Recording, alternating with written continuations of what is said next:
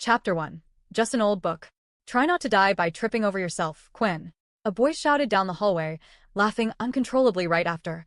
Quinn dismissed the petty mockery as he carried on walking down the school corridor. The harassment had become a daily occurrence for him, but it still bothered him just as much as it did every other day.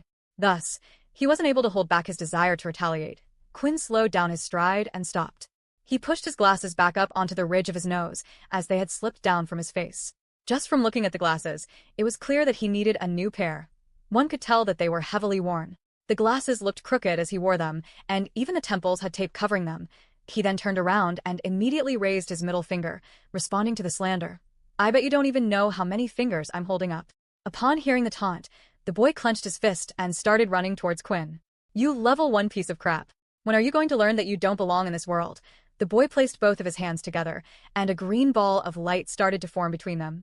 When he was only a few meters away from Quinn, the boy threw his hands forward and a green beam shot out from the palm of his hands. Quinn had nowhere to go, and the ray of light was too fast for him to dodge. Hence, he knew that all he could do was grit his teeth and bear the pain. As the light hit him, his body was lifted into the air and sent flying backward onto the far end corridor wall. "What's going on?" a student among the crowd said. "Are they fighting on the last day of school?" A crowd had immediately formed outside, interested in what the commotion was all about. One of the female students ran over to the wall's damaged part to check on the assaulted student's safety. As the dust started to settle down, Quinn's slightly curly black hair slowly came into view. When the smoke eventually cleared up, the female student finally saw who it was. She instantly backed away and continued on with her business as if nothing happened. The moment that the female student had returned to her friends, he could see that they were laughing at her. "I can't believe you tried to help him." "I didn't see who it was," the girl retorted, her cheeks flushed. After that, Quinn stood up and lifted his glasses that were thrown on the floor. To his dismay, one of the hinges had fallen off once again. Instead of wearing the worn-out pair, he let it hang on his hand. Damn it. Not again. It was the last day of school for Quinn, so he hoped that someone wouldn't try anything with him. He was sick and tired of their doings, but he wasn't the type to ignore those either. He had seen people who had chosen to keep their heads down and tolerate the harassment. However, their treatment was far worse than what he received. He didn't bother to stay at school like the rest of the students. He picked up his broken glasses and proceeded to leave school. As he walked past, he saw the students having conversations among themselves in their circles. Some were laughing while some had tears, thinking it was the last time they would ever see each other again. However, Quinn wasn't a part of any of that, and he didn't want to be. Cliques would not welcome him anyway.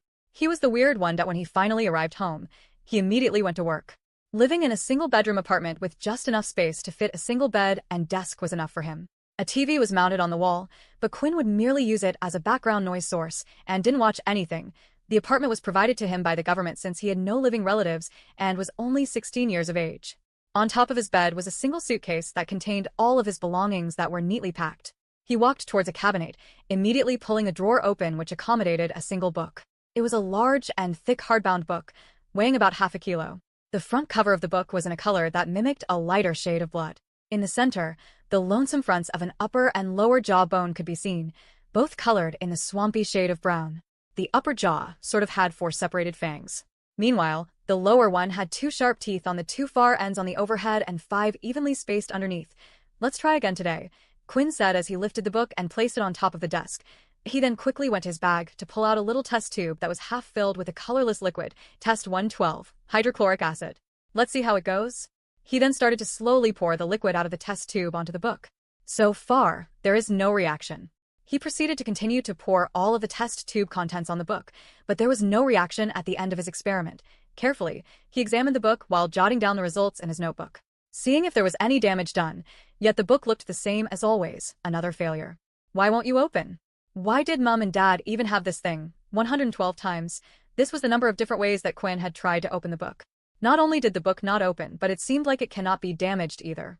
He had even tried burning the book, cutting the book, melting the book, though nothing had worked against the book that seemed utterly durable. Lying on his bed, he turned on the TV for its sole purpose, making background noises. He never really paid attention to what was on. With it, the sound of other voices made him feel less lonely. Upon turning on, the TV displayed an ongoing news show. The peace treaty with the Dalki race has lasted for 5 years now, but officials are saying that tension is rising once again. Now, we must prepare for another war. The mention of war had always been shown on the TV nonstop ever since a certain day 30 years ago. The human race. I've a visit from the so-called Dalki. They had the physique of humans, except for their skins that were riddled with scales and the presence of tails that were similar to what the dragons had. With no real clue of why they had suddenly appeared, they immediately demanded that the human race hand over their resources and wanted to use them as slaves. Of course, the humans decided to fight back, but they quickly found out that their modern technology was useless against them. Bullets couldn't penetrate their skin, and as for tanks, well, Dalki had airships. Every individual, disregarding the gender, was told to fight for their planet, and that included Quinn's parents. The war went on for years, so he grew up not knowing what his parents looked like. When the humans were on the brink of defeat, a select group of people came forward. These people had special abilities. They began sharing their knowledge of how they obtained such power in hopes of turning the tide in the war, and thankfully, it worked. Even so, the Dalki were still strong, and a seemingly endless stalemate led to the peace treaty signing 5 years ago. Obviously enough, human greed got the better of humanity, and instead of sharing these powers with everybody else, the higher-ranked governmental officials decided to keep them for themselves. Only those with money could learn the more powerful abilities while everyone else was left with scraps. It was something that needed to be done. Poverty had taken over the world, but people had powers and were using them uncontrollably, unlike before. Quinn was given nothing when his parents died. The government agreed to pay for his living expenses while he was still in school, but that was it. When his parents died, him being at the age of 10, an agent appeared at his doorstep and handed him a book. He was told that it was the only thing that his parents possessed, one that they passed down when they died. Why is the world so unfair? He uttered, lamenting about his situation. Getting out of his bed, he started sauntering towards his desk. He picked up his glasses that were still slightly broken and decided that he needed to fix them. He noticed that one of the lenses was slightly out of place and tried to punch it back into its frame. "Come on, just get in," he shouted as he tried to forcefully fix the glasses. The frustration he had been bottling up was on his face as he struggled furiously with the lens. Unfortunately, the lens suddenly crumbled into pieces. One of the shards of plastic even created a deep gash in his thumb. He screamed and kicked at the table. "Why does the world hate me?" After a while, he calmed down and started to clean up the little pieces of glass, noticing that a piece had landed on top of his book. As Quinn removed the piece of glass, a drop of blood from his thumb landed on top of the book. The object plastered on the center of the book started to glow, and suddenly, the book began to float, hovering until it was on Isla. Vel with Quinn. Quinn darted back and away from it. The glow form the book made his room look emptier with a little bed at the corner and the solitary seat beside it. What the hell is happening? The book started to emit a blinding radiance as it shook uncontrollably. A few seconds later, it finally opened up. Pages after pages were being turned. Quinn couldn't take his eyes off of the shining book. It was as if he was in a deep trance. The words written on the pages of the book weren't in any language that he had seen before. Nevertheless, for some reason, he felt like he could understand it. When the book reached its last page, it started to disappear, gradually turning into dust. At the same time, his body suddenly felt weak. Quinn's vision was starting to fade, and with that, his eyes pulled shut. But just before he passed out, there was a single message that he heard. "Congratulations, you have been granted the VA." Unable to maintain consciousness long enough to hear the final words, Quinn duly passed out. Chapter 2, Daily Quest. Slowly Quinn's eyelids started to lift open, and his vision started to return. His head felt heavy and his body was slightly sore. As he lifted himself off the ground, he touched his head to see if he had gotten any injuries. "Why does my head hurt so much?" After making sure his skull hadn't split open from falling over, Quinn then went to pick up his glasses off the floor. Although there was only one lens now in it, Quinn put the glasses on out of habit. Suddenly, he felt a little disorientated, and his vision was slightly blurry. He took them back off and noticed that his vision only got blurry when he put the glasses on. Quinn then immediately rushed to his desk to grab a pencil.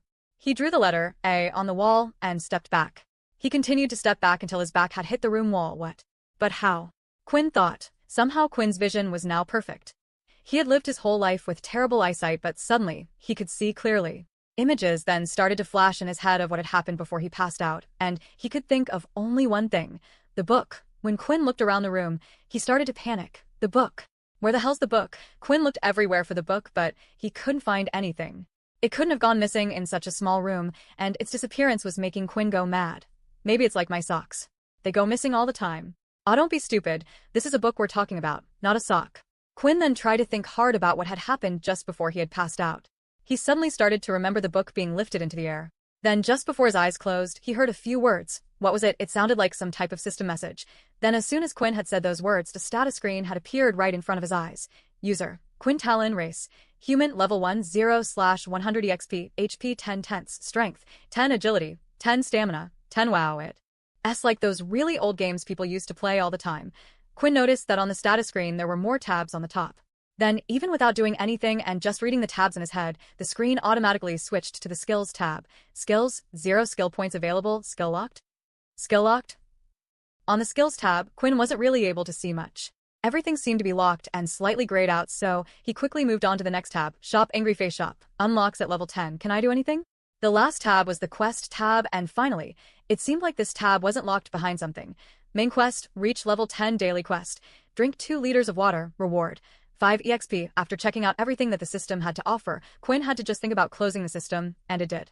When he thought about opening it again, a screen would immediately pop up in front of him.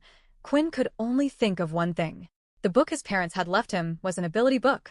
These books could often be bought at very high prices from the military or a company, and even on the black market. The only thing was, however, Quinn had never heard of an ability book that disappeared and granted the user a system like this. The ability books were designed to be learnt manually. It wasn't something that you could pick up and instantly understand how to use.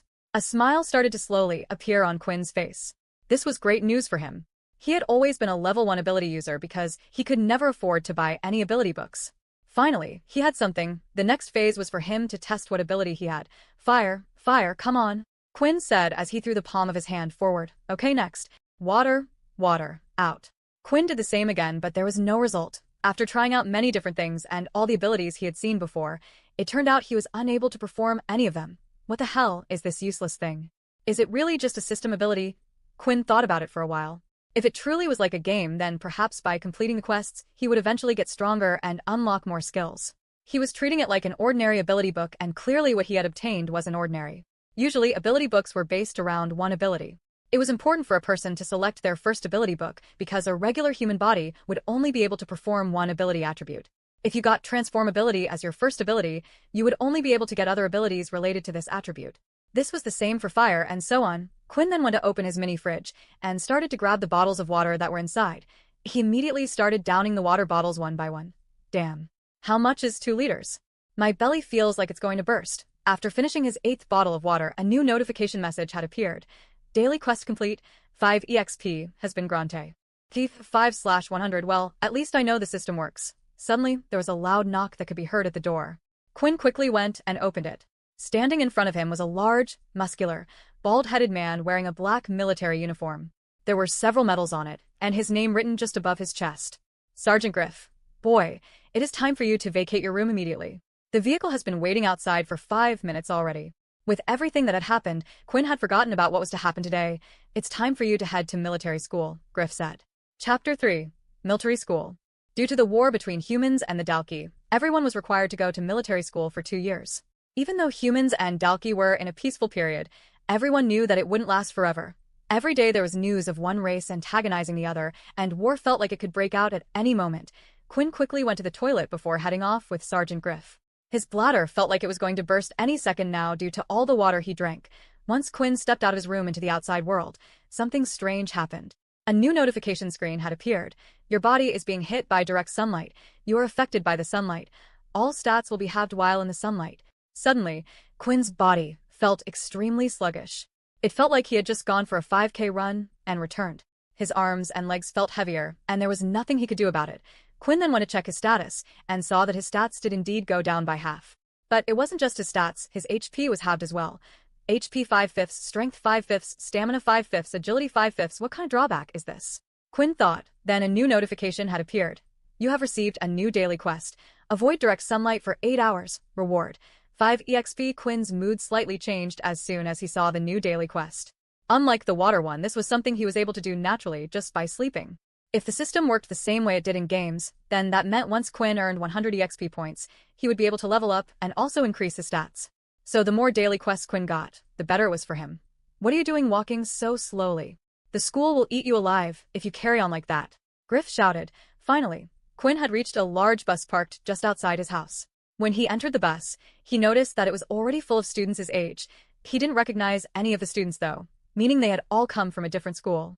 Quinn then went to sit at the front of the bus, the only seat that was still available. Stats have returned to normal. As soon as Quinn had entered the bus and avoided direct sunlight, his stats returned to normal and his body felt re-energized once again. Well, at least it looks like it's only direct sunlight. The students were all talking to each other in excitement. But that stopped as soon as Sergeant Griff came on board. All right, it's time for us to head to the military academy. The bus then started to move, and the students were finally on their way. The bus remained silent during the journey. Whenever a student would start to speak, Griff immediately would glare in their direction, and the student would shut up. Griff didn't even have to say anything. They all knew what he wanted just by looking at him. Then about 10 minutes into the journey, Quinn once again received another message.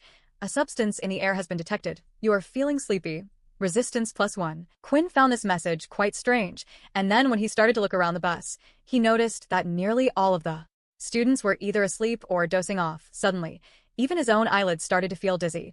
Your resistance to the substance has increased. Resistance +1. Then, he heard the sound of loud footsteps coming towards him. As he looked up, he noticed Sergeant Griff hovering above him. Looks like a few of you were able to resist the sleeping gas. Guess we'll just have to bag you. A black bag was then thrown on Quinn's head, and his vision now was completely covered. The gas started to slowly seep through, and Quinn managed to doze off into a nice sleep. The next moment, Quinn felt a splash of cold water being chucked on his face. He was jolted awake, and all he could see was the green gas. He and several other students started to lift their heads to look around them. There were currently a total of 200 students stood out on a plain open field, but when they looked around they were in a completely foreign place. This is where you will spend the next 2 years of your life. The students were amazed at what they were seeing. They were currently in a city like they had never seen before. Everyone was dressed up in a military uniform, and there was technology and feats of engineering around them that was too advanced for their time. Giant robots moving crates and building machines, flying P-to-S, and levitating trains. It was a technology that hadn't been given to the outside world yet and was kept for the military only. After the first war with the Dalki race, the humans had managed to make leaps in all sorts of technological fields. This was because they had managed to salvage equipment from the Dalki after the war, but of course, the military decided to keep most of it for themselves. When Quinn finally stopped being amazed at his surroundings, he noticed that there was something placed around his wrist. It looked similar to a digital watch, but there was nothing displayed on the screen. That there on your wrist is your lifeline. It will identify you as a student at this military base. It will allow you to access certain areas, pay for food, and all sorts of things. That isn't the only thing that it will do, though. When not in use, the wristwatch will display a single number. Your power level. As soon as Quinn heard those words, he gritted his teeth and clenched his fist. He thought his life might change, coming to military school, but it seemed like it was going to be the same even here. With that, we will immediately begin the level test for you all. Good luck. Griff said with a smile on his face. Chapter 4. Ability Level. When abilities were first introduced to the human race, people quickly learned that some were far more powerful than others. The abilities themselves were also different from person to person. They were dependent on how many mutant cells could be activated within the body. With this came the introduction of the power level system.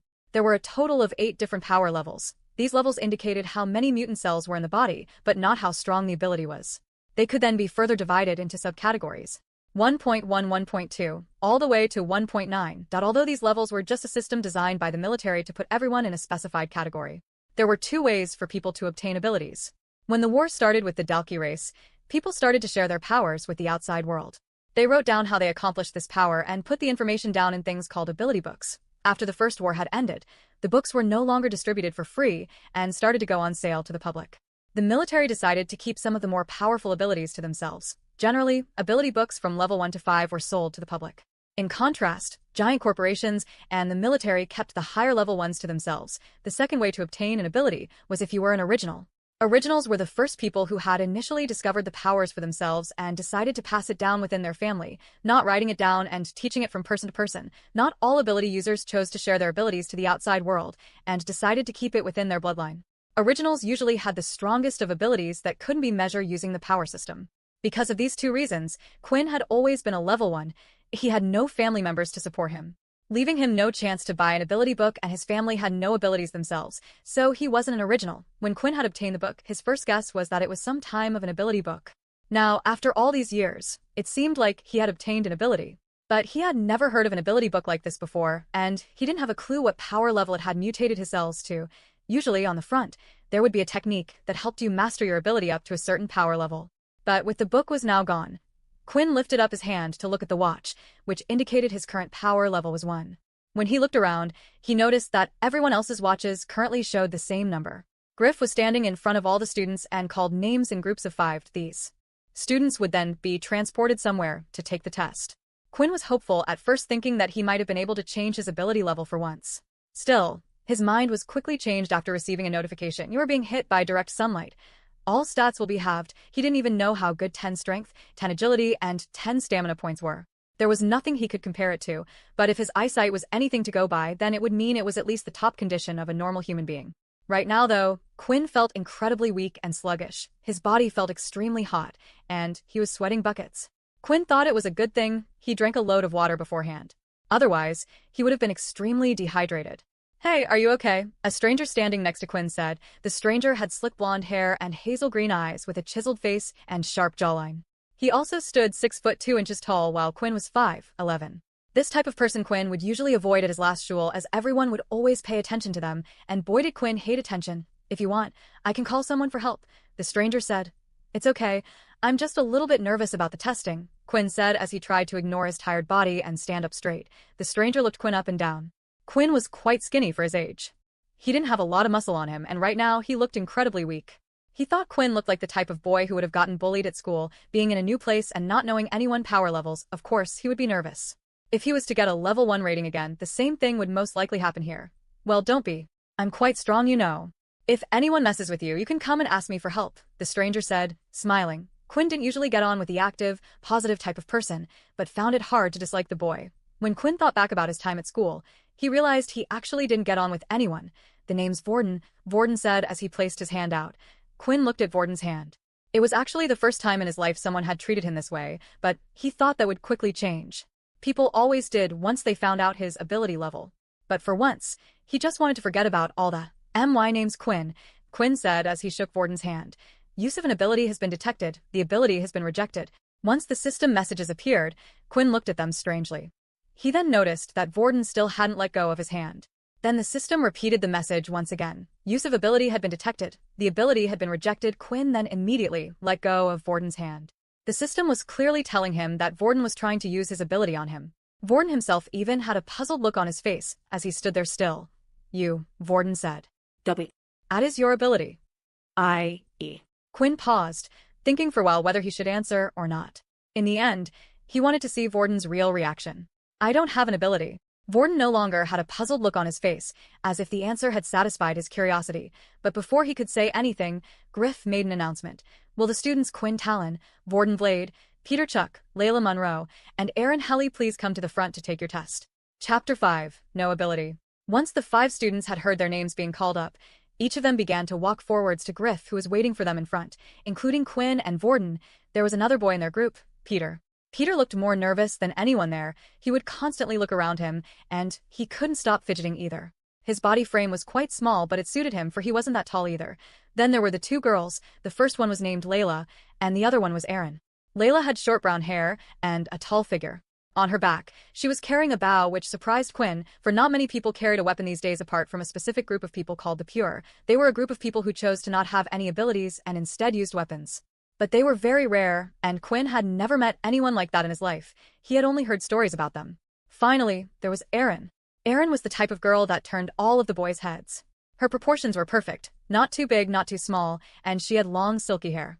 Her hair was a beautiful golden hue. The only problem was her facial expressions. Even while walking through the crowds of people, not once did her expression change. It stayed stiff and neutral. As Quinn was walking past everyone, he noticed that he couldn't recognize any students there, and it seemed like the others didn't seem to be familiar with anybody either. Quinn could only assume that this was done on purpose. On top of that, no one knew who to befriend or who to look out for because currently, everyone's power level displayed 1. The group had stopped just behind another group who were being transported to the testing area. As soon as Vorden saw the others who were in the same group, Vorden greeted each one of them with a handshake. Vorden was being very polite, so most of them accepted his greetings apart from Erin. She merely stared at Vorden's hand when he offered it out to her, before she turned her head and looked away. "Come on, you don't have to be like that," Vorden said as he placed his hand on her shoulder. This was a big mistake. In an instant, Erin grabbed for Vorden's wrist and twisted his hand. Frost and ice crept up his hand as it began to freeze. Everyone stopped to look at the commotion that was happening near the front. "Wow, she has ice abilities. Isn't that very rare? I would let her freeze me any day." Griff noticed the commotion and started to intervene. "Stop it, you two, if you have that MUC. H energy, then save it for the test." Erin immediately dropped Vorden's hand and slowly, Vorden's hand started to defrost. Vorden then went back in line to stand next to Quinn. "Can you believe her?" Vorden complained. "I nearly lost my hand." "You can't just go around touching people without their permission," Quinn replied. Yeah, I know. She's lucky I didn't wipe the floor with her just 'cause she's a pretty girl. Many people who were near the front had heard Vorden's word and had already decided to make him an enemy. A thought formed in their heads. If they could somehow humiliate Vorden, then maybe Aaron would look their way. Looking at the people around them, Quinn could tell what the others were thinking. Quinn then stepped one step away from Vorden, hoping that others wouldn't think the two were friends. At last, Quinn and the others were called forward and were told to stand inside a box. It wasn't really a box per se, but they were white lines that had been drawn on the ground. The space inside of it was just big enough to fit the five of them, and Point One would notice that outside of the box, there was a hooded man. They were standing nearby. Send them away, Griff said. As soon as Griff gave the command, the hooded man planted both of his hands on the ground, and the box started to light up, shining a bright purple color. Transportation magic, huh? What a rare ability, Vorden said right before the whole group suddenly vanished into thin air. The very next second, they were teleported to another outdoor area, which resembled an empty wasteland. There was no sign of life, no trees, nothing at all. Standing in front of the group was a woman dressed in a black military uniform, and by her side was another hooded man. There was not another person in sight. The woman held a tablet in her hand, and it looked like she was currently busy inputting some information. Once she had finished, she looked up at the group and began to speak. Hello to the five of you. I am Jane, and I will be the one in charge of your test today. Once the test has been completed, I will be updating your information, and your score will then be reflected on your wristwatches. Jane then started to look at the tablet. Now who should we call first? Oh, it looks like we have a couple of previous level ones, Jane said as she checked the information. The information had been passed on from their previous schools. Peter, would you please step forward? The nervous, small Peter then stepped forward, and he looked even worse than before. Quinn thought he looked bad, but he looked to be in perfect condition if you were to compare the two. At least Quinn was able to stand up, whereas Peter looked like he would fall over any second now. Would you please tell me what your ability is, Peter? Jane asked. I don't have any ability, Peter said quietly. Suddenly, Quinn and the others understood why Peter was so nervous. Having no ability wasn't rare. Because of the war, many children had become orphans like Quinn and Peter. His meant there was no chance for them to buy an ability book, but because Peter had no ability, he was afraid of the treatment he would get from the others. Don't be afraid, Peter, Jane said. Here, take this. The hooded man that stood at Jane's side suddenly teleported a book into his hand, allowing it to be taken by Jane. She then handed the book over to Peter. Wow, seriously, you're giving this to me for free? Peter said in excitement. Thank you. Please study the book in your own free time. When you have finally learned to use it, you can come back to redo the test. But for now, I'll have to temporarily award you a level 1 power status. Even though Peter had received a level 1 power status, he didn't care for it. At this moment, he only felt hope. His life could finally turn around due to the book that he had just received. Now I believe there was another level 1 user here, Jane said. Quinn, is it? Would you please step forward? Quinn did as he was told and stepped forward. Now, Quinn, what ability do you have? Chapter 6 Result. Quinn thought the entire thing was ridiculous.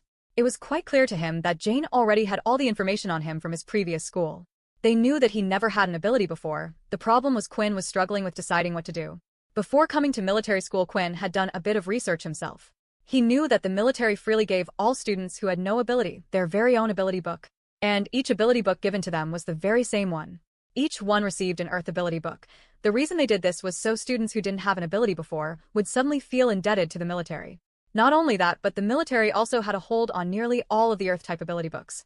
Meaning if you ever wanted to increase your strength, you would have to be loyal to the military, and in return, they would give you more power. Before Quinn had discovered his own ability, he actually thought this was the best option for him. Even if he didn't want to join the military after 2 years, the Earth ability was handy to have. It was easy for employment because the Earth ability was useful in construction.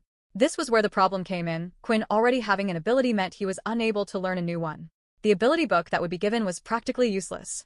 But not only that, Quinn was pretty sure they would keep tabs on every student they had given the ability book to, meaning the teachers would expect him to use Earth powers the next time they saw him. Quinn took a deep breath and said, I don't have an ability. Just like before, the hooded man standing by her side would hand her a book, and then she handed it to Quinn. Quinn took the book from Jane at first, but then suddenly, a notification screen appeared. Unable to learn this ability, would you like to convert the book into 10 EXP? Quinn had somewhat expected the system to display the first message, but the second one truly had surprised him. Quinn was really tempted to take the book and use it as a form of EXP, but he knew there would be questions asked later on. I'm sorry, but I don't want it, Quinn said as he handed the book back to Jane. The students watching and the instructor stood there were both shocked. Jane hadn't experienced anything like this before. In her 5 years working as an instructor, it was the first time someone with no ability had rejected the book. Please give me one moment. Jane then stood away from the group of students far enough so they wouldn't be able to hear anything. Yes, yes, he says he doesn't want the ability book. What should I do? Jane asked, speaking on her earpiece. Let him take the test. The mysterious man on the phone said. As the man hung up, he couldn't help but think that Quinn was an interesting student. He began to check on Quinn's file, and what he had said seemed to be true. The student had no ability and didn't seem to have any relations with the group Pure either. Let's see how long you can survive in this cruel world, Quinn. The man said. Back at the testing field, Jane had finished the call with her superior and started to head back over to the group. Sorry for waiting, Jane said. Since you won't be taking the ability book, we will still require you to take the test, please. Quinn thought the whole thing was a joke. If Quinn truly had no ability, then they already knew what the test results were going to be. Was there really a need for him to take the test? It felt like the only reason they wanted Quinn to continue was to make him feel humiliated and small. Eventually, he would then choose to approach the military and beg for the ability book they were handing out. Please follow me. Jane then took Quinn a little further out onto the field where Quinn noticed that there were huge craters in the ground, burn marks, and all sorts of things. This was all done from the previous testing contestants. Please proceed to destroy the targets in front of you, as quick as you can. Jane said, the test will begin immediately. As soon as Jane finished talking, 3 targets popped up randomly around the wasteland. They were metal round targets with a red in the center. The problem was when Quinn tried to look for the targets, everything seemed like a blur in the distance. Quinn then realized that his perfect eyesight suddenly wasn't so perfect. I asked this because I'm out in the sunlight? Quinn thought. Quinn had no choice but to slowly run up to each of the targets and hit them with his fist one by one. His time was incredibly slow, of course. There were then 2 further tests that Quinn needed to complete. The next test was a strength test where Quinn was asked to punch into a huge drum-like machine. Quinn gave it his best shot and hit the drum as hard as he could. The drum vibrated and made a small sound, eventually displaying a digital number in the center. 0.5. Strength, Jane said as she noted it down on her tablet. When the final test had arrived, they had brought out another machine. This machine was a big circular object with many holes on its front. Once the test started, the machine fired holographic spikes at the contestants. All Quinn needed to do was avoid being hit by the spikes. The machine went up in levels and eventually got faster and shot out more spikes. In the end, Quinn managed to get hit by the spikes and the test was stopped. Agility, 5, Jane said once again as she noted it down on her tablet. Quinn had heard the words from Jane's mouth, and it started to make him think if there was some kind of link between the scores she had given him. The last test was a test of strength, and Quinn had scored a 5, similar to his system which had stated he had 5 strength. Then once again, this test focused on agility and scored a 5, which was the same as his system. This meant if Quinn was to take the test at night, all of his scores would have most likely doubled. This also meant as long as he leveled up, he could always increase his score. It was as if his ability was the ability to evolve, but it also had some drawbacks with it as well. As expected, Jane said. Unfortunately, your current power level is a level 1. Quinn clenched his fist and went back to stand with the others. He knew that the days ahead of him as a level 1 user would be harsh, but that wouldn't be that way for much longer. Chapter 7. Same ability. The test continued with Layla taking the text after him. She was the only one there who had a weapon on her back. The weapon she had was a bow, but it didn't look like a regular bow. It was different from the ones that people used a long time ago. This bow was carved using parts of a beast. It was black in color and looked almost as if the entire bow was made of gems. Even the string was made of a special material. The reason the bow looked so different was because it was what was known as a beast weapon. A bow made from the body parts of a beast. When the human race was attacked by the Dalki, our technology advanced fast by replicating their technology, and with this, the humans learned the ability to travel to other planets using portals. These planets would often contain different levels of beasts. The stronger the beast was the better weapon you could make out of it. It was the first time Quinn had ever witnessed a beast weapon before, as no one at his previous school had one. It was strange to see someone of such a young age who has most likely never been to another planet to have a beast weapon. Layla stood in the center of the field and waited for the test to start. Unlike when it was Quinn's turn, they waited until she was ready before starting. Quinn could already start to see a difference in treatment. When the test started, 5 targets all appeared in different areas of the wasteland. Layla immediately took out 5 arrows and placed them in her bow, shooting them all off at once in the same direction. The arrows shot out fast and strong, but then suddenly, the 5 arrows split off into their own direction, each of them heading to a different target. What a good combo. Vorden said. She has the ability of telekinesis, but it's quite weak, so instead she uses her ability combined with the bow to control the arrow's movements. In an instant, all 5 of the targets were hit at the same time, and she had completed the first test. Quinn, for the first time, saw how useful beast weapons were. Even if you had a weak ability, you could make it strong. Quinn wasn't completely sure what his ability was yet, but even if it just increased his stats as he leveled up, he then thought about how handy something like a beast sword or something similar would be done on the strength test. Layla didn't do so well. She used her powers to try to move her fist even faster when punching the drum, but, in the end, her score was only an 8. The last test Quinn also saw her do quite bad. When the test first started, Layla tried to use her ability on the spikes coming at her. Unknown to her because they were holograms and not the real thing, it had no effect, meaning all Layla could do was rely on her actual body to avoid the spikes. In the end, Layla ended getting the same score as Quinn. "It looks like you have the ability level of a level 2 user," Jane said, and immediately the number 2 appeared on Layla's wrist. Quinn could tell Layla wasn't happy. She stomped back as she walked over to the group. Quinn thought the test wasn't really fair. Her ability level might be that of a level 2, but when used with the bow, Quinn felt like she could have easily beaten some level 3 or 4 users. Quinn was starting to take note that the academy really did only measure the power level of your ability, and not your fighting ability. The next person to take the test was Erin. She walked forward confidently, without even looking at anyone else. She stood in the center of the testing field waiting for the test to start. 5 random targets then appeared across the wasteland. She quickly formed an ice spear and chucked it at the target, hitting it dead on. She did this one after the other at an incredible speed, nearly clearing them all just as fast as Layla did. The next test Erin was even more impressive. She started to gather ice in both her palms, and then after a minute or so of gathering her power, a huge ice column shot out from her hands and hit the center of the drum dead on. The drum rang out louder than it had before, and the number kept going up until it had eventually reached 50. "And oh wonder she's so confident," Vorden said. Quinn suddenly thought it was a good thing the two of them didn't fight, otherwise Vorden would have been a dead man. Finally, when it was time for the last test, the instructor told her she wasn't allowed to use her ability and should just dodge. Erin had no reaction and started the test immediately. She managed to do well, moving swiftly, avoiding each spike, but eventually, the machine had gotten too fast, and she ended up getting hit. "Impressive," Jane said. "Best result so far, power level 5. Erin continued to walk back to her group as if she knew what she was going to get all along. Either that or she didn't really care about the whole thing. Finally, the last person to take the test in the group was Vorden. "Time to show you what I got, wish me luck." Quinn had no clue who Vorden was talking to, but Quinn quickly realized it was him after Vorden gave a wink in his direction as he walked off to the center of the field. Could that idiot actually be strong? Quinn quietly asked himself. Most of the time people who strong were either arrogant about their powers or kept it quiet, but Vorden was a strange person. He wasn't exactly arrogant, but a more flashy kind of person. When it finally came to his turn and the test had started, everyone's mouth was left wide open at what they were seeing. On every single one of the tests, Vorden had done the exact same thing as Erin. He had used the same ability, the ability of ice, and had performed just as well. "See, I told you I was strong," Vorden said as he showed the number 5 to his new best friend, Quinn. Just what was Vorden's ability? Quinn thought. Chapter 8. Fate. After seeing Vorden perform well on the test, Quinn couldn't help but think about what Vorden's ability was. When Vorden went to shake his hand that time, he said that Vorden had tried to use his ability on Quinn.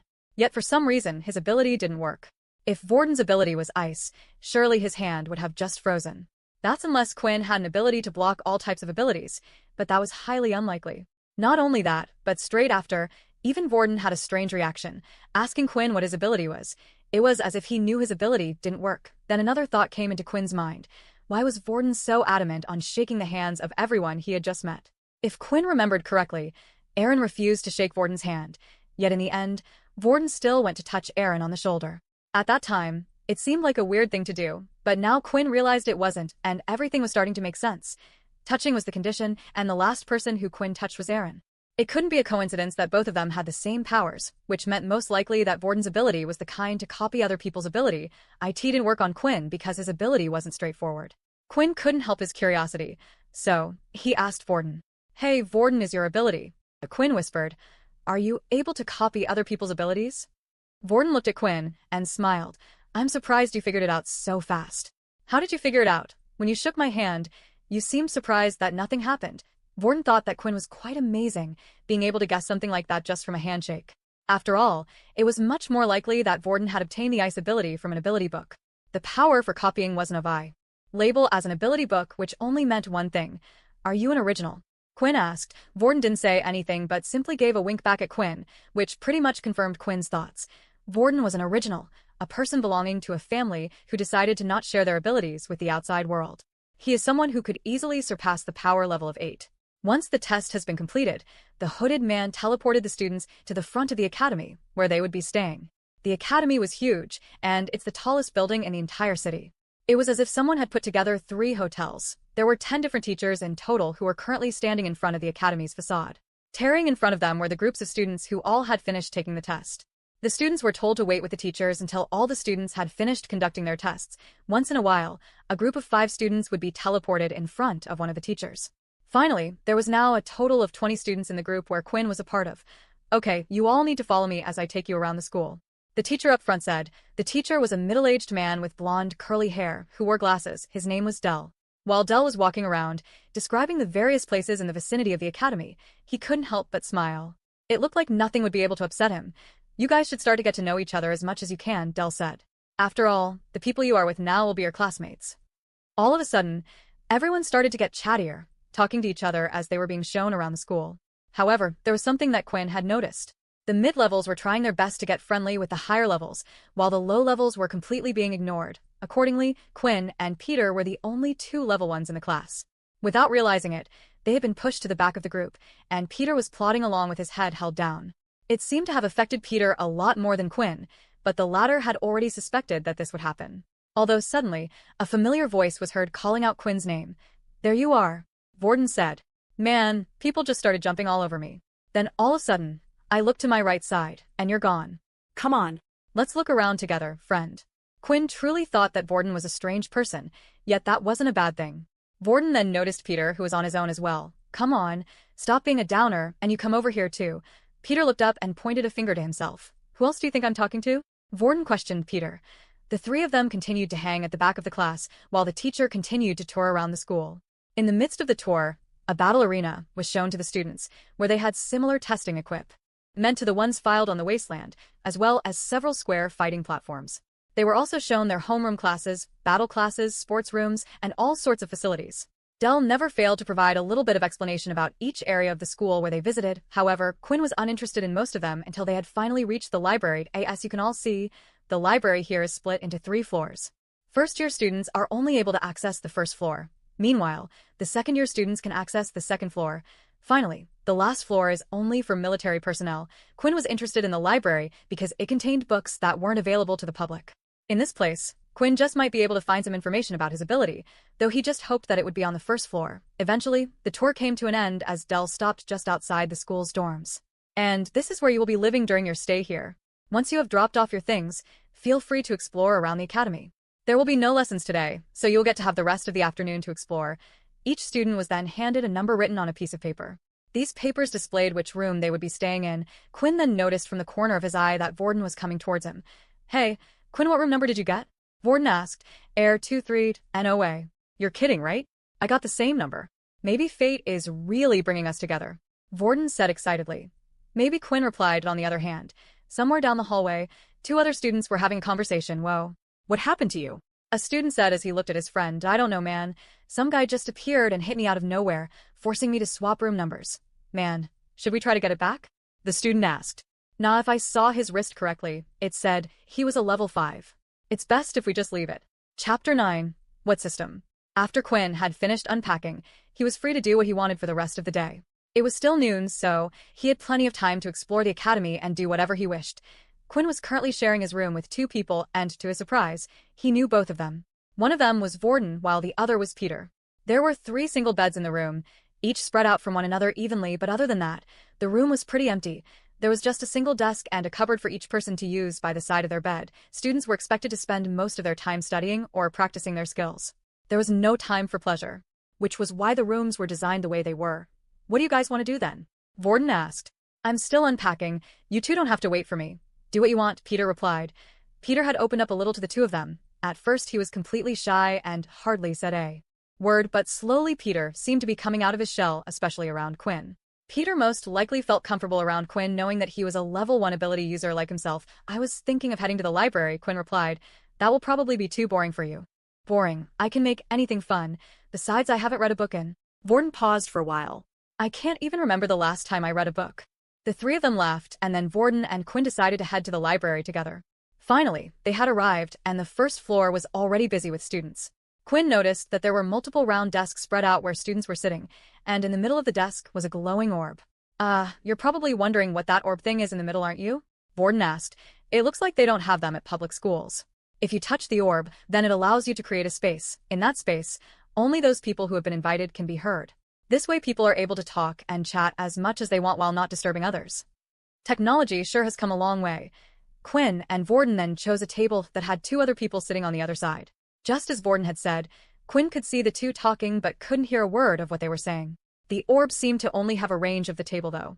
Once you left the table, others were able to hear you as normal. Quinn went looking around the library and picked out as many books as he could about abilities, most of them describing what different types of abilities the world had.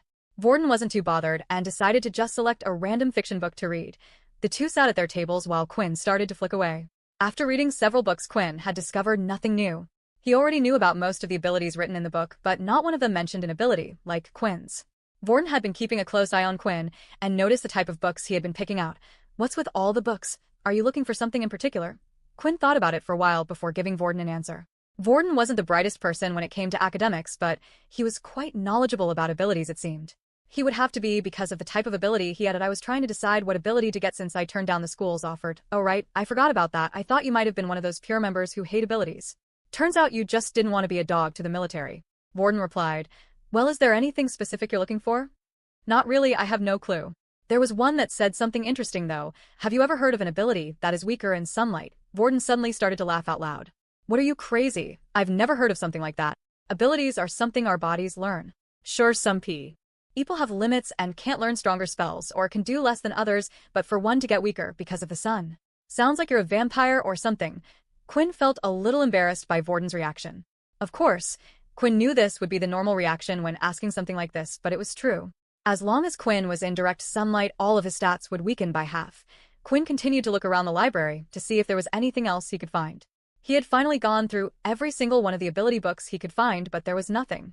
Quinn then looked up at the floor above where there were some second-year students. Maybe there's something up there, but I can't imagine what the academy would do to me for breaking the rules. Quinn thought. As Quinn continued to walk around the library, he had eventually ventured into the fiction section, and his eyes were drawn to something, a specific title of a book named The Truth About Vampires. Quinn took out the book and gave it a quick look. Vampires were things of fairy tales, myths even. Even when people started to come out with powers, there was not one person who came out claiming to be a vampire. Quinn couldn't help himself but start to read the book. It was a long shot, but maybe he would find something he could relate to. After reading and skimming through the book, Quinn found most of it was useless. A lot of the things that vampires didn't relate to him at all. Vampires were required to eat human blood. Some could transform themselves into bats and cast illusions, while others were incredibly skilled with a sword and hypnosis, but Quinn had none of these things. The only thing he could relate to in the book was being weaker in the sun. Eventually, Quinn decided to close the book and call it a day. It didn't seem like he was going to find anything from the first floor of the library. As soon as Quinn closed the book though, a familiar sound was heard. Ding, you gained more knowledge about the system. 10 EXP received. 15/100 EXP. It couldn't be, could it? Chapter 10 New Quest. Quinn stared long and hard at the message and reread it multiple times. It couldn't be. Did I get EXP from reading that fantasy book? Quinn immediately had to test it out. After reading several different books about abilities, not a single one had given him EXP, but for some reason this book did. Quinn then immediately picked up another fantasy story, one about dragons, this time titled Reincarnated into a Human. He did the same as before and skimmed through most of it, but made sure to read the crucial parts. Then when he closed the book, there was no reaction. This, of course, was expected. Then Quinn wanted to test another thing out. He picked up another book that was also about vampires and did the same. When he closed the book, the same thing happened. The system had no reaction at all. In the end, Quinn theorized that after reading all the books, he had gained so much knowledge about abilities that the system had rewarded him for it. That maybe the system had just given him a delayed message. He couldn't believe that the book about vampires was somehow related to his system. Well, he didn't want to believe it. When Quinn finished checking things out at the library, he noticed that Vorden had disappeared from the table and was no longer in the library. He must have gotten bored and gone somewhere else. Quinn looked outside the window and noticed the sun was starting to set. He had been in the library for a total of 6 hours so far, and the time had gone flying by. Then when Quinn was just about to leave, he received another message from the system. Daily quest has been completed. Avoid direct sunlight for 8 hours. 5 EXP has been awarded. 20/100 EXP. Quinn had finally completed his second daily quest. The ride from school had taken them around 2 hours, and with the time spent indoors and in the library, Quinn was able to complete the task with ease. Each time Quinn received an announcement, he got a satisfying feeling seeing the number go up closer to 100. He couldn't wait to see what would happen once he had reached the goal. His best guess was that he would level up. After all, the system even stated that he couldn't use his shop feature until he was at least a level 10. The only thing Quinn wished for at the moment was a quicker way to level up. With just the 2 daily quests a day, it would take days until Quinn reached level 2. Right now, though, there wasn't much he could do about it. He could only live his everyday life as normal. As Quinn left the library, he decided to head to the battle arena. There was a theory that he wanted to test out. But as he was walking through the school hallway, he could see a kid being pushed up against the wall by another student. The boy on the wall looked like he had already been hit a few times and had markings on his face. Oh, it started already. Quinn thought. Quinn managed to catch a glimpse of the boy's wristwatch and saw that the number on it indicated that the boy had a 1.2 power level. Quinn was quite surprised at this, as the person doing the bullying was very weak himself, which was a rare occurrence. The only people he would be able to bully were people who had a power level of 1 like Quinn or Peter. That's when Quinn suddenly realized who was up against the wall. It was in fact Peter.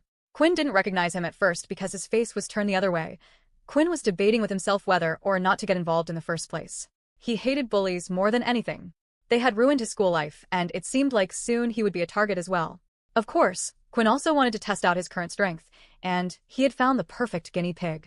The student in front of him was only at a power level of 1.2, so there was a high chance he could win. The student lifted his fist again to give Peter another punch. "You think you can just bump into me like that and say sorry?" he shouted as he swung his fist. Then, as Quinn was walking past, he pretended to fall over and bumped into the student, causing him to stumble off balance and miss. "Quinn?" Peter said as he looked up. "What the hell was that for?" the student said as he looked at who had just bumped into him. The student then immediately looked at Quinn's watch, and suddenly the confidence in him grew. "What the hell is a level 1 piece of rubbish like you doing? I was waiting to see how long it would take for someone like you to appear. It seems like I lost a bet with myself. I thought it would at least take a couple of days. And what do you think you are going to do about it?" Peter was starting to feel slightly worried about Quinn. He knew at the test site that Quinn had no ability while the student he was facing did have one. Peter thought they might stand a chance if the two of them fought together, but in the end, Peter was too afraid.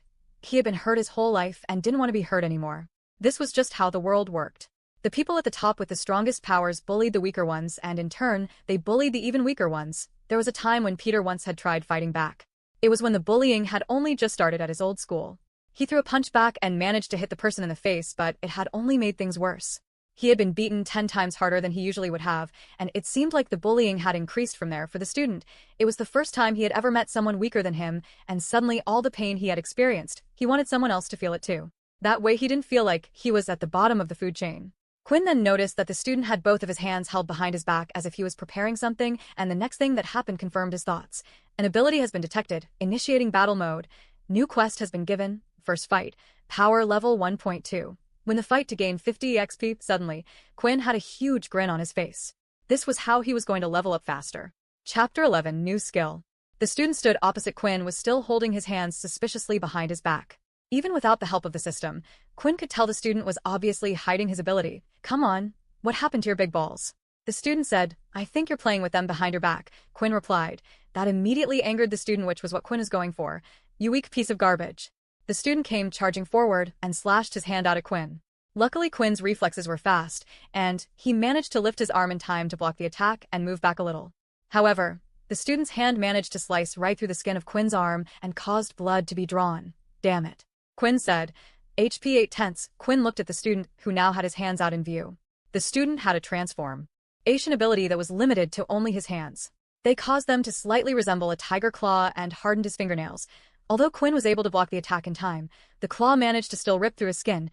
"I asked the system, saying if I take for more attacks like that, I'm dead." Suddenly, everything became a little bit more serious for Quinn. The stinging pain he was feeling on his arm was real, and this was a real fight. The game-like system had caused him to take things a little too easy. But he was quickly reminded that this wasn't a game. The student then immediately started to charge at Quinn once again, with his claw-like hands. As the student swung his right hand, Quinn managed to duck and throw a punch of his own into the student's stomach. "What the hell, this guy hits hard," the student thought. The student didn't quit there though, and decided to strike at Quinn's open back, causing another claw mark to appear. HP 6 tenths. "Shut up, I know," Quinn shouted as he lifted the student using both of his hands by the legs and threw up against the side of the wall. How did Quinn manage to pick him up like that? Peter thought. They're roughly about the same size, and he threw him with ease. Does he really not have an ability? Quinn didn't stop there though. It was important for him to teach people like them a lesson, otherwise they would just come back for more. Quinn needed to show him to never mess with him again. Quinn ran up to the student who was lying on the floor and kicked him in the stomach with full force. The kick was so hard that it caused the student to cough up a little bit of blood from his mouth. "Congratulations, quest has been completed. 50 EXP received, 70 out of 100 experience points. Is he dead?" Peter asked. Then the student suddenly started coughing some more. "No, but if he attacks us again, he's going to wish he was." Quinn was actually quite relieved. He didn't know what the punishment was at the academy for killing another student, even if he explained that he hadn't attacked first. He also didn't want the burden of death on his shoulders at such a young age, so he was happy when the system had rewarded him the experience points, without having the need to kill the student. Then suddenly another message had appeared. Additional quest reward, skill unlocked. Inspect LV1. Excitement started to fill Quinn's mind as he had finally received his first skill. Quinn was hoping maybe this would help him figure out what type of ability he had, but the name of it didn't sound too promising. Inspect? So, maybe it can tell me the weaknesses of my opponents? Quinn thought. Quinn then decided to test his new ability out and looked at Peter, who was standing next to him. Now was the next problem. Quinn had no idea how to use his skill, but the moment he started thinking about the skill Inspect, the skill had activated on its own, and a screen had appeared right next to Peter. Name, Peter Chuck, race, human ability, none HP 3/5, blood type A+. Quinn looked at the information that had been given to him, and it seemed like there were some sections blanked out. Quinn could only assume this was because the level of his skill was still only at level 1, but the information it did give him was quite handy. It told Quinn what type of ability they had, which would be very useful in a fight. It also told Quinn how much health they had. However, there was one bit of information that Quinn found strange, and that was the blood type. It was weird for the system to give him information about such a specific thing, and Quinn also wondered how on earth would this ever help him in the future. Quinn then went up to the student, who was still laying on the ground in pain, and used the Inspect skill on him. Name, Kyle, main race, human ability, transformation HP 1/8, blood type B-. Checking the status of Kyle made Quinn learn a few new things. The information he was given about the ability only gave him the type of ability. There were hundreds of different transformation abilities, so it wasn't able to pinpoint it. The other thing was the HP. It looked like for his victory, he only needed to bring down the student's HP to 1, but Quinn still didn't know if 0 meant death or not. It could also just mean the person had been knocked out. Right after inspecting Kyle, though, Quinn had received another notification. Optional quest has been granted. Angry face, drink the blood of your victim to absorb a stat point. Is this thing crazy? Quinn thought. Even if it gave him a stat point, there was no way he was going to drink someone else's blood. The very idea of it made Quinn feel sick. For a brief moment, though, Quinn looked to the ground where Kyle had spat out some of his blood. Maybe a little bit wouldn't hurt. Quinn, you're going crazy, stop it. Come on, let's go, Quinn said to Peter. The two of them continued to walk down the hallway, but while doing so, Peter noticed that Quinn kept turning his head to look at Kyle, who was still on the floor. He must be worried about him. Quinn's a nice guy after all, Peter thought as he smiled. But what he didn't realize was that Quinn wasn't looking at Kyle at all, but was looking at Kyle's blood that was on the ground. Chapter 12. A second test. As the two continued to walk down the hallway, Quinn started to feel a strange surge through his body. Hey, shouldn't you go to the doctor? I'm sure they have a healer who can patch that up, Peter asked. Yeah, thanks, I'll head there now, Quinn replied. You don't have to come with me. It will be a busy day tomorrow, so why don't you head back to the dorm? Although Peter was worried about Quinn, Peter didn't want to stick in the halls for much longer where other students were able to see him. Quinn could see that Peter was hesitating about what to do. Look, don't worry. Vorden just went to the bathroom. He'll be back any second, so don't worry about it. With that, Peter quickly rushed off and headed back to the dorms, making sure to cover up his wristwatch Moe's tea of the time as well. He didn't want another incident to happen again. Quinn, on the other hand, immediately rushed to the nearest boys' toilet just down the hall. When he entered the toilet, he immediately started to look at his arm where Kyle had scratched it with his claws. While looking in the mirror slowly, Quinn could see that his arm was healing. Though it looked slow, in reality, it was incredibly fast. For someone to be able to actually witness his skin scabbing over and healing was an amazing sight. Quinn had actually felt something strange happening to his body during this process, and he noticed it when he was talking to Peter. It was why Quinn was trying to do everything in his power to get Peter to leave him alone. If Peter was to see something like this, there was no doubt that Peter would think he had an ability. Quinn waited a few minutes and opened up his status screen. It was as he thought. His HP slowly regained as well. HP 8/10 eventually. The wound on his arm and back had completely healed up and only the rips in his shirt could be seen. HP 10/10. Your HP had been healed. Your hunger has grown. Just when Quinn received the two messages, Quinn suddenly started to feel hungry. Does this mean the system uses food to heal my wounds? It makes sense. The energy has to come from somewhere, Quinn thought. The pain in Quinn's belly was very little. It was as if he had just missed breakfast or something. When Quinn had the chance, he would get a quick bite to eat. Before Quinn headed back to the dorms, there was one more thing he wanted to do, and that was to head to the training room that they had been shown while touring the school. IT was getting late, and the students had an early start in the morning, so most of the students had already returned to their dorms. This meant it was the perfect chance for Quinn to head to the training room without anyone seeing him. Quinn had finally reached the training room in the academy. It was a large, oval dome-like building with a huge, empty space in the middle. At the edges of the room were rows and rows of technological equipment. There were giant mech robots shooting targets and things Quinn had no idea what they even did, but what Quinn wanted to see most of all was the power level testing equipment. Inside the training center, Quinn had also spotted the same machinery that was used at the testing field.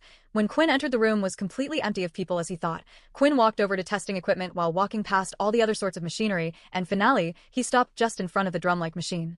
This machine was the same machine that tested the user's strength. Layla had also come to the training room late at night, and before Quinn had entered, she had been testing out her bow and arrow skills, practicing. She always practiced at night when she was nervous, and she couldn't help but worry about tomorrow. That was when she suddenly heard the doors open to the training room. Her shy usual self, she immediately hid behind one of the giant robots. Suddenly, she saw the student walk over to her direction, then she noticed something. Isn't that the boy that I took the test with? If I remember correctly, he had no ability. Layla thought. Layla continued to watch Quinn as he approached the large drum. Here it goes, Quinn said as he prepared his fist. He swung his fist back and prepared to hit the drum as hard as possible. A number appeared on the drum, and the number slowly started to rise until it eventually stopped at 10. Seems like I was on the mark, Quinn said. Quinn had a theory after hearing his test scores that his status screen stats also matched the equipment the school used. Although this was only a theory, Quinn wanted to test it out for himself. Layla, who had been watching from behind one of the robots, also noticed Quinn's new score, .10. Didn't he get 5 last time? Was he hiding his ability? That score's higher than my score. Layla was suddenly interested in the mysterious student and continued to watch him. Quinn next went to the hologram spike machine. Last time Quinn managed to last 10 seconds against the machine before it got too fast for him to dodge the attacks. If his theory was right, he should at least be able to last 20 seconds now that his stats were no longer halved. Quinn started the test, and when the test eventually ended, he got exactly 20 seconds. Looks like I was right. With Quinn having confirmed his results, there was nothing left for him to do but head back to the dorm and wait for the next day to start. Meanwhile, Layla, who had been watching this whole time, had seen everything. She couldn't understand why a student would hide his strength in the school. A low power level meant you were a target for others. Layla only had one thought while she looked at Quinn. Interesting. She decided from now on she would keep a close eye on Quinn. Chapter 13. School Hierarchy. The next day at 8 a.m., the students were woken up by the sound of an alarm in the dorm rooms. It was the signal for everyone to get dressed and start the day. Once everyone was ready, they were to head down to the canteen for breakfast. When Quinn woke up, the system was the first thing that greeted him. Daily quest number 2 has been completed. 5 EXP received. 75 out of 100 EXP. Quinn was thankful for this convenient way of gaining 5 EXP without actually having to do anything but sleep. Suddenly, a rumbling sound came from his belly. He felt hungrier than he usually was, as if something was biting through his stomach. Must still be from the fight yesterday. The canteen was a large hall that was quite plain. In fact, while walking around the school on his own, Quinn became aware of how plain most of the school looked. Single white walls, no picture frames, just windows every now and again. It was the sleek, modern, clean look that the world had taken. The canteen was filled with large tables that could seat 3 people on each side. There were no set seats in the canteen, meaning students were free to sit wherever they liked. Quinn noticed that low levels sat next to the other low levels, while the high levels sat with the high levels. His school life had just begun, and yet the social norm appeared to have already been established, just like it had been in his old school. When Quinn was waiting in line with Peter and Vorden, a student came late into the queue. He nonchalantly walked past his peers and eventually cut into the line ahead of the rest. Not a single person said a word in protest. The reason for this was simple: the offender had a higher power level than them. Quinn hated these types of actions, but right now there was nothing he could do. Once the 3 of them got their food, they started looking for a place to eat. Why don't we go over there? Vorden pointed at an empty spot. Are you sure, Vorden? Peter asked. That's a level 1 area. You don't have to sit with us if you don't want to, right, Quinn? Yeah, don't force yourself, Quinn replied. Quit talking nonsense, you two were friends. I don't care about this stupid power level hierarchy going on. The 3 of them then went to sit down with the other lower levels on a table. The area slowly started to fill up, but nobody else had decided to sit at their table. Everyone could see his high power level, so the other low levels wanted to stay away, fearing he would bully them. As soon as they sat down, Quinn started to dig in without any regard for table manners, eating everything that was given to him, even the bits he usually didn't like. Hey, if you're not going to finish that, do you mind if I take it? Quinn asked, his eyes on Peter's plate. Sure, go ahead, Peter said, a bit surprised about Quinn's appetite. Quinn ended up not only eating all of his food but also the leftovers from his 2 friends. On top of that, Quinn had also grabbed 8 bottles of water as he wanted to finish his other daily quest as soon as possible. The last time when he had been in the sun, he had sweated far more than usual, but thanks to the water he drank beforehand, he hadn't felt too dehydrated. If they were to go outside again, then this would be a big help to Quinn. For a skinny guy, you sure know how to gorge yourself, Vorden teased. Although Quinn had clearly eaten a lot, for some reason he still felt a little pang of hunger that wouldn't quite go away. Luckily, it was bearable and didn't distract him too much. Daily quest number 1 has been completed. Reward 5 EXP. 80 out of 100 EXP. Now there were only 20 points separating him from his first level up. He could not wait to see what benefits it would bring him. As he thought about the system, he recalled that he had received the Inspect skill as an additional quest reward from his fight yesterday. He turned to Vorden and decided to use it on him. Name: Vorden Blade, race, human, ability, none, HP 10/10, blood type 0 dash. Quinn paused for a second as he read over what he was seeing. For some reason the system was stating that Vorden had no ability. Hey, Vorden, can you still use Aaron's ice powers at the moment? Wow, I didn't know you were so interested in me, Vorden said as he rubbed the back of his head. Actually, my ability resets every day, and I haven't touched anyone today. Besides you two, of course, but you two are duds for my ability. They continued to talk for a bit until another alarm notified them that breakfast was over and that class would start soon. On their way, Peter and Quinn spotted Kyle, who did not look at all as if he had been in a fight, much less lost it. Dio, you think he'll tell the teacher what happened? Peter whispered to Quinn. Did I doubt it? It should be too embarrassing for him to admit he was defeated by someone weaker than him. Plus it would only make him a target if people find out, Quinn whispered back. Their teacher for the day was Dell, the same person who had shown them around the school. The students took their seats, and just like in the canteen, they chose to sit close to those of the same power levels. All but Vorden, of course. Vorden decided to sit at the back of the class with the level 1s and 2s. Between Peter and Quinn, the other students noticed his behavior and quickly started to talk amongst themselves. What does he think he's doing sitting with those bottom feeders? I saw him sit with them in the canteen as well. Won't this cause a problem for the hierarchy at school? Won't the second-year students start to do something? Yeah, if he keeps breaking the rules, then they will definitely step in. This focus on one's power level wasn't just a school thing. In fact, the school was the perfect example of how their society worked as a whole. With a higher power level, you would be guaranteed better jobs and better pay. The government would support you, while the rest would be forgotten. The ones at the top didn't really have a problem with this kind of system. The people with lower power levels would do anything they asked them to do just to curry favor with them, hoping that one day they could increase their power level. Anyone who tried to upset this power system was usually quickly silenced. IT was the primary reason the group known as Pure existed in the first place. They wanted to fight against this system and re-establish dignity for all humans, yet the government had branded them terrorists. Dell coughed loudly to silence the gossiping students, so he could start his lecture. It was about the introduction of the school and the Great War. When we were about to lose the Great War against the Dalki, Dell began, his voice rising to capture the rapturous moment, his eyes blazing. That was when they came forward. The originals. These humans had kept their abilities hidden for hundreds of years, only passing them down to their family members. He paused and looked around the class to make sure every student was paying attention before he continued. Thanks to them sharing their abilities with the rest of humanity, we were able to reverse the tide of war and beat back the Dalki. When we talk about an original today, we're either referring to the founders of that ability or a member of one of the groups who have refused to share their abilities with the rest of the world. Dell then suddenly had a serious look on his face. We might live in a time of peace for the moment, but who knows when the war will start again. That is why you are here. Once the class had finished, it was time for the students to take a break. Vorden, Quinn, and Peter headed outside to grab a snack. As soon as Quinn stepped outside, the dreaded message appeared. All stats have been halved.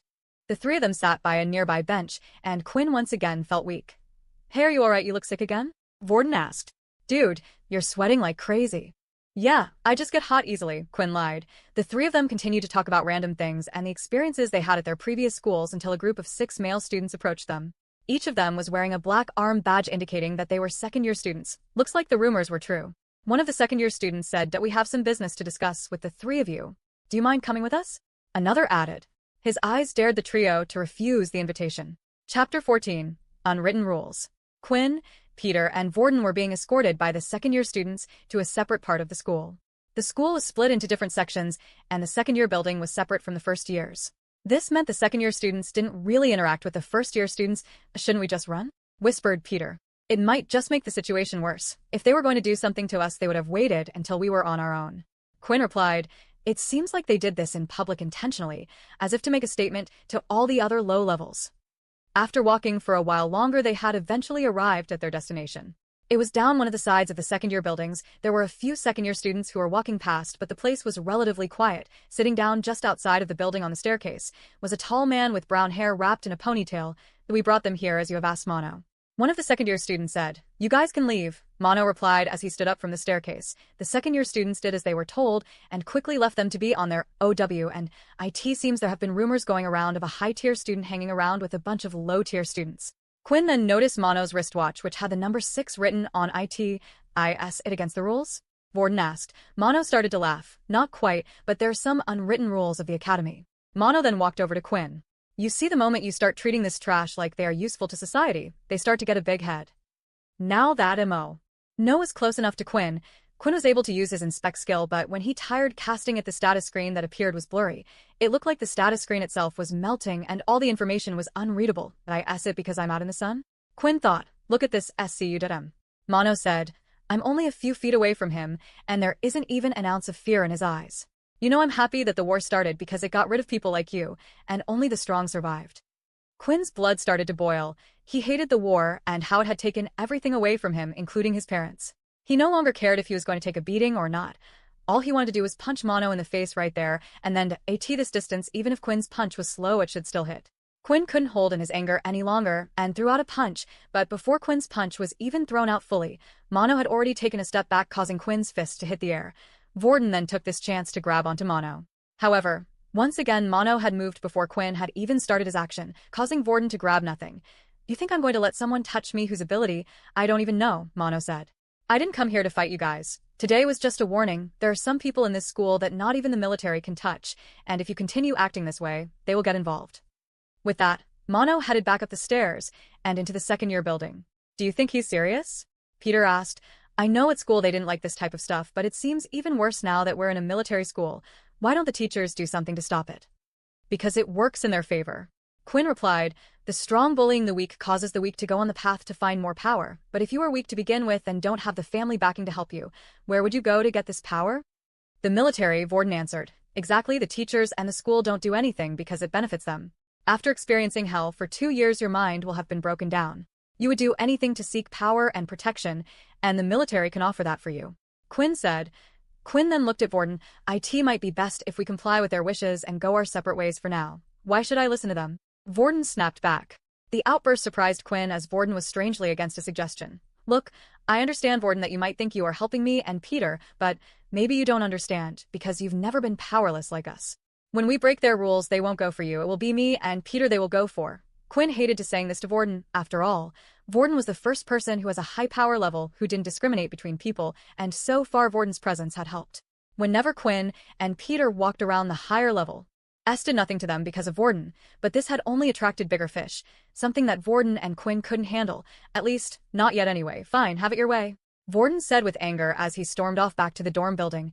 Maybe we should have explained it to him better, Peter said. No, it's fine, it's better this way, Quinn replied. Although it looked like Vorden had stormed off in anger due to Quinn's words, that wasn't true at all.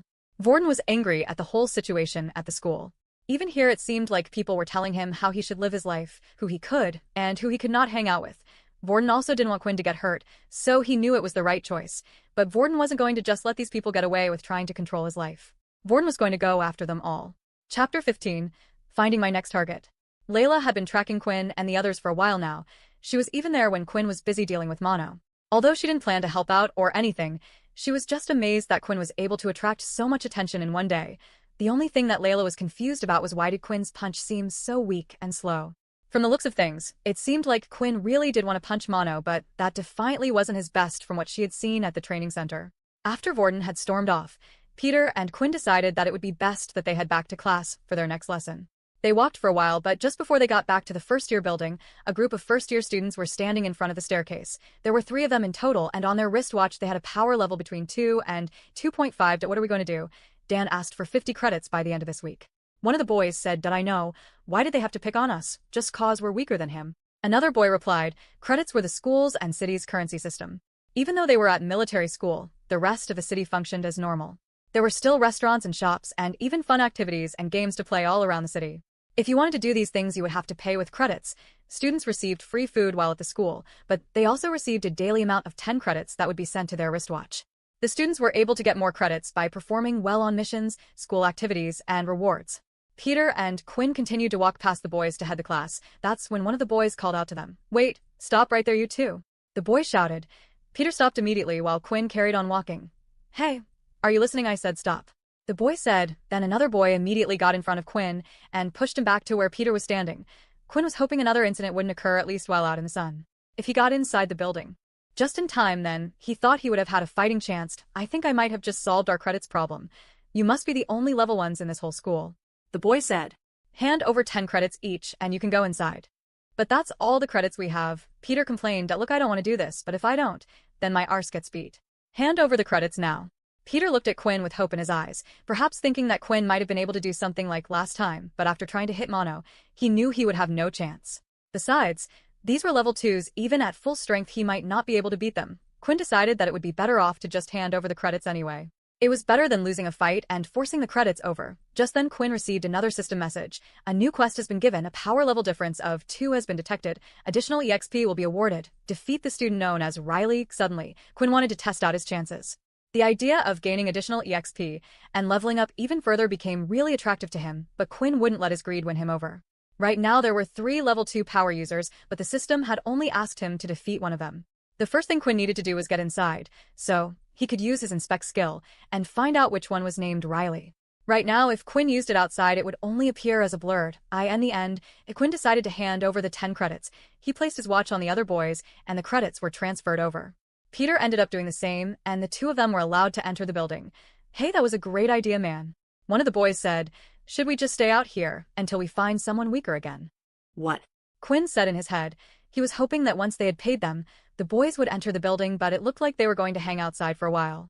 Quinn suddenly stopped and waited. What are you 2 doing? Scram unless you want an ass kicking. A boy said.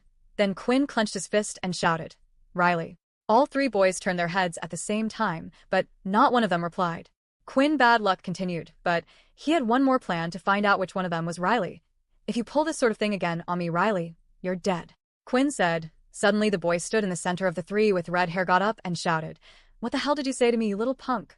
Run. Run, Quinn shouted. Like a bolt of lightning, Peter and Quinn ran as fast as they could to their next class. What did you do that for? Peter asked. I just wanted to annoy them a little. Peter couldn't help but think Quinn was a little mad, but he liked the fact that Quinn didn't seem to take crap from people stronger than him and kind of looked up to him a little. Once they were just outside their class, Quinn opened up his status screen to check if the quest was still AC. Chibi. Good. Even though Quinn was now away from Riley, it seemed like the quest was still active and Quinn would get the EXP as long as he completed it at any time, and now he knew which one was Riley and who his first target would be. You're going to help me level up. Chapter 16. A New Look. Classes for the day had finally finished. Since it was the first day, most of the classes were just introductions and about what they would learn during their time at the school. Peter and Quinn did their best to avoid most of the other students for the day, and it seemed like after everything they had been through, they weren't going to get into any more trouble. Once classes had finished, it was time to go for dinner. Quinn still had this hunger in his stomach, so he was looking forward to dinner more than usual. This time, Quinn and Peter both sat on their own at a table in the low-level area. Then Peter started to look around the room as if he was trying to spot someone. I don't see Vorden anywhere. Do you think he's okay? Peter asked. Quinn then scouted around the room, and he too couldn't see Vorden at the canteen. That I wouldn't worry about it too much. Trust me when I say this, but he is a lot safer than us at this school. The 2 continued to eat, and once they had finished dinner decided to head back to their dorm room. To their surprise, Vorden was already in the dorm room on his own, lying on his bed. When the 2 of them closed the door behind them, Vorden lifted his head and immediately smiled at Peter and Quinn. Hey, I've been waiting for you 2 for a while now, Vorden said as he got off the bed. I wanted to say sorry about earlier. I wasn't angry at you guys, but just at this whole situation. When Vorden got up from the bed, Quinn noticed a slight mark on the side of Vorden's face. It was a little red and a little swollen. What happened to your face? Peter asked. Oh, this? Vorden said, as he touched the marking. I got into a little scuffle of my own, but don't worry, I didn't lose. You don't have to worry about me, I'm strong. Then suddenly, a loud growling noise was heard in the room. Peter and Vorden immediately looked at Quinn, whose face had gone bright red. Sorry, I guess I'm still hungry after dinner, Quinn said, laughing nervously. Why don't you grab something from the convenience store? It's not too far away. Vorden said. Quinn looked at his watch and realized even if he did go to the convenience store to grab something, he wouldn't be able to buy anything in the first place since he had no credits, but before he could even say anything, Vorden had come over and tapped his watch against Quinn's. Transfer of 10 credits, successful, the notification sounded. Don't even say anything and go grab something, Vorden said with a smile. Thanks. With that, Quinn left Peter and Vorden on their own, while Quinn rushed off to the convenience store. The convenience store wasn't too far away from military school. If you walked out, it would take you around 20 minutes, at the front. At the school was a huge gate that had 2 guards stood at the entrance at all times. Only students, teachers, and certain military personnel were allowed on the school grounds. So when you exited, students were required to show their wristwatch to the guard, and same upon entering again. Once past the gates, Quinn decided to test out how much 10 stamina points really was. He started to jog at a relatively fast pace to the convenience store. After running for about 5 minutes, he realized that he wasn't out of breath or anything like he usually would be. He decided to run even faster eventually, making it to the convenience store in 7 minutes. I think I was doing about a kilometer in under 5 minutes, and I'm not even out of breath, Quinn thought. The stats given to him were that of an athlete's body. It wasn't the same weak body he had before, but at the same time, it wasn't a supernatural body that surpassed human limits. Another thing he noticed while running at night, he could see everything super clear. Even when there were no street lights, it was as if the moon had lightened everything up. A type of night vision of sorts. Your hunger grows slightly. I know, I don't need the system to tell me when I'm hungry. When Quinn entered the convenience store, he went and grabbed a few of his favorite snacks. Some late-night ice cream and potatoes. P.S. That's when he suddenly spotted Riley and his friends in the same store down another aisle. Quinn ducked down quietly and waited for them to finish shopping before doing anything else. What luck. I thought I would have to track him down, but it seems like he's come right to me. While Quinn was hiding, he noticed he was in the middle of the mask section. There was one particular mask that stood out to him. It was a fully black mask that covered the top half of the face, so the mouth could be seen. Across the mask was blood splatter on it, kinda spooky looking. Once Riley and the others had left the store, Quinn decided to grab the mask and snacks and place them on the counter. Layla, who was also in the store, noticed the mask that Quinn had bought. It's not Halloween yet. What is he doing buying a mask like that? She thought. Layla decided to continue to follow Quinn while Quinn was busy following Riley and his friends. Hey, we're going to shoot some hoops in the park. You want to join? One of the boys asked. Nah, my ability useless for playing games like that. Riley replied, I think I'll just head back and wait by the school gate. See if there are any more suckers I can leech some credits from. The other two boys looked at each other. They knew what they were doing was wrong, but were only doing it because they themselves didn't want to get beaten up by a higher power level. Where it seemed like Riley was starting to get a little pleasure from bullying those weaker than him, Riley started to head back to school and eventually reached a small park on the way back. An area that was completely void of people and had very little lights. There were also plenty of trees for Quinn to hide himself. It's showtime, Quinn said as he put the mask on his face. Chapter 17. Level Up. Quinn continued to follow Riley into the forest until he had eventually reached the park. It was mostly dark outside, and the only visible light in the area was coming from either the moon or the single street lamp. After checking if there were any people nearby, Quinn decided it was time to act and put on his mask. Even if he spots me now, he won't know who to come back to for revenge.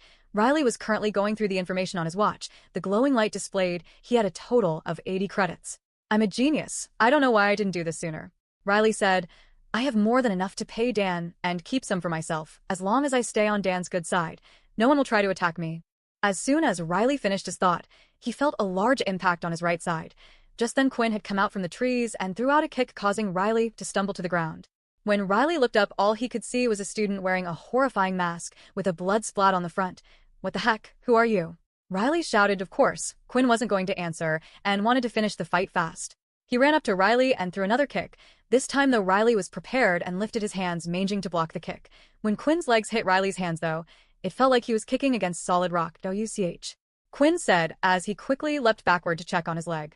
He lifted his trousers and saw his leg was badly hurt. It looked like his bones had even bent in slightly. What? Riley thought as he saw his attacker fall back.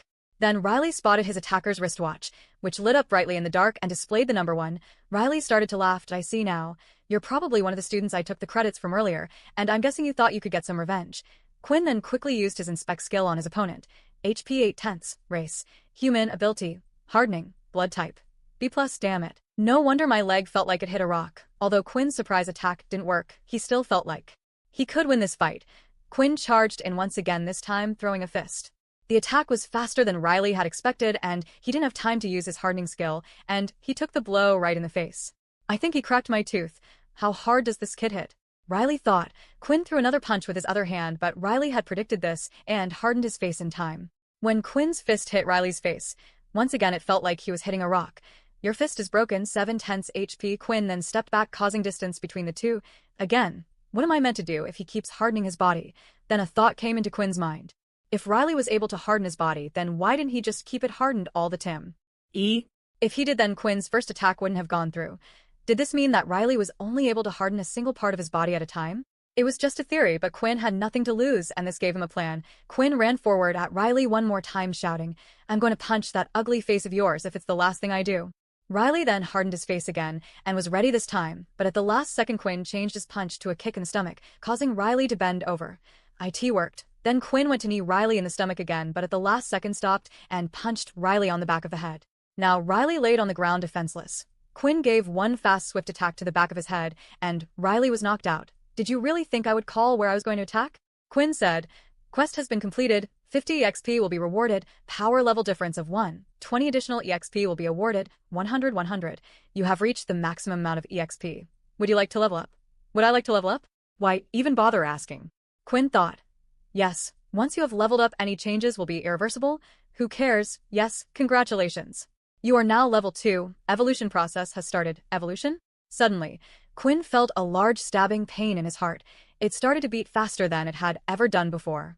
The blood started to rush through his veins all over his body. The pain was so much that Quinn had fallen to his knees, but he did his best to keep in any screams, fearing he would alarm anyone. The pain continued throughout his body. His broken hand started to heal along with his legs, and then a sharp stabbing pain could be felt in his teeth. The pain continued to last for a further 5 minutes until it had eventually stopped. Congratulations, you have successfully evolved. You are now a halfling. Quinn stared at the words the system gave him, but it didn't make sense to him. He had never heard of the term halfling before. Then, even more messages started to appear. Your stats have increased, and a new skill has been unlocked. LV1 Blood Swipe, a skill that has a range of 5 meters. It will fire out a red line of energy from the user's hands. To use the skill, the user must use their own blood, causing -1 HP per blood swipe. Before Quinn had time to check out the changes to his stats, another message had appeared, which was the most shocking of them yet. Your hunger grows, you can no longer suppress your need for blood. Your HP will decrease by -1 HP every hour until you have consumed human blood. Chapter 18. I'm a vampire. Quinn had to take a few steps back, and took a minute to take everything in. He couldn't believe what he was reading right now. After seeing that last message, there was only one thing that came into his head. I'm a vampire. Maybe Quinn was just trying to avoid the truth this whole time, but this was the finale thing to confirm it. Quinn had his suspicion after reading the book. But everything was adding up, him being weaker in the sun, his night vision, and the fact the system wanted him to drink blood, but now it was telling him that he would have to drink blood, otherwise he would die. Quinn stood there looking down at Riley, who was passed out lying on the ground. Quinn gulped his saliva down. For some reason, something was drawing him to Riley's body. Without realizing it, he was slowly moving forward, and suddenly, he could see Riley's pulse beating through his neck. The blood flowing through his veins. Bonus quest granted. Consume your victim's blood to gain a stat point. How am I even meant to do this? Quinn thought as he looked Riley like a piece of meat on a plate. Layla had continued to watch Quinn since he left the convenience store. When she saw Quinn following Riley and him holding the mask, she had an idea of what Quinn was planning to do. She kept a safe distance back while staying in between the trees to avoid being seen. That's when she saw the whole thing. She saw Quinn put on the mask and beat Riley to the ground, but then she was wondering what Quinn was doing. He was kneeling on the floor, as if he was in pain, and now he was looking at Riley very strangely, she thought. The next second she saw Quinn go to the ground and lift Riley's body slightly off the floor. What the? Layla said, he can't be planning to kiss him. What is wrong with this person? Quinn continued to lift Riley off the ground and place him back down again as he was deciding on what to do. Damn it. In the movies, it's so much easier. Quinn said, the idea of sticking my teeth into someone, I just can't do it. In the end, Quinn decided to leave Riley's body there and head back to the school. I wonder what that was all about in the end. He didn't do anything? Layla thought. Quinn started to head back to school and placed the mask back in his shopping bag. He noticed that the ice cream he had bought had melted, but for some reason when he looked at it, it no longer looked appetizing. There was a hunger in his stomach that he knew wouldn't be satisfied with food, and he wondered just how long he would be able to hold it in. When Quinn had finally arrived back at school, he decided to stop by the toilet first. Quinn was looking at himself in the mirror to see if there were any noticeable changes, but Quinn looked the same as before. Then Quinn lifted up his lips so he could get a better view of his teeth, but they too had stayed the same. Phew, at least it looks like no one will be able to tell. I wonder why I felt pain in my teeth at the time then. Quinn then decided to open his status screen to see if there were any differences from before now that he had leveled up and evolved. Name, Quinn Talon. Race, Halfling, HP 1515, EXP 50/200, Strength 10, Agility 10, Stamina 10, Attribute points available 1. Quinn's health had increased by 50% while everything else seemed to have remained the same. To be honest, Quinn was pretty bummed out about that. But just underneath, he could see that there was a single attribute point. When Quinn pressed on the system, it would allow him to increase his strength, agility, or stamina by 1 point. Quinn thought about it for a while and decided to add a point to his agility. Agility 11. Even though Quinn wanted to put it into strength in case he met more people like Riley, he thought he could overcome that problem with a good beast weapon and would just be a waste of stats. What he wanted right now was to be able to be fast and agile like an assassin. Quinn wondered if there was a reason why the system had only given him 1 point. Then he started to remember the additional quest that it had given him. As long as Quinn consumed the blood of his victim, it would give him a stat point. So far, Quinn would have been able to have an additional 2 stat points while leveling up only gave him 1. If Quinn wanted to get stronger, then this would be the quickest way. But Quinn was unsure on whether or not he would be able to do it. He needed to try to do more research into the system and see if there was anything he could find out. He had a direction now and knew his system was similar to that of a vampire. Perhaps if he learned more about them, he would be able to figure out if there was a way around drinking the blood as well. With that, Quinn decided to head to his room where he could hear Vorden and Peter practicing together. Peter was trying his best to learn the skill book the military had given him, while Vorden was tutoring him. When Quinn had entered the room, Vorden and Peter greeted him as usual. "What took you so long?" Vorden asked. "We thought you might have gotten lost." "No, I just went exploring the city," a little Quinn replied. "I'm a bit tired. I think I'm going to go bed early." "Maybe we should call it a day for now as well," Peter said. With that, the group turned off the lights and went to sleep. All except for one person, that is. Quinn was unable to sleep. His stomach was in a tremendous amount of pain, and he had too much on his mind. If what the message said was true, Quinn didn't have enough time to solve his problem. However, there was nothing he could do. The school had a curfew of 10 p.m., and if you were caught outside that curfew, there would be major punishments. So all Quinn could do was try to get some sleep and deal with the problem in the morning. Eventually, he finally managed to close his eyes and drift off. When he woke up the next day, though, the pain was worse than ever. His head was ringing, and his senses felt like they were on high alert. The first thing Quinn did was open up his system. 10 hours have passed. Your hunger grows. You have lost -10 HP, HP 5/15. Your HP will continue to decrease every hour. This was bad. Quinn finally realized that he had no choice and didn't have time to figure out another way. He needed to drink human blood, and he needed to in the next 5 hours. Chapter 19. Running out of time.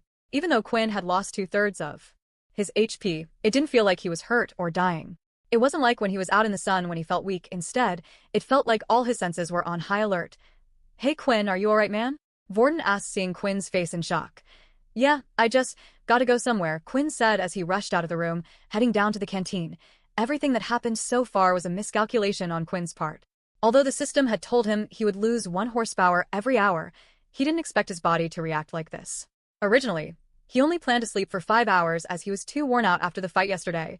That way he would still have at least 10 hours and a few hours in the morning before classes started. Quinn started to calculate how much time he had left. Breakfast was a requirement which lasted from 8 till 9, then classes went on till 12 midday for lunch. That meant there were 4 more hours where he was required to be somewhere in the school. Of course, there was always the option of skipping, but this wasn't like regular school. The army would severely punish you and hunt you down if you did. But what did that matter if he was going to die anyway? Quinn was currently in the canteen queue to be served some food. He was breathing in deep breaths and in and out slowly. It was helping him get the hang of his heightened senses. He could hear the conversation from the other side of the room, pots and pans clanging in the kitchen as if they were next to him. Slowly Quinn was figuring out how to ignore all these, and it was making his mind think clearer. Just then, though, Riley had entered the canteen. He had no markings on his body from the fight yesterday, as he had managed to make a full recovery at the medical center, but he was in a terrible mood after what had happened yesterday. As soon as he saw Quinn, he had found a target to take out all his pent-up frustration on. Riley walked past all the level 1s that were in the queue until he eventually reached the spot where Quinn was standing. "Hey Pipsqueak, you got a problem if I cut in front of you?" Riley asked, but Quinn was too busy trying to focus the sounds out from his mind. "Are you ignoring me?" "Today is not the day to ignore me." Riley looked at Quinn's wristwatch, seeing the number 1 shine bright on it. Immediately bad memories of yesterday's fight had come into his head, and how all he wanted to do was kill the person, but that would have to wait for now, and Quinn would have to do. "I said don't ignore me," Riley said as he grabbed Quinn by the collar. But in that instant, Riley's face was incredibly close to Quinn's. Quinn could hear Riley's heartbeat. He could feel the blood flowing through his arm and muscles lifting his shirt. Something had taken over Quinn's body, and he immediately hit Riley's arm away and pounced on him, causing the two of them to fall to the ground. Quinn was now on top of Riley and had both his hands pinned down. "Get off me, you crazy animal," Riley said, but when Riley tried to overpower Quinn and lift his hands, it was impossible. Even his ability was useless in this situation. His ability only hardened his skin. It didn't make him any more powerful. Then Quinn started to feel something growing in his mouth. Quinn placed his head just a few inches away from Riley's neck and was ready.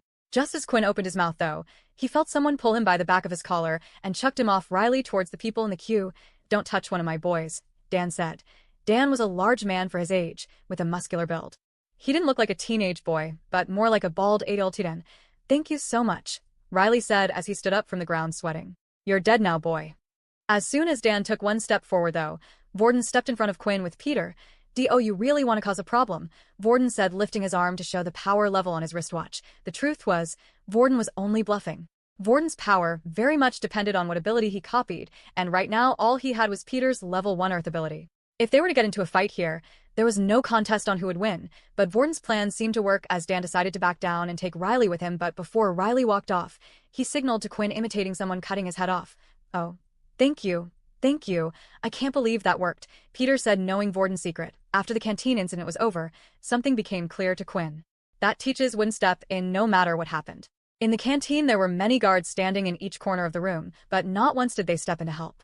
After the group finished eating, it was time for them to go to their morning classes, but Quinn was unable to concentrate on anything. All he could do was try to calm himself down while in the middle of class and watch his HP slowly tick away. IT was driving him insane seeing the number go down hour by hour, and now wished he had just bitten into Riley's neck yesterday. Then when it came to lunchtime, Quinn once again rushed off without Vorden and Peter, this time to the library. 1/15th HP. "What the hell is happening to me?" Quinn said as his hands wouldn't stop shaking.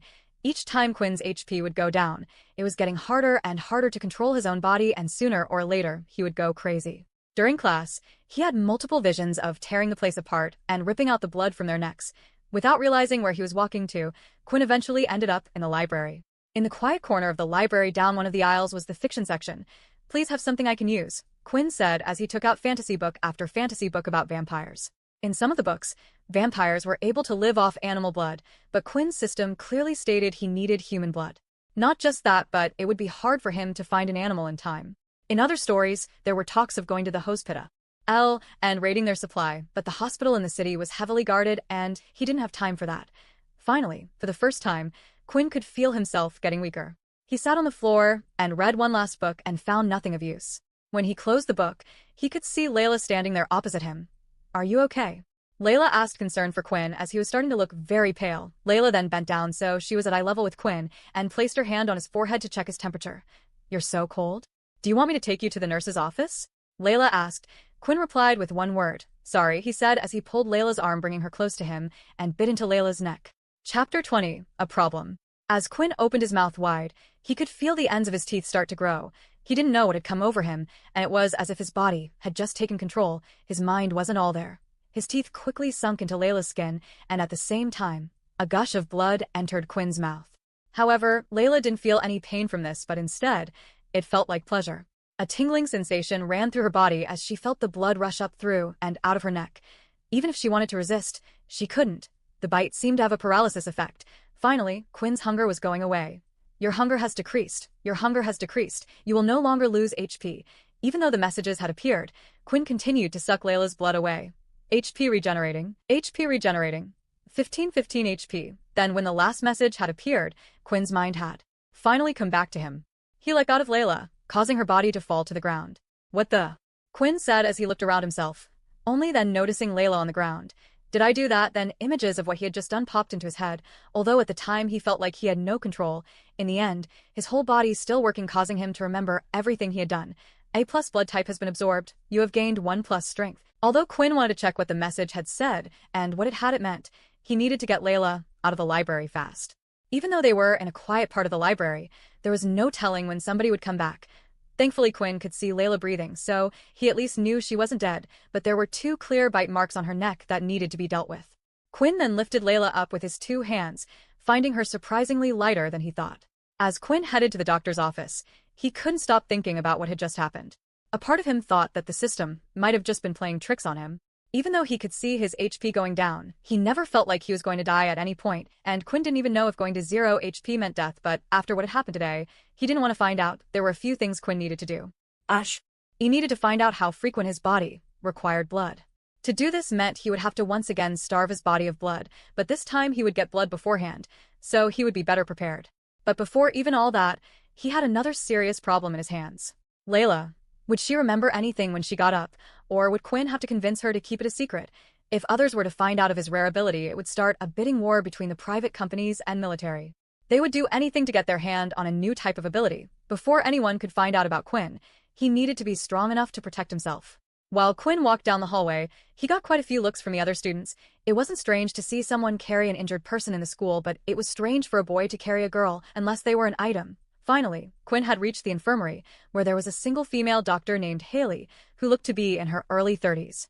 She wore round glasses and had her hair up in a ponytail. Quinn never got the chance to mess around with girls while he was at school, but looking at the doctor, he couldn't help but appreciate her natural beauty. "Another one?" Haley said. There's a bed free at the back. Take her over there.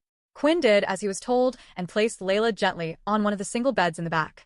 The infirmary was quite large. Quinn had never seen a school have one so big. There was a total of 30 beds, but Haley was the only one working there. At the moment, about half the beds were filled up with students, and Quinn couldn't help but notice most of them were low levels. There were the odd high levels as well. Even they got into their own fights and disagreements. Haley came over to where Quinn and Layla were and started to examine Layla. She placed her hand around her wrist and did a few other checks. That's when she noticed the 2 small hole marks on her neck. What happened?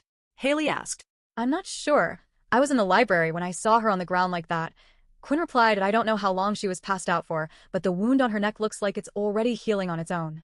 Haley said, still I can't be sure if it will heal, and it would be a shame if a pretty girl like her got a scar. Haley then placed her hand on Layla's neck, where the bite marks were. She closed her eyes and after a few seconds, lifted her hands, and the bite marks had vanished. Is it okay if I wait here for her? Quinn asked. Oh, young kids these days, Haley said laughing. I didn't realize you two were like that. No, Quinn said waving his arms. We're just friends, that's all. After Haley had gone away to look after other students, Quinn decided to open up his system. Strength 11, agility 11, stamina 10. It really did give me an extra stat point after all. After sucking Layla's blood, it seemed like he had gained a stat point. Quinn remembered after defeating G opponents, the system would give him an additional quest to suck his victim's blood. The reward was a stat point, but it seemed like there was no need for him to get a quest. Was Quinn able to drink anyone's blood and gain stat points? What happened if Quinn was to drink Layla's blood again? Would he gain another stat? There were so many questions Quinn wanted answers for. He looked at Layla, lying there peacefully. Right now, he was in complete control of his body and there was no urge for him to suck on Layla's neck again. After checking his teeth, he realized that they had gone back to normal. That's when Quinn decided to look around the room, until he finally found what he was looking for, a syringe with a needle. Quinn looked around the room and saw that Haley was busy dealing with another student. He carefully took the syringe and hid it behind his back and then quickly scooted over to where Layla was once more. I'm really sorry about this, Layla, Quinn said, but you're going to have to be my guinea pig. Quinn took out the syringe and carefully looked at where Layla's veins were. Luckily, Layla was quite pale, making her veins more visible. Quinn searched carefully for the right spot and was ready, but just as Quinn was about to extract some blood, he heard someone crash into the room. Did I ask Quinn here? A boy's voice said. Isn't that Peter? Quinn immediately put the syringe in one of his trouser pockets and went to see what was happening. Quinn, you're here. Come quick. I've been looking everywhere for you. It's Vorden. He's in trouble. Chapter 21. I'm a monster. Although Quinn had no idea what was happening, just from looking at Peter's face, he could tell it was serious. Quinn then looked behind to see Layla lying there still sleeping away. It was important for Quinn to be there when Layla woke up. He had to convince her to not tell anyone her secret, but right now it seemed like Vorden was in trouble. Quinn then thought back to the incident at the canteen. When Quinn was in trouble, Vorden stepped up to help him. Although there probably wasn't much Quinn could do to help, he wouldn't know if he didn't try. What kind of person would he be if he couldn't help Vorden now? All right, come on, Quinn said. Let's hurry. The two of them quickly ran through the hallways until they had finally reached the assembly hall. It was currently a large empty hall with marble flooring and a stage at the front. It hadn't been used for anything yet so far, but it was the area where the students would be called if they were to have a meeting. When the two of them entered the assembly hall, there were already multiple students there mumbling about a commotion. Did you see what happened? Yeah, that guy's a monster. How could he do that? Luckily, the second-year students were here to stop him. The assembly hall was complete trashed. Craters and rubble had formed on parts of the walls and ground. Burn marks and other things were there as well, and there was even blood. Something Quinn Old smell the second he had entered the room. What happened here? Quinn asked. Where's Vorden? Clearly, a fight had taken place here, and Quinn feared the worst. I don't know, Peter replied. Me and Vorden were busy messing around practicing my earth ability together. That's when a bunch of second years I'd never seen before came up to us asking for Vorden. Vorden told me not to worry, but of course, I worried, so I followed them. That's when I saw them take him to the assembly hall, but two of the students stood guard and wouldn't let me come inside. I didn't know what to do, so that's when I came looking for you. Quinn and Peter then went around asking the students what happened, but when they did, the students seemed to avoid the question or completely ignore them, as if they were told not to tell anyone what they had seen, while Peter continued to ask the students that were still in the hall about what happened. Quinn already knew that they wouldn't give him any more answers, so he started to do some inspecting of his own. The smell of iron in the room was thicker than anything else to Quinn, and it led him to an area where dried up could be seen on the floor. Inspect. Name: Vorden. Blade race: human. Blood type: Oakwin started to inspect the battle scene and found more traces of blood, but when he used the inspect skill on them, it wouldn't show him any information at all. It would only show... Do I have to use the inspect skill on them in person? Quinn thought it was a shame the blood on the floor had already dried up, otherwise, Quinn would have used the syringe he had on hand. Just then, Peter had finished questioning everyone and returned to Quinn. It doesn't. T look like anyone wants to talk, Peter said. Figures, let's just head back to our dorm. Who knows, he might have returned. The two of them then headed back to the dorm room together, and when they entered, they were surprised to actually see Vorden already there. However, something wasn't right. Vorden wasn't his regular self. Just by looking at him, Quinn and Peter could tell he had been in a rough fight. Bruises and scuff marks everywhere, large cuts on his back. He looked like he had been in a tough battle. Not only that, but Vorden didn't even greet them when the two entered. The Vorden they had come to know was not the same Vorden right now. Vorden just stayed there lying down on his bed. Vorden, what happened? Is everything all right? Peter asked. Yeah, just leave me be, I'll be fine, Vorden said. If you stay near me, you'll just get hurt anyway. What are you talking about, Vorden? Peter shouted. Look at you. You have to go to the doctor's office. Come on, let's go. Just leave me alone, please, Vorden said quietly. Quinn, come on, say something. He needs to go to the doctor's office, right? But as Peter turned around to seek support from Quinn was nowhere to be seen. Even he thinks I'm a monster, Vorden mumbled to himself. Just outside the dorm room, Quinn was leaning up against door panting, hard and sweating. Although he had no reaction when looking at people anymore, it was different when he saw Vorden. Vorden still had fresh cut marks all over his body and the smell coming off him was strong. Suddenly Quinn felt like he had a craving for a little bit of blood. It was something he could control. It wasn't like last time where his body had taken over, but it had brought back bad memories for him, and he was a little afraid of what might have happened. I really need to find out what's going on with this strange system ability I have. Then a thought came into his head. There was a pending problem that he still hadn't dealt with. Although Vorden was acting strange right now, Quinn knew he was safe. Whatever problems Vorden were dealing with now would just have to wait. Every second wasted meant there was a chance for Layla to wake up, and who knew what would happen when she did. Just then, at the same time in the doctor's office, in the corner, at the back of the room, Layla slowly started to open her eyes. Huh, what happened? Layla said, where am I?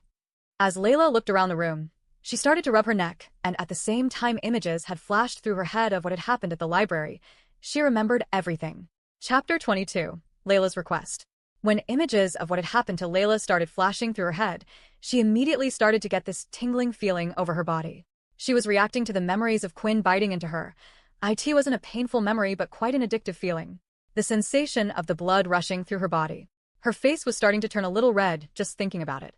That's when she lifted her hand and placed it on her neck. Huh, I can't feel anything? Oh, so you're awake, Haley said with a smile. You were sleeping so peacefully there, I didn't know when you were going to wake up. How did I get here? Layla asked. Oh, a boy came in and dropped you off. He said he was your friend. I can't remember his name, but he had short black curly hair, Haley said with a smile, thinking about the two of them. This confirmed Layla's thought. Quinn must have brought her here right after biting her. Haley then noticed that Layla was rubbing the side of her neck with her hand. Oh, I got rid of those 2 marks for you. Do you remember what happened? Once again, as she thought back to the memory of Quinn biting her, she started to get goosebumps all over her body. I'm not sure, maybe it was a beast? Layla replied, a beast. Yeah, I hear sometimes a stray can come out with the students while they're training through the portals, Layla said, nervously hoping that Haley would believe her lie. Well, whatever it was, I'm sure someone else will deal with it. It's just a good thing you're safe now. Quinn was running through the school halls as fast as he could. He needed to make it to the doctor's office before Layla woke up. He had no idea how Layla would react. Not only that, but what were the consequences of bitten? Gee, if it was like some of the vampire novels Quinn had read in the library, some vampires had the ability to turn others. Right now, Quinn thought that might be a better situation than everyone finding out about his ability. Finally, Quinn had reached the doctor's office, and he pulled the door wide open. Oh, hello again, Haley said. If you're looking for the girl, you just missed her. She left a little while ago. Really? Did she happen to say anything? Quinn asked. Judging by Haley's reaction, it didn't seem like Layla had said anything, but he needed to make sure. Oh, you mean about the wound? She said that a beast might have attacked her, although I highly doubt that. It looked more like snake bite, but how did it manage to get into the school and all the way up her neck? Haley continued to ramble on. She often did this, as she was left on her own, a lot of the times being the only doctor stationed at the school. It was a lonely job. Thanks for letting me know, Quinn said as he closed the door. Why did Layla decide to keep it a secret, Quinn thought? He had basically assaulted the poor girl. Could it be that she didn't remember what happened, or maybe she was planning to use it blackmail against him, but that didn't make sense. She had nothing to gain. Quinn had always thought like this. People, when they did something, always did it for selfish reasons. That's just the way people were. He couldn't believe that Layla would keep this a secret for no reason. Just then, while Quinn was outside the doctor's office thinking of what to do next, he felt a hand on his shoulder. You and me, we need to talk, Layla said. Had she been waiting here this whole time? This was bad. Layla clearly indicated that she knew something, which meant losing her memory of the events were unlikely. The two of them then headed to the library, where the incident took place. Quinn felt a bit more relaxed. Taking him here meant she wasn't looking for a fight, as there were other students in the room. The two of them sat at a table and activated the orb, so only the two of them could be heard. As they looked into each other's eyes for a bit, Quinn started to run multiple scenarios through his head. If worst came to worst, he might have to silence her. What happened at the library? What did you do? Layla asked, rubbing her neck. Why bother asking if you already know what happened? Quinn said. Just tell me what you want. I don't know if you know this, but I kept an eye on you for longer than you think. After observing you for a while, it came to a conclusion. You're a vampire, aren't you? Quinn started to laugh, nervously hoping to throw Layla off track. He was actually amazed by how she had come to the conclusion so fast, when it even took him a while. Even if she did see everything he had done so far, he didn't think this was the natural conclusion someone would come to. And why would you think that? I saw you lifting that boy's neck. At the time I thought you doing something else because I couldn't see clearly, Layla said as her ears started to heat up a little. But after what you had done to me, it confirms it. Quinn started to sweat slightly at the integration. He wasn't worried about Layla herself, but the troubles she could bring him in the future. Quinn didn't know what to say, and thought he would wait for Layla to make her demand. Layla then took a deep breath before saying her next words. This is what Quinn was waiting for. Her request, and I want you to hear me out. I want you to make me a vampire. Quinn was so shocked by the words that had come out of Layla's mouth that he nearly fell out of his seat. What? Do you realize what you were saying right now? Please, Layla said, as if she was begging him. It's a childhood dream of mine. This type of things only happens in books or fairy tales, and now I have the chance for it to happen right now. She said with her eyes lit up. Now Quinn realized why Layla didn't tell anyone. Simply put, this girl was crazy. Chapter 23. An assistant. Layla had grown up her whole life reading fantasy stories and comics about all sorts of things. Before the whole war started, her father used to work as a writer, so her home was filled with books and stories, and her favorite ones were always about vampires. She loved everything about them. How they had to keep their identity secret to the world, the super strength they had, the super speed, and the fact that they could live on nearly forever. When abilities were realized to the world, it made fantasy stories a thing of the past. Many people read stories because they were that fantasy. It allowed them to imagine doing something that they could never do, but now that humans actually had special powers, what was the point? However, the love for vampires never died down for Layla. It only grew. If abilities exited, then that meant somewhere out there maybe vampires did too. When she saw Quinn's actions, she had already convinced herself that he was a vampire. Quinn was right when he thought a normal person wouldn't have come to the same conclusion, but that was because Layla wasn't a normal person. Layla then suddenly got out of her seat and started to bow down to Quinn on her knees. The students in the room, although couldn't hear their conversation, couldn't help but look at them. Please, I'll do anything for you, Layla said. All right, I understand, please get up, Quinn said. The two of them sat down at their seats again. Before Quinn started to speak, he let out a big sigh, thinking about how he was going to explain this to her. It's not what you think, Quinn said. I'm not a vampire. I became like this from an ability book. Suddenly the smile on Layla's face disappeared. You know what that means, right? Quinn asked. Layla nodded. Quinn was basically telling her it was impossible for him to give her this ability. The reason was a human body could only activate one ability. When learning an ability, it mutated the genes inside of your body, but once your genes had been mutated, they could no longer change or add a second mutation. Because Layla already had the ability of telekinesis, it meant Layla was unable to learn a second ability. Then why did you hide this from the academy? Why did you tell them you had no ability? If you got this from an ability book, you can't be an original. Have you ever heard of an ability like this? Quinn asked. Layla thought about for a while and realized there was nothing quite like it. There was never a record of an ability requiring someone to drink blood. But if you told the school you got it from an ability book, one that's not even been registered, and you aren't an original, you could make a fortune selling the book. Layla said excitedly. I wish that was true, but I can't do that either, Quinn explained. When I learned the ability, the book simply vanished. Layla was debating whether Quinn was telling the truth or not, but she had no choice but to believe him. It was the only explanation of why Quinn was so adamant in hiding his ability. Ability books didn't just vanish, they were books. They could be passed on for others to learn.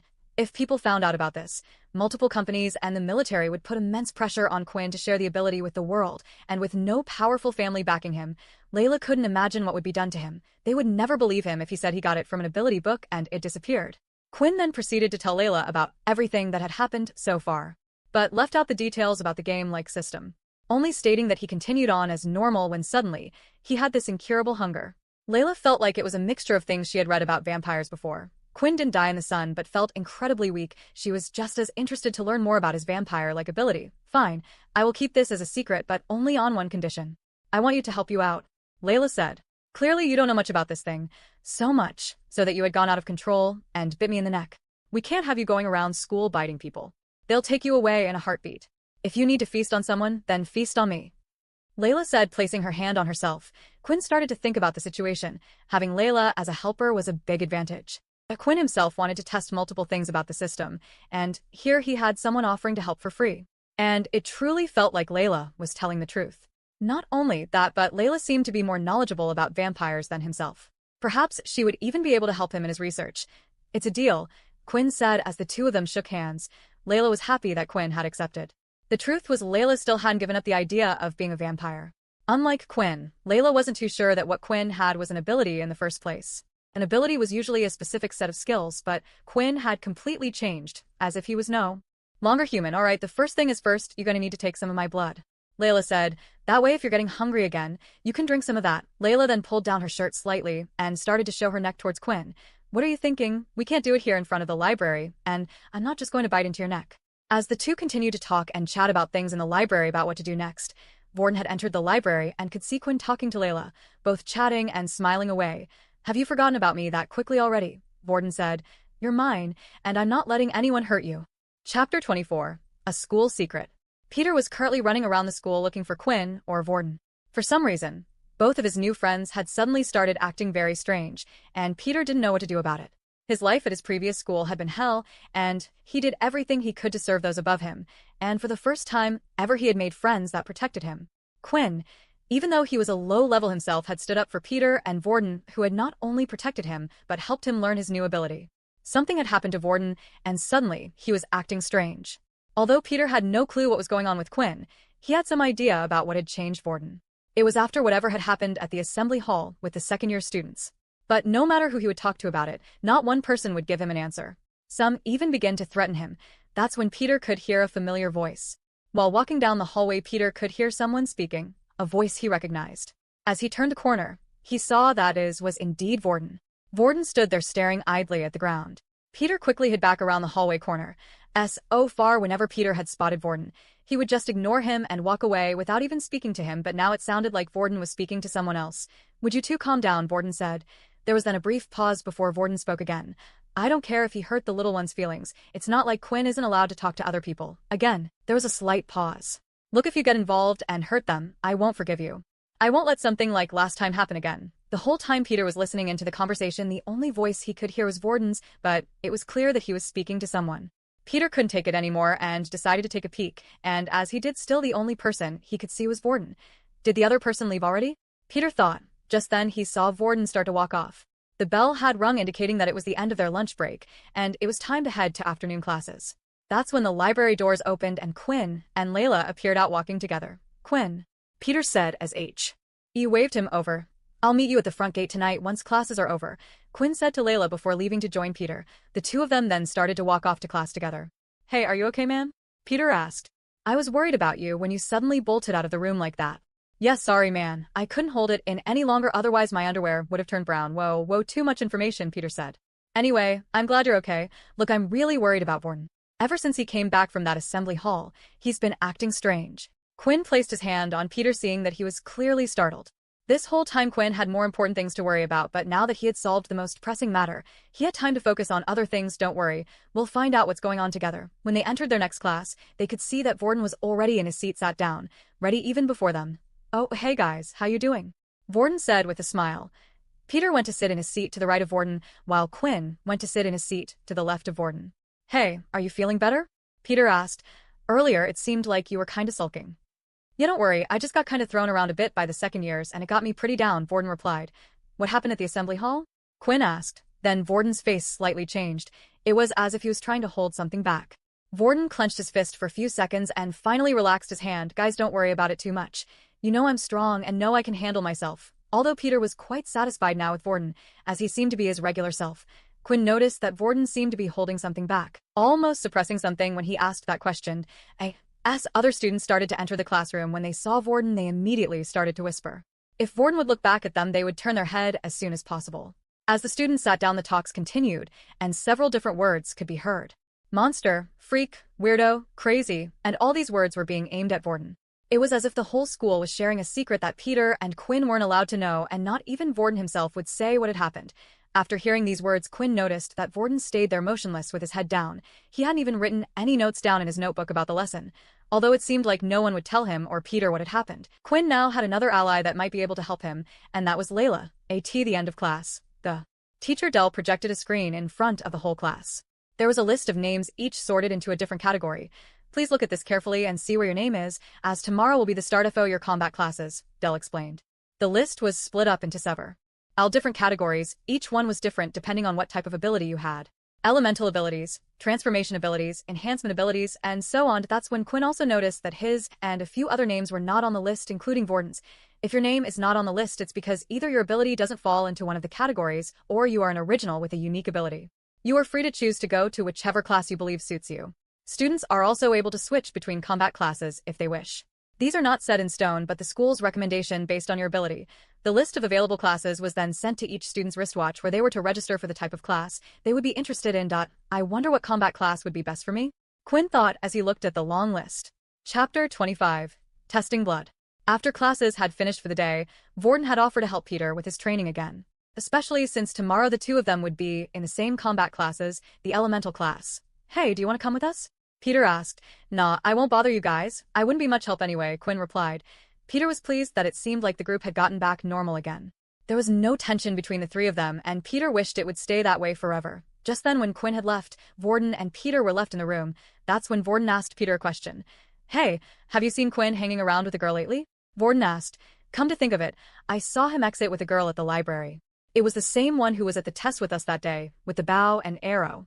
After Peter had given an answer, for a split second, Peter felt like he saw the expression on Vorden's face change. But Quinn blinked and looked again, and Vorden seemed to be fine. Maybe he's gone and got himself a little girlfriend, said Vorden laughing. Quinn had, of course, decided to ditch the other two, because he had already made plans to meet up with Layla beforehand. The two of them were to meet at the school gate. But before the two of them were to meet, Quinn decided to stop by the science lab. Although most lessons in military school were about combat or how to use technology, science was still a core subject. It was because of scientists that the human race had discovered how to use all the different technologies they had in the world today. SO students were encouraged to continue to learn science throughout their service time, in hopes they would continue to in the future. The classrooms were empty for the day, and the important equipment were locked in a storage room. But Quinn wasn't looking for anything too fancy. All he needed was some test tubes and small corks. After searching around the room for a while, he found where they kept the test tubes.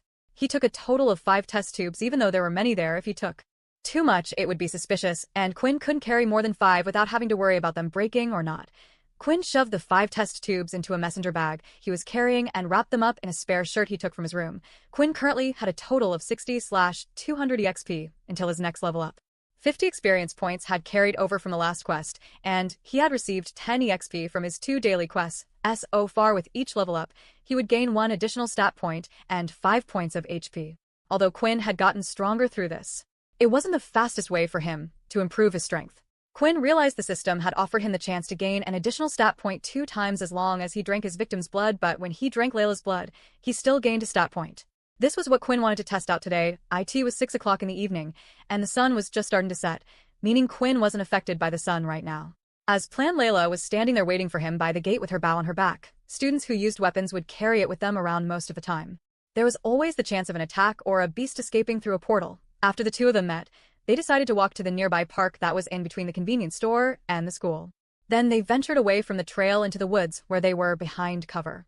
No one ventured in these parts, and it was hard for them to be seen. So, are we going to this? Layla asked excitedly. Quinn still found it weird that rather than being scared by the whole situation, Layla was exited. Alright, close your eyes, said Quinn. Layla closed her eyes and was ready. She could still remember the satisfying feeling from the last time and couldn't wait to feel it again. Although she was a bit nervous when a thought came to her head that Quinn's lips would be on her neck. Suddenly, though, Layla felt a small prick in her arm. Layla opened her eyes and noticed that a needle was there. What? You didn't think I was just going to bite you, did you? Layla's cheeks suddenly went bright red. If it wasn't for the needle in her hand, she would have tried kicking Quinn away. Once the syringe had been filled up, Quinn squirted it out into one of the test tubes he brought with him. Is it okay if I fill another one? Quinn asked. Layla didn't say anything and held out her arm. She was still a bit embarrassed about what had happened earlier. Once Quinn had filled up 2 test tubes, he put one of the blood-filled tubes in his bag while holding the other. Inspect. Blood of Layla Monroe. Blood type A+. Quinn then looked at Layla and used his inspect skill once again. Name: Layla Monroe. Race: human. Ability: telekinesis. HP 12/12. Blood type A+. It was as Quinn thought. When using the inspect skill on the blood, it only showed him what blood type it was and who it was from, just like the time at the assembly hall. But if the person was in front of him, it would reveal their ability, HP, and blood type. Some of the blood marks in the hall only revealed question marks. Assuming that Quinn either had to have run into the person before or used the inspect skill on the person once before, Quinn looked at the test tube and gulped. He then pulled out the cork at the top and started sniffing the blood. You're not going to drink it right here, are you? Layla asked. Why not? I need to know if it will make any changes. I don't know, it feels kind of embarrassing. I can't explain. Quinn ignored Layla and looked at the blood again. The fragrance smelt quite sweet, which was different from how he remembered it before. Then suddenly, Quinn lifted the tube and drank the blood in one gulp as if he was taking an alcoholic shot. As the blood ran down his throat, he felt a warm, tingling sensation through his body. The blood was also surprisingly sweet rather than metallic. It seemed like the race change had also changed his taste buds and sense of smell. Your HP is already full. The blood will have no effect. Blood from this person has already been consumed. No stat points will be given. Quinn was surprised to see at the information he had been given. The blood last time seemed to have a healing effect on his body. Judging by the message, if Quinn was injured, Layla's blood would allow him to regain HP. But the second message is what interested him more.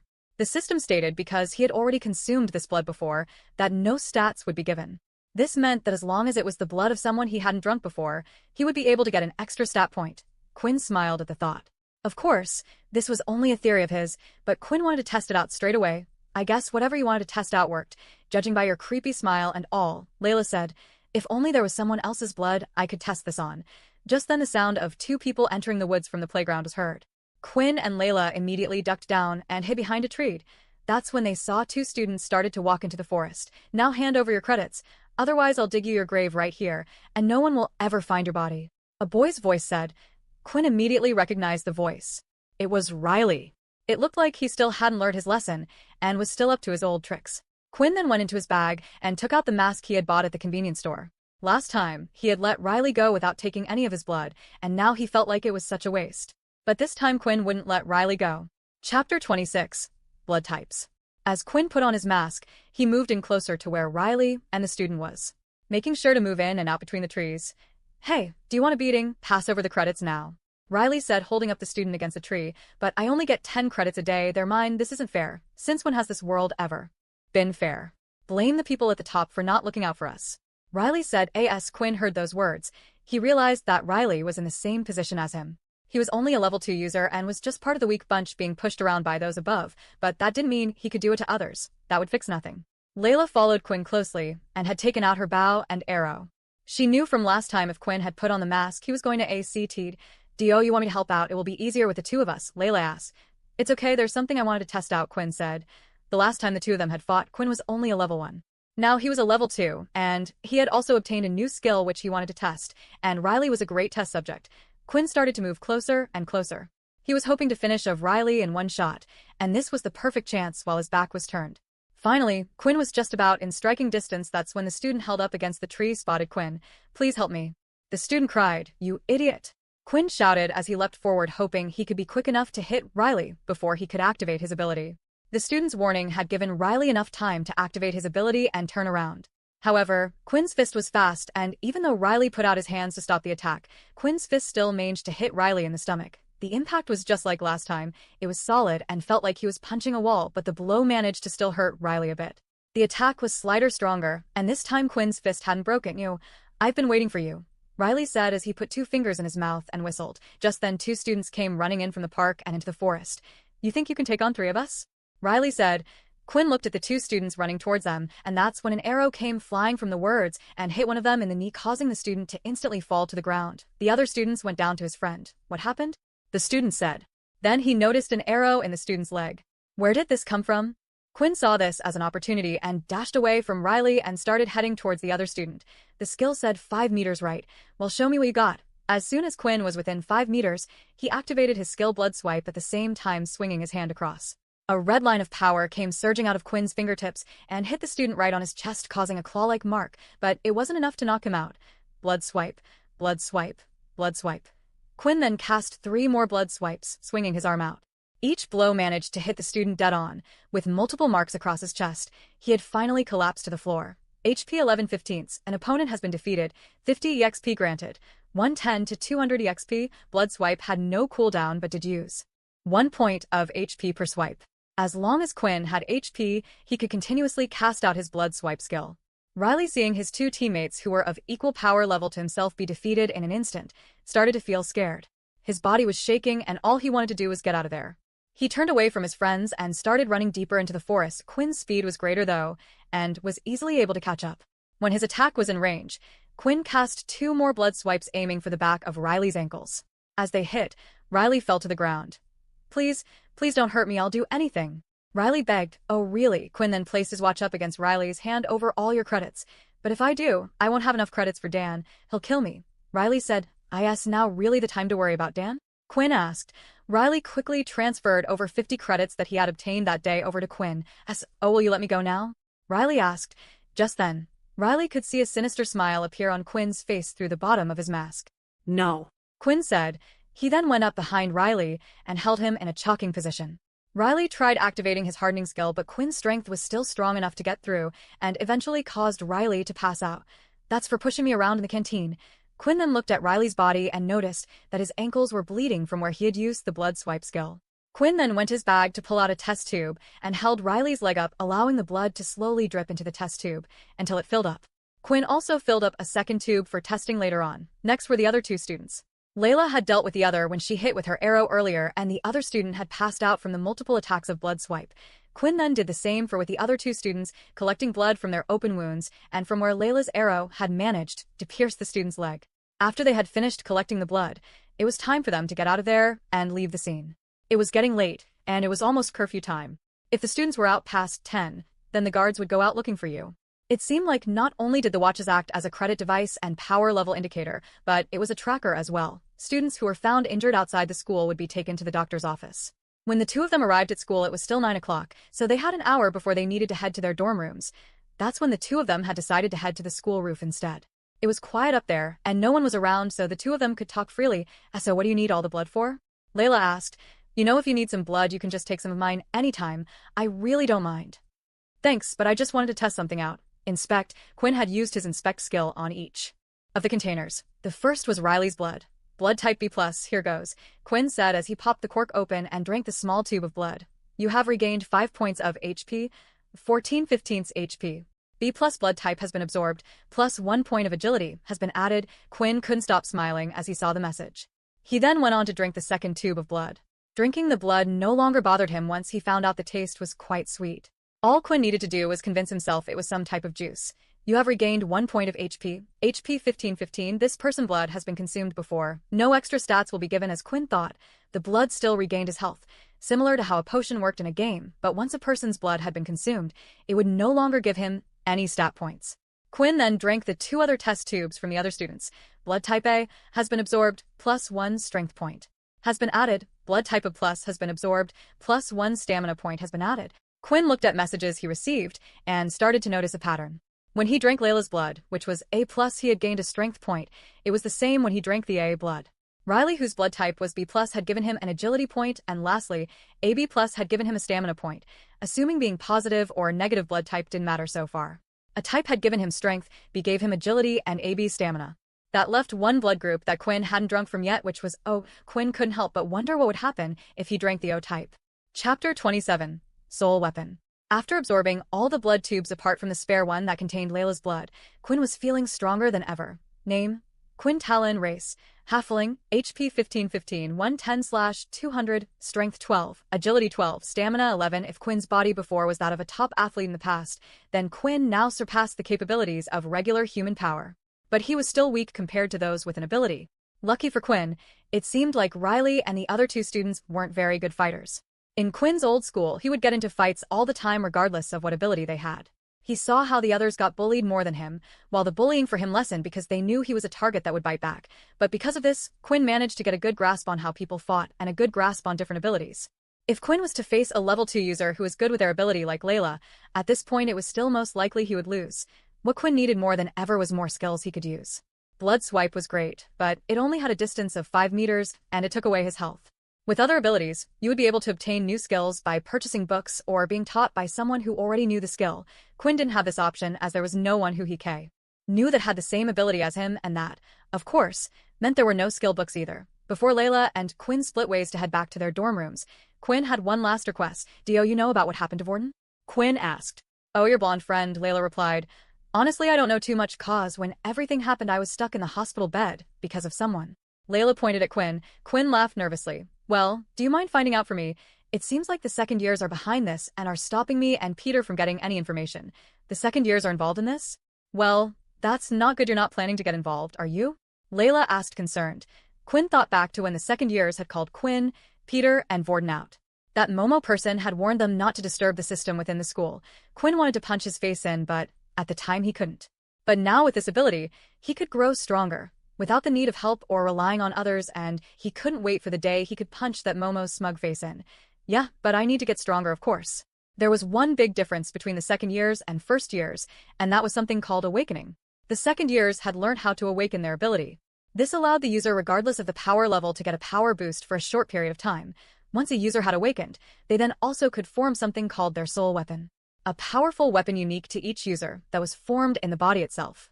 This was different from a beast weapon, as a beast weapon could be used by anyone.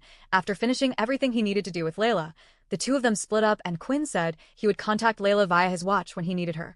Quinn also kept the test tube containing Layla's blood on him. What he needed to do now was figure out how long his body could go without needing blood. If Quinn was to go out on a mission or through a portal to another planet, there might be times where Quinn wouldn't be able to contact someone for a while. In these situations, he needed to know how many test tubes of blood to take with him. So, for now, Quinn would do his best to avoid blood until the system message appeared again. If he fought anyone along the way, he could keep their blood for after. He didn't want to waste any precious stat points after all. Quinn headed back to his dorm room where Vorden and Peter were still practicing their earth abilities. I did it. I finally did it. Peter shouted. Peter held a small, round, solid lump of mud in his hand. As he moved his hands, he was able to change the shape of the mud.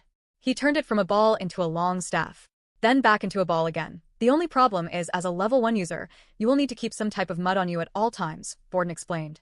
Perhaps it's best you keep it as a round staff and carry it around with you, then you will always have something to take with you. Vorden then grabbed the mud and started to demonstrate. He did the same thing as Peter and started to change the mud ball into different shapes. But the difference between speeds was noticeable. While Peter took a long time to form the shape he wanted, Vorden was changing the mud in seconds. Wow, is this cause you're a level 5 user, Vorden? Peter asked. And oh, this is something you should be able to do as well, it just takes practice. When I copy someone's ability, I also copy whatever power level it is at. So everything I can do with this mud you should be able to as well. Vorden then turned the mud ball into a sharp dagger and placed it up against Peter's neck. See, not so useless after all. Peter gulped as he looked down at the sword, but then realized that Vorden had already changed the ball's shape into a harmless stick and handed it back to Peter. Oh, Quinn, you're back, Vorden said, smiling. Did you have fun?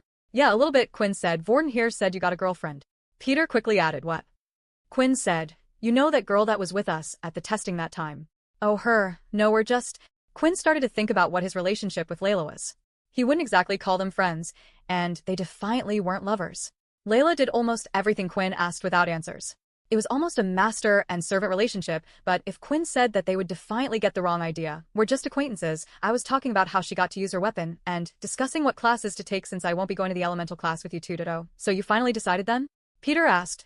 Yeah, I'm going to join the beast weapons class. Chapter 28. Weapons Hall. When the next morning had arrived, Quinn made sure to pack some things with him in his bag. He put in the blood tube that contained Layla's blood, the 4 remaining empty tubes, and also the mask that he had bought at the convenience store. He never knew when a situation would come up when he had to use these things, so it was better to be prepared than unprepared. The 3 boys headed down for breakfast as a group as usual, and like always people would give Quinn, Vorden, and Peter looks. Vorden decided to split form Quinn and Peter and sat on his own on the higher power level tables. But even then, no one seemed to be sitting next to Vorden. It was clear for some reason the second-year students were making Vorden a target, even though he was no longer hanging out with Quinn and Peter. Do you owe me a favor, will you? Quinn asked. Keep an eye on Vorden while you're in your combat classes today. If anything happens, let me know. But if something happens, I won't be strong enough to help, and you can't exactly do anything either, Peter replied. Peter was right. Quinn right now could barely deal with the level 2 first-year students, never mind the second-year students. But at the same time, Quinn hated the fact that they might be targeting Vorden just because he chose to hang out with them. Perhaps Quinn could find a weak one in the group and target him at night for questioning. These groups always had a weak person acting as a shuttle for them, asking them to carry their things, grab their food for them, etc. I'm not telling you to get involved. I don't think Vorden is expecting you to help him out either, but just to let me know what you see. Peter then gave a quick look around the room to make sure no one was hearing the two of them before giving a nod. Finally, after finishing their breakfast, it was time for their combat classes. After registering what type of class you wanted to attend via the watch, it would then indicate what room you would be in for training that day. Quinn had chosen the Beast Weapons class after thinking long and hard. Quinn was known as a no-ability user, so it was really the only option for him. Otherwise, he would have to just sit back at the back of the other classes and do nothing. The weapon class was popular among those that had an ability that was able to enhance it. Those who could slightly see the future or had a telekinesis ability like Layla would attend these classes. But Quinn wanted to find a weapon that would suit him and his fighting style. The weapons hall was away from the main school building and off to the side in its own separate building. It was a single large one-room building that had an Asian palace feeling to it. To enter the building, students needed to scan their watch into the scanner, and then the two large doors would slide open, although the outside of the building had an Eastern feeling to it. The inside was completely different. It was a large room where the ceiling was about 20 meters high. The room had no decorations apart from mountains and mountain of weapons hung up on the wall, and in the center of the room was a round raised platform. Standing at the back of the hall was a bald-headed man wearing leather armor and had a long katana blade by his side. But the katana blade hilt was jagged and rough, and the back of the blade the same. It looked like it had been forged from an animal that was not of this planet. The man remained silent at the back with his eyes closed. Quinn could only assume the man was their teacher, being the oldest one in the room. The room slowly started to fill up with students, and that's when Layla had entered and spotted Quinn. She immediately came over to him and started chatting. Unlike when Vorden had spoken to Quinn, the other students didn't really pay attention because Layla herself was also considered weak. This class is a lot more popular than I thought, Layla said. The room was filled with about 30 students inside. The other classes had around 50, but it was still more than they had expected. Yeah, I wonder what weapon I should pick, Quinn said, staring at the wall. Well, I already have mine, Layla said, pointing to her bow on her back. A lot of the students in the room already had weapons of their own. Quinn and a couple of others were the only ones who didn't have anything on them. Just then, while Quinn was busy staring at the wall, the other students started to get rowdy as someone entered the weapons hall. What is she doing here? Isn't she an elemental user? Why would she be here? Who cares? Maybe we can spare with her, and if we beat her we can ask her on a date. As Quinn turned around to see who the girl was everyone was talking about, it turns out he had already met her before. It was Erin Helly, the ice ability user. Did I wonder why she decided to go to this class instead of the elemental class? Layla asked. Just then the bald-headed man opened his eyes and shouted at the top of his voice, "Attention!" Everyone froze and turned to look at the old man. "My name is Leo, and I will be your teacher for today." Leo then pulled out his katana blade from his sheath and pointed it out in front of him. "Your first task will be to pick your weapon. You must think carefully. Your weapon is your lifeline. When your ability won't work, the only thing you can rely on is your own skills. Now go, and choose one from the wall around you." The students fanned out and started to look at weapons. Even those who had beast weapons already were trying out new ones. Quinn looked at the wall and saw all sorts of things: axes, short swords, spiked clubs, warehouse IPs, scythes. There was so much to choose from. Quinn was really having a hard time. Quinn looked at Layla and her bow. It matched up well with her telekinesis ability. If Quinn was to pick a ranged weapon, he would never be able to be as good as Layla. He needed something that suited him right now and his ability. Quinn then walked up to one of the random swords on the wall and used his inspect skill. Korg sword, tier basic beast weapon, strength +3, agility 2. The sword is incompatible with the skill blood swipe. The sword Quinn looked at was large in size and looked heavy. Quinn needed to be fast, so losing some points in agility was a definite no-no. But what surprised him was how much information his inspect skill had given him. It even told him if his blood swipe could be used with it. Maybe it wouldn't be so hard picking out a weapon after all, thanks to Quinn's inspect skill. Chapter 29. Picking a weapon. As soon as Quinn realized that his inspect skill would tell him the stats of each weapon, he started to go around the room looking for the perfect one for him. Quinn ruled out anything that was too heavy. Although the strength stat it added was good, Quinn needed to be fast and agile in the night. All the weapons Quinn had inspected so far was at the basic tier level, the lowest level a weapon could be. Weapons were categorized into 8 different levels depending on which beast core it was made with. Of course, this was based on beasts from planets that had already been discovered. There was sure to be other planets with stronger beasts and abilities that they had yet to find out about. That may be categories. Above that, in the human world today there were 2 known weapons of this class. The world called them demon weapons instead. After searching around the room for a while, Quinn came across a weapon that stood out from the rest. Black-horned gauntlets. Basic tier beast weapon, strength 3, agility 0, stamina 0, defense 2. This weapon is compatible with the skill blood swipe. When used with the gauntlets, blood swipe will have an increase of 5% in power. The gauntlets were black in color and had little tiny horns going up the forearm. The fingertips were pointed and bladed at the ends. It made them look almost like some type of dragon claw. There were two reasons why the weapon had interested Quinn. The first was it was the only one that had also given him a defensive stat, not just a strength stat, but the second one stood out to him even more. It was the fact that it increases the power of his only skill. Blood swipe 0.5% didn't sound like a lot right now, but if in the future Quinn was to get more powerful, 5% would make a huge difference. There were also other bonuses. The gauntlets acted as armor for his hands, and he could still hold other weapons if he needed to. What a strange choice, young boy, Leo said. Quinn looked to his side to see who had spoken to him, then he noticed it was the bald teacher. It's not many people's first choice. With a weapon like this, you have to have no fear and getting close to your enemy. But that is also the reason it is sturdier than most and can be used as a form of defense. Quinn had already experienced fighting more than most kids. He was used to using his fists, with his blood swipe skill as well. He didn't always have to get up right close to his opponent. Do you mind if I try it? Quinn asked. Go ahead, Leo said as he left to check up on other students, selecting weapons. Basic horned gauntlets equipped. Strength, 12-3, agility, 12 stamina, 11 defense, 2. Now when Quinn checked out his status screen, he had a smaller number next to his stats which would indicate the equipment level. Quinn now had 15 stat points in strength. He felt 3 times stronger compared to before he had discovered the system, and was ready to test out his newfound strength. Once everyone had finished picking out their weapon, Leo called everyone to gather around the center ring. Now I won't claim to be an expert in every weapon, said Leo. Some of you might even be able to use your weapons better than me. But what I am an expert in is fighting with weapons alone. Fighting can be considered a game. You are always trying to predict your opponent's next move. You measure your opponent's ability and so on. For your first lesson, I want to see what you've got. We will have a sparring match. 2 people at a time. We will all watch the match and commentate on what could be improved on.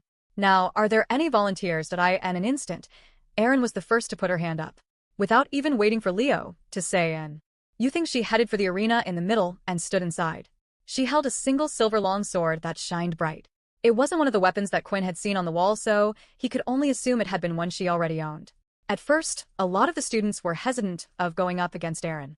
Her reputation for being a high power level had already reached many people's ears. Oh, I also forgot to add, abilities will be banned during today's sparring sessions, Leo added. It is important that you know how to use your weapon first. Only then can you truly bring out the full potential of the weapon with your ability.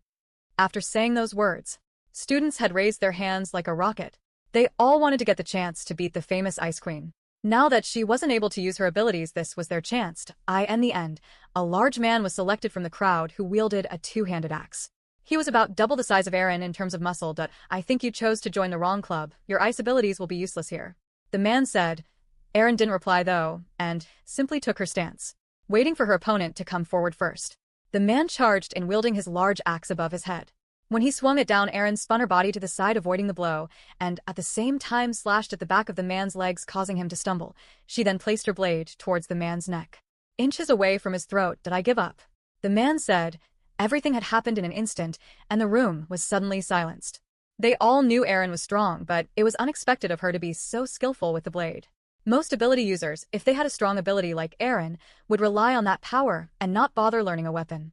But it was clear to everyone she had some practice. After the fight had finished, 2 men seemed to appear out of thin air, wearing a black military uniform. They then grabbed the student by both arms and escorted him to the school doctor to get healed up. The group continued to watch a few fights. The rest of the fights had lasted a lot longer than Erin's, as most of the students were equally matched when it came to using weapons. Even when level 4 power users were fighting against level 2. When they couldn't use their abilities, it all came down to skill and the body. The next fight that had caught Leo's attention was the fight with Layla. Even though Layla could no longer use her telekinesis. With her bow, she was able to shot ahead and predict where her opponent would turn. She had trapped her opponent multiple times and continuously asked him to give up. But her opponent was a level 3 power user, and he had his pride on the line. He didn't want to admit being defeated by a level 2 user even if he wasn't using his ability. That's when he got reckless and decided to charge forward. But a few arrows in the boy's legs stopped him dead in his tracks before Leo had decided to call the match himself. The next paw. Quinn Talon and Brad Richardson to the arena. Now it was Quinn's turn. With the weapons hall being indoors, Quinn was able to use his full stats, and his opponent was unable to use his ability. Finally, for once Quinn was in a situation where he didn't feel weaker than the person he was going up against. Chapter 30. Too strong? As Quinn walked up to the stage, he noticed that Brandon, his opponent's indicator, showed that he was at the power level of 3. If this was a fight in the outside world, where they both could use their abilities, Quinn felt like he didn't have much chance of winning. But here in the arena, where abilities weren't allowed, Quinn had a body stronger than most, his speed was faster than most. In the novels he had read, a vampire's strength was far greater than the human race before the introduction of abilities. If they wanted to, they could have ruled the world. Brandon held a large spear in hand which had great reach. The end was sharp with a single curved blade at the end. Opponent power level 3, bonus EXP will be rewarded. It seemed like Quinn's day was only getting better. Begin! Leo shouted. Brandon immediately charged in with his spear, while Quinn stood there and took a fighting stance with both of his hands held out in front of him. When Brandon was within striking distance, he thrust his spear forward. It was fast and impressive to the people watching outside, but to Quinn, who had 12 points in agility, it was easy for him to dodge. He avoided the spear strike and ducked down. Then, before Brandon could pull the spear back, Quinn went and grabbed the spear with his hand. "What the hell?" Brandon said as he tried pulling the spear back. "Let go." While holding the spear with one hand, Quinn opened up his other hand and swung out his fist like a claw as hard as he could at the spear. Then a few moments later the spear had been sliced in half. My weapon, it's faulty," Brandon complained, but Leo did nothing to step in. Quinn rushed forward, and before Brandon could do anything, Quinn punched him hard in the stomach. Brandon's feet lifted off the ground, and it looked like his body was about to fly away. Inspect, Brandon Richardson ability. Elemental, HP 5/15, blood type 0+. Quinn knew that if Brandon was to fly out of the arena, it would be considered his win, but the system wouldn't allow him to win like that. He needed to beat his opponent down to at least 1 HP. So before Brandon could be lifted into the air, Quinn grabbed him and pulled him back down, and at the same time kneed him in the face, causing Brandon's nose to bleed and his head to be sent backwards, and finally, Brandon collapsed lying there on the ground. Winner, Quinn Talon. Leo said, opponent has been defeated, 50 EXP rewarded. First time higher power level bonus 50 EXP rewarded, 220/200 EXP. Congratulations, you are now level 3, 20/400 EXP. 1 attribute point awarded. New skill, Blood Bank unlocked. After defeating Brandon, Quinn had received multiple messages and had even leveled up. The bonus reward for defeating a level 3 user was higher than when he defeated a level 2 user. However, it was a shame that the bonus reward was only a one-time thing. With the messages, there was also a new skill that had been unlocked. Although Quinn didn't have a time to look at it now, he needed to get off the stage and look at it later. Before leaving, Quinn looked at Brandon, who was lying on the floor. Blood was dripping from his nose, and Quinn just had one thought. What a waste. It was a shame Quinn wasn't able to store or drink Brandon's blood. After all, everyone was watching, but if he did, he would have learnt what the O-type blood did as well. The two military men again appeared out of thin air and took Brandon away to the doctor's office, but before Quinn could leave the arena, a couple of boys shouted from the crowd. "That's not fair." A boy said, "Brandon obviously was using a faulty weapon." "Yeah, and what was with that anyway? That idiot decided to still attack him anyway after seeing his weapon break. He should be punished." Another boy added. These two were friends of Brandon. One was a level 2.5 user named Faye, while the other was a level 3 user named Loop. Leo then stepped up onto the stage and picked up the broken spear from the ground and started to inspect it. "I can guarantee you that all the weapons in this hall are not faulty. Each one has been given the same care as the next. Then how can you explain the weapon breaking?" Faye said, "Unless it has to be it. He cheated and used an ability." As soon as acquisitions were made, the crowd started mumbling to each other. They could see Quinn's power level, but not many knew about Quinn having no ability. Perhaps he had an ability that simply enhanced his strength, the students thought. "Settle down, everyone, I can guarantee that no abilities were used," Leo said. "How can you be so sure?" Faye argued. Then, an unexpected person had chimed in and interrupted their conversation. "You fool. Will you stop being so disrespectful to the teacher?" Aaron said, "Do you not know who he is? Perhaps if I told you his war name you would know. This man is General Leo, or known as the Blind Swordsman." The chatting between the students had gotten even louder. The name Blind Swordsman was known well between common folk. He had helped out a great deal when fighting against the Dalki. "He's blind?" Loop said, unsure whether it was true or not. "Doesn't that mean he definitely couldn't tell if the person used an ability or not?" In that instant, Leo threw a piece of the broken spear in the direction of Loop. The spear just missed Loop and had hit the back wall. Loop then started to feel a sharp stinging pain on his cheek. As he touched his cheek, he noticed a scratch mark. "I can see and hear very well. Better than most of you. My ability allows me to see the aura of people, and when people start to use their ability, their auras change depending on what ability they're using. And I'm telling you now, Quinn didn't use a single ability with that." The students startled to settle down a bit. It was a memorable first day for all the students in the weapon club. So much had happened. But the class was finally over and it was time for them to head home. Leo, however, couldn't stop thinking about the student known as Quinn. He inspected the spear again and found nothing out of the ordinary. However, What Leo didn't reveal was from the very beginning when Quinn had stepped into the room, he could see his aura was slightly different from everyone else's. It wasn't the same as when someone used an ability though. It reminded him of an aura of that of the beasts or the Dalki had. One that wasn't human. Pull up the file on Quinn Talon for me. File found. Leo's watch replied. Ability. No ability. Power level 1. The watch said again. Just what are you hiding, Quinn? Chapter 31. Blood Bank. Once the class had ended, Quinn had to give back the gauntlets and leave them in the weapons hall. After all, they didn't belong to him and was only there for the purpose of him getting used to using a weapon. Once Quinn went on his first portal outing, then he would be able to hunt for a suitable beast to make a weapon of his own. At that time, he would also be allowed to borrow the equipment. As Quinn was heading back to his dorm room, he decided to first put his stat point into something. So he opened up his status screen to see if there were any changes. HP 2020, Strength 12, Agility 12, Stamina 12. All stats are currently halved due to being hit by the direct sunlight. The system seemed to be consistent with the last time he had leveled up. Although there was no evolution process this time, he still gained 5 points of HP and 1 stat point. There was one thing that bothered Quinn, and it was the fact that his stat points were halved in sunlight. There would come a time where Quinn would need to be at full strength even in the sun. When reading about vampires in novels, he was thankful that he was able to be in the sun at all, as some of them burnt to a crisp in an instant. Quinn decided to stick with his plan and add the stat point to agility. As long as he could hit his opponents without being hit back, he couldn't see himself losing, and worst case, if he couldn't hurt his opponent, he could always run away. It was also handy if he planned to use the clawed gauntlets as his choice of weapon. He would need to be fast to get in close and use hand-to-hand combat skills. Agility 13. The next thing Quinn wanted to check out was the new skill he had obtained from leveling up. Skill. Blood Bank LV.1. The skill, Blood Bank, will allow you to store up to 100 milliliters of blood in your reserve. The blood bank will automatically be used to heal the user if HP drops below 5. Every 10 milliliters of blood will be used to restore 5 HP of the user. User may also use the blood bank to consume blood at any time for his own personal plea. Sure. Quinn looked at the skill in disbelief.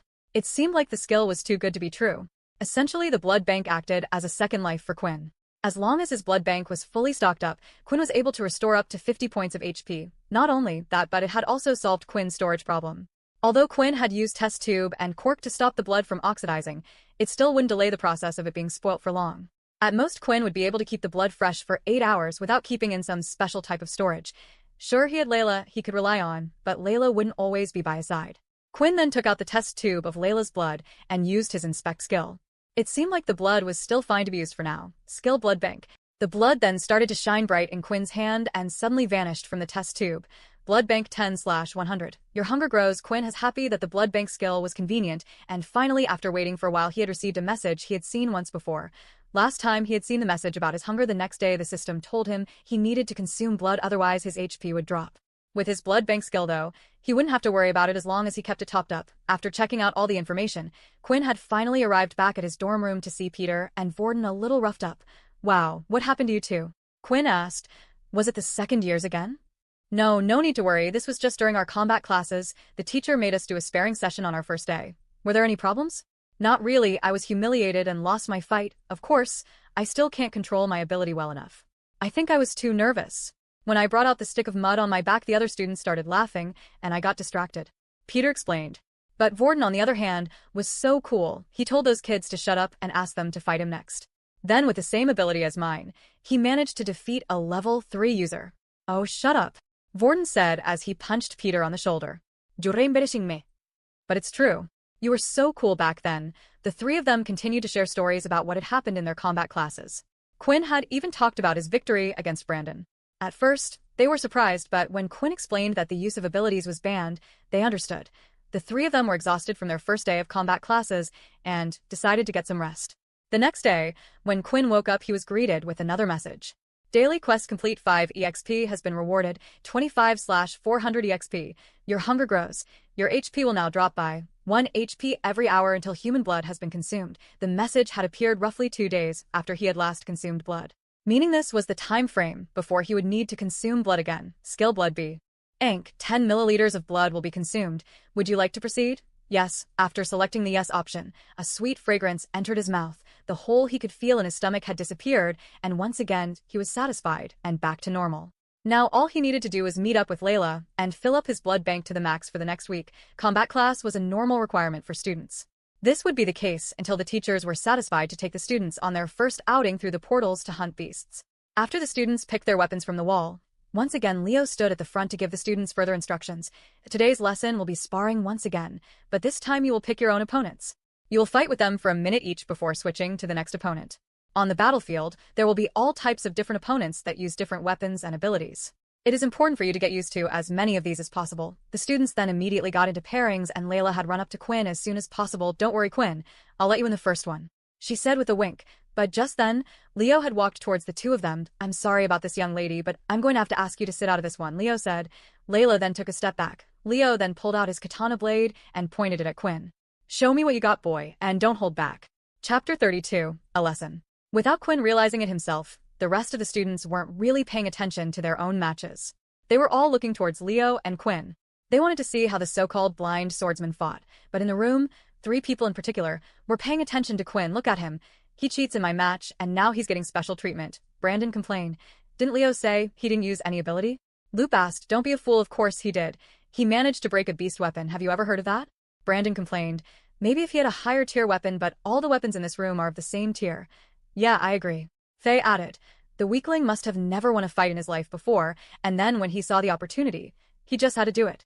Before the sparring match started, Quinn decided to use his inspect skill, but for the first time ever, not a single bit of information had come up. Does this mean he's too powerful? Maybe when the skill levels up I might be able to see something. Quinn thought. Just then though, a new message from the system has appeared. A strong opponent has appeared. Defeat the opponent for an instant level up reward. Suddenly, Quinn's blood started rushing through his body with excitement. He wasn't going to go easy on Leo in the first place, but if the match proved too easy then he was going to ease up a little to not raise suspicion. But with a reward like this, Quinn would figure out. An explanation later.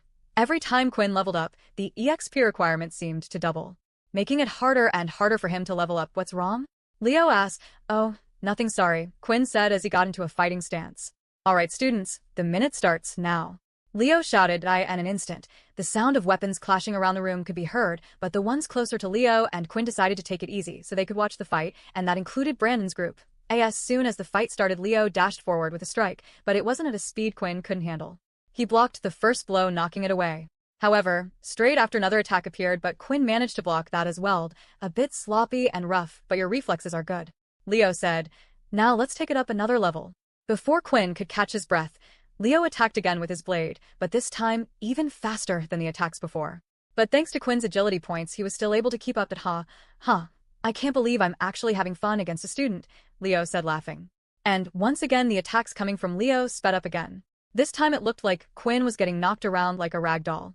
All the students watching from outside thought Leo was playing with him, but Leo was truly impressed. Although Quinn looked silly, Quinn was still able to block each and every one of his attack with the gauntlets. Now try this, Leo shouted. The attack from Leo's katana blade came from underneath. Quinn held out both his hands to block the attack, but suddenly it looked like the blade had disappeared and phased through his hands. Before Quinn knew it, the blade was right underneath his chin. Beep, beep, beep. Oh, looks like our time is up, Leo said. About level 14 or 13 maybe. That's pretty good for a first-year student. Quinn was in admiration for the weapons teacher. At first, he didn't have a lot of respect for the teachers at the school. They would usually just dominate over the students and tell them to toughen up and get stronger, but Quinn felt like Leo was different. Quinn could now tell that Leo was able to beat him in a fight anytime he wanted. Leo was just testing him to see how strong he was. What Quinn also learned during that fight was just getting stronger and faster wasn't good enough. He needed to learn how to fight properly. Please, would you be able to teach me how to fight? Quinn asked as he bowed down. Unfortunately, the weapon you have chosen, I do not specialize in myself. Although I do think it suits your fighting style, it seems like you have had some experience in hand-to-hand combat, Leo explained. There is one thing I can suggest to you. There's a popular VR fighting game that the military students from all the other schools play. The first thing you will need to do is get experience. Although the use of abilities in the game is not prohibited, so you might have a hard time, but still I think it will be a good experience. For you. Thank you so much, Quinn said as he bowed down again. Oh, and before I forget, it's been a while since I have had fun like that. As a prize, feel free to keep the gauntlets. When you get better in the future, come and challenge me anytime. I will be happy to fight you again, Leo said as he walked off back to the center of the weapons hall. After watching the fight, many of the students were quite disappointed. After seeing Quinn fight well against Brandon, they were hoping he would be able to do something against Leo, but to them, all it looked like was Leo toying with Quinn and throwing him around like a rag doll. Brandon then had come up with a brilliant idea and started to whisper into his friend's Faye's ear. Alright students, it is time to get into your next pairing, Leo shouted. Just then, before Layla could get up and ask Quinn for a match, Brandon had gotten up in front of her. "Do you mind if us two have a round?" Brandon asked. Layla kissed at her teeth and scorned, but she didn't exactly have a good reason to say no. After all, it would only be a minute. Then another student, Brandon's friend Faye, had gone and approached Quinn. "Please, I would like to be your next opponent," Faye asked as he drew out his two short swords. "That I don't see why not," Quinn said. Quinn didn't mind too much. So far, every new opponent he faced, as long as he defeated them, would grant him 50 EXP, and this was the best chance he had right now. In the weapons hall where people weren't allowed to use their abilities. "And please, begin," Leo shouted. Faye seemed to have some experience using the dual swords. His flow was natural, and he was able to follow his attacks up well from one to the next, but after fighting with Leo, the attacks just seemed slow. Quinn was able to see the path of each strike, but just like Leo had said, the most important thing for Quinn was the experience, so rather than relying on his supernatural strength and end the fight in an instant, Quinn decided he wanted to fight a little longer. Meanwhile, in Layla and Brandon's match, Brandon didn't seem to be doing much at all. He didn't charge in and he didn't attack. All he did was avoid Layla's arrows. It was as if his mind was focused on something else. That's when a noise was heard. Faye was charging in at Quinn and did some sort of little battle cry. That was the signal for Brandon to act. Brandon then lifted his hand and at the right time, cast his wind blast right behind at Quinn's back. Quinn saw Faye's blades and was ready to block, but that's when he felt a strong force push him from behind. It knocked him off balance, and at the same time, Faye's blades went right into Quinn's stomach. 10/20 HP. But Quinn groaned. Chapter 33. Next target. For a brief moment, Quinn had forgotten about a world with abilities. A world where people didn't try to get up on one another, just for the sake of what? Pride. He looked down and could see the two blades stuck in his stomach, blood dripping off the blade. Feiha. Dee let go of the blades and took a step back, with his mouth wide open, acting like everything that had happened was an accident. But Quinn wasn't buying it, and he had a good idea what had just happened. As he looked around, he managed to catch a smile on Brandon's face. Quinn then grabbed the hilt half of the two blades and using his strength snapped the ends off. With the other half of the blade still in his stomach, he started to walk towards Feis. "Oh, you want to play games then?"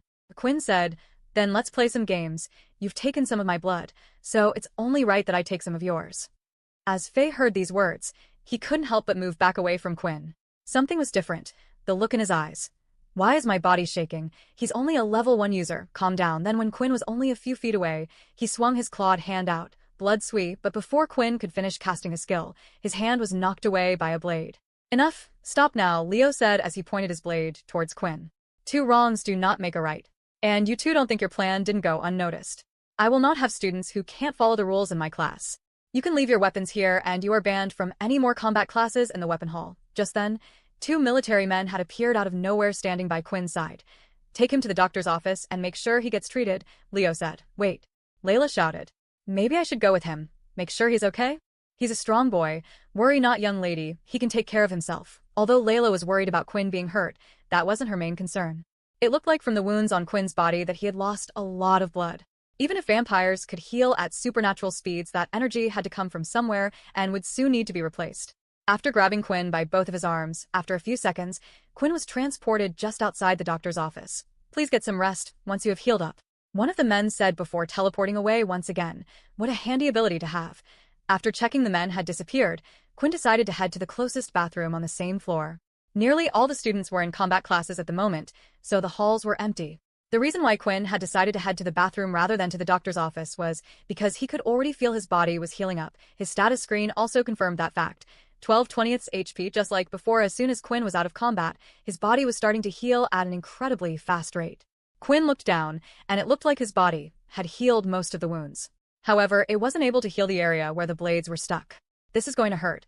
Luckily, Quinn still had his gauntlets on, so he didn't have to grab the blades with his bare hands. 1, 2, 3. He then pulled the blades out as fast he could in one action. The pain was quick and sharp, and he did everything he would to hold in his screams. Finally, the wounds around his stomach were slowly starting to heal until suddenly he received some new messages. "Your hunger grows. Your hunger grows. 15/20 HP. You will no longer heal. Your HP will continue to decrease by 1 HP until human blood has been consumed." Quinn looked at the message and was trying to figure out what had happened. When Quinn did his tests, he found out that his body would need to consume blood once every 2 days. But this message had come up even though Quinn had only consumed Layla's blood this morning. It hadn't reached the time limit yet. Then Quinn thought back to how the blood was able to heal his health. If it worked the same way, then that meant his body was using blood as energy to heal himself. Once this energy had run out inside his body, then he would no longer be able to heal, and he would once again have to consume blood. Quinn felt a hunger in his stomach and started to look at himself in the mirror. His clothes were all bloody and he was in slight pain, but he still cracked a smile. That's when Quinn also noticed that his top two teeth had grown slightly. It was different to last time when he had panicked this time. He felt calm. He was used to taking blood, and he already knew who his next targets were going to be tonight. The hunger pangs were bearable this time, perhaps because Quinn wasn't in a critical condition. After heading back to his dorm room, Quinn threw his bloody clothes on the floor and changed his clothes out with a different uniform. While Quinn was busy getting changed, he heard the sound of two students talking as they walked down the corridor. "Why did I get kicked out as well? You were the only one who used an ability," Faye complained. "Hey, you were fine with the plan when I told you about it earlier. Why are you getting so annoyed about it now?" Brandon said. "You were the one who dragged me into it all because you lost to a level 1. Embarrassing." Faye chuckled. Just then, Brandon slammed Faye up against the corridor wall and held him by his collar. "Do I need to remind you that I'm a higher level than you, Faye? Or do we have to fight so you can learn your place?" Faye said nothing until Brandon eventually let go of his collar. That's when Faye decided to walk off in the opposite direction away from the dorm rooms. "I thought we were friends, Brandon. Not just some lackey you control cause I'm a lower level than you." Then, as Brandon entered his dorm room, he slammed the door behind him. "Oh, a lover's quarrel, huh? Excellent," Quinn said, as he grabbed his bag and headed out to follow Faye. The combat classes had finished, and the sun was starting to set. With that, a rush of students was now heading back to their dorm rooms, and that included Peter and Vorden. As the two of them entered the room, Vorden's eyes widened as he spotted something. "What the? Is that Quinn's clothes?" Peter said as he lifted them off the ground. "They're covered in blood. Did he get hurt during training?" Vorden's whole body was shaking as he saw the blood. What happened to him, Vorden thought.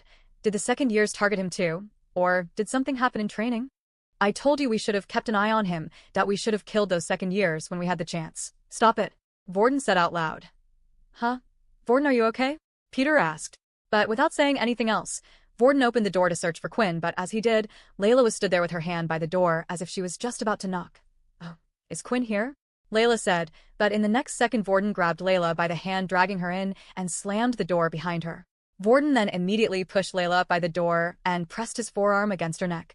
"Tell me what happened to Quinn now." Chapter 34. Caught red-handed. Struggling up against the dorm room door, Layla was finding it difficult to breathe. Vorden was applying an incredible amount of force with his forearm against her neck, and his face was only a few inches away. "What the hell's wrong with you?" Layla managed to groan out. "Hey, Vorden, I think you're hurting her?" Peter said quietly. Vorden suddenly started pressing against her throat even harder. Layla was struggling with all her might to get air, and if she didn't do anything soon, she was worried she might pass out. "The little one didn't like you, and the other one told me not to get involved, but in the end, I'm always the one that has to deal with things," Vorden said. Layla's face started to turn a bright red. The veins on her neck were popping, threatening to explode as she struggled to breathe. "Hey, seriously, Vorden, you're going too far," Peter shouted. "Shut up," Vorden shouted as he turned to look at Peter. "My name is not Vorden either." That's when Layla saw her opportunity. The grip around her neck loosened a little as Vorden was distracted. She reached down into her quiver that was attached to her waist and pulled out one of her arrows. Then proceeded to stab the arrow into the top part of Vorden's thigh. "Arg."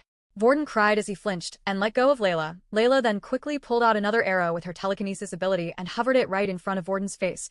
"Don't you dare move, you psycho," said Layla. "I swear if you do, I will not hesitate to shove this arrow right in your head." Peter started to panic at the situation that was happening in front of him.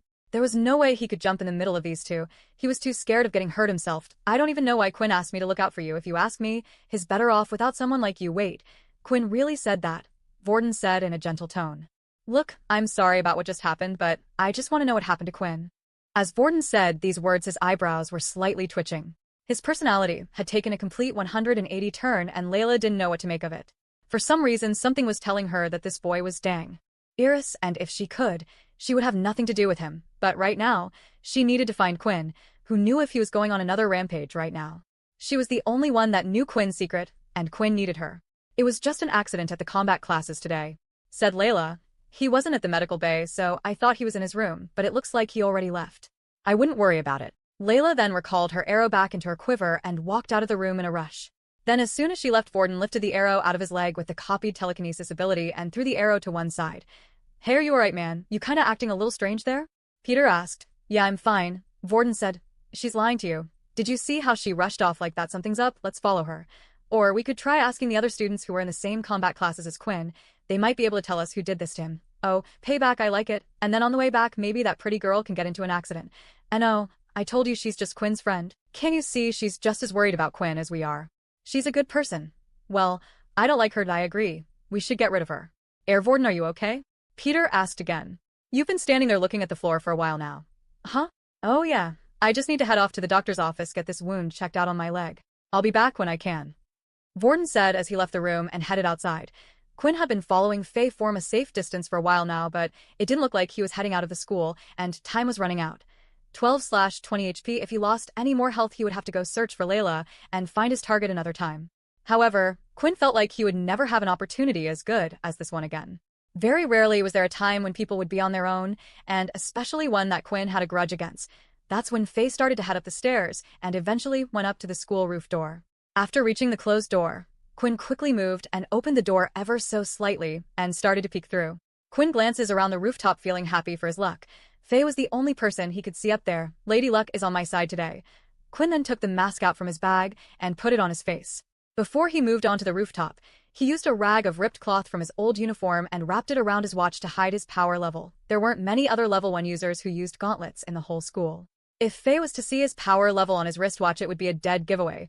As soon as Quinn would open the door, he knew the metal creaking sound would notify Faye that someone else was here. He needed to do everything as quick as possible. Ready and go.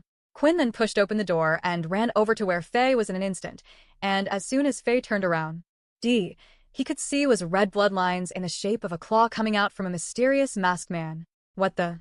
Faye was too slow to react, and all he could do was lift his hand, but the blow was extremely powerful. When the red lines touched his skin, it immediately caused blood to be drawn. It felt like 5 sharp knives were cutting him at the same time. Not only that, but the force was so strong it managed to throw Faye into the air. With his 12 strength and extra 3 from the gauntlets, Quinn now had a total of 15 strength, and then the gauntlets also increased his attack power by 5%, making the attack far stronger than Quinn had predicted. Faye continued to fly into the air until his body had hit the back of the gated fence. He then collapsed on the floor and passed out. 11/20 HP. Faye didn't even have the chance to use his ability to fight back. It was over in an instant. Blood started to drip from his arms and began to create a small puddle of blood, and before Quinn realized it, his teeth had grown into fangs. He slowly walked over to Faye and could feel his heart beating faster. The sweet fragrances were getting stronger, but Quinn didn't care about the blood that was on the floor. He was more interested in the single vein that he could see pulsating through Faye's neck. Quinn then lifted Faye slightly off the ground, and without even thinking about it, sunk his fangs into Faye's neck. Quinn continued to drink Faye's blood until multiple notifications had appeared. 20 HP. Blood bank has been filled 100 milliliters. A+ blood type has been consumed. +1 strength stat. 50 XP has been awarded. As Quinn was enjoying the last few drops of blood when the sudden sound of the roof door being opened was heard. Huh. So why did you want to meet me on this roof again? Loop said, rubbing his head. Then when he looked up, he could see his friend covered in a pool of blood and a masked man with his teeth in his friend's neck. You monster, get off of him, Loop shouted. Chapter 35. Heal me. Inside one of the dorm rooms, Peter was waiting inside patiently for either Warden or Quinn to come back. Usually, he would have gone off with Warden, but the way Warden had acted earlier had given him second thoughts. Even if Warden was worried about Quinn, it made no sense for him to attack someone as soon as they opened the door. It was irrational, and not just that, but something stuck out to him at the time. The fact that Warden said that Warden wasn't his name. Peter wasn't exactly sure what he had meant by that. While Peter was busy worrying about the others, there was a sudden knock at the door. Are they back already? Peter said as he answered the door. When he opened the door, though, Peter immediately tried closing it, but a hand had come out and held the door open. Looks like he's not here? Momo said, looking around the room. It was Momo who was at the door, and behind him, he had 2 other second-year students. Peter didn't have a good feeling about this. He remembered the last time the Y had met and how he had given Warden a warning. Not only that, but one of the second-year students standing behind Momo, Peter recognized as well. When Warden was taken away to the assembly hall, one of the second-year students stood outside as a guard and wouldn't allow Peter to go past him. Well, since you're the only one here, why don't you come with us? Momo said, we have some plans and we think you might be the perfect person to help us. Peter felt like he had no choice but to listen. Momo was a level 6 user. He was stronger than any of the current first years, and he knew if he refused, he would become a target. Before, Warden would have been able to help him, but not against these guys. They were too strong. Back on the school rooftop, Loop had just arrived to see his friend being held by what looked like some humanoid creature. Loop and Faye had agreed to meet on the roof to discuss about what combat classes they should change to, now that he and Brandon had been kicked out. When Loop had arrived at the roof, he was surprised to see his friend lying there covered in blood. It was dark, so it was hard to see clearly, but as the creature held Faye in his arms and was biting into his neck, he could see glowing red eyes. Loop's mind instantly went thinking that it was some type of monster, but that's when he noticed that the so-called monster was wearing the same school uniform as them. An object started to grow out of Loop's body. It was a long, thin, white piece of bone that was the same size as a small sword. He pulled it out and threw it straight at Quinn. The flying sword bone flew straight at Quinn, but he knocked it away with his hand. Almost straight after, another piece of bone came at him, and behind it was Loop running right towards him. In both of Loop's hands, he held two white bone swords and swung them down at Quinn. However, Quinn managed to grab onto both of the bone swords, stopping them in place. When Quinn tried to use his strength to break the bones, surprisingly, nothing was happening. That was because of the difference in ability level. Loop was a level 3 ability user. The special substance he was able to create out of his body was stronger than that of a basic tier beast weapon. As the two were held in place, Quinn realized his strength was greater and started to push Loop back. When Quinn started to push Loop back, he quickly took in a deep breath and blew out. Straight after, white bone spikes had appeared on his body all over. The bone spikes had managed to pierce Quinn's body in several different places, but luckily he was able to avoid a blow to the head and his hands were protected by the gauntlets. 10/20 HP. It was a strong attack and it had hurt Quinn badly. Loop retracted the bone spikes into his body and was ready for the same attack again. As he breathed in, though, he could see Quinn swipe his hand like a claw. Loop ducked down, and instead of hitting him, the attack continued to go past, and the red lines eventually disappeared into nothing. "Let's see what you're hiding under that mask," Loop said as he stabbed one of the bone swords into Quinn's foot and then lifted another one at his face. However, Quinn decided to use all his strength to pull his foot from the sword. The bone sword stuck in his foot had ripped through his skin and tore through his shoes. His foot was now a mangled mess, but at least he was free. Doing his best to ignore the pain, Quinn jumped back a few feet to create distance between himself and Loop. This was bad. Not only did Loop have a strong ability, but unlike the people he had faced before, Loop was a good fighter. Quinn's sloppy skills weren't going to save him. Sure, he had more strength than his opponent, but that meant nothing if he couldn't hit him. 5/20 HP. Blood Bank auto use. 10/20 HP. 90mm left in Blood Bank. In nearly an instant, Quinn's foot had healed. That's when he came up with a plan. 20 HP. 70mm left in Blood Bank. Quinn had used the rest of his Blood Bank to heal himself. With this, he would be able to bridge the gap in skill. As long as Quinn didn't take a fatal blow to the head, he was sure the system would heal him in time. This time, as Quinn rushed forward, he was no longer reserved about using his skills. He cast Blood Swipe after Blood Swipe, swinging his arms out. 14/20 HP. He had thrown a total of 6 Blood Swipes in rapid succession. They had come out fast, and all Loop could do was defend with his bones. The first few attacks had been blocked, but Loop could feel how powerful they were. 8/20 HP. After defending against the first 6 attacks, Loop thought he was done, but another 6 Blood Swipes came straight after, and his bone swords could no longer take it and eventually snapped. 18/20 HP. 50 milliliters of blood left in Blood Bank. Seeing Quinn continue to rush forward after him and his bone swords were broken, there was only one thing Loop could do. He took in another deep breath and just. When Quinn was close enough, he blew out, making bone spikes appear all over his body. However, Quinn wasn't slowing down and continued to run straight into the bone spikes, piercing several parts of his body. At the same time, he threw a punch out as hard as could, sending Loop flying backwards. Then, to follow it up, Quinn released another barrage of blood swipes. 5/20 HP. 10/20 HP. 40 milliliters of blood left in Blood Bank. As each of the blood swipes reached Loop's body, he stood his ground, reinforcing his body with bones, but not long after he could no longer take any more punishment and collapsed to the ground. Opponent has been defeated. 50 XP has been received. 130/400. The fight was a lot tougher than Quinn had thought. The only reason why he was able to be as reckless as he was because of his Blood Bank. Quinn hated to think about how he would have fought if he didn't have the skill. Quinn then looked back at Faye, who was on the ground. It seemed like, after being bitten by him, his targets would stay asleep for some time, which was a good thing, but now it was time for him to feast on a new person. Quinn walked over to Loop's body and cast his Inspect skill. Loop Savvy. Ability. Bone Manipulation. HP 1/25. Blood Type. Oh. Finally, Quinn was going to find out what use Blood Type O had for him. Chapter 36. Escape. As Quinn looked at Loop's body on the ground, he noticed something strange. His current health was at 10 HP, and his body was naturally drawn to the blood. Whenever his health was low, he would get hungrier. That bit was a given, but something that also happened was his 2 canine teeth would start to grow longer. When they grow longer, it made it easier to pierce his victim's neck. Although Loop was bleeding, and Quinn was able to just drink from the open wound, this would only give him the extra stat point. He needed a good supply to also fill his blood bank. When inserting his teeth into his victim, it felt as though he instinctively knew the best location that would allow him to take as much blood as possible. Quinn lifted Loop's body from the ground. Only a few inches were separating their faces, but I don't know whether it's a good thing or a bad thing that I'm finding it easier every time I do this. Quinn opened his mouth wildly, showing his teeth. He brought his mouth near Loop's neck and finally bit into his neck. A rush of blood entered into his mouth. The blood tasted sweet. 2020 HP restored. Oh, blood type has been consumed. 1 free stat point has been added. Blood bank has been filled. Quinn had a few guesses at what the O type would do, but this was better than he had imagined. Quinn quickly opened up his status screen and wanted to decide what to put the stat into straight away. Strength 13, 3, Stamina 12, Agility 13. Quinn debated internally for a few minutes whether he should put his stat point into stamina or not. If he did, his stats would become well-rounded. But he thought about all the people who were strong in the world right now. They were usually a specialist in a certain area. A jack of all trades was something too weak in this day and age. Not only that, but Quinn felt like his growth would be quicker if he specialized in strength or agility. It would allow him to carry on beating weak opponents. Then when he needed to, he could increase his stamina points at another time. It wasn't like Quinn was going to be facing an army of opponents anytime soon. Agility 14 in the end, Quinn decided to stick to his original plan and add his stat points into agility. Quinn stood in place looking at the duo's bodies, wondering what he should do. He was fairly certain that he had acted fast enough during his fight with Faye. He hoped that he hadn't seen anything that could give him away, but he couldn't say the same for Loop. When Quinn started to inspect Faye's body, he noticed that the bite marks on Faye's neck from Quinn had already disappeared. The doctor said the same thing happened with Layla, perhaps. Some type of effect from my ability? Quinn thought. Well, that solves that problem. Now what to do with you? Quinn pondered, looking at Loop's body.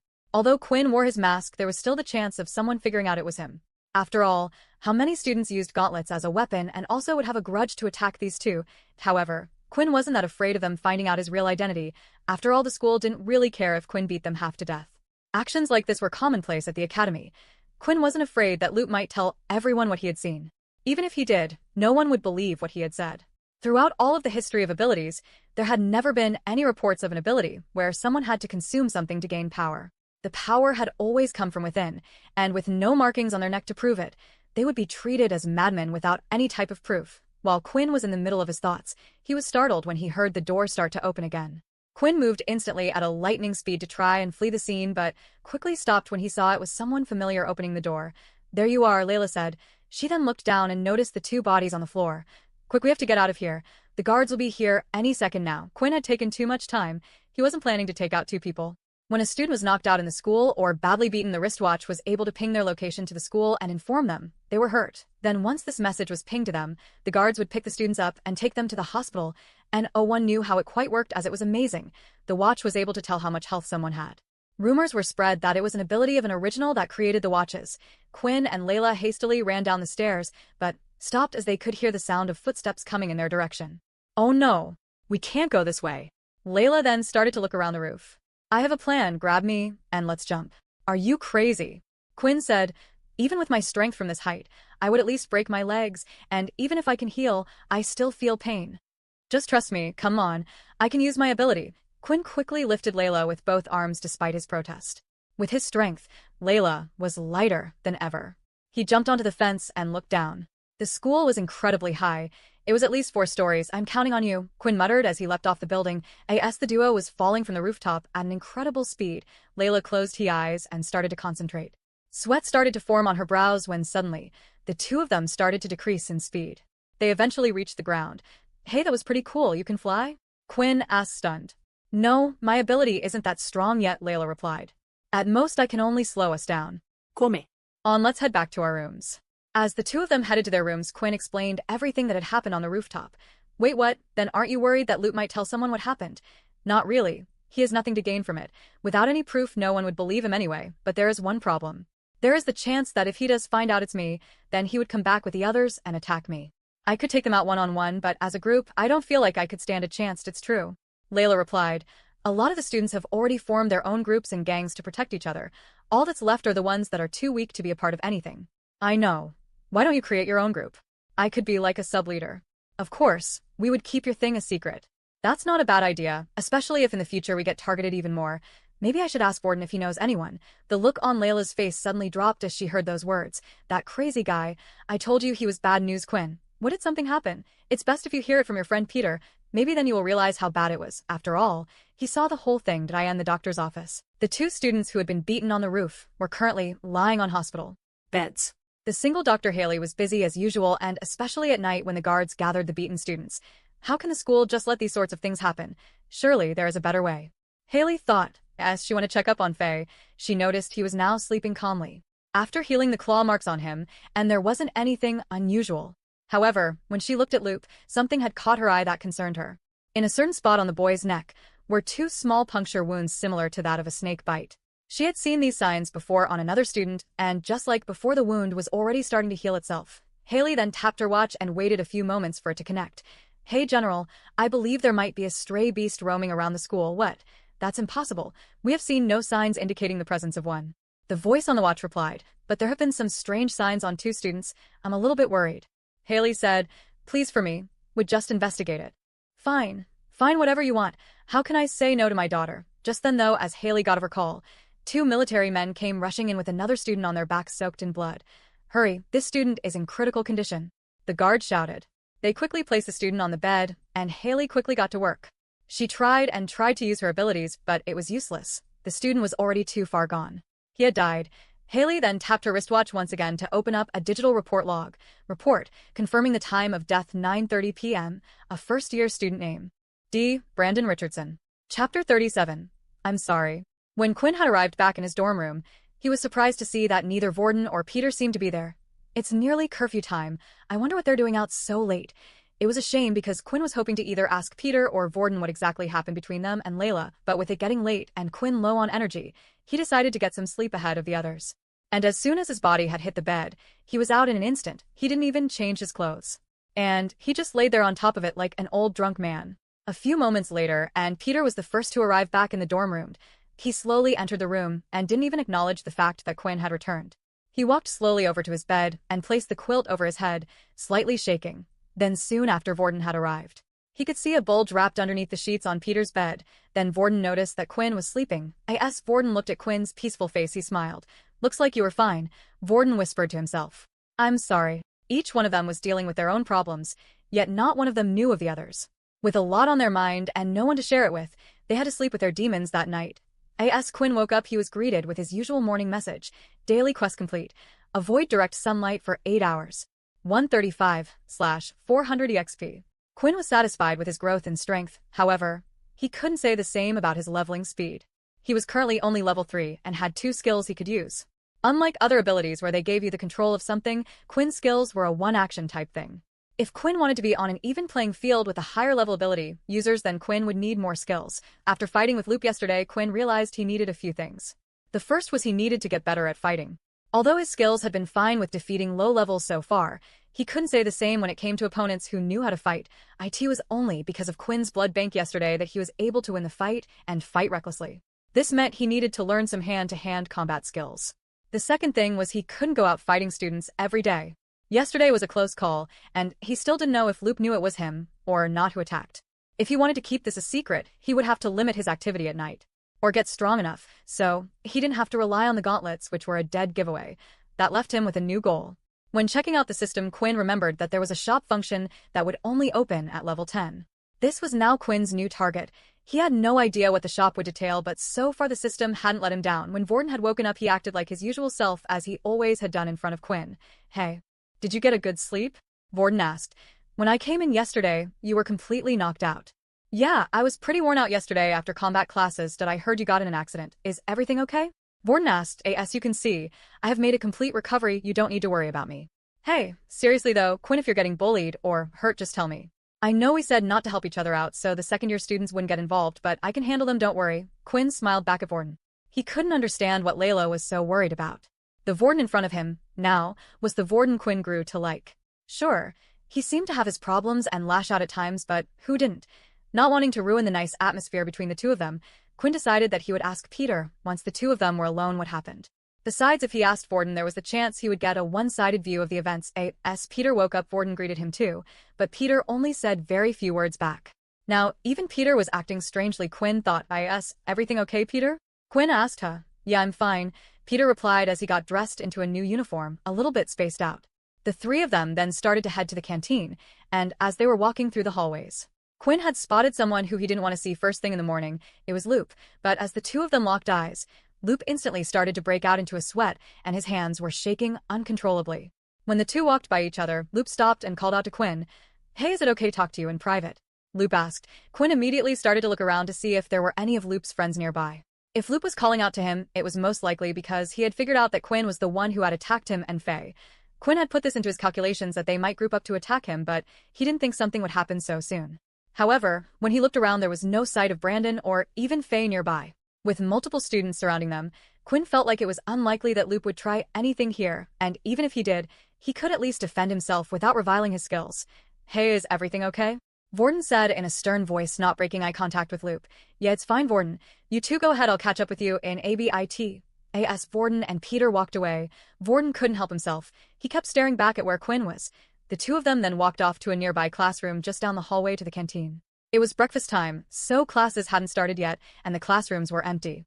Of course, Quinn made sure to stay by the door, just in case Loop started to attack. That way he could run out into the hall where the rest of the students were. Loop stood there nervous and fidgeting. It seemed like he was struggling to get his word out until he finally spoke. "I'm sorry about yesterday," Loop said as he bowed. "I know we hurt you in training, and you probably coming back at us for revenge, but please forgive me." Quinn was speechless. This was unexpected, and he didn't have a clue what was going on. "I promise I won't tell anyone about your secret. Please, whatever you do, just let me live. I won't bother you again, and no one will ever know anything happened." Although Quinn had his suspicions that this was all an act. It seemed like Loop was genuine, either that or he was the best actor in the world. But what Quinn didn't understand was what on earth had happened to get Loop to act like this. "Thanks for keeping my secret. Besides, I don't really have a grudge against you. Although your friends were the one to act on me, you didn't do anything. You were just trying to help your friends," Quinn said. Thank you for sparing me," Loop said. "I promise if you need anything, I will help you. I just don't want what happened to Brandon happening to me." "Brandon?" Quinn said, confused. "What happened to Brandon?" Chapter 38. Crazy Boy. At first, Loop was confused by the words that had come out of Quinn's mouth. There were two possible reasons he could be acting like this. Either Quinn was just pretending not to know, or when Brandon entered the hospital, he was still alive at the time. Meaning Quinn thought Brandon was still alive after attacking him. "Look, I promise I'll keep your secret. I know you attacked Faye because of what happened at the weapons hall. It had to be you. Who else would attack him and have gauntlets like you? So you decided to go after Brandon next after taking down me," Faye explained. "Look, I just want to continue living in school as normal. I don't want any drama. I don't know why you're hiding behind that fake power level of yours, but please, I just don't want to get involved and I'll stay out of your way." Quinn was trying his best to process the information he had just been told. Right now a student had died. To be honest, he wasn't really sure what the process or punishment was for a student's death, and at the same time, he didn't want to find out. If the other students were to learn about the attacks on Faye and Brandon, they would naturally assume it might have been Quinn wanting payback. However, the one thing that would make them doubt that was the fact that he was only a level 1 student. Right now, only Loop knew his secret, so it was no wonder Loop was afraid of him. With all this information, for now, Quinn felt it was best to play along. "You don't have to worry," said Quinn. "Like you said, you were only protecting your friend, and you didn't actually do anything to hurt me during the combat class. As long as you stay out of my way, I will stay out of yours." "Thank you," Loop said as he bowed down and left the room. After Loop had left, there was a thought lingering on Quinn's mind. Just who did kill Brandon? Was there anyone in the school that had a grudge against him? They had only been at the school a few days, and the school purposely made sure no one knew each other before sending them here. It was hard for Quinn to come up with a suspect. All he knew about Brandon was what had happened at the combat classes. If a petty person like him was able to plan an attack like that, then perhaps he had made many enemies already.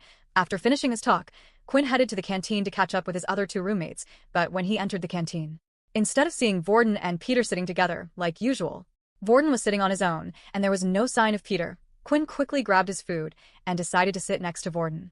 "Hey, aren't you worried about the second years coming to attack you?" Vorden said. "From the looks of it, people will continue to bother us anyway, so we might as well live how we want." Quinn replied, "Hey, so where's Peter? Didn't you two come here together?" "You're looking in the wrong places," Vorden said as he pointed in a different section of the canteen. The two of them were sat in the low-level section where the level 1 and 2s would usually sit. This was where Peter would usually come to join them as well. But the direction Vorden had pointed in was the higher-level tables, the level 4 and 5 tables, and sitting next to them was Peter. "What is he doing over there? Are they targeting him?" Quinn asked. Who knows, when Peter entered the canteen, he looked at me and said, "I'm going to hang out with some new friends I made the other day." Asked him if he needed help, and he said not to worry. As the two watched Peter hang out with the others, though, it seemed like he was getting on with them well. He wasn't being asked to grab food or carry their things like the other lower power levels in other groups. Well, maybe we should just keep an eye on them for now. It doesn't look like he's in trouble, and we can always ask him about it later. Just then, though, as Quinn and Vorden were busy eating their food at their table, Another tray of food was slammed down. I hope you two don't mind, but I have come to join you, Layla said as she sat down. As soon as Layla sat at her seat, she couldn't stop staring at Vorden, and the same was true for him. In the middle of the two was Quinn. He could feel the heat and tension in the air with both of them, and he didn't have a clue what happened. Oh, I see that hole in your leg healed up nicely, Layla said. Vorden's face started to twitch slightly. What are you talking about? Sorry, my name's Vorden. I don't believe we have met, Vorden said, pulling out his hand for a shake. You are crazy if you think I'm going to shake your hand, and you're just going to pretend nothing happened, are you? Layla then turned to Quinn. Quinn, can you not see this guy is crazy yet? Don't call me crazy, Vorden said slowly, saying each word. Hey, I think you both need to calm down, said Quinn, feeling like any second now the two were going to clash in the canteen. Idonte Ivankan. What happened between the two of you? Please explain. This crazy boy attacked me when I went to your room last night. Look, Layla said as she pulled down her uniform slightly to reveal the red marks on her neck. I keep telling you, Quinn, he's dangerous, leave him. Vorden was visibly shaking at this point, but it was hard to tell if it was with anger or something else that I said don't call me crazy, and again just like last time. Vorden slowly said each word, one by one. Chapter 39. Tutorial. Judging by the tone of Vorden's voice, it felt like he was going to snap at any second, and Layla was prepared for it. She kept her senses on high alert, ready to use her ability any second now. Even Quinn was unsure about what Vorden was about to do. Vorden, is what Layla said true? Did you attack her? Quinn asked in a soft voice, hoping to defuse the situation. After hearing Quinn, Vorden stopped shaking and lifted his head up. I'm sorry about attacking you. When I saw Quinn's blood, I thought that maybe the attacker had come back to get revenge. I thought you might have come in to attack me and Peter as well. Vorden explained. I don't know if you know this, but Peter is only a level 1, and even though my indicator says I'm a level 5, I have to touch people to use my abilities. When you came through the door, I had no choice but to act first. How can we even believe you? Layla said, still annoyed by the whole thing. It was clear to her that Vorden was unstable. It was as if his mood and mind were changing all the time.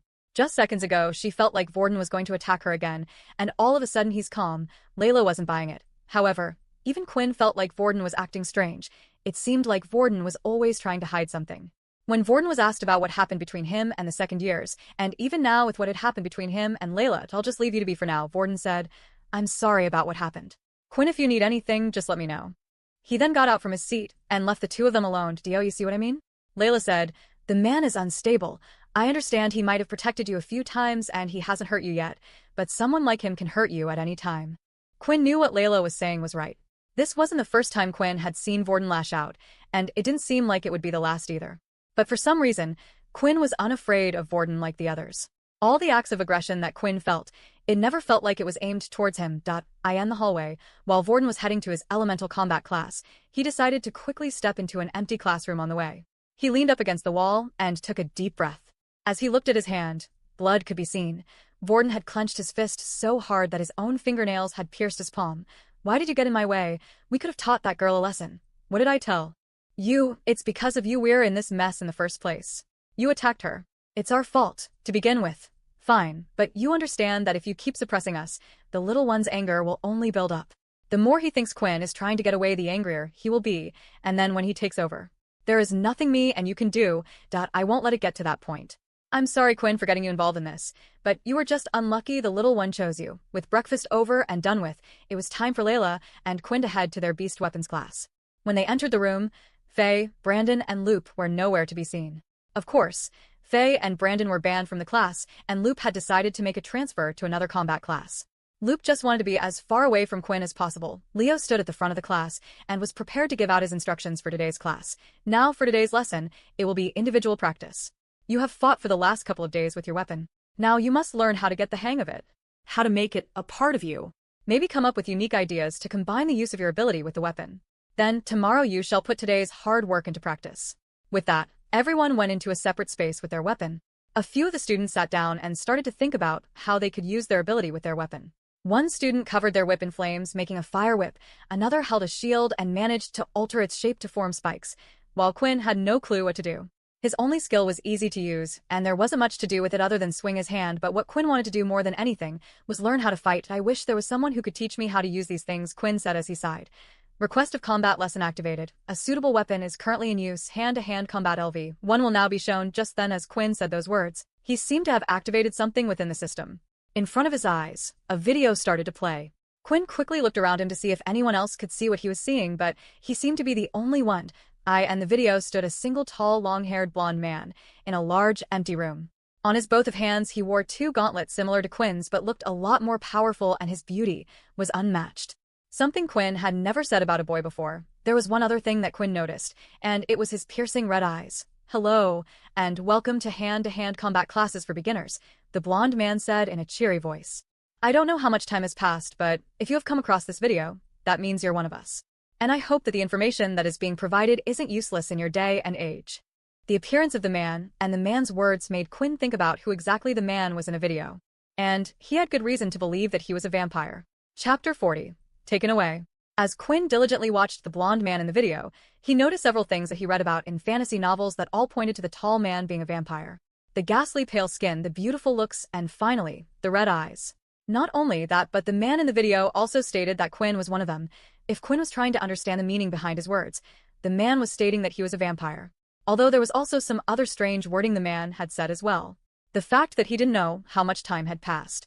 Did it mean the video was made a long time ago? Was the man in the video even still alive? For now, Quinn had to put all of the questions he had to the side, as there was nothing he could do to confirm it. The video continued to play, and the tall blonde man started to speak again. "Tio, whomever this video happens to be shown to, I will now demonstrate a set of skills that you should be able to perform at your level. Our kind and/or abilities work best when we use a weapon that covers our hands." The man then proceeded to get into a fighting stance. "I will cover 2 sets of basic moves, and it's up to you to learn them and figure out how to use them in fights. If you forget, feel free to open up your system at any time and watch the videos again. The first move is a defensive move. I call it Flash Step.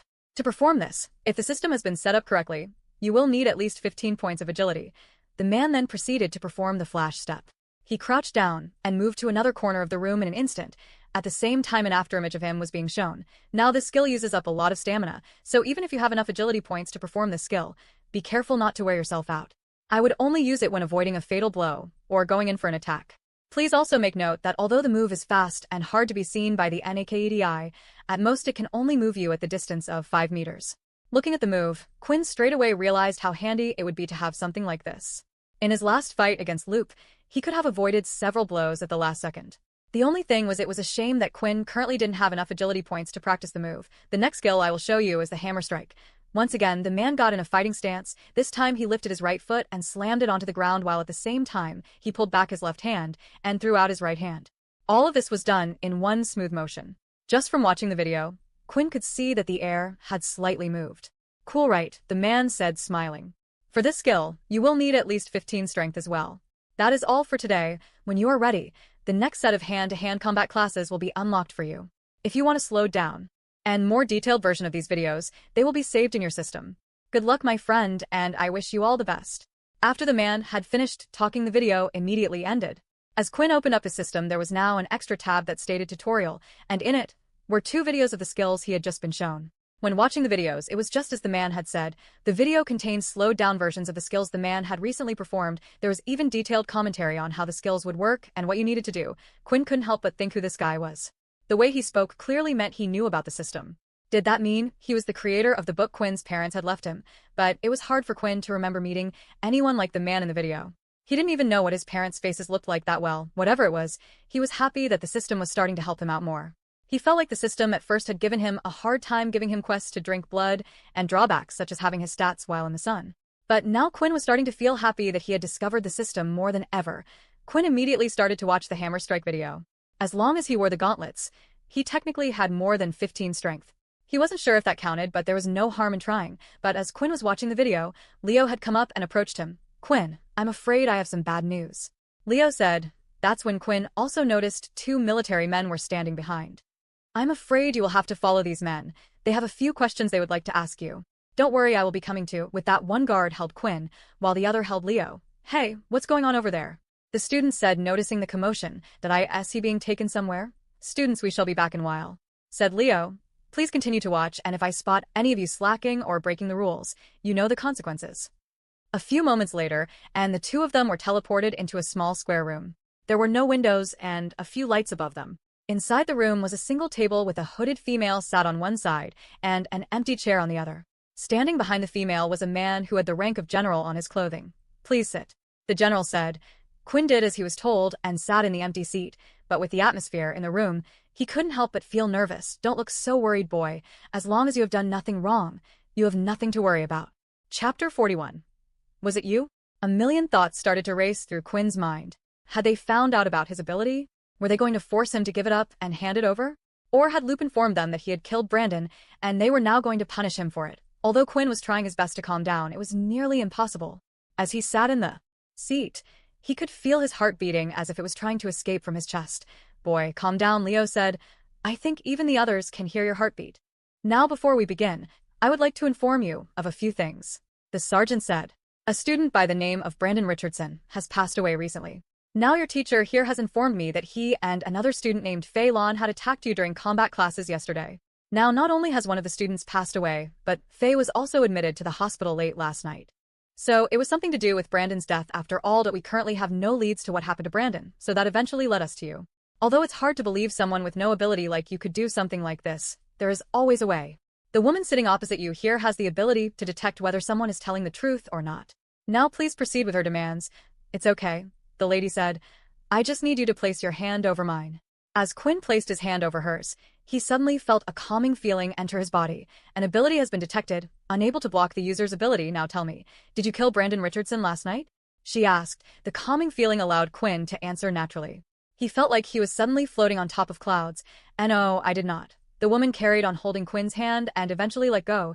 He's telling the truth. As I said, I couldn't believe he would do something like this. Leo said, I mean, how would it even be possible? He's only a level 1. It looks like we no longer have any leads. It's a shame, but an accident like this happens from time to time. It is expected. The sergeant said. I'm sorry for wasting your time. Feel free to head back to class. With the questioning over, the two guards grabbed Leo and Quinn by the arm once again, and a few moments later were teleported back to the weapons hall. Boy, your heartbeat was starting to give me doubts that you were hiding something, said Leo, but I'm glad you were not the culprit, otherwise I would have lost a promising student. With that said, Leo started to walk around the room and give advice out to the other students. That's when Layla had come over to where Quinn was. What happened? Is everything okay? Yeah, it seems like it'll be for now at least, Quinn replied. Quinn explained to Layla what had happened at the integration. At first, she was even shocked to hear that Brandon had died, but was happy to find out that Quinn was now completely cleared of suspicion. But as she thought about it more, she started to think who in their right mind would be crazy enough to kill a student, and for what reason. Hey Quinn, you might not like what I'm about to say, but do you think maybe Vorden did it? What makes you say that? Did something happen between Vorden and Brandon / No, I mean, is it not strange that Vorden approached you in the first place? He's a level 5 user while you are just a level 1, and when he attacked me the other day, he kept shouting about you. And trust me, the guy seems crazy enough to do something like that. Really, but why? It's not like me and Vorden have known each other for long. Do you really think anyone would go to the extreme just for something like this? Yeah, even if I do think he's crazy, I don't think he's that crazy. With that, the two continued to practice their combat classes. Although Quinn was trying his best to learn the hammer strike move, he couldn't concentrate. He kept thinking about the words that Layla had said. Right now there were no suspects to Brandon's death, and Vorden had acted oddly a few times. And the last thing was the fact that Vorden wasn't in his room when Quinn arrived back last night. Just what was he doing so late? As the combat classes had ended, Layla and Quinn decided to hang out with each other for a while. There were a few tests both of them wanted to do with Quinn's ability. Quinn wanted to find a way to stop the sun from affecting him and learn about it more, while Layla wanted to see if there was any way she could be turned into a vampire. But as they walked out of the weapons hall and out onto the ground floor, them and several other first-year students had been stopped. The people stopping them were second-year students, and they had asked all the first-year students to gather at the assembly hall. Just what is going on? Layla said, I have no idea. Quinn replied, of course. The second-year students were powerful, and the first-year students had no choice but to agree. Even the higher power levels had agreed to come, afraid something might happen. Around 100 of the first-year students had gathered in the assembly hall. Around them was not a single teacher, but just several of the second-year students. Up on the stage, the curtains were drawn, and in front of it stood Momo. Welcome, every single one of you. Momo said, today we have a special event, a special message to all you first years. You see, there has been someone going around trying to go against us, thinking he can break the precious system that has been around for years in this school. I am here to tell you that this is what happens to those who do not obey. Momo pulled down on a piece of string, and the curtains on the stage started to be open up. As the curtains moved away slowly, it started to reveal a student who had been tied up and placed on a large piece of wood. The student was bloody and had markings of being beaten everywhere. Vorden. Quinn said. Chapter 42. Target Practice. Finally, the first-year students had gathered in the assembly hall as asked. There was chatter amongst themselves as there seemed to be no sign of any teachers, and only the second-year students. It was easy to tell the difference between years with students, as there was a rank embed on their shirt that told the difference. Have all the students arrived yet? Momo asked. Yes, everyone from Dell's class and the weapons combat C. Last should be here. Well, it's time to show everyone what happens when you don't follow the rules. At that moment, Momo pulled a piece of string, pulling back the curtains, revealing what was behind them. As the curtains were drawn, a badly beaten-up Vorden was on display, tied to a large wooden plank. Both of his hands were slotted into holes while his body was made to stand, and it looked like his legs were wired down by some type of ability. Just then, several of the second-year students pulled out carts that seemed to be filled with large black circular stones. Momo picked up one of the round balls and held it in his hand. This here is a metal ball that had been embedded with the power of a beast crystal, said Momo. When the Earth had found a way to mix the beast crystal with our own weapons, it was a turning point in the war, but what they don't teach you as first years is that beast weapons need to be activated with your ability. Once activated, they can give out extra power. The higher the beast crystal used to make the weapon, the higher the power. Quinn, watching the whole thing, couldn't help but look at the badly beaten-up Vorden. He was wondering how on earth Momo could stand there and talk so casually as if he was giving a presentation to the whole class. Second years had decided to give you from the beast weapons class, and some of you other first-year students a shortcut. Today we'll show you how to activate a beast weapon using these balls. That's when a first-year student raised his hand to ask a question. Excuse me, but does any of the teachers know about this? For a moment there was silence. Even the first years couldn't believe why someone would ask that in this situation. It was obvious that this was being done behind the teachers' backs. Then a second-year student had come from the side of the assembly hall and immediately punched the student who asked the question in the face. The second-year student repeatedly punched the person until he eventually passed out. Are there any more questions? Momo asked. The first-year students stood there silent in fear. They didn't want to say anything, especially after they had seen what happened to the boy who had just asked a question. Good, Momo said before continuing. Now to explain, these beast stones here were made with a purpose to help you activate your equipment, so, to be honest, they're quite useless, but they are handy for demonstrating. Just like when you activate your ability in your body, you need to concentrate on the ball in front of you. Think of it as a part of your body, and focus your ability on it. The stone ball being held in Momo's hand suddenly went from a black to a green color. Now, usually your weapons wouldn't change color when activated, but as I said earlier, these balls are used just for the sake of helping you learn how to activate your weapons. Once the color has changed, that means it has been activated, and its strength has increased. Now, today we will be practicing target hitting. The second-year students then moved Vorden down from the stage and onto the floor with the other first-year students. The board here is special, you see. Even a bullet wouldn't be able to penetrate through it. Only the power of a beast weapon can. So today's lesson is to throw the ball and hit the target. Simple, right? What is this really allowed? A student asked. And what do they mean by the target? The board is so thin, they're basically telling us to hit him. Won't we get into trouble for doing something like this? What do you mean the teachers don't care when we got beat before? Why would they care about something like this now? The second years are doing this only because they know they can get away with it. They have been here longer than us. Momo started to look at the crowd. When his eyes finally had met with Quinn's, oh, I almost forgot. The crazy boy here has been targeting us second years one by one, thinking we wouldn't notice. Not only did he not heed our warning, but he completely ignored it and came after us. We dealt with him in this very hall back then, but he still didn't listen. Now, this is a warning to you all. This is what happens to those who try to disrupt the flow in school. The second years then poured out the crates of black beast stones. They all fell out and rolled onto the ground floor. There were more than enough stones there for each student to throw at least one ball at Vorden. Now, who wants to go first? One of the second students said. Hurry now, if no one wants to volunteer, then I will just have to pick one of you. As expected, not a single person had volunteered. The students were cruel to those who were weaker to them, but not like this. Usually, it would be a case of just better treatment, but it seemed like the second years were targeting Vorden. Whatever Vorden had done, he really had annoyed them. All right then, you the girl with the brown hair, you go first. The second-year student said, as he put one of the balls in her hand. I can't, she said. Really? Well, if you can't, then we have no choice, Momo said. Two of the second-year students went ahead and grabbed the female by her arms and spread her out. She struggled to break free and was wondering if she should use her ability. The girl started to look to around her side to see if anyone, a single person, would stand up for her, but they all looked away, trying to avoid eye contact. Momo picked up one of the balls, and it started to light up green. What's with you first years? When we ask you to do something, then you need to do it. The ball flew out of his hand and managed to hit the girl dead in the stomach. Although Momo was careful not to use his full strength. Get her out of here, Momo said. Next. The next student was a male. He had the ability level of 2.5, but when he held the ball, it managed to change in color, more activating the beast core's powers. Unlike the female, the boy didn't hesitate. He had more time to think about what he needed. To do it, he threw the ball hard, and the ball managed to hit Vorden straight in the stomach. The impact was hard, and Vorden coughed out blood over the floor. You see that, now that was perfect, that is exactly how everyone should throw the ball. Layla and Quinn had been at the back this whole time watching everything. As they were one of the last ones to enter the room, and even though Layla had her grudges against Vorden, she knew this wasn't right. Those bastards, how could they do something like that? Quinn, go call Leo, if it's him, he might stop this mess. But as Layla turned around to look at where Quinn was, he was nowhere to be seen. Pick me. I don't mind having a little try, Quinn said with a smile. Standing at the front of the students, just what was the crazy boy thinking? Layla was stunned as she watched Quinn. Chapter 43. Fighting Back. As Quinn volunteered himself next, Momo couldn't help but think he was up to something. He knew the two of them were friends, so why would he volunteer? In a way, this whole demonstration was to show the first years that they were to obey the second year's command.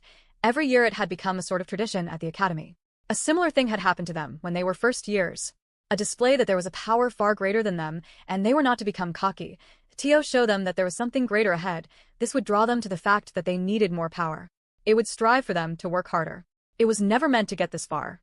At first, they had given Vorden a simple warning, then Vorden was the one who first started to attack the second years. At the time Momo and the others decided to show them his place. They dealt with Vorden on his own, or so they thought. He continued to disobey their commands and still came after weaker second-year students one by one. That's when they decided to punish him publicly. This way it would solve all future troublemakers and showed them what happened to them. Quinn started to look around at all the second years in the room. There were a total of 8 second-year students standing by the edge of the hall, for on each side that had around 50 first-year students surrounded. There were also 2 students by Vorden, one on each side of the board. These students were the weakest of the bunch. Each of them had a power level 2 displayed on the watches. Even though they were second years, they all followed Momo, which meant they were weaker than him. There was the chance that they had already learned how to use a soul weapon, but it was unlikely. They had only just become second years, so there wasn't much chance for them to learn anything. However, the real problem was Momo and the people by his side. Momo stood there with a power level of 6, and the 2 beside him were level 4s. It was unlikely that any of the first years would help Quinn out, and even the strongest first year in the room was Erin, and even she was a level 5. It was no wonder. Even though the first years outnumbered them, they were afraid. As Quinn held the ball in his hand, a message had appeared. Basic tier beast weapon. Round ball. Would you like to activate? Strength of weapon will increase by 5%. The percentage stood out to him. It was the same number his gauntlets gave when using them. Perhaps Quinn didn't need to figure out how to activate the beast weapons as Momo had said. It seemed like the system would do everything for him. Activate. The black ball started to glow. It glowed brighter than any of the balls the other students had held before.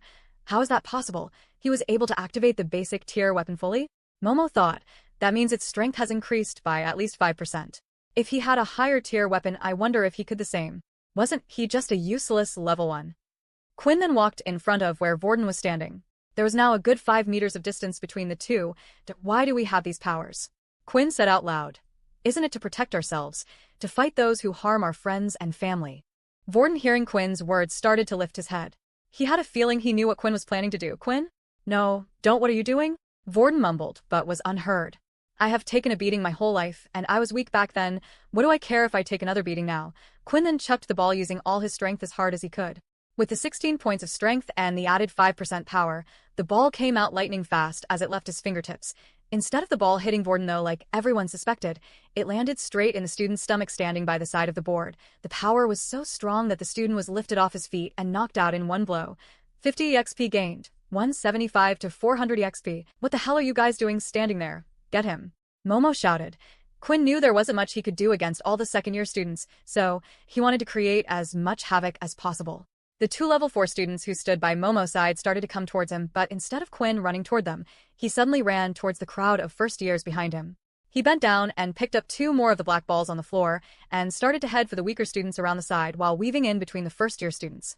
Then when he was within distance, he had found his targets, the weak level 2s who were standing by the side. Once again, he threw out another 2 black balls aiming for them at full strength. One of the students managed to avoid the black ball, but the other wasn't so lucky, getting hit and knocked out. 50 EXP gained, 225/400 EXP. This was Quinn's plan. So far, every level up Quinn was able to obtain an ability. He didn't know what he would get, but he sure hoped it would help him win the fight. There were enough second-year students for him to take on to cause a level up. He then went back into the crowd to pick up even more balls while making sure to use the other students as cover. What are you guys doing? To anyone who manages to hit or capture that guy, they will be free from any form of punishment, Momo said. The first-year students started to look at each other. They didn't want to be involved in the first place and were unsure of what to do. Why should we listen to you? Layla said. Just a second ago you dealt with one of us for asking a question. Who knows whether we can trust you or not? Fine, you don't want to help. Attack them all. Just then the two level 4 students who were chasing after Quinn no longer cared about injuring the first years. The two people started to gather up their abilities. One of them swung out their arm and with it, a large line of water came out at them. But before it could even reach any of the students, an ice ball was shot out and froze the water attack in place, causing it to fall to the ground. The person responsible stepped forward and drew her sword out. I wasn't going to get involved, but you guys attacked me first, Aaron said. Even if you're a level higher than us, do you really think you can take on two level 4s? Just then an arrow came shooting out aiming for one of the students, but before it could reach him, an earth wall was raised. She won't be alone, Layla said. To be honest, at first, Layla wasn't planning to get involved. If Quinn wanted to take a beating, there was no reason for her to get one with him. However, she too had experienced mistreatment in the school. Layla had no idea how strong Quinn really was, but felt like he must have had some sort of a plan to fight back, and it now looked like the first-year students were going to get hurt anyway. With Layla and Aaron distracting the other high levels in the room, Quinn felt like this was his chance to deal with the rest of the level 2s. However, it wasn't going to be as easy as he thought. Out from the side, a long, thin object came lashing out at him. It was too fast for Quinn to react, causing him to be hit across his body. Not only did the attack pierce his chest, but it also sent him tumbling to the ground. 13/20 HP, 7 points of HP with one attack. Just what was that? Quinn thought, looking at what had just hit him. Coming towards him was Momo. In his hand, he held a beast weapon whip by his side. You've caused so much trouble. Momo said, I don't know how you can activate the beast weapon so well, and your surprise attacks seem to work, but you will always be a weak level 1. Before Quinn could even get up, he was already surrounded by the other 6 second-year students. Vorden, watching the whole thing from the board, felt useless. I have to help him. He's only getting hurt because of me. This is all my fault. Vorden said, if you want to help him, then let me take over. A voice said in Vorden's head. Chapter 44. Finally free. Inside the assembly hall, there was one boy who was unsure of what to do, and that was Peter. Hee-ha. He'd been there the whole time from the very beginning, but chose to hide in the crowd, so he wouldn't get picked. When he saw Quinn come to the stage to try help Vorden, he felt even more guilty. Why? Because the whole reason Vorden was tied up on the slab in the first place was because of him. The other day when the second years came to see Peter, they had come with a proposal.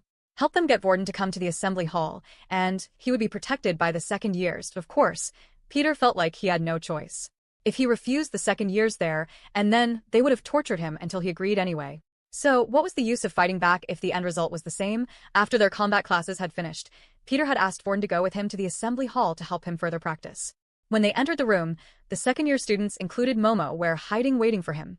When the time was right, they all came out at once and jumped him. But what had surprised Peter was in that instant, Vorden had turned and pushed Peter out of the way. Run. I'm sorry, this is all my fault, Vorden said.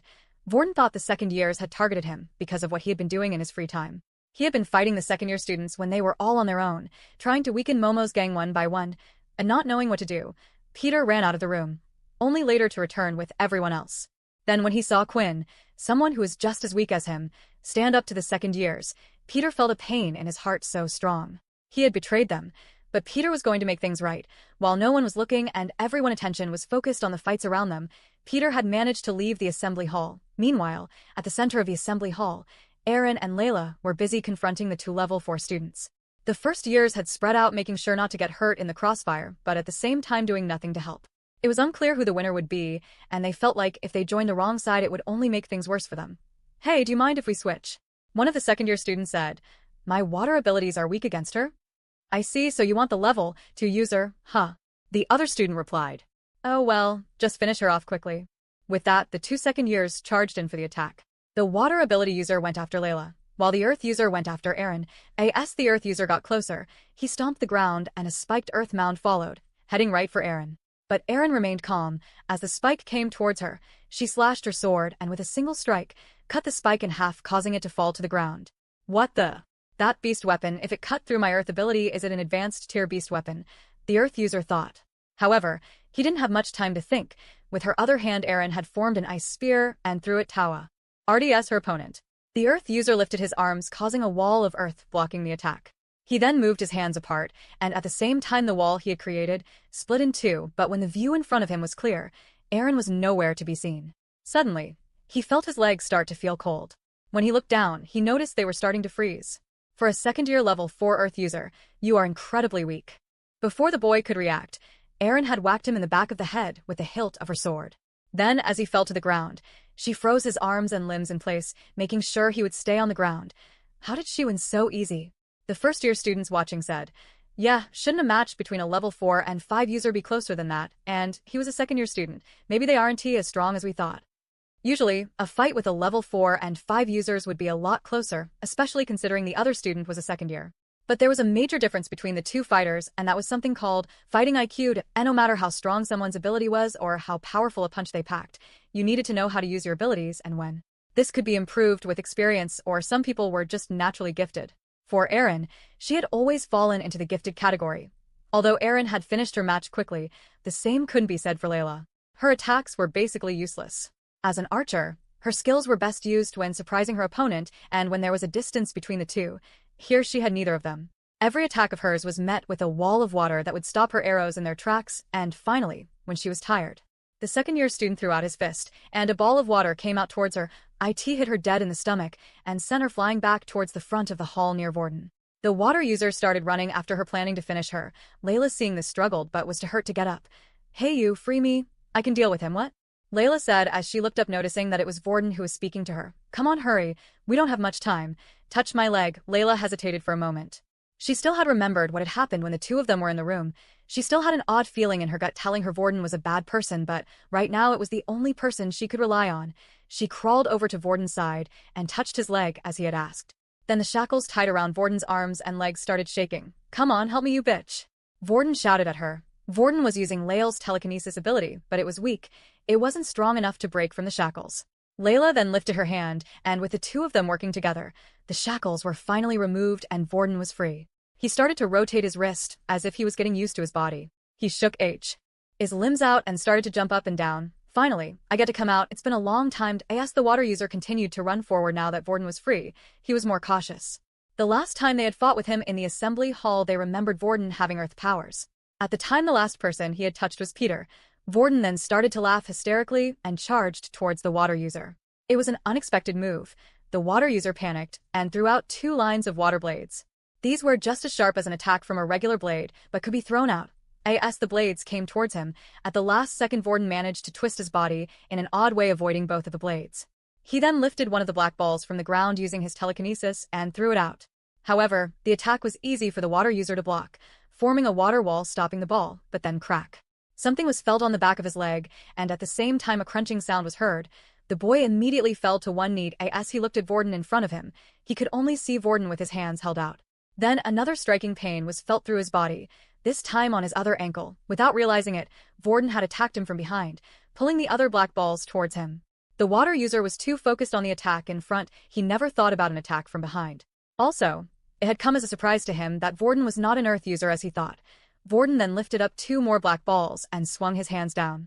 At the same time, the balls came rushing down at a crazy speed, hitting the student in the forearms, breaking them at the same time. The student screamed in pain, and with his arms mangled, he could no longer use his water ability as he could before. Finally, Ratton have returned. Chapter 45, Seeing the Future. The second-year students had Quinn completely surrounded. As he took a step forward to try to break out of the encirclement, a wind strike came towards him. He managed to lift his hand to block the attack, but at the same, another slash was felt against his back. 12/20 HP. The attacks continued with a mixture of abilities, but most of them were weak elemental abilities such as level 2 wind users and earth users. However, when he was being attacked from all sides, the attacks quickly added up. Quinn continued to block strikes coming from the front of him, but still was hit from all sides. 11/20 HP. 10/20 HP. 9/20 HP. There was a constant cycle. Once he was injured to a certain degree, Quinn's blood bank would auto-activate and heal him, but even with the blood bank, there was no getting out of this one. But he knew this would happen to some degree. He never expected to win in the first place. Ignoring the pain of the strikes, and instead of trying to avoid all the attacks, he rushed forward towards one of the students. This time 2 hits had hit him from each side, casing 2 big slashes on his body. 8/20 HP. 7/20 HP. But he didn't care. His speed was quick, and using the strength in his legs, he was able to move himself forward and grabbed one of the second-year students. He quickly went behind the student, grabbing his arm, and at the same time kept one of his claws towards the student's neck, using him as a meat shield. The second years were hesitant to attack, afraid they might hit their fellow classmate. Quinn continued to walk backwards with the student until his back was up against the wall. "Me, and you both know you're not going to hurt him, Quinn," Momo said. If you attack too deep and kill him, you'll be in trouble. Attack too shallow, and we will pounce on you and make you wish you were dead. Quinn hated to admit it, but Momo was right. He couldn't kill the student, and at the same time the second he turned his back to them, they would take him out, so Quinn was left with only one thing. He no longer had his claw hand out, but then started to choke the student from behind, wrapping his arm around his neck. He used his strength and carried on until he eventually passed out. 50 EXP gained, 275/400 EXP, no point wasting good EXP, Quinn said. As soon as the student fell to the ground, the attacks came out fast and furious from the others. Quinn was able to block most of them. Now his back was up against the wall. He started dodging a lot of the strikes, which made him think back to the test center. The situation he was in was similar to the agility test where holographic spikes came at him. However, these attacks were more powerful and were greater in number. Eventually, Quinn let a strike get in. 6/20 HP. Suddenly the attacks had stopped, and Momo had stood forward with his whip in his hand. Seeing the whip, Quinn remembered that a single attack last time had brought his HP down by 7 points. If he was to receive another attack from it right now, he would be brought down to below 0. Quinn still didn't know what happened when his HP would reach 0, but at the same time, this wasn't the time to find out. He had no choice. He would have to use the blood bank to heal himself. Even if the others did see him use this, it wouldn't reveal he was a vampire, but they would just think it was some type of self-healing ability. The problem was Quinn had already displayed abnormal strength. If he then displayed abnormal healing, things wouldn't add up. A student couldn't have two abilities apart from rare cases, which meant it would only lead to Quinn being asked more questions. Just as Quinn was deciding what to do, Momo sensed something and moved his head at the last second. As he did, a black ball came flying through the air and went past his head. Then the black ball stopped midair and suddenly started moving back towards Momo. Momo lashed his whip at the ball, slicing it in half. As he turned around, he saw Vorden standing there. When he looked to see what had happened to the rest of the second years, he old see a few had already been taken down, and those who hadn't been were busy engaging in combat with Layla and Aaron. Oh, you got free, huh? Momo said. Do you not remember what happened to you last time the two of us fought? Momo taunted. Last time you fought against that weakling. This time you're fighting me. Rattan said. I'm not as nice as Vorden. Rattan lifted both hands, and with it, 2 more black balls of the ground lifted up. Vorden swung his hands in the air, and the black balls followed the same path. There was no need for Vorden to use his hands when using his telekinesis ability, but it allowed him to focus his mind better. Doing this moved the balls at greater speed and precision. After all, he wouldn't be able to use it as well as Layla, who had the ability most her life. The balls flowed a similar pattern to his hands, striking at different directions. However, Momo would simply step forward, move back, or turn his body slightly, avoiding each of the balls. He then grew tired and grabbed one of the balls midair that was heading straight for his face. Looks like you really don't remember what happened last time? Momo clenched his fist tightly, destroying the black ball held in his hands. He then swung his whip, destroying the other, without even looking where it was. Quinn wanted to help. While Momo's back was turned, he tried to go in for a strike, but before he even took a step, the whip came flying out and landed just in front of him. Don't even think about it, Momo said. Before Quinn had taken a single step, Momo had already acted. Then Quinn waited once again for the right moment, and when he thought it was right, he tried moving in again, but the same thing had happened. Momo swung at his whip before Quinn had moved. It can't be?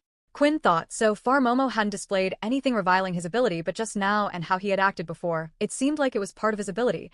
There were 2 guesses Quinn had. He either had some type of mind-reading ability or future-seeing ability. If that was the case, then the fight ahead would be a tough battle. Chapter 46. The Difference. Quinn's guess about Momo was nearly spot on. Momo could see 2 seconds ahead into the future, although it wasn't as clear as others might think. His ability was activated through his eyes. When he turned on his ability, a new type of vision would appear. Everywhere Momo looked, there was an outline of what a person or object was going to do next. When Momo's back was turned, and the black ball had come towards him, he could slightly feel the outline of the ball touching him, allowing him to move his head just in time. Just 2 seconds before Quinn has even begun moving towards Momo, his outline had already shown where and what Quinn was planning to do.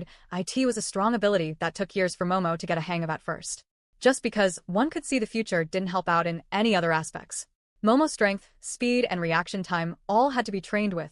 His ability, even though Momo's ability was a rare one that was available on the marketplace, not many people opted for it for these reasons. But Quinn wasn't the only one who had figured out Momo's ability. Rattan had as well. Who cares if you know what I'm going to do? Rattan shouted. All I need to do is do something you can't block. Rattan then started running towards him. Momo swung his whip, while Rattan held out his hand, slowing the whip down with his telekinesis ability. The whip slowed down enough, allowing him to jump over the strike. Then, with his other hand, something started to form. It looked like water was starting to surround his hand. With another swing, a water blade followed. Momo quickly moved to the side, avoiding one strike, but what quickly followed was a barrage of water strikes. Then, at the same time from behind, another two black balls had been lifted and were coming right at him. Momo could see the black balls coming at him, and he knew he could do nothing but take a hit. He opted to avoid the water strikes, the more powerful of the attacks, and moved so the balls would hit his back. After being hit with the black balls, Momo moved away from Vorden, creating distance between the two. I have to admit, I didn't expect you to be able to use two abilities. You didn't do something like this last time. It looks like you were hiding a trump card after all, Momo said, but you weren't the only one holding back last time. While in his right hand he held a whip, something started to form in his left hand. At first, it looked just like a bunch of light particles forming something, but then eventually another whip appeared. Only this felt and looked different, as if it was alive almost. Just from holding it alone, the whip would continuously move like a snake. Let me show you the difference between the second years and first years, Momo said. Even though Eren was currently busy fighting the other second-year students, she couldn't help but sense the power in the room. So he is one. After Alha, a soul weapon. While the distance between Momo and the others were far away, Layla had managed to make a break and get away from the other second-year students. Honestly, Eren was doing fine dealing with them on her own, and she wasn't much help in the first place. She quickly went to Quinn's side and could see he was badly injured. It wasn't so much that he couldn't move, but enough to say he was out of the fight for now at least. Do you need some blood? Layla whispered, and oh, I'm fine. I'm not in any danger, don't worry about that. I just don't want to reveal anything in front of all these people, did I understand? Layla said as she then looked at Vorden. Your friend, I hate to admit it, but he's strong. Yeah. After looking at Vorden now and seeing how he fought so skillfully as if he had done it 100 times before, and he was even using two abilities effortlessly, Quinn quickly realized there wasn't much he knew about Vorden, and that he probably had his very own secrets that he was hiding from everyone similar to himself. But again, instead of escaping when he was freed and running away, he had decided to come help. Although Quinn wasn't strong enough to help now, in the future, he would repay back this kindness. Now with Momo's soul weapon, the confidence in him grew. He swung his soul whip, and it started to move at lightning speed. In response, Rattan created a wall of water with one hand and started to slow down the whip with the other, but the telekinesis ability was useless and didn't seem to do anything to slow the whip down. Then when the whip had reached the wall of water, it suddenly grew in length and had wrapped around Rattan's arm. Momo pulled forward, dragging Rattan to the ground, and then swung out his other whip, lashing against his back. Rattan tried rolling to avoid the lashes, but it seemed like the whip was following him, predicting where he would roll to next. Rattan had been lashed several times, and now his back was covered in blood. Then, with Rattan's other hand, he formed a small water blade. He knew that the whip would be too strong to cut, so instead, he went for his own hand, complexly cutting it off from his own body. The whip was no longer attached to his body, and at the same time, so was his hand. Although unlike one would expect for blood to be drawn everywhere, Rattan was using an absurd amount of energy concentrating to stop his blood from spewing out from the wound with a telekinesis ability, and he honestly didn't know how much longer he could keep it up. Damn you, Rattan shouted. If only this body wasn't so hurt from before. Now you have gone and done it. You think a soul weapon is strong enough to defeat us? Well, think again. Little one, it's your turn. It's time to give this man hell. Just then, though, the doors to the assembly hall were swung wide open, and in came a tall silver-haired female, and standing behind her was Peter. I command everyone to halt this instant, she said. If anyone does not obey this command, prepare to be punished. Chapter 47. Second Year, Head. The woman standing next to Peter had long silver hair that went down to her waist.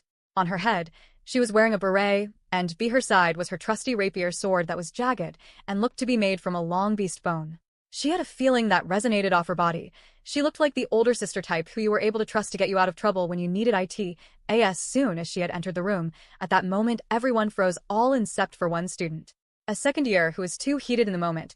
He had finally seen Eren drop her guard. He continued to charge forward and was ready to attack, but before even a second could pass, the female teacher who had entered the room was right by the student's side, and a few moments later, he had collapsed on the floor with the back of his foot all bloody. When did she get over there? Hey, look at his ankles. Do you think she did that? As Momo looked at who had entered the room, he immediately put his soul weapon away. Momo knew a lot of the teachers and high-position people in the academy. After all, he had already been here a year, and the person who had entered the room was not to be messed with.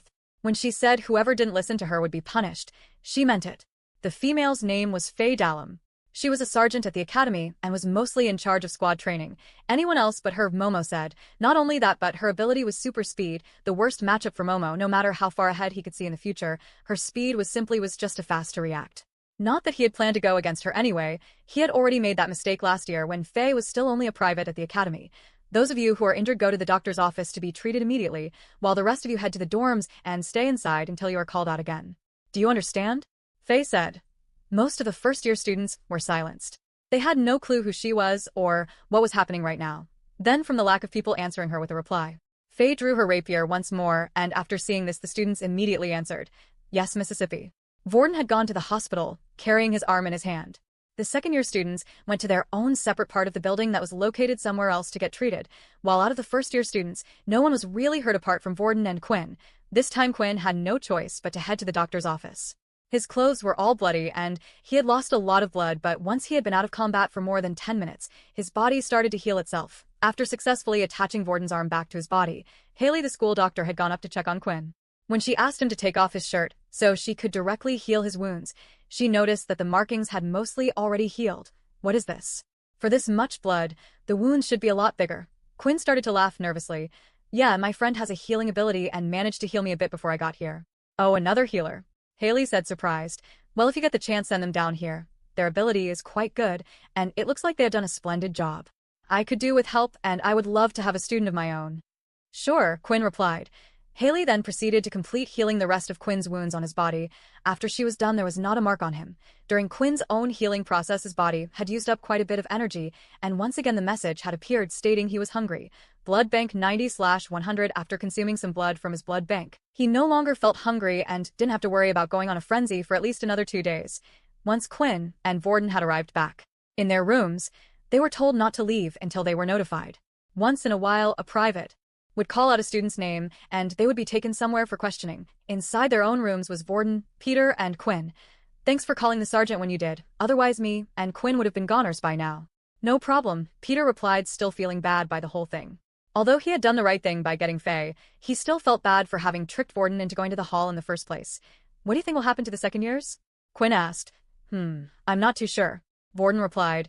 If this was a one-on-one incident, then I'm pretty sure they would have ignored it, but this time there were several students involved. Most likely they will look for one person to pin the blame on.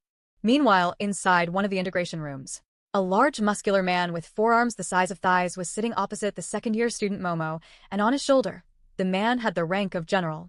His name was Duke King, and he was head of the second-year students. Of all the people, it had to be Faye to stop us, Momo complained. I did as you asked, and now I might pay for it. Will you relax? Nothing will come of this, I promise you that. Duke replied. You're only students, and these types of things happen, and I will vouch for you. Really, so this won't all fall back on me then? Momo asked. Then Duke stood up and went up behind Momo and whispered in his ear, of course, as long as no one finds out about our little secret, Duke said with a smile. Chapter 48. Academy Leaders. All the students involved in the incident had been interviewed, and that, of course, included Quinn and Vorden. However, they weren't asked many questions like the two of them thought they would be. They were simply asked to recall the events that happened.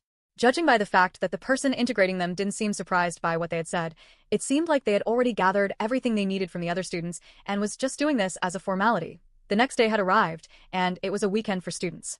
Just like any other school, students did not have to attend classes and were free to do as they wished around the city.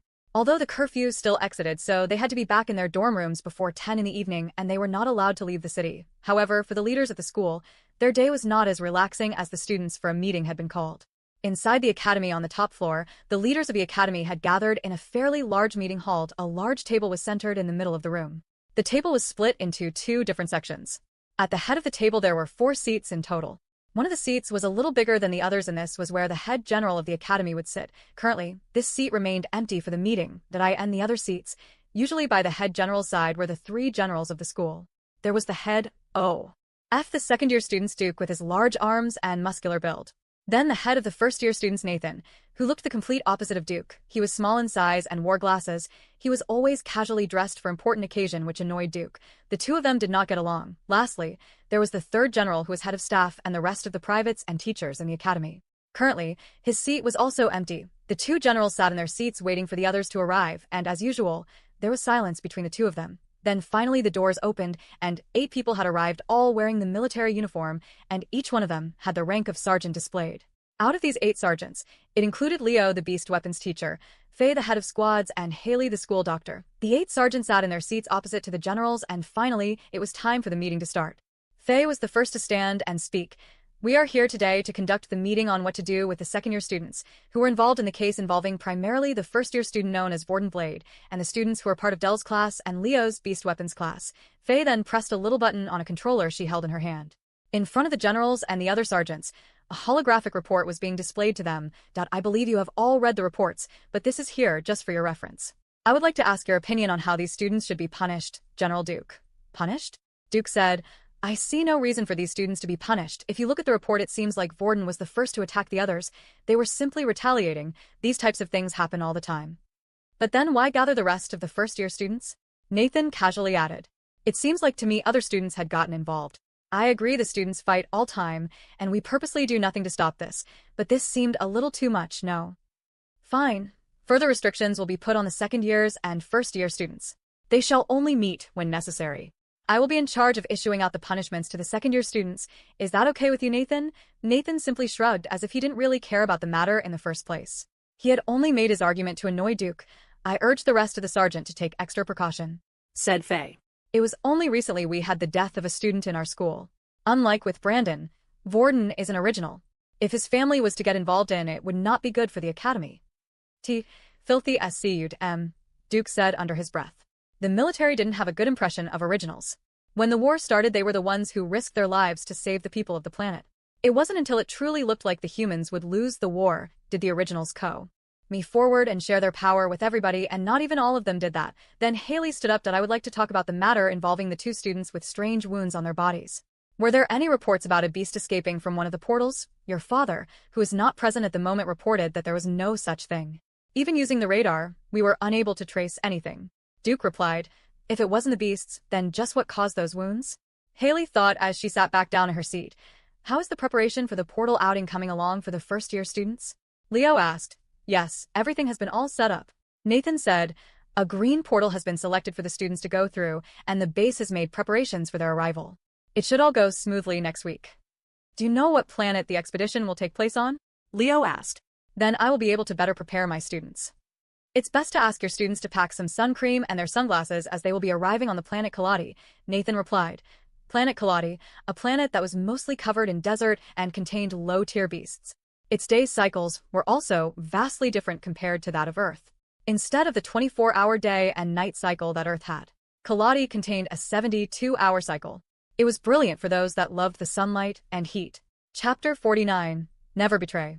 After the incident with second years, Quinn realized that although he had gained a lot of strength compared to what he was before, there were still others that he wasn't strong enough to fight against.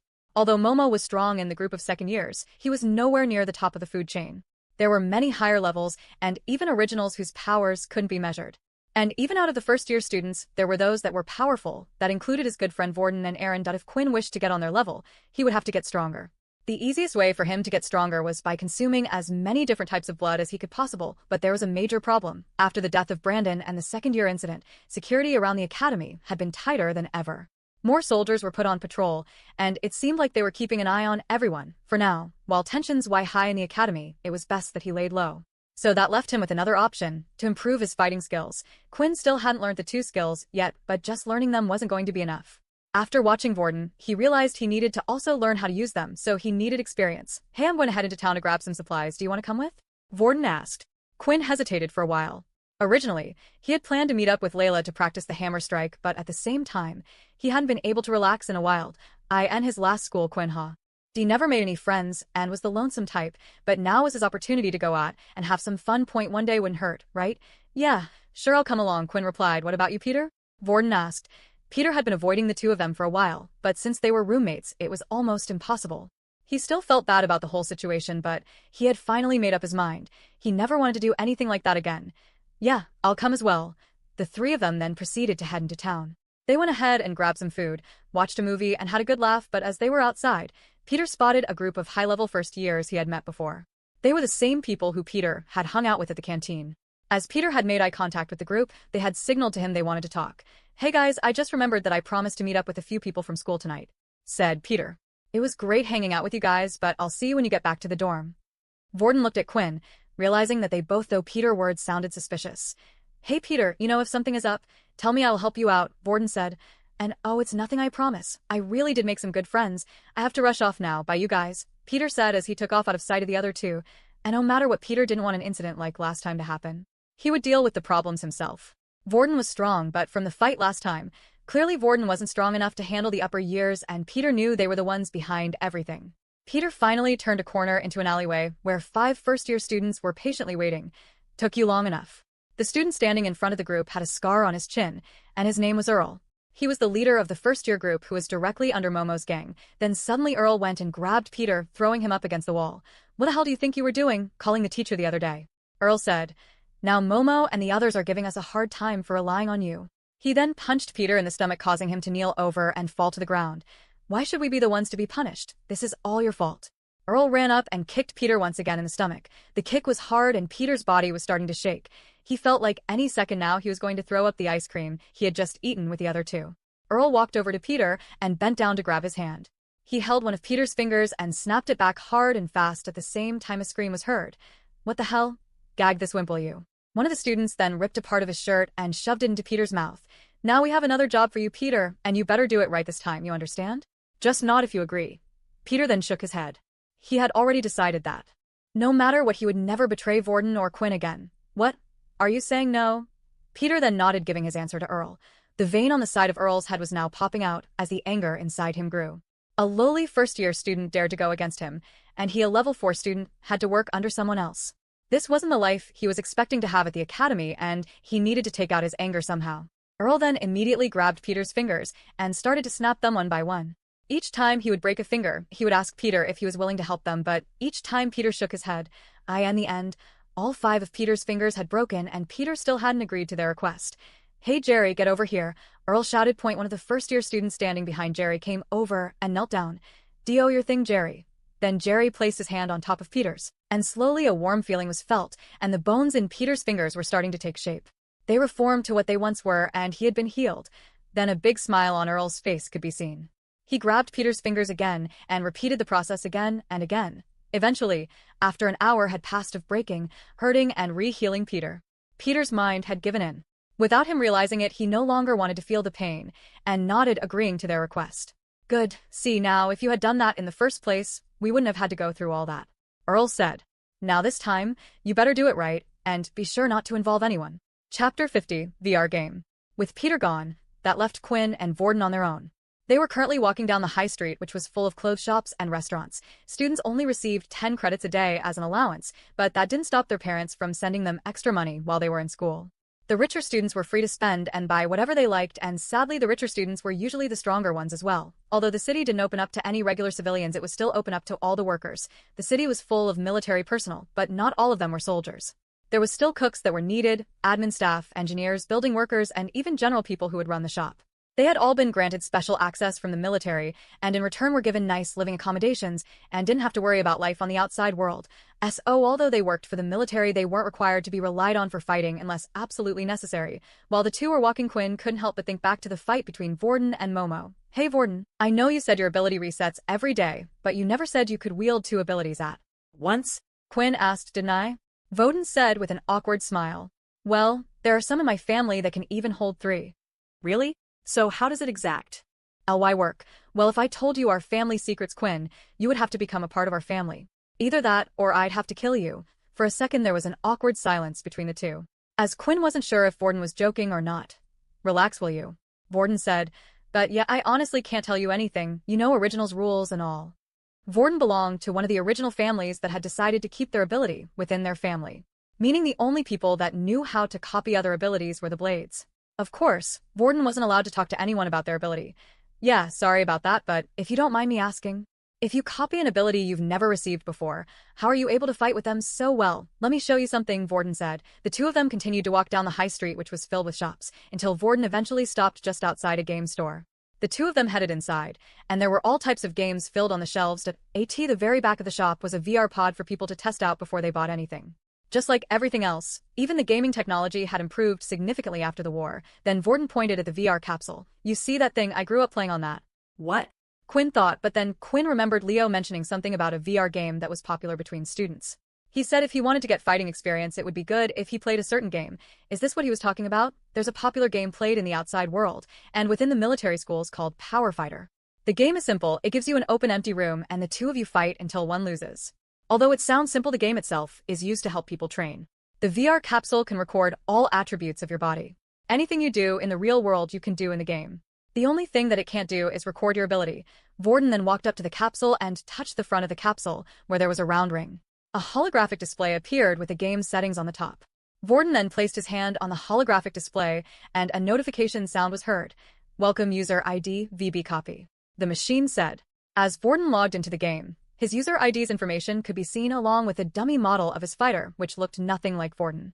It displayed the total amount of fights Vorden had and how many wins and losses.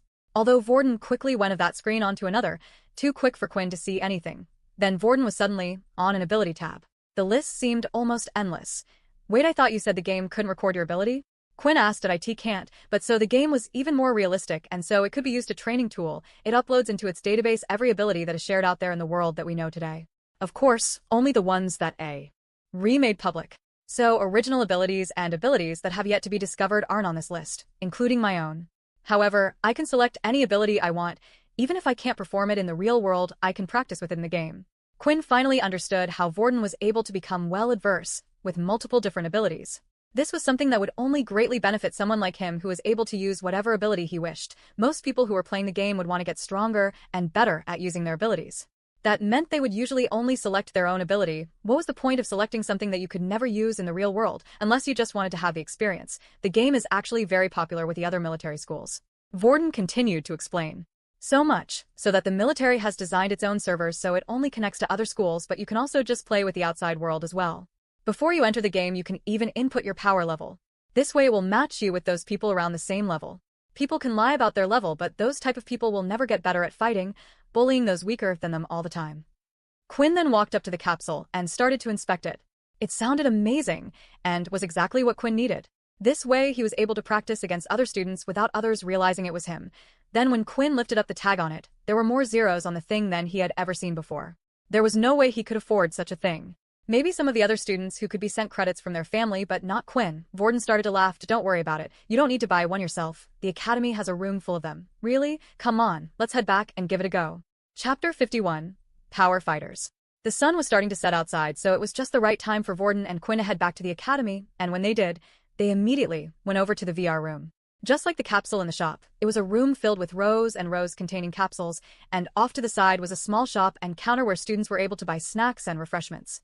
The room was currently packed with students, just as Vorden and Leo had said. The game was incredibly popular. Looking at the excitement in the students' eyes and faces, Quinn started to feel upset. It felt like there was a world he never got to experience growing up just because he was poor. The two of them went up to the front counter that was stationed next to the small cafe. Hi, we would like to rent out 2 capsules, please? Vorden asked. A single capsule will cost you 10 credits per hour. The female replied. Hearing that number made Quinn gulp. For some reason, he had expected the capsules to be free, but of course, they would have to pay to rent them. With Quinn's 10 credits he received a day at most he could play the game for was an hour a day. He didn't need the money for anything else. After all, the school provided the accommodation and 3 meals a day for them. Alright, are you ready? Vorden asked. What did you pay? Yeah, don't worry about it. Come on, let's go. The woman behind the counter had handed Vorden 2 tags numbered 23 and 24. The two of them walked around the room until they had found 2 capsules next to each other. They both had large numbers displayed on the front of the capsule in big bold ink. Here we are, Vorden said. With these capsules, they're only able to link to the military servers. You can fight with others from other schools, but you won't be able to connect it to the normal servers. You will need to buy your own capsule for that.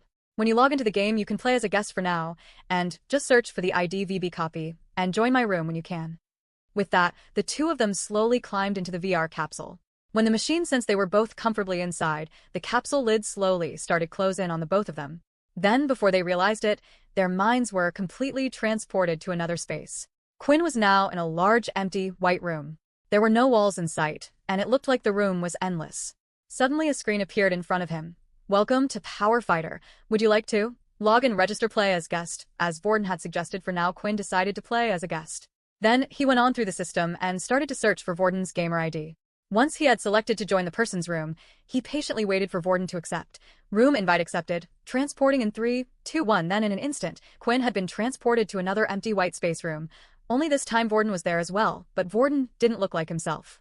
He looked like a completely different person. Both his hands had been wrapped in bandages and on his face. He wore a scarf. He looked like an ancient ninja. Vorden, is that you? Oh, sorry, Vorden said, and the next second, he looked like the ordinary Vorden at school. What was that? Quinn asked.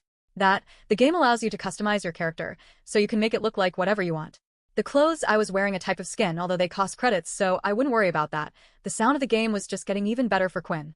Allowing the users to create a character to be used in the game meant that no one would know it was him, unless they knew his username. Dio, you want to watch me play a few games so you know how the game works? Vorden asked. Sure. Vorden then created a party, where Quinn was able to spectate. Suddenly, in the white space, 4 stands appeared forming an arena-like shape, and Quinn was teleported to the seating area in one of the stands. The game tried its best even for spectators to make it feel like the real thing. Once Quinn was comfortably seated, Vorden went to search for a match. Vorden selected the power level of 2. This way he would only be matched up with level 2s.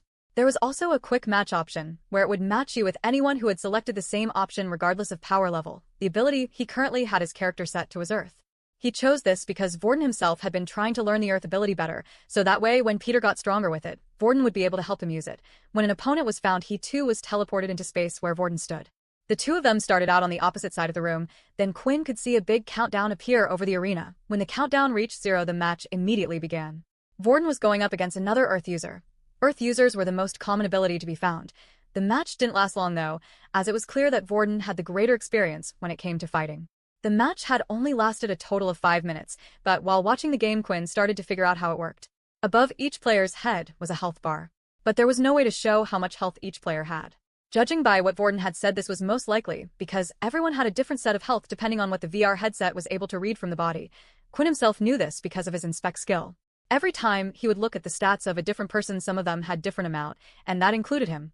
The next thing he noticed was the fact that there wasn't actually any damage done to the player. When Vorden would strike or stab a person, the system would cause the player to react to these by startling the player, but it wouldn't permanently damage the person like it would have done in real life. Similar to a game, it would treat hits on vital parts as a critical hit, but the player could continue to fight like normal as long as their HP didn't hit 0. After that, Quinn continued to watch Vorden play a few more games, and before they knew it, their time was up. Although Quinn didn't have the time to play today, he couldn't wait to try out the machine tomorrow. Chapter 52. Blood Evolver. It was getting late, and it was almost time for their curfew, so Quinn and Vorden decided it would be best to head back to the dorm rooms. When they arrived, they noticed that the lights were out and Peter was already in the room fast asleep. Does he look okay? Quinn asked, as he noticed Vorden was looking around to see if he could see any markings on his face or body. Yeah, he seems fine, but even if he was getting bullied, he could have gone to the doctor's office before coming here, Vorden replied. Well, I still think we should keep an eye on him. There's no way higher levels would just become friends with a lower level for no reason, Quinn said. Vorden cleared his throat loudly and started to look at himself. Of course, there are some exceptions, Quinn said, smiling. With the other two, no. Fast asleep. Quinn was still awake, messing around with his system. He was busy watching the tutorial videos of the hammer strike. He didn't have enough points in agility to learn the flash step, but with the gauntlets, he did have enough for the hammer strike. The video contained the blonde man demonstrating what to do step by step. It was incredibly detailed, showing everything in slow motion to the point where it also described the feeling the user should have every step of the way. Quinn repeatedly watched the video, as he wanted to learn and test it out in the game tomorrow. After finally remembering all the steps and believing he had a confident grasp on the skill, he shut his eyes and went to sleep. The next day, Quinn had woken up earlier than the other two. He immediately wanted to go to the game to create his character and test out the skill he had been learning all night. Just in case the others wondered where Quinn was, he left a note before leaving. When he finally arrived, the VR room was emptier than it was yesterday, most likely because it was early in the morning and not a lot of students had woken up yet. Quinn then went on to do the same as Vorden had done yesterday. He went up to the pretty lady who stood behind the counter and asked to rent a capsule, only this time for 2 hours. There wasn't much use for his credits other than buying late-night snacks, and at the moment, not even that satisfied him. Ever since he had his first taste of blood, food was starting to taste bland. He still got hungry like everyone else, but the taste of ice cream and sweets just didn't have the same rush effect it once had. To get that feeling again, he could only get it from blood. But Quinn made sure to only consume blood when he needed to, or to get himself stronger. He was afraid that he might become addicted to the feeling, and if he did, it would only cause more problems for him. Before entering his capsule, Quinn looked around the room and noticed some students carrying their beast weapons with them. Not all students used one like Vorden. But after watching the games Vorden had played yesterday, he did see a few of his opponents have one, which meant most likely that the students bringing their weapons with them meant that the game was also able to recognize the power of beast weapons. Just on the side of the capsule, there was a large rectangular box, and underneath were the words written, Beast's Weapons. So it looked like Quinn was right after all. After taking off his gauntlets and placing it into the box, the capsule started to scan the weapons. Scan complete. The beast weapon may now be used with the capsule. He then hopped in and logged into the game. Only this time, instead of logging in as a guest, he decided to register an account. Please create a user ID. Quinn thought long and hard. He didn't want anything that could give away his real identity away, but at the same time, he wanted a name that would express his newfound self. Something like VA. Vampire God just wouldn't work and gave too much information. Plus the idea of putting vampire in his name just sent cringe tinkles running down his spine. Finally, he had settled on a name. User ID created Blood Evolver. The name was chosen for a few reasons. Quinn could feel his body getting stronger with each person's blood he drank. It was as if his body was evolving into something else, and in the future, he knew he would be stronger than he was now. He thought the name was very fitting for himself. The next step was to design his character. The body proportions of his character were the same as him, but he was able to choose what hairstyle and simple clothing he wanted on it. Quinn had always been born with black curly hair and wanted to change it, but never got the chance to. Now it felt like he could be someone else. After going through all the options, he finally decided on a red spiky-haired character who wore simpler villager clothing. It looked like a farmer from an old fantasy world. Once the character had been completed, Quinn was once again teleported to the large, white, empty room. That's when Quinn noticed something. While in the room, Quinn was able to walk around freely and move his body, just like he could outside. He was currently dressed as the character and even had his gauntlets on. Then when Quinn tried to open up his system, to his surprise it appeared like usual, showing all of his current stats. Quinn looked down at his gauntlets and immediately wanted to test something out. Blood swipe. And in that instant, a red claw-like line left Quinn's hands and scratched the ground. For whatever reason, it seemed like Quinn's system and abilities still worked inside the game. Chapter 53. First Game. After finding out that his blood swiped worked in the game, Quinn immediately opened up his system to check his stats again. Only unlike the outside world where his HP would have gone down by 1 HP. Everything had still remained the same. Was it because using it didn't actually use any blood? When Quinn would use blood swipe outside, the red claw-like shape would leave his hand, and at the same time, he felt like a piece of energy inside him had left with it. The minus in his HP would indicate that it took part of his life force or his blood, but inside the game world, the attack did no such thing. It was just replicating what his mind told it to do, while scanning the body inside the capsule to see if it was possible. To test this, Quinn swiped his hands non-stop, swipe after swipe. Red lines left his fingertips in a flurry, but at the same time, no HP was lost. Just in case, Quinn opened up the game system and checked, and right next to his name where there was a section to fill in your ability, there were the words written none in the box. However, another thought came to Quinn's mind. If he didn't lose any HP when using the skill, this also meant that his skill blood bank would have no effect in the game. When he would get attacked, it would do no physical harm to his real body on the outside. He wasn't actually losing health, so inside the game, he wouldn't be able to rely on his blood bank to save him out of tough situations, but the fact that Quinn was able to use these abilities in the game made him think. Was his system really an ability? At first, he assumed so. After all, he had received the power from what had looked like an ability book. Of course, he had never heard of an ability before like this, but there were many abilities in the world that originals had hidden and kept for themselves. Then he thought back to his status change. Next to race, it stated he was no longer human. Perhaps his abilities were more a side effect of changing race, rather than an ability itself. That's why the skills that he unlocked through the system didn't really follow a pattern. What the blood bank could do differed greatly due what his blood swipe did. If Quinn's theory was right, did this mean he could also learn an ability? He hadn't tried so far because he thought it simply wouldn't have worked, but now if he was to test this, he needed to think long and hard about what ability to learn. Before going into his first game, Quinn wanted to test out the hammer strike. He had been watching the video all last night and felt like he was ready. Place your foot forward like this, and at the same time rotate your body. The energy should flow through your toes upwards. Then as you pull back your hand, stomp on the ground, and at the same time release the energy through your fist. Quinn mumbled as he went through the steps. At first, Quinn did all of the required steps slowly, making sure he did all of the steps perfectly, not using any of his energy or strength. He did everything step by step as the video had explained. After going through it a few times, he was ready. In one motion, he did all the steps as fast as he could, and just like the video had stated, he could feel the energy rising from the bottom of his feet into his fist. The powerful strike left his hand, and a loud bang was heard. A small shockwave in the air was created. I did it, Quinn said. Although the shockwave was nowhere near the size of the man in the video, Quinn was still happy with the result. There was no longer any need for him to delay anymore, and he went and clicked on the search function.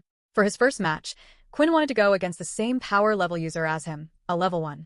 Technically, Quinn himself knew he was beyond level 1. If he was to take a guess, he would say he was around the same power level as a 2.5, but for his first match, he just wanted to make sure of a few things. The game had found him an opponent, and he was immediately teleported to an arena.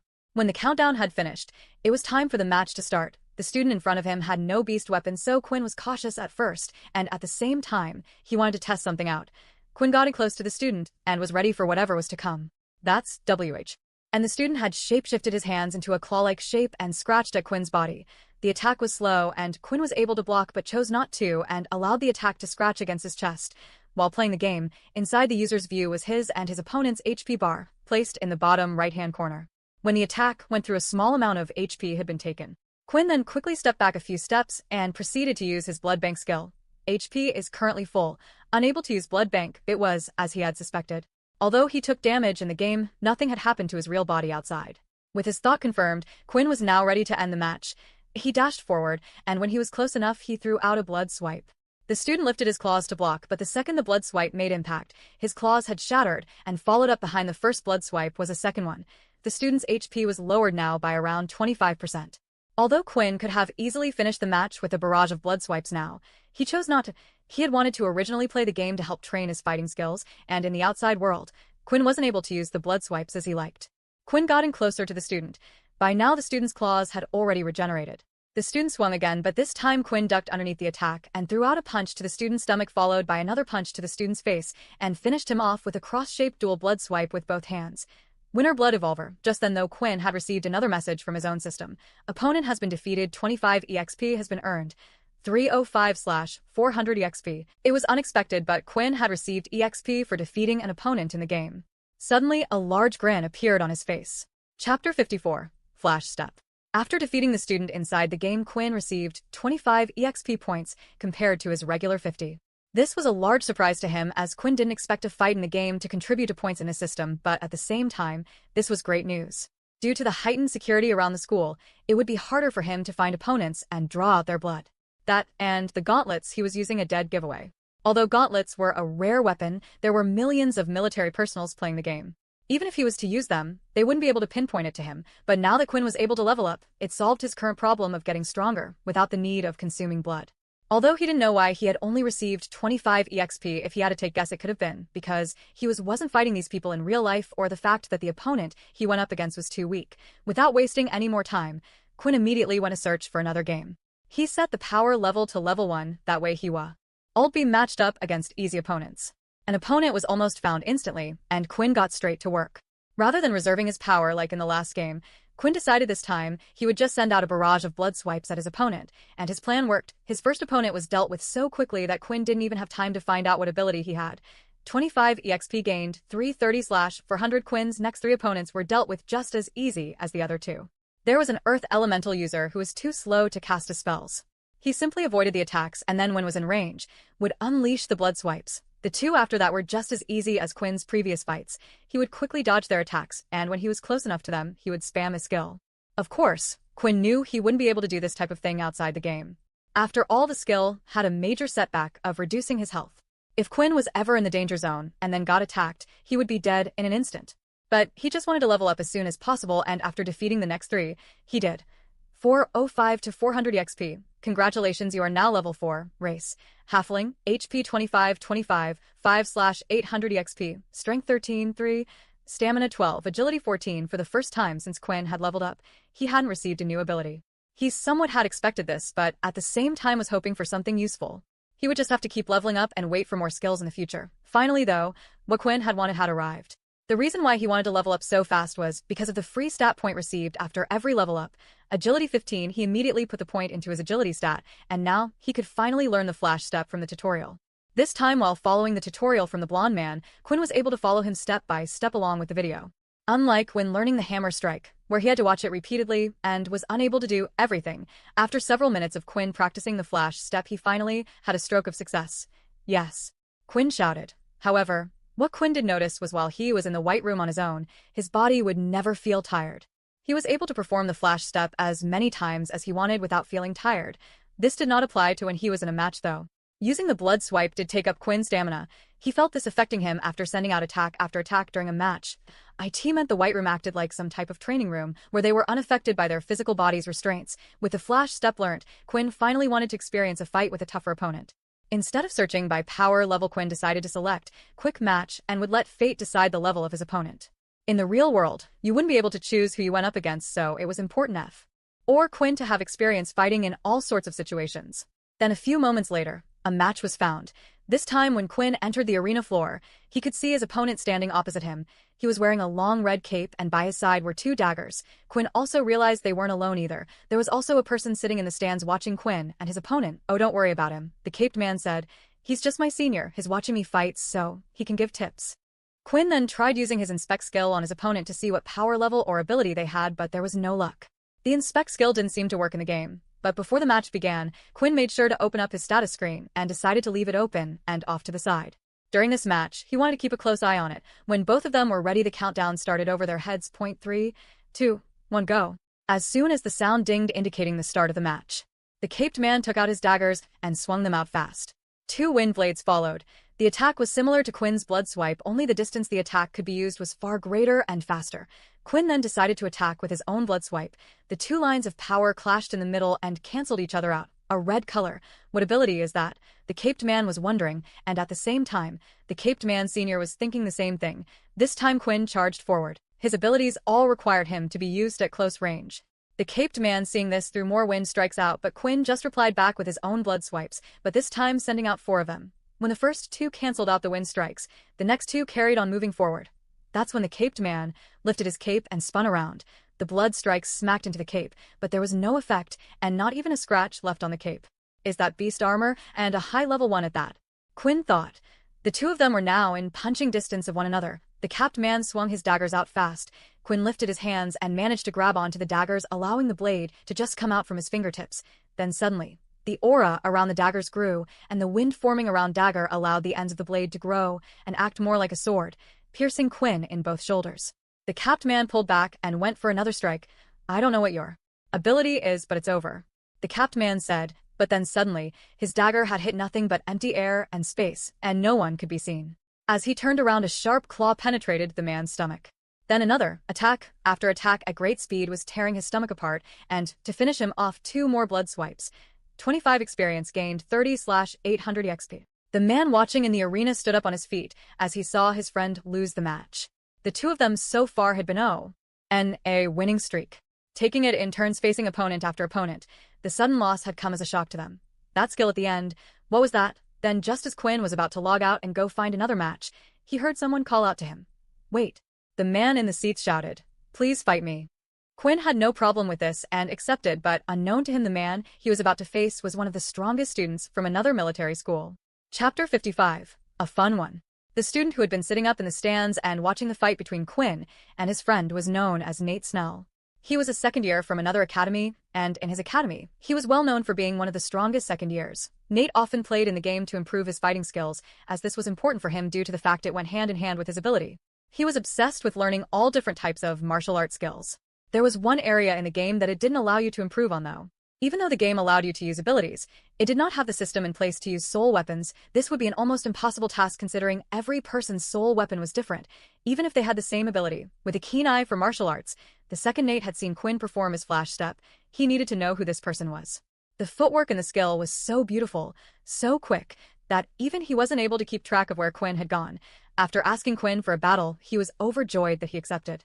For the two of them to start their match, they needed to add each other to their friends list first. Heartsteely has sent you a friend request. Quinn accepted the friend request and was happy to fight. Honestly, Quinn wasn't too bothered who he went up against, but after fighting against Nate's friend, he felt like he should have a good match coming up that would help him improve. Blood Evolver has accepted your friend request. Blood Evolver? Does his ability have something to do with blood? That would explain those red lines coming out from his hands, but was there such an ability in the system? Nate thought. There were thousands of different abilities in the system, so Nate wasn't sure of all of them, but he had fought many battles in the game, and this was the first time seeing someone with this type of ability. Before the match was about to begin, Nate had asked if he could speak to his friend Sam for a few moments. Quinn agreed as he wanted to check a few things out himself. During the match when Quinn used his flash step, he was hoping his own system would show him something, but nothing happened.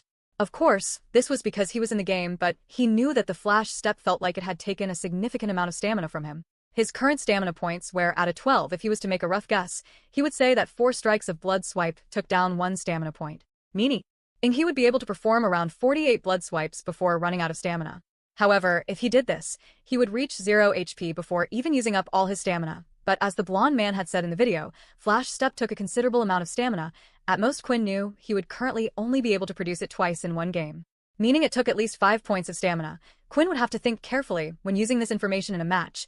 At first he thought it wasn't so important increasing his stamina, as long as he was strong enough or fast enough he could win his fights, but in a prolonged battle and matches against multiple enemies, as soon as his stamina dropped to 0, he would be as good as dead. Not only that, but Quinn dreaded the thought of having to fight in the sunlight with these stats. Over at the other end of the arena, Nate was busy talking to Sam about his match. "You are such a fool," Nate said. "I know. I'm sorry," Sam replied. Nate looked at the flapping cape that Sam was wearing and started to shake his head. "We just got this incredible thing, and you didn't even use it properly in the fight. When he went out from your view, if you hadn't turned around your back, it would have been protected. Or you could have turtled up with the cape. It's hard to get used to having something on your back. If someone vanishes in front of you and you know they're behind you, you naturally turn around.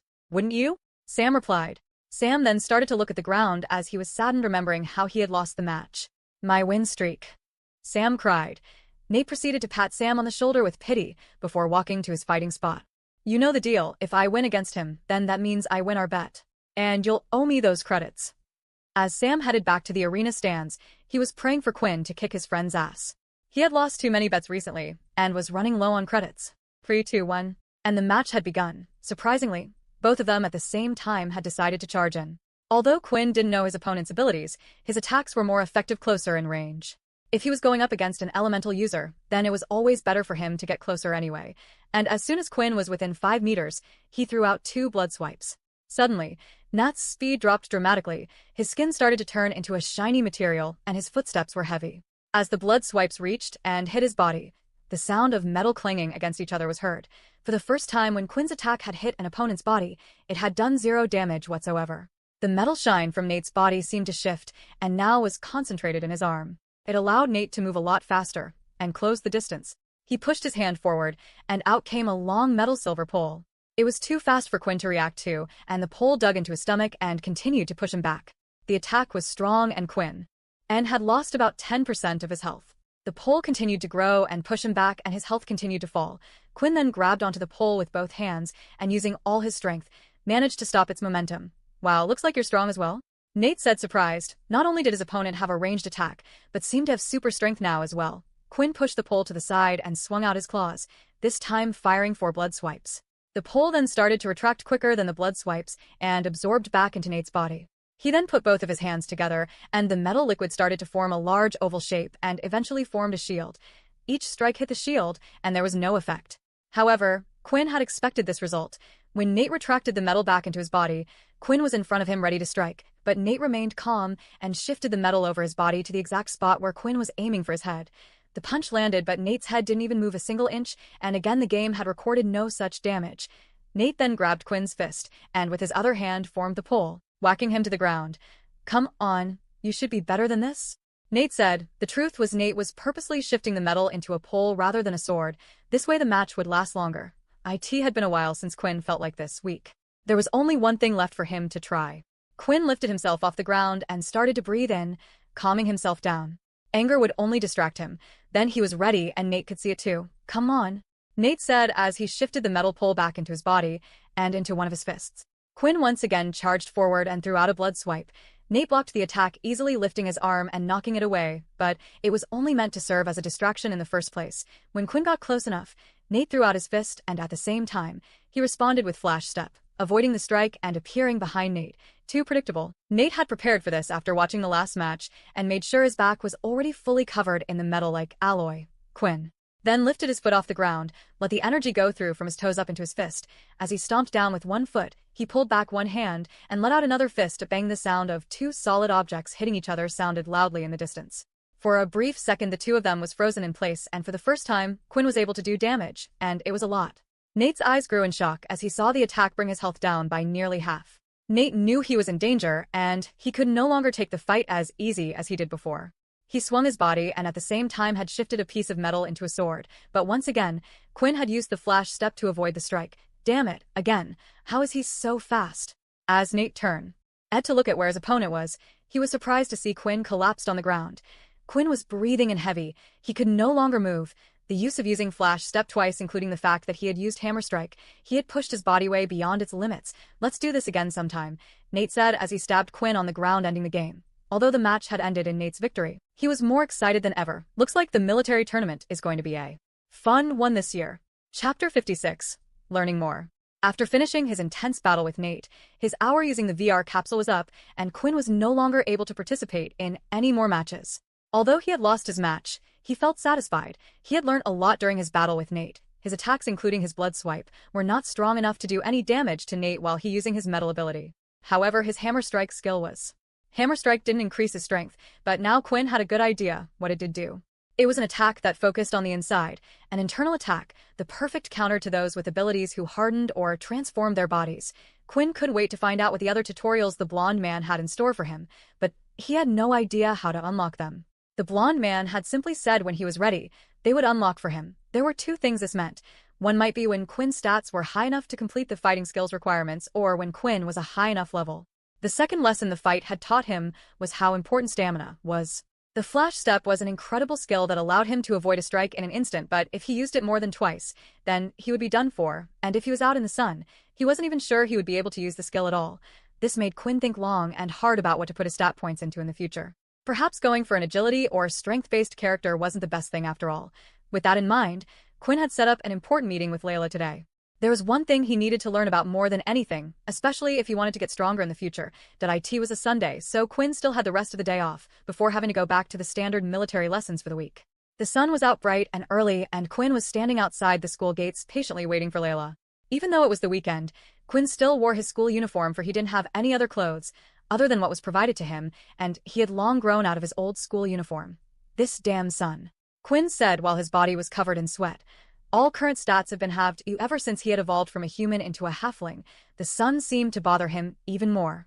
He was covered in sweat even though it wasn't that hot, and he was starting to have ringing headaches if he stayed outside too long. Finally, after waiting a while, Layla had arrived. She was wearing a beautiful red dress that showed off her long legs nicely along with her short hair.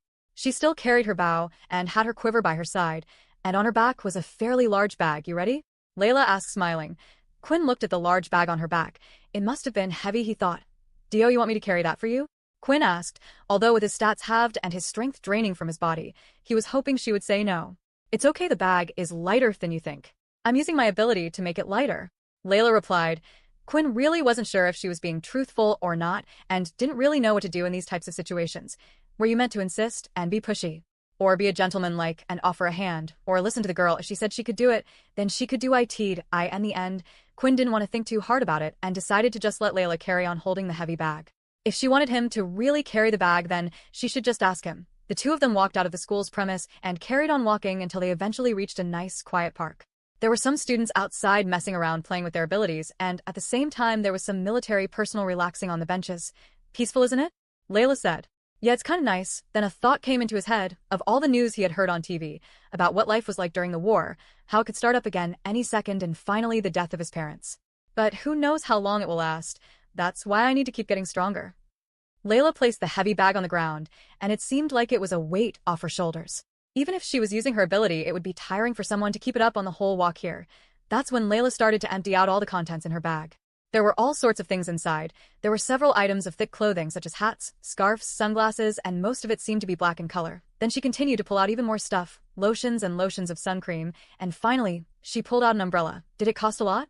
Quinn asked, worried after seeing how much she had bought. "Don't worry about it. My family sent me the credits, and I used up what the academy gave me," Layla replied. "Besides, I got it all from the marketplace, so it was dirt cheap." The marketplace was an online store that was used all around the world. It sold your everyday items such as food, clothes, utilities, and other things. With the use of teleporters, your items were able to be shipped to you in almost an instant. As long as you could afford one of these, if not you would have to go to a collection point, and the military school had one of these collection points for students to use. But other than just your everyday items, the marketplace was also used by people to sell and buy beast weapons, skill books, ability books, and all sorts of things that would be beneficial to you in battles. However, to access this part of the marketplace you would either need military personal ID, which all students got a temporary one to use during their time there, or if you were a traveler. Travelers were people who didn't work for the military but worked for a private company and often went into portals to explore different worlds. "So, what do you want to try first?" Layla said, holding the sun cream in her hand. Chapter 57 Weakness. The two of them had gathered in the park, not just for a casual chat and peaceful evening, but there was a goal in mind. And although Quinn usually found Layla obsessive, it seemed like her crazy, strange self would come in handy. The whole purpose of today was to find out if there was any way to either reduce the effect that the sun had on the system, or even temporarily stop it altogether, and there was no one better than Layla for the job. She knew everything about vampires, having grown up reading about them. She ordered whatever she thought might have been effective. Quinn looked at all the items that she had brought over. He then noticed a few more things on the ground with her. There was a metal-shaped cross, a clove of garlic, and even a piece of silver jewelry. "Oh, those are for later," Layla said, embarrassed noticing Quinn staring at her stuff. "We should also try to find out if you have any other weaknesses of normal vampires as well." "Alright, why don't we just try the umbrella first," Quinn said as he knelt down to pick it up. He then stood still and popped open the umbrella. It was solid black in color to make sure that most of the light didn't penetrate or get through it. Quinn then adjusted the umbrella a few times to make sure his body was completely covered in the shadow. Then, to his surprise, stats have returned to normal. While Quinn was fully covered under the shade, his stats had returned. Then he lifted his hand and placed it outside the shade zone ever so slightly, and as soon as the tiniest part of his finger was outside, the same usual status screen had appeared. "You are being affected by direct sunlight. All stats will be halved, well?" Layla asked. "IT works, but even if a little bit of my body is in the sun, then I start to feel weak. This wouldn't do." Holding the umbrella, although would return his stats, it would be difficult to use in a fight. One hand would be occupied holding the umbrella, while the other would be free. Also, it was a big weak target that the enemy could easily destroy, but at least he found out that if he just carried an umbrella with him, he would no longer feel weak. It was a good idea to keep one on him for now. "That's a special umbrella," Layla said. "It's one used to block out the UV from the sun, although at most it can block out about 90%. It's not perfect. To be honest, I'm surprised it worked. Is the UV rays why I feel weak, th?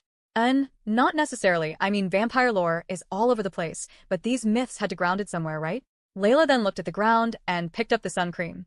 If the umbrella really worked because of the UV, then the sun cream should have some effect. Layla then walked up to Quinn, squirting some of the cream onto her hand. "You ready?" Quinn then went a little red thinking about Layla applying the cream onto his body. Looking at Layla now out of her school uniform, he realized she was kind of cute. So, what, she was a little strange and knew too much about vampires. Everyone had their geeky thing they knew about and was obsessed with. Then Quinn felt something cold on his leg. She had taken Quinn's silence as a yes and started to slather the cream all over his body. After making sure everywhere she could see covered in cream, to finish it off, she placed sunglasses over Quinn's eyes. "Although we can stop the UV on your eyelids, we can't on your eyeballs," Layla said. "Well, anything?" This time, there was no such result. When opening up his status, the UV cream hadn't even made a little bit of impact. Quinn still felt incredibly weak, and his stats were still halved. So it looks like it's not to do with the UV then. Although the umbrella worked, it can only block so much of the UV, and same with the cream, so I was hoping it would have some effect, but this means it's most likely some other property in the sun that we don't know about. To be honest, Quinn was thankful that the sun cream didn't work. The idea of waking up every day and doing it as a daily routine, at some point the cream would wear off too. He also couldn't imagine in the middle of the fight asking his opponent to wait to lather and cream himself all over. He had pictures in his head of asking Vorden to cover for him while he brought out a bottle of sun cream. Finally, it was time for the last test. This one Quinn was dreading the most, the clothes test. He was already sweating and feeling hot as it was and couldn't imagine putting on a load of black clothing. But he thought it was best to get it over and done with as soon as possible. First, Quinn placed a sweater over the top of his body, then a pair of black thick trousers on his feet. Instead of trainers, he changed to black boots, then on his hand a pair of leather black gloves. Finally, on his head, he had a large back top hat. Looking at him, Layla could barely hold in her laughter. He looked absolutely ridiculous. "Breathe, breathe, Layla," she mumbled. "Well, anything?" "No, not yet anyway. Well, we might as well try the rest." Layla then continued to place clothes onto Quinn. This time she had covered his face with a balaclava, and even where his eyes were, she had put a sleeping mask on. More hats were placed on, and now every inch of his skin was covered. "Anything?" "No," Quinn shouted, but it sounded muffled through the clothes. However, Layla didn't give up yet. She felt like if the umbrella had worked, then this had to work as well. She continued to place all the remaining clothes she had brought with, and then finally, while Layla was piling on the clothes, Quinn managed to shout something. "Wait, it's working," Quinn said. Although the clothes had worked, Quinn was around 3 inches thick in black clothing. Layla quickly helped Quinn take off all the clothing as it seemed like he was a bit wobbly on his legs and was going to pass out any second now. Once the two of them were finished, Quinn opened up the umbrella and the energy started to restore back into his body again. The two of them sat down on the clean-cut grass and were discussing the results of the test. "Well, you can't go out like that," Layla said. "You couldn't move in the thing." "Agreed, but at least we know that the most important thing is to stop the sun hitting me." Quinn started to feel the umbrella, wondering if perhaps he could get clothes made out of the same material. Then the problem would be the material would be too weak. Most likely the reason the clothes didn't work so well was because they didn't block out the sun enough. He needed more solid but flexible material. There was some stuff out there that might have worked, like a black latex suit or something, but these weren't strong enough for fighting. It could easily be torn or ripped, and then he would be back to being normal weak Quinn again. Suddenly a thought had entered Quinn's mind. He started to remember the fight he had inside the VR game. When he had gone against Sam, he had used a cape that was able to block his blood swipe. The material was not only flexible but strong as well. The cape was most likely made from some type of beast, from one of the portals. If Quinn could get enough of this material, maybe he could make a suit of some kind that could not only protect him from the sun but also be strong enough to be used in combat. A smile started to appear on his face. He now couldn't wait to be transported to hunt some beasts. Chapter 58. Vampire Myths. After finishing the test with the items, Layla was eager to try out a few of the other things she had brought along with her. Dio, I really have to worry about something like this? Quinn said as he picked up a clove of garlic. Not really, to be honest, I just wanted to try out everything. Garlic always acted more as a repellent in the first place, and the fact that you're holding it like that would suggest it wouldn't hurt. While Quinn looked at the piece of garlic, he decided to use the inspect skill on just to be sure. If something would harm him, he was sure the system would be able to tell him basic information such as this. Inspect. A glove of garlic. Due to your heightened senses, the piece may test extremely bad. Safe to consume. The good news was the system had informed him that the garlic wasn't poisonous, which meant it would be able to do with the other items as well. The bad news was that he had to still eat the garlic, so Layla didn't get suspicious. He broke the glove into a small piece before placing it into his mouth. The taste was incredibly strong. It felt like he was eating dog crap. Not that he knew how that tasted anyway, but if he had to imagine this was it, Quinn immediately started to spit on the ground trying to get the taste out of his mouth. Well, at least you look fine, Layla said. Quinn had actually expected this result before even using his inspect skill. The taste of food had slightly changed ever since his evolution. Sweet food such as ice cream and cakes now tasted bland. It was the same with fruit. The only thing that still tasted fine for him was meat. Although everything seemed to taste slightly saltier than before, it was the same with other herbs as well. Although there was one thing that drastically changed for him, and that was blood. It was a greater taste than anything he had before, and was sweet as caramel itself. Just thinking about it, Quinn wanted another taste, but he was still able to control himself just fine. It was the same way when someone thought about chocolate. They suddenly wanted chocolate, but they didn't need it. Before touching any of the other items, Quinn made sure to use his inspect skill on each one. First was the metal cross, a religious symbol that has no effect. The system said, then the chain, a sliver chain that is made up of 92% silver. Wearing the item can be used as a fashion accuracy. With both the items, there was no such warning. Quinn then proceeded to pick up both of them with no worry. He was starting to trust the system more and more lately as it had been more helpful and accurate. Oh, what's the story behind these two things? Quinn asked. I kinda get the cross, but what about the silver? And they just for werewolves? Suddenly Layla's eyes started to sparkle up. I'm glad you asked. Vampire lore has gone further back than you think. Even in Greek mythology, they have tales of vampires. The first vampire was said to be cursed by the god Apollo, to be burnt by sunlight. Then when the man tried to touch Artemis' bow, she cursed the human further to be affected by silver. Layla explained, of course there are other reasons, but this is one of the older ones. Then with the cross, vampires have always been seen as workers of the devil, a creature that needed to suck blood to live, and of course God in the eyes of many is a fighter of evil, and the cross is a symbol of the god. Layla then grabbed both items from Quinn and placed it back in her bag. But now looking at you, I can clearly see all of that was a load of rubbish, Layla said, sounding a bit disappointed by the whole experience. The only vampire weakness it seems you have so far is sunlight, although I have to admit that's a pretty big one. Do you feel like you're not getting older yet? What? Quinn said, confused. How would I even know? It's only been a few days. I mean, I don't feel any older, but I could say that about the rest of my life. You kind of just got older without realizing it. Then a dreaded thought had entered Quinn's mind. If it was true that he would no longer age, did that mean his appearance would stay the same as it did now? Would he look like a young teenage boy for the rest of his life? With test over, it was time for the two of them to head back to their dorm rooms. Quinn decided to head back to the dorm rooms and see if Vorden and Peter wanted to hang out and do something for the rest of the evening, but when he entered the room, once again neither Vorden or Peter was there. Vorden, Quinn didn't worry too much about. It seemed like he had been getting into trouble lately with the second years, but currently they were staying well clear of him after the incident. It was Peter Quinn was more worried about. He couldn't help but shake the feeling that these new friends of Peter weren't actually friends of his, and was wondering what to do. With that, Quinn decided to sleep for the night and wait till the next day. When he woke up, he was happy to see that the other two had managed to return to their rooms in the middle of the night. For once the three of them had decided to head down to the canteen together, and in a long time, the three of them casually eat food and chatted about what they had done yesterday. Once the three of them had finished eating, it was time for them to head to their homeroom classes together. On Monday morning they were to attend a morning class with their teacher Delaware. This lesson would be a theory-based lesson. either the history of the human race or even notice about what would happen. The three of them sat in the back of the class as usual, while Layla sat at the front with Aaron by her side. The students waited patiently until Del had finally arrived. All right, class, I have an important announcement to make. The preparations for your first portal outing has been complete. It's time for you kids to go explore the universe a bit more. Chapter 59. Portal Colors. Before Del was to inform the students about the portal training they would be participating in, he needed to explain to the students how the portals worked. After all, it would be a first for nearly every student there apart from a few of them. Portals allowed humans to travel to and back from locations that they had been to before. They were often used to travel to other planets. The technology was obtained when humanity managed to take down their first Dalki ship and discovered a portal inside. Usually, when such advanced technology was discovered, people wouldn't be able to dissect and replicate it so easily. Just because you had the technology didn't mean you understood how it worked.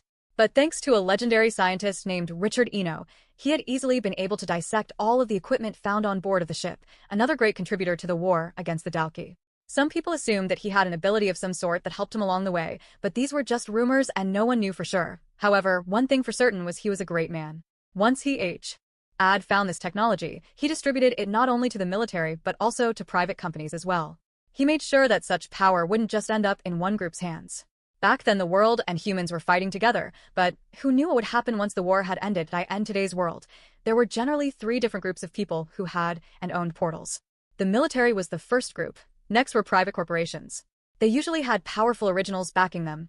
Many of these companies would also form a faction, a group of powerful travelers just for exploring other planets. And lastly was the group known as Pure, a group that didn't believe in the use of abilities. There were three types of portals, each different in color. There was green, orange, and red. Each of these portals meant a different thing. Green meant that the planet it led to had already been explored, and there were human shelters that had been built. These allowed people to live there if they wished or just stay there temporarily. The next was orange. This meant that the planet hadn't been fully explored yet. There were some shelters in place, but the level of the beast could be too high in certain areas, or they just hadn't explored everywhere yet. And finally, the red portals. These were unexplored planets. There were no shelters for regular humans to live in. Only travelers or military personnel would usually go into these portals for exploration, and the worst thing about them was they didn't know if the Dalki were on the planet as well. After all, the Dalki had the same technology, so it wouldn't be too strange to run into them, and although under a treaty, if a few people were to go missing on an unknown planet, it was hard to prove something had happened, and the humans weren't ready for another war just yet. And that is all the information you need to know about portals, Del said. A student then raised his hand who's seated in the center of the class. Yes, Del said. What about the beasts that were discovered on those planets? Will we learn about them? The student asked. For now, that's all you need to know about the portals. Yes, this also led us to discover beasts on these planets, and they are what we use to create our beast weapons, but you will be told more detail about that when you arrive. Del explained, although I will tell you now that you can also thank Richard Eno for that discovery as well. Del then closed the presentation that was playing behind him. Now for the important part, the portal expedition will take place next week, but before even that, you will be required to form your own team of 5. Although on this trip you will travel as a class, you must have a squad and stick together. Even the green portals are a dangerous place filled with beasts, and the trackers on your watch will not work outside the academy. We will have no way to come and save you. The same student once again raised his hand, and Del had a look on his face like it was starting to get annoyed. Yes. Oh, you know where we will be going? That information will be revealed to you on the day. Many of you here have family members who, if they knew where you were, would send guards out to protect you on these planets, but that wouldn't be fair, especially since we will also be assessing you on this. The student once again raised his hand, but Del this time stared at him back, forcing him to slowly put his hand down again. Now if there aren't any more questions, your combat classes for today are cancelled. Today you are to form a team of 5 and report back to us by the end of the day. Del then left the room to attend to other business, while allowing the students to form their own group of 5s. Vorden then turned his head immediately. Hey Quinn, you want to be on the... But standing by Quinn's side already was Layla, who had sprinted from the front of the class to the back. Hey, do you want to make a team with me, Quinn? Layla said, smiling. Sure, Quinn answered. Truthfully, Quinn wanted to ask Layla to be on the same team. They didn't know how long their first assessment was going to take, and if he was to get hurt or injured, he was going to need a blood source of some type. Even if Vorden didn't like it, he knew this was going to happen. Hey, Quinn, you mind if I join as well? He said, smiling, trying to hide his annoyance, of course, and Peter as well. Peter's face was a little shocked at hearing the sound of his name, and at the same time his feelings were confused. Yeah, that would be good, Peter said. Then when the others were just thinking about who the 5th member should be, Aaron had approached Vorden of all people in the room. I want to make a team with you. Chapter 60. The Team. Not only were Quinn and the others shocked that Aaron had approached Vorden, but so was the whole class.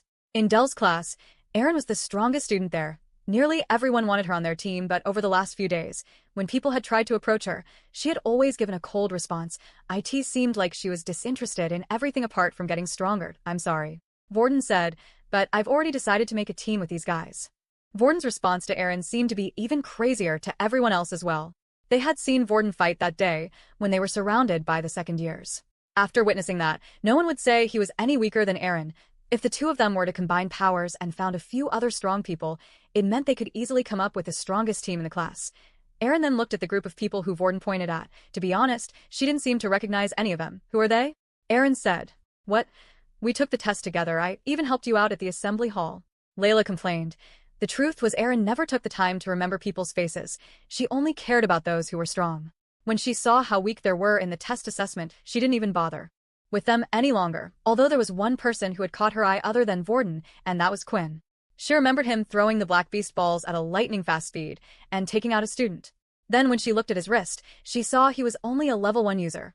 Why would you stay with these weak people? Surely you can get a better grade if you join me and a few others, Aaron said. The first assessment and future assessments in the portal outing would determine their final grade.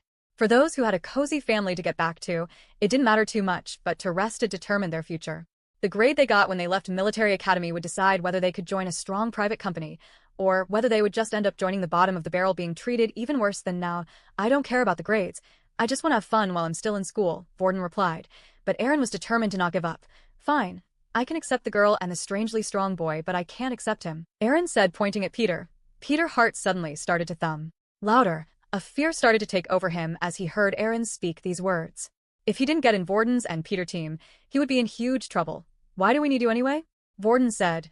Wait a minute, Layla interrupted. I think she would make a good addition to the team. Besides Vorden, doesn't your ability rely on those around you to be strong as well? As far as I remember, Beast doesn't have abilities, so you would have to rely on us, and we don't exactly have strong abilities.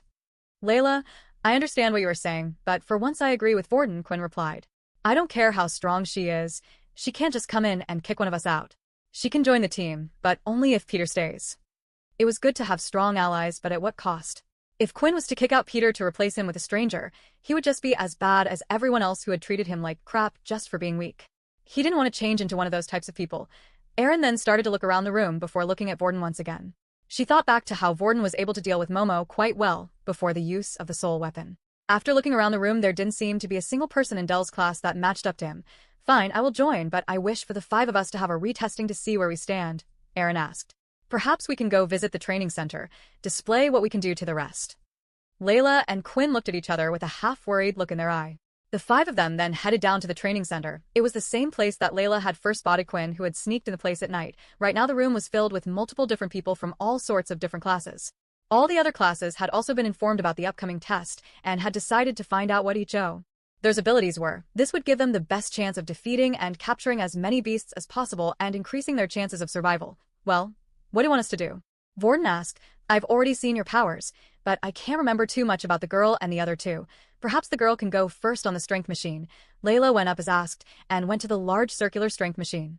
She concentrated her mind and threw out her fist at the same time. She used the force of her telekinesis to push her hand as strong as she could. The numbers slowly went up on the machine's display until it had eventually reached number 8. Damn it. Same as last time. Looks like I haven't improved much, Layla complained. For a level 2, that's quite a weak strength score, but judging by the bow you're a ranged user anyway, it will be quite handy to have someone like you on the team, Aaron said. She then walked up to the 2 boys, Quinn and Peter. Well, I'm hoping that both of you can at least get the same score as her. Quinn was starting to get annoyed by all her taunts, but he took a deep breath and held it in. With her on the team, it would cause fewer troubles with the others. Even if they did defeat beasts and obtain their crystals, there was a high chance that another team might target them and try to steal them. But just having Aaron on the team would stop that. Peter walked up to the machine holding the mud staff in his hand. Looks like he's still level 1 then, Aaron said. Level 1 Earth user didn't have the ability to extract Earth from the ground. All they could do was reform the Earth in their hand. They could only control Earth they were touching rather than the Earth around them. As Peter went to punch the machine, the Earth around from the pole started to form around his fist. As he hit the machine, the numbers started to go up, and finally, it stopped at 8. The same score as Layla. Well, what are you waiting for? Aaron said, looking at Quinn. Chapter 61, Grinding. As Quinn walked up to the strength machine, all he wanted to do was punch the machine as hard as he could. He wanted to shut up the arrogant Aaron, who felt like she was better than everyone else. Why did she choose to act like this? Simply because she had a better ability than others. Because her family was well off enough to buy her a strong ability book? But Quinn couldn't reveal himself here, especially in front of the others. They all had seen him on the test day, and they all knew Quinn still didn't have an ability apart from Layla. He looked at the machine and started to wonder if he performed Hammer Strike using all his strength would the number rise up. Surely the number would be above his 16 strength. He readied his fist and redid his footwork. The gauntlets were equipped on his hands, and Quinn let his fist out. He tried controlling the power output, hoping to achieve a similar score to the other two. Bang, his fist collided with a large drum-like machine, and the numbers slowly started to rise. 0.8, 9, and then finally the number had stopped at 10. Quinn estimated if his current strength with the gloves was 16, then he needed to use half his strength when hitting the machine to get an 8. But such macro-level control was nearly impossible to get right, and he had managed to go slightly over. "Hey man, didn't you get stronger?" Vorden said, surprised. "I thought you got a 5 on the test last time. You been working out or something?" Quinn started to laugh, trying to come up with something. "Actually, it was thanks to that game you showed me." Quinn replied, "I met someone who really helped and showed me how to activate the beast weapon strength properly. I worked hard hoping I wouldn't be useless for you guys. When I threw that beast ball that time back in the assembly hall, I realized how useful it would be if I learned how to activate the best weapon." This was a lie. But Quinn felt like it was quite convincing. "Didn't the second year say you needed to treat it like activating your ability though? I thought you didn't have one." "Apparently that isn't a requirement, but just to help you visualize activating your beast weapons," Quinn replied back. Sweat was starting to run down his face. All he could do now was hope the others would buy it.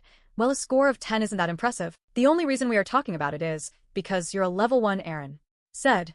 For once Quinn was happy Aaron's smugness had drawn the attention away from him. "I asked this okay then?" Layla asked. "Yes." Aaron replied, "I still wish to join your team. I believe even with the extra luggage we have on board, with me and Vorden we can come out as the top team during this assessment." After testing everyone's strength, the group decided to discuss a few things, such as formation and what to do. Although the discussions didn't last for long. If they were to travel as a group, Layla would stay at the back for support and Aaron and Vorden would be at the front. Usually, the physical damage dealers would be at the front of the squad while elemental users in the middle. But in this scenario, Quinn and Peter were considered so weak that they were placed in the center for protection.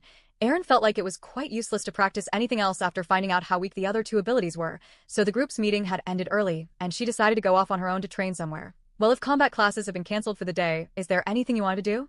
Vorden asked. "Actually, I was planning to head to the VR capsules," Quinn replied. "I've been trying out a bunch of abilities so I can decide what ability to pick in the future." Suddenly Vorden started to shiver. "You can go ahead," Vorden said. "I know I showed you how to play the other day, but to be honest, I'm sick and tired of that game. I played it so much growing up and all." With Quinn heading off to the VR room that left Peter and Vorden all on their own. "Hey, so do you want to practice a bit more with your ability? I know you're saving up so you can buy a few more skill books. Maybe we can get you to a level 2 before heading off into the portal." Peter looked around the room at the other students before giving an answer. "Sure, that sounds like a good idea," Peter replied. But Peter's strange actions didn't go unnoticed, and Vorden had a feeling it had something to do with those students he went to hang around with a few days ago.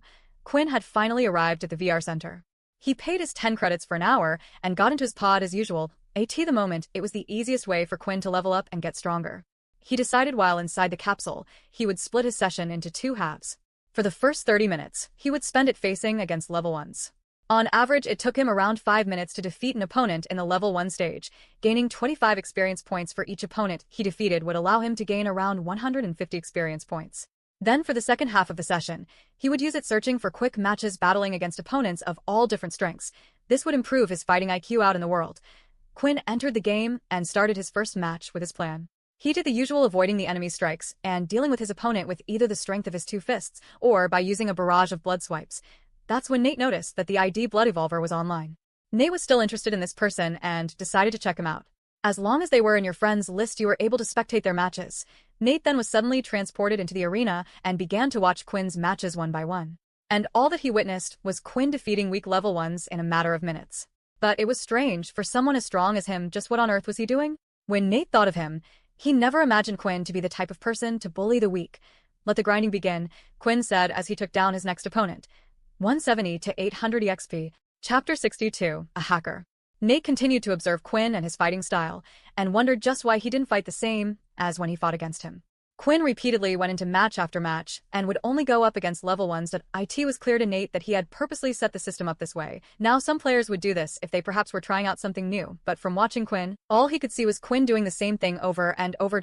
He would enter into a game, and then immediately dash in, either using a barrage of the red line attacks of his, or a flurry of punches, not caring whether he got hurt or not. It was clear he was beating them with pure strength and trying to win the matches as quickly as possible. Unknown to Nate though, Quinn was purposely doing this. He didn't have much time left between now and when he was to go out on to his portal training. So, the only thing Quinn Could do was grind a few levels to get stronger using the system. Finally, 30 minutes had passed, and Quinn himself was growing tired of repeating the same thing over and over again. The only thing that kept him going was seeing his experience go up little by little.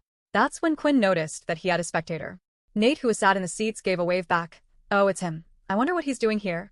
Then a thought came to Quinn's mind. The fact that Nate was watching gave him the chance to ask him something. He then went onto the game system and sent out a part invite to Nate.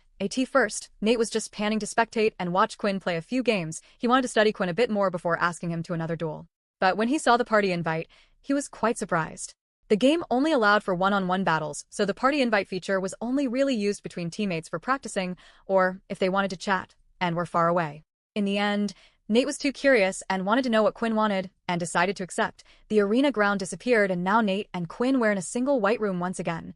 Hey, how you doing? I hope you're not planning some type of revenge, are you? Nate said as he proceeded cautiously towards Quinn. And, oh, actually I wanted to ask you something. The person who I fought with before, your friend, I wanted to know more about his cape and where he had received it from. Oh, Sam's cape. That's why you wanted to talk to me. Nate then looked at Quinn standing in front of him. On his hands, he wore his gauntlets. That's when Nate suddenly realized something. The gauntlets that Quinn were using looked horrible. They must have been only at the basic tier. Wait a minute, are you a first year? Nate said. Yeah, I will be going on my first portal outing. I thought if you could tell me what type of beast you got it from, I would be able to look for it. Nate was suddenly a little surprised. He went back and thought to how Quinn was able to damage his solid body, even though no one had done such a feat before. He was sure the person would have at least been a second year. Let me give you a piece of advice then. On your first outing, they always use the green portals. You have the chance of going to one of three places. Dalada, Alpen and Bartne. Out of these three planets, you want to go to Kaladi. There in the desert, there is a winged creature. I can't remember the name of the winged creature, but there aren't many in the desert, so I'm sure if you see one that will be it. That beast core is what we made the cape out of. Wait, did you say a desert? Quinn asked. Yeah. What's wrong with that? Usually, the word desert meant the place came with heat. The idea of having to journey through that, Quinn was starting to get tired just thinking about it. Nothing, don't worry. Thank you so much for the information. You have been a big help. I'm going to play a few more games now before my time's up. Oh, sure, go ahead. Do you, IND if I watch? Nate asked. Quinn thought about it for a while. If he didn't want to let Nate watch, all he had to do was block him or delete him of his friends list. But at the same time, Quinn felt like there was no problem. He was just fighting people. It wasn't like he was doing anything that suggested he was a vampire, and it was likely that Nate wasn't even from the same school as him. Sure, go ahead. Quinn only had 20 minutes left inside the machine, and using his remaining time, Quinn chose to use the quick match function on the game, matching him with random power levels who chose the same option. This half of his session would be used to practice his fighting skills. In the remaining 20 minutes, Quinn was able to have 2 more games. His first match, he was against a level 4 user, who had a transformation ability. His body was made of a rubber-like material, and he was able to stretch it as far as he liked. Quinn struggled against this opponent. The fighting style of the rubber man was strange, and when Quinn wasn't expecting it, he would be hit at an incredible speed. In the end, Quinn managed to get a few blood swipes in and hurt the man but still ended up losing. The next match, there was much more success, as he was matched up against a level 2 user who had a hardening skill similar to Nate, only weaker. He had an easier time dealing with his opponent as his blood wipe deal damage as well as his regular attacks.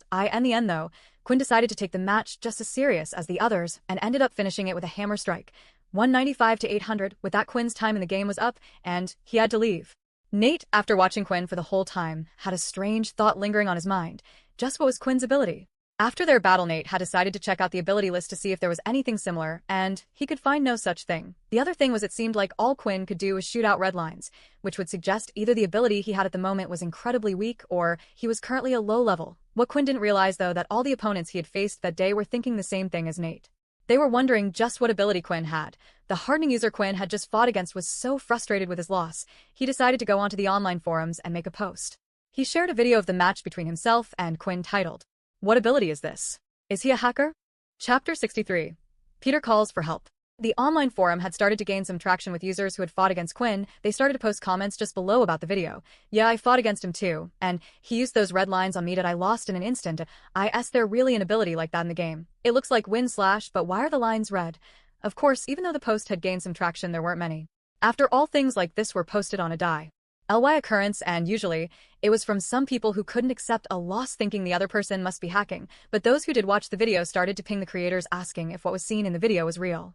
Of course, one of the admin staff for the game came along and checked the video, but this person wasn't any ordinary admin staff. It was a student at the school named Logan Green. Logan himself wasn't ordinary, for he was the son of the creator of the game, and not only that but was one of the head coders as well. He often visited the forum to check for bugs, and if there were any, he would try to fix them while still attending school. Then suddenly late at night that day he noticed that post had started to gain traction.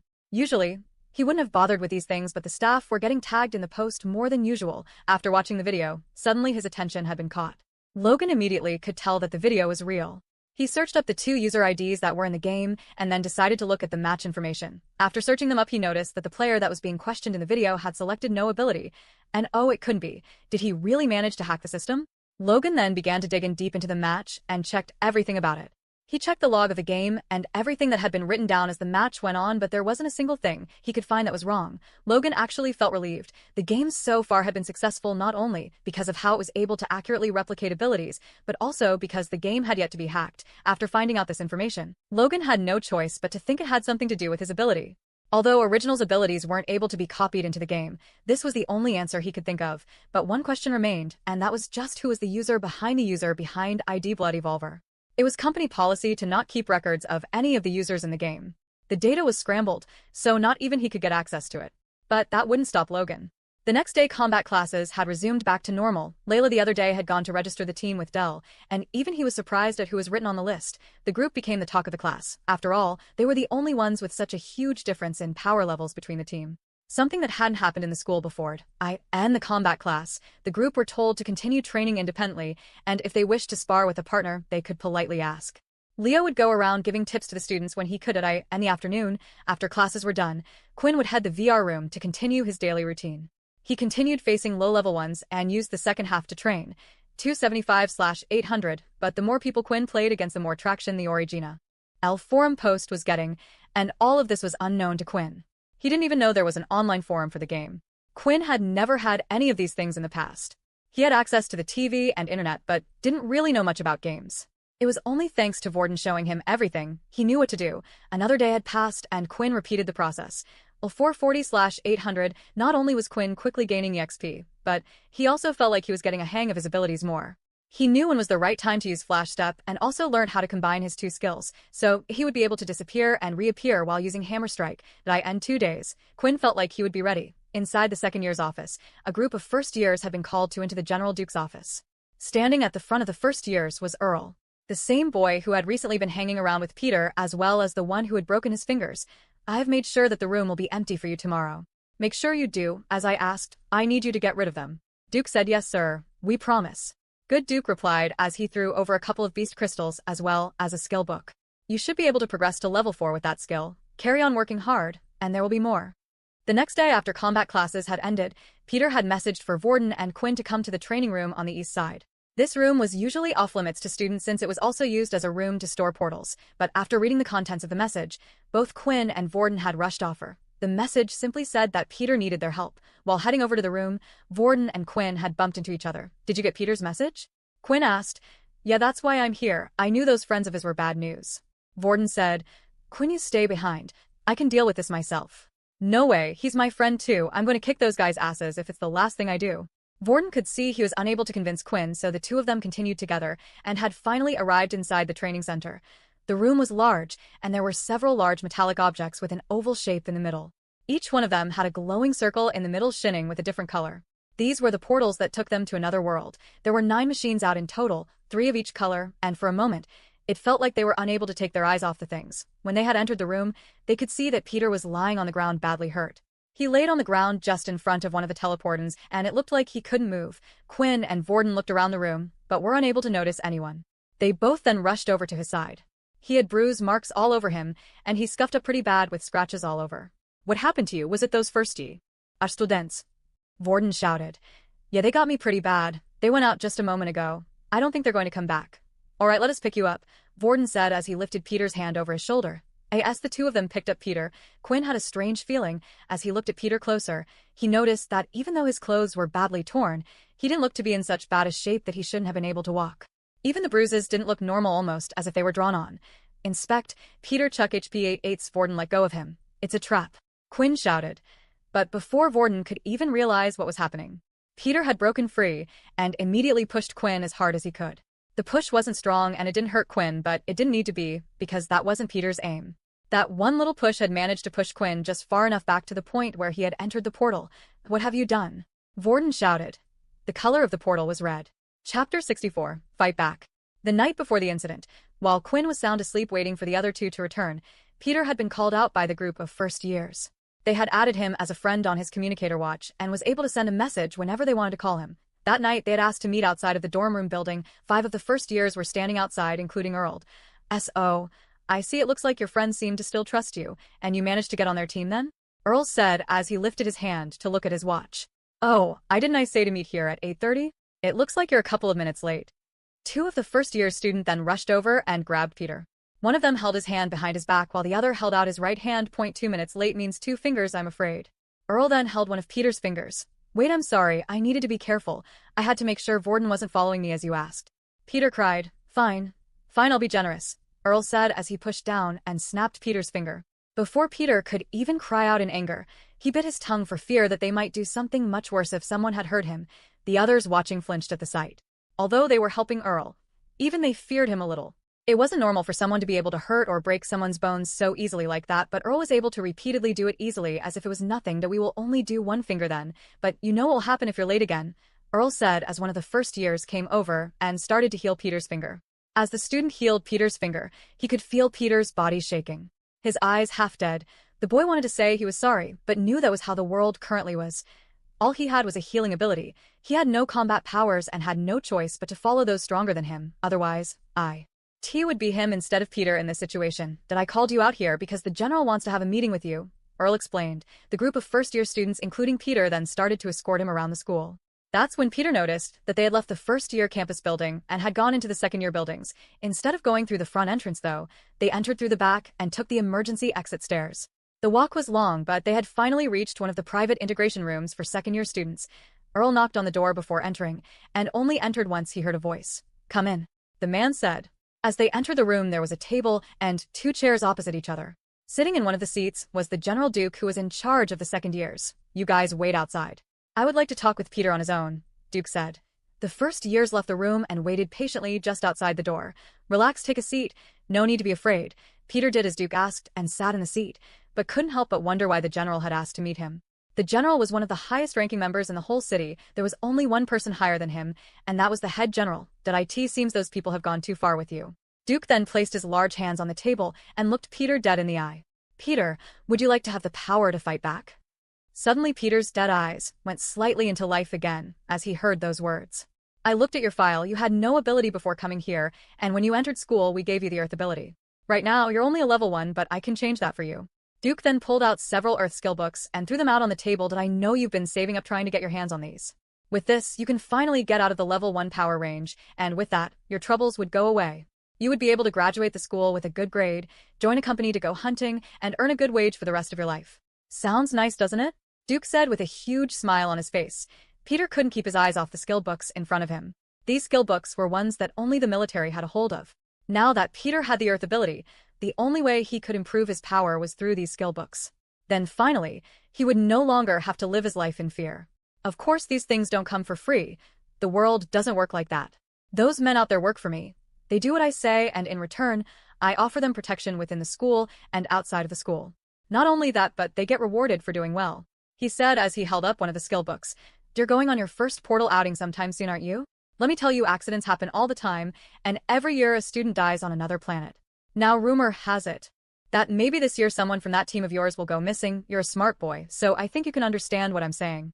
Now maybe that person will be you, maybe not. So, what's your answer going to be? Last night it was clear to Peter what Duke was saying. Either he did what the Duke said, or he was the one who would go missing, but the target was never meant to be Quinn. The target was always Vorden. When Quinn shouted and had somehow found out Peter wasn't on the plan, he panicked. He didn't know what to do, and had pushed Quinn into the portal. His hands were now shaking as the realization had hit him. What the hell have you done? Vorden shouted. I'm sorry. Peter said, you don't understand, I had to do it. Well, let me guess, because you were being bullied. Because you were being threatened? Vorden shouted as he continued to walk towards Peter, and at the same time Peter would walk back. Do you not think Quinn has been going through the same thing as you? He's a level 1 just like you. And, do you think they didn't try threatening me? When I was tied up and placed on that thing. So what if they hit you, they punch you and make you bleed? You can fight back. As long as you are alive, you can always fight back. Vorden then pointed towards the red portal. But what you have done, you have basically sent Quinn to death. No matter what, there is no coming back from death. He can't fight back now. Did you even try to fight back?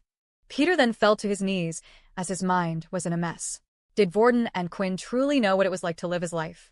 All Peter wanted was a normal school life, to go through it without any troubles, and someone was offering that to him. Maybe he took the easy way out, but he didn't feel that way. He had already gone through his own suffering before entering the academy, and even worse now that he was in the academy.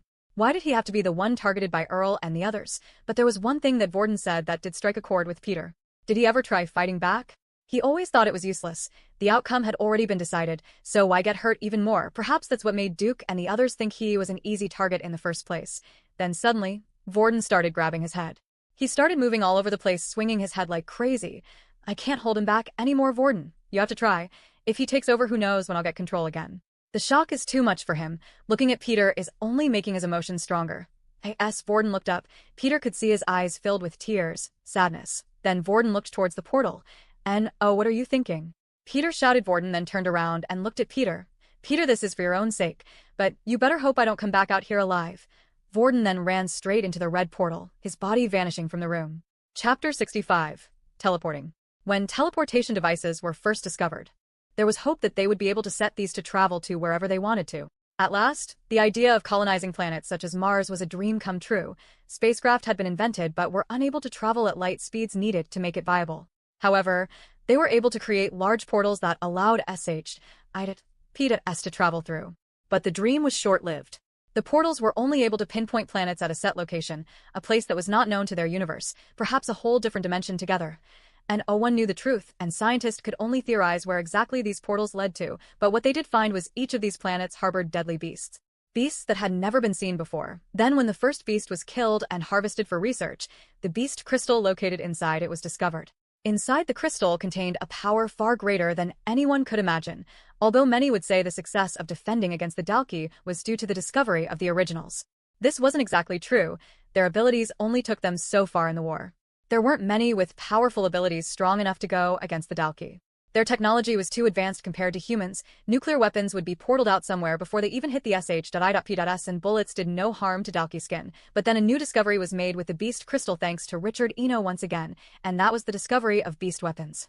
Human combining their abilities with powerful beast weapons was the true turning point in the war, but not many people remember this fact, as they were too fascinated with the discovery of abilities that happened nearly at the same time. As Vorden jumped into the red portal, he felt a tingling sensation all over his body. The world around him started to warp and displace, and his mind felt like it was melting. It wasn't a horrible feeling. In fact, the feeling received when traveling through the teleportation device even felt addicting to some. A few moments later, and Vorden had arrived at his destination. He opened his eyes, and the first thing he noticed was the place was incredibly dark.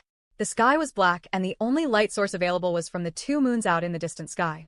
Around him were crumbled-down buildings and structures, as if at one point the place was used to live in. Vorden still had his hands held by his head, but when he opened his eyes the pain started to go away, and his mind started to clear up. It seems like the little one has finally calmed down, Vorden said. Any longer, and he might have come out and done something. What does that matter? Ratton argued. Do you even know where we are? You jumped through that red portal. Vorden then started to look at his surroundings. It was strange to see building structures around them. Buildings were the sign of human or an advanced civilization, and so far when discovering other planets there had been no signs of this. When there was building work, it would usually be Dalki structure, but this was clearly not Dalki-based. Aren't the red portals meant to be unsheltered planets? This place looks like a broken shelter. I think you are forgetting something, Ratton said. While orange may mean it's in the process of being taken over and sheltered being places, red can also mean it's too dangerous to build a shelter in the first place. You have basically given us a death sentence. What do you mean? Vorden asked. Are you really being so stupid? Sure, you might have run through that portal so you didn't kill your friend, but what's the point if we die instead? The only ability we have right now is that weak level 1 Earth ability. If we run into a deadly beast, we're doomed. That wasn't the only problem. The place wasn't exactly thriving with people. Not many people had access to teleporters in the first place. Only green teleporters the public were able to use, and they were strictly monitored by the company that owned them, meaning the only people that would be around here would be travelers. With no people around and only beast, Vorden was stuck with his one ability, and it would only last him 24 hours. Then a thought came to Vorden's mind. Quinn. The portal was unable to send you to a pinpoint location, but it did put you in the same general area, at least within 10 miles of each other. Still, 10 miles was a great distance to cover, and with the chance of Beast being around every corner, it would be hard to find Quinn for now. Vorden would look for a portal back to the academy while also searching for Quinn. Somewhere on the same planet, Quinn had also arrived. His heart was beating rapidly as it was the first time he had experienced such a thing. Peter, what the hell was that? Quinn thought. Damn it, he must have pushed me through the portal. Where am I? As Quinn looked around, he could see the similar buildings around him all crumbled, torn, and fallen down. The place looked like a city had once existed but had been left behind for years. However, there was one saving grace about the whole thing. On the planet, it was currently nighttime, meaning Quinn didn't feel weak and had a better chance of surviving. However, before Quinn had even moved from the spot he was in, he spotted something from the corner of his eye. He was standing in the middle of a street surrounded by crumbled buildings on both sides. But whatever was moving around was quick and was using the buildings as cover. Quinn tried to follow whatever it was with his eyes, but it would constantly move around until it had eventually stopped just underneath a pile of rubble from one of the buildings. Did I end the movies? This is where the person would go check it out. Quinn thought, but there was no way he was going to do that. He was on an unknown planet and all alone, and whatever it was clear it didn't want him to see it. Quinn started to back away, making sure to keep an eye on where he last saw the figure. Then when he was a safe enough distance away, he finally turned around. In that instant, a sound could be heard from behind. Quinn immediately turned around and could see a horrible figure running towards him. It clearly wasn't an ordinary animal and something he had only ever seen in books and TV. It was a beast. Chapter 66. First Kill. Suddenly, Quinn could hear the sounds of something scurrying towards him at an amazing speed. As he turned, the beast was now in full sight. It was the same size as a large dog with the head of a rodent, black in color and running on all fours.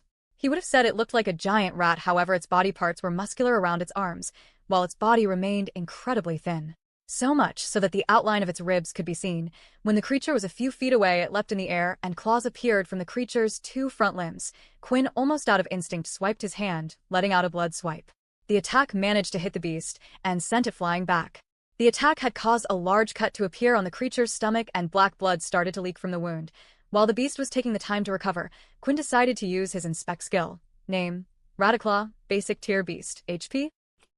Unlike with humans, when Quinn used the status screen it would show their HP and blood type, but in this case, he had only received a name and the level of the beast. Seeing the tier of the beast though, Quinn started to feel a little less frightened. He was in an unknown place, and just because the beast was small in size, didn't mean it was a low tier. However, something like the Raticlaw, even Quinn should be able to deal with it. The Raticlaw had recovered and charged straight for Quinn once again. Seeing how the blood swipe was effective, he waited for the beast to get close once again. Blood swipe. But Quinn had underestimated the speed and the responsiveness of the Raticlaw. It had learnt from last time what to look out for and jumped to the side, avoiding the attack. Then it dashed forward, increasing its speed, and jumped out at Quinn. Just in time, Quinn had managed to shove his gauntlet into the mouth of the beast. As its two big teeth clomped down onto the gauntlet, he heard a creaking noise. Defense 1, durability of weapon has decreased by 50%. Strength has fallen to 3. You little crap, get off me. Quinn shouted as he started swinging his arm, trying to shake the beast off, but the beast had clomped down hard, refusing to let go. With the beast stuck to his arm, it was too dangerous for him to use blood swipe, and too close for him to perform a hammer strike. All that was left was to do it the old-fashioned way. Quinn then started to repeatedly pound the beast on its head with his other hand. With each blow, black blood would gush out of the beast. The blows were powerful and damaging to the beast, and with each strike the grip started to loosen. If you had just stayed away, you could have lived. Quinn shouted as he continued to punch the beast, until finally, its grip had come loose and it had fallen to the ground. Quinn looked like he had just come off the movie, off a horror set. His arm and clothes were now completely covered in black blood, but he didn't care, for a message had appeared bearing great news. Basic tier beast, Raticlaw, has been defeated, 100 EXP points gained, first basic tier beast killed, bonus EXP awarded, 200 EXP. First time killing, Raticlaw. Bonus EXP awarded 100 EXP, 880/800 EXP. Multiple notifications had been received at once, and everything came as quite a shock to him. Not only did he receive more EXP for killing a beast compared to fighting against a human, but he also received bonus points too. Similar to when he faced a new power level for the first time, he had gained bonus points for killing a basic tier, as well as bonus points for killing this specific beast for the first time as well. A way to beasts were a gold mine for his system. Congratulations, you are now level 5. Race: Halfling, HP 30/30, 40/1600 EXP, Strength 13/2, Agility 15, Stamina 12. Leveling up had given Quinn 1 extra stat point. Looking at his stats now, he decided to put the stat point into strength. Strength 14, too. The reason for this was the skill Hammer Strike. It needed a total of 15 strength to perform. While he had the gauntlets on, they gave him an extra bonus of 3 strength, but when the Raticlaw had damaged the gauntlets, the strength dropped to 2 if his gauntlets were to be destroyed. Then he would no longer be able to perform Hammer Strike correctly. So first Quinn decided he would get his strength up to 15 before focusing on stamina and agility, but the system still had one more surprise for him.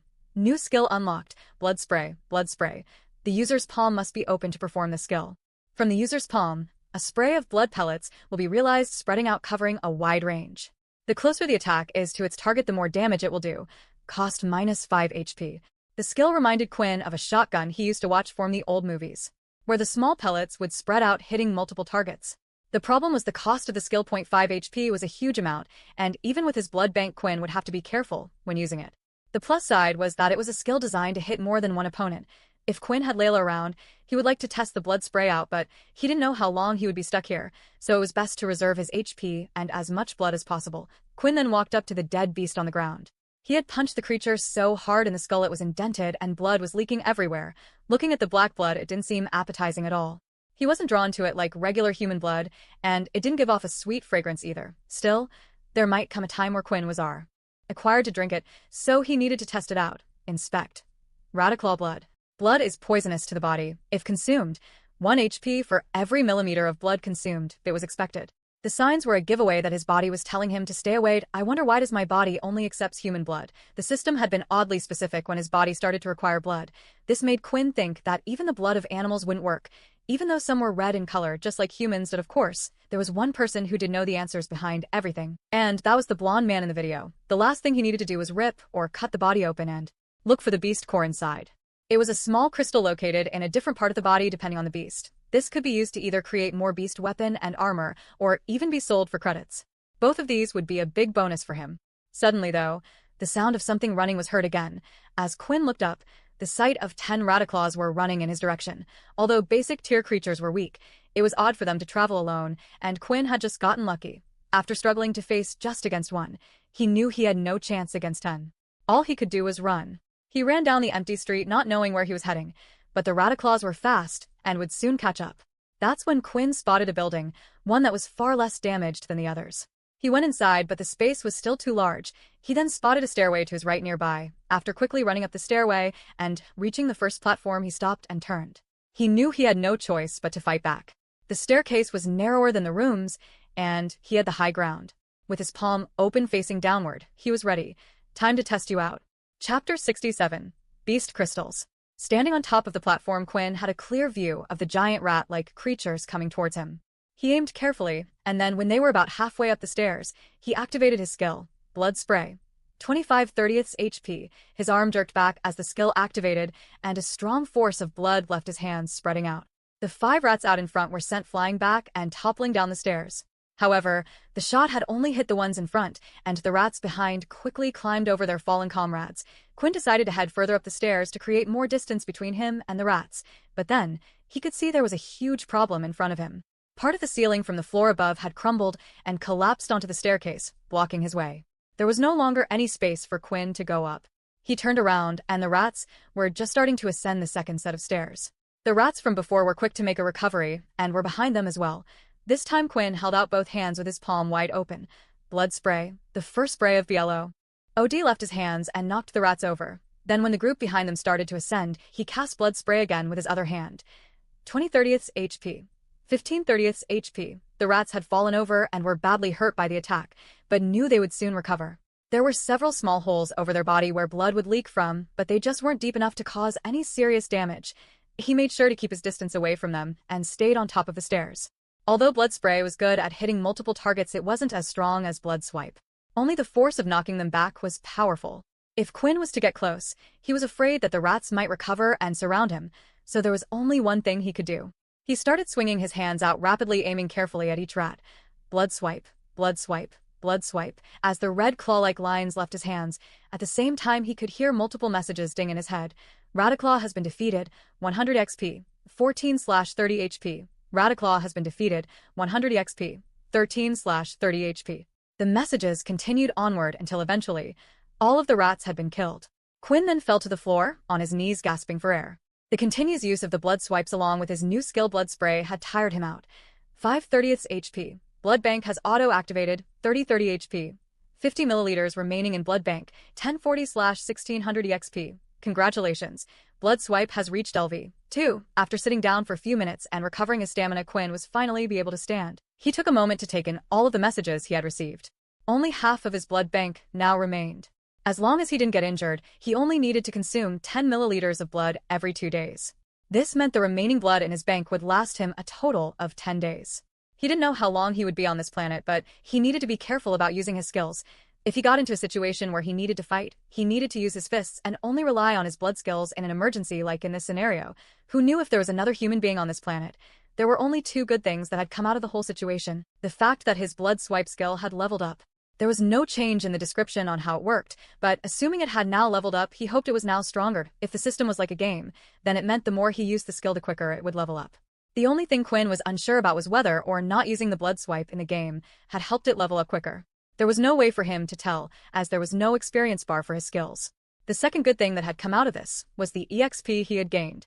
To gain the same amount of experience points as he had just gained at this moment, he would have had to play the game for days. Quinn then walked up to the dead beasts on the floor. Before, when he had killed the first Rataclaw, he didn't have time to extract the beast crystal from its body, but inside the building, it seemed like he was safe from other creatures. Using the tip of his gauntlets, he tore open the beasts. He searched around inside the chest looking for a glowing crystal. Usually, someone doing this for the first time, it would affect them. Maybe they would have even thrown up a few times searching around inside the organs of the beast, but for some reason, Quinn felt like he was unaffected, and it didn't bother him at all. He couldn't help but think ever since he had become a halfling, his view on what was normal and what wasn't was changing. After searching around for a while, Quinn finally found it. It was a small round crystal ball with tiny little bumps all over and around the same size as an adult's fist. Basic tier beast crystal obtained. Would you like to store it in your inventory? Then another message had appeared. Inventory? Quinn thought. You mean I had one this whole time? Quinn selected the yes option, and suddenly, the crystal in his hand slowly started to vanish away, and finally, it had completely disappeared. He then opened up his status screen, and now there was a tab for inventory. As he selected the tab, he could see the single beast crystal stored inside. I wonder if I can put anything else in there.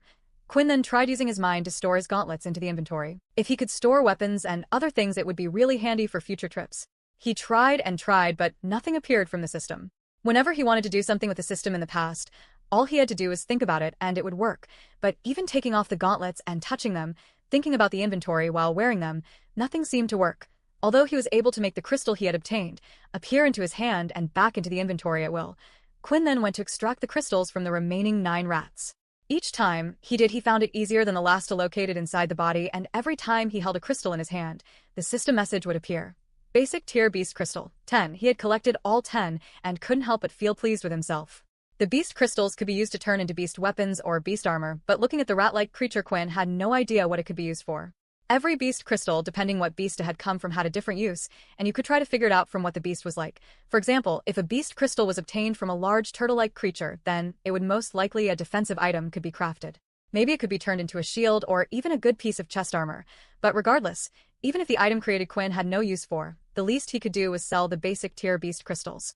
Each crystal sold would sell for a total of 10 credits, which meant he would either use the money to purchase beast gear himself, or he could use it to spend more time in the game. After tinkering around in his system and his stamina fully recovered, Quinn decided to try to climb up to the roof of the building.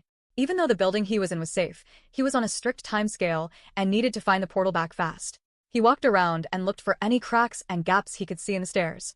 Eventually, after making a few detours, he had reached the top of the building. The building was about 3 stories high and wasn't the biggest, but at least he now had a better view of where he was. As he looked around, all he could see were buildings that resembled human structures. That's when he spotted something. One of the buildings without a doubt had the same crest as the school he attended. Oh, this really is a human shelter. But then why is it all ruined and destroyed? The building was large in size and square-like, but only 2 stories high. Out of all the buildings around it, it was in better shape than all the others. Quinn had recognized the building as they had one in the city he was currently in. It was the military storage room. It was where they kept all their high-end equipment, ability books, skill books, and beast weapons. There's a good chance the portal might be located in there? Quinn then startled to smile. Even if there isn't, I can't waste this opportunity. Chapter 68. Gility People Run. Unknown to the students at the school, there was currently chaos going on between the upper staff. Faye, one of the sergeants of the school, was walking down the hallway at incredible speed. Even though she was only walking, she was causing gusts of wind to hit the students as she walked past them. Using her ability, even her walking speed was faster than most people's top running speed. Eventually, she had arrived at her destination, a single wooden door in the first-year building which had a sign out front saying the words, General, on it. May I come in, sir? Faye said in a loud, demanding voice. Sure, Nathan replied. Faye barged the door open and quickly zoomed to Nathan's desk. The wind that came along with her caused papers to be flown and scattered all over the room. Hey, I was nearly done with that, Nathan shouted. As head of the first years, he was a busy person. He would normally be in charge of looking over the new students arriving and doing research into each of their backgrounds. It was important for the school to know who belonged to which family, as they needed to keep an eye on those with a more powerful background. The portals have been used, Faye shouted. 2 students seemed to have been registered to have gone through them. Nathan started to pick up the papers that were scattered around the room one by one. Is that all? Well, why don't you just go and get them back? I'm afraid it's because they have gone through a red portal, sir. Nathan then dropped all the piles of paper he had picked up from the floor. What? How did this happen? Weren't there meant to be guards stationed at the portal? Apparently, there was a scheduling conflict. When the guards changed shift, their replacements never arrived. Nathan then went to sit back in his chair as he struggled to think what to do. Stupid parents. This is why I said we should have cameras stationed in the school, but it was hard enough to allow them to get those trackers put on them. The original families had a big say in what went on and what didn't. Although it was compulsory for every person to go to military school for 2 years at the age of 16, the originals were powerful people in the outside world. During the war, for big families had emerged from it. Each power as great as each other and equal to the military. The structure of the world had changed, money hardly meant anything anymore, and a new system was put in place, the credit system. Those who were strong and able to contribute to the world earned credits. An example of this would be those who could kill high-level beasts and obtain their crystals to make weapons, while the others too weak to complete a task such as this were continued to be treated as trash and a waste of space. Of course, the families hated the idea of the military spying on their children, afraid that they might try to learn their secrets. Do we know which students have gone through the portal? Nathan asked as he picked up his cup of coffee and started to sip it. The first one is the student by the name of Quinn Talon. Hearing this name meant nothing to him. He couldn't remember it, so most likely it wasn't anyone important in the school. And the second one is Vorden Blade. That moment, Nathan spat out his coffee all over the table. Him again after the incident with the second years. Nathan decided to look into Vorden's family background a bit more, and if they were to find out, this would be bad news. Make sure his family doesn't learn anything. We have to keep this a secret for as long as we can. The next day, morning classes had started. Today was the day of the group assessment, and the first-year students would be heading off to their first portal outing. As class had started for the day, Layla noticed that Vorden and Quinn weren't in their seats. However, Peter was in his, and he had his head face down looking at the ground. Hey, Peter, do you know where Vorden and Quinn are today? She asked. Peter had completely ignored her. Hey, Peter, she said as she placed her hand on his shoulder. All she could feel was Peter's body shaking slightly. I didn't do anything. Peter snapped. Huh, what? Layla said, confused. I was asking if you knew where Quinn and Vorden was. Did they not come back to the dorm room yesterday? Oh, sorry, yeah, they were there when I went back, Peter said with his voice all shaky. I don't know why they haven't come to class this morning. Layla noticed that Peter was sweating like crazy. It was normal for Peter to act a little strange, but he was acting extra unusual today. She decided that it was most likely nothing for her to worry about and sat in her seat as usual. They wouldn't miss today. We're meant to go out portal hunting as a team. Just then Del had entered the room. He didn't have his usual cheery face on, and instead had a bland, serious look. I'm afraid that I have to inform you all that today's portal outing has been cancelled for now. Upon hearing the news, the students groaned and complained. What? But I wanted to test out my new beast weapon. Yeah, I was hoping to maybe kill a beast as well. Quiet down, Del said loudly. This isn't permanent, but at the moment the school staff are busy with another matter, and until they are free, we will be unable to go on the outing. A single student then raised his hand in the center of the class. Del looked at the student. He sighed. Yes. What matter are they dealing with? Now if I could tell you that I would have told you, wouldn't I? The class then continued as normal. A few of the students were still annoyed, but then a big question was on everyone's mind. What happened, and why was it suddenly cancelled? Layla, on the other hand, was more concerned where Vorden and Quinn were. Why hadn't the teachers said anything about them not attending class? If they were injured in a fight last night, then the guard should have picked them up and taken them to the nurse's office. There was also a strict curfew for them, and no one skipped class. Yet Del hadn't mentioned a single thing about them. As class ended, the students continued to speak, and it turned out that Layla wasn't the only one who was concerned about where Vorden and Quinn went. Aaron had then come over to where Layla was. Any idea about the other two? Aaron said bluntly, I have no idea. Do you want to go look for them with me? Layla asked nicely. The two of them didn't know each other well, and their interactions with each other so far had been short. It actually surprised Layla that Aaron had come over to her in the first place, and, oh thanks. Aaron replied, now that the portal training has been delayed, I am in no rush to find them, but I came over to tell you some news I heard some students talking about. Layla leaned in to listen carefully. Yesterday, while I was walking by, two students said they overheard the sergeant shouting at the general, something about two students going into the portals. My guess is that's the reason why this whole thing has been delayed in the first place. Layla then stood up from her seat and grabbed Aaron by the shoulders. Wait, what did you say? Aaron had moved her head slightly back. She was startled and confused by Layla's actions and felt a little uncomfortable. Don't you see? Vorden and Quinn have to be the missing students. No wonder Dell didn't say anything about them. Then suddenly, it felt like she was being handed pieces of a jigsaw puzzle one by one, but there was still one missing piece, and she knew exactly the person who could give her the last piece. As she turned her head. She looked Peter dead in the eye. Peter felt like Layla was staring into his soul. This whole time, he had been worried. What if someone had seen him leave the portal room? What if the other first years reported it was him? He hardly had any sleep last night and couldn't concentrate on anything. Then when Layla had spoken to him in the morning, he slipped up. He was trying so hard to act natural it had the opposite effect. And now the look in Layla's eyes told him she had figured out something. As soon as Layla took a step forward, Peter got out of his seat and ran for it. Aaron, we have to get Peter. He knows something. What makes you think that? Aaron asked. A person who isn't guilty doesn't run away for no reason. Chapter 69. The chair. Blood was dripping from the top of his head and started to go trickle down to his eyebrow. He lifted his hand to wipe the blood while holding a dagger made of mud in his other hand. What did I say? You got us killed, Vorden. Will you shut up, unless you want to fight the damned thing instead? On the floor in front of Vorden was a single defeated Raticlaw, and next to it was another one unharmed and injured. When Vorden had arrived, he had encountered a Raticlaw out in the wild, knowing that there were likely more basic beasts in the area, and not wanting to attract their attention. Vorden had run into the closest building. It was mainly a large empty warehouse with several broken crates and scrap metal piles all over the place. With only one entrance, he had no choice but to fight. His skills fared him well. Even though he only had the level a 1 Earth ability, Vorden was skilled. He placed his hand on the ground early on as soon as he had stepped foot on the planet and had transformed a piece of earth into a dagger. It was the weapon he was most comfortable with. He managed to dodge the rat's attacks at the right time and slice at the beast. The only problem was the rat's skin was tough and Vorden's powers were weak. He didn't have monster strength and could only rely on the ability and skill given to him. But eventually, Vorden managed to cause enough damage to hurt the rat significantly, and just as he was delivering the final blow, another Raticlaw had come up behind him. At the last second, he managed to react, but its claws had still sliced the top of his head, causing 3 small marks to appear. Fine, then, let me take control of the seat, and I'll fight this damned rat. Vorden then left the seat in his mind, and allowed Ratton to take his place. It was a pitch-black room with a single chair, and above the chair was a shining white light. The light above the chair was the only source of light in the whole room. When Ratton sat down, he took control of the body. Meanwhile, Vorden walked off into the darkness, and inside was another figure that looked just like Vorden, only he was sitting on the floor swaying backwards and forwards. Their fingers would constantly roll around each other, and part of his shirt was in his M. Outh. How are you holding up? Are you feeling better? Vorden asked.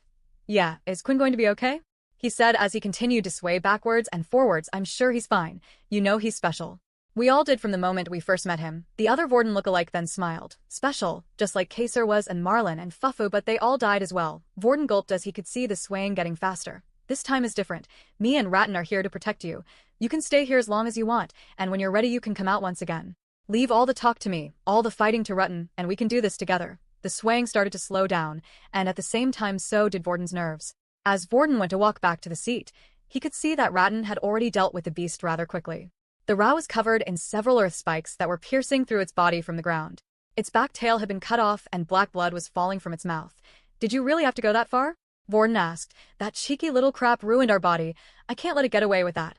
Ratton then stood up from the chair and allowed Vorden once again to sit in the glowing light and the chair. Vorden then proceeded to carve out the beast crystals, form the 2 rats, and place them in his trouser leg pocket. It would have been a waste after defeating them just to throw them away. But just as Vorden finished extracting the beast crystal, the sound of clanging was heard from behind. Vorden quickly turned around to see what it was, and to his surprise, it was a fully grown adult man. He had emerged from just behind one of the crates. I come in peace, the man said with his arms lifted up. Although the man quickly put his hands down and started to place his hand around his ribs. Just from looking at him, Vorden could tell straight away the man was a traveler, and a skillful one at that. The equipment he was wearing was at least at the advanced tier beast level, and he had armor all over his body, including 2 short swords on his back. The man then sat down on the ground to have a rest and leaned his body up against one of the crates. Vorden walked over to Traveler cautiously. It was rare to even meet a traveler in this type of place, and who knew what the man's true intentions were. Someone had to be at least at a decent skill level to be asked to enter a red portal planet. "Don't worry, I won't bite," the man said. "What's a kid like you doing in a place like this?" I didn't know the military was that desperate that they were now sending a single student to a hellhole like this. I got stuck here. It was an accident, and I need to find a way out. Now that Vorden was closer to the man, he had a clear view of him. He had short purple spiky hair, and it had several marks on his face. By the way he was holding his side, it looked like he had some broken ribs too. "Looks like we both have the same goal at least," the traveler said. T. "He name's Ian. I came through another portal and was hunting out a beast in the wild. I was badly hurt and too far away from the original portal, so in a last-ditch effort, I decided to come to this abandoned shelter. I was hoping to either find some medical equipment that could heal me, or maybe even a portal that led back to Earth." Ian then looked at the 2 dead Radiclaws on the ground. "You're quite skillful to have defeated 2 of them on your own, especially for someone as young as yourself. You have my thanks. I was too badly hurt from the beast before. That Radiclaw had chased me into the warehouse, and I was waiting for it to go away. I never expected someone else to be here in this shelter." "You're welcome," Vorden replied. "Well, since we both have the same goal anyway, do you have any idea where the portal could be?"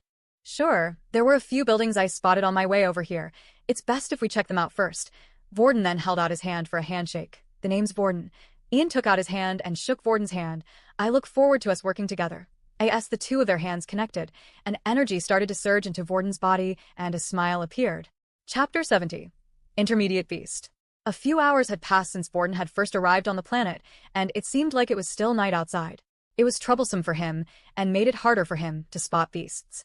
Especially in the rundown shelter where they could easily hide between buildings. There was no light source anywhere since nearly everything seemed like it had been destroyed years ago, and the only thing that was giving off light were the 2 moons in the sky, meaning while they were inside, it was even harder for him to see. "Do you know when the sun will rise?" Vorden asked. "Maybe it'll be best if we travel once the sunlight comes out, then we can spot beasts easier." "You really don't know where we are, do you?" Ian replied. "This planet's spin cycle lasts an entire year, and right now we are only 6 months in. I'm afraid we won't be seeing light for a very long time. But if you want to wait 6 months, you go ahead." With no sunlight, it was hard for Vorden to tell how long he had actually been on the planet, and he could only guess. This was a problem for him. Right now Vorden had the Earth ability as well as Ian, the Traveler's ability, but without knowing when 24 hours had passed. He wouldn't know when an ability would disappear. After waiting a few more moments, Ian was able to stand up again. He winced a little as he stood up and placed his hands on his side. Vorden noticed it before, but now he was sure of it. The man was badly hurt. "You're wondering what happened, aren't you?" Ian said. "I was out hunting an advanced beast requested from a company. I don't know why they wanted it so bad, but it was from a specific beast that could only be obtained from this planet." "Did you get it?" Vorden asked. Just then Ian pulled out a crystal, the same size as Vorden had gotten. "Form the rat," only this one shined a lot brighter and had a clearer layer on the outside. The core itself of the crystal could be seen better. The clearer the crystal meant the higher tier beast it had come from. Once the 2 of them were ready, they decided to head back outside, while Ian took the lead. They made sure to travel close to the buildings rather than in the middle of the street. If anything spotted them, they could quickly dart inside for combat. "Hey Vorden, I have an idea," Ratton said. "Why don't we kill the adventurer while he's weak and get that crystal of his? We could sell it for a fortune, or even make some really good equipment out of the thing." "Are you an idiot? Once we kill him, then what would we do? His ability would only last for 24 hours. If we don't find a way out of here in time, we would completely be done for." Then suddenly Ian stopped as he spotted something. "Look over there." Ian pointed. In the middle of the street laid a single dead Radiclaw. The 2 of them looked around before proceeding to move closer to it. When they arrived, they could see that the Radiclaw had his head completely bashed in. "It looks like it wasn't killed too long ago, and it's had its head pounded in," Ian said as he bent down to get a closer look. Then he suddenly pulled out a beast crystal. Whoever it was, they didn't have time to remove the beast crystal. They were probably being chased by something else. "Strange. I didn't expect to see one person here, but it looks like there's now another." "Hey, do you think that's your friend?" Ratton said. "Maybe. It's hard to tell. We don't even know what Quinn is capable of after all," Vorden replied. Actually, Vorden said out loud. "I wasn't the only one who came through here by accident. My friend came here with me, and I was actually hoping to find him." "I won't ask for details," Ian said, "but don't get your hopes up. I was surprised to see you alive. Never mind your friend." After hearing from Vorden that there was another student here, Ian felt like he should try help out. At least confirm whether or not this friend of his was alive. He knew that the Rataclaws rarely traveled solo, which meant most likely he was chased by a few more after defeating the first one. He started to inspect the Rataclaw on the floor and found a trail of black blood. Single drops leading somewhere. Come on, let's go see if we can find that friend of yours. The two of them continued to follow the trail until it eventually led them to a 3-story building. As they entered the first floor, it was mostly empty with no signs of anything, but Ian decided to continue to follow the trail of black blood that led up the set of stairs. What happened here? Ian thought. As they walked up the first set, they could see more and more black blood splattered everywhere on the walls. Then when they walked up even further, the two of them were stunned at the scene. Lying on the ground were 10 Rataclaws dead, completely still, each one with their beast crystal carved out. Who did this? Are there more people here? Maybe another team on a mission? Ian said. I'm sorry. I thought perhaps the Rataclaw outside was killed by your student friend, but it looks like I was wrong. You would need at least a small team to take out 10 at once like this. Even Ian, who was a well-established traveler, felt like he would struggle taking out 10 at once.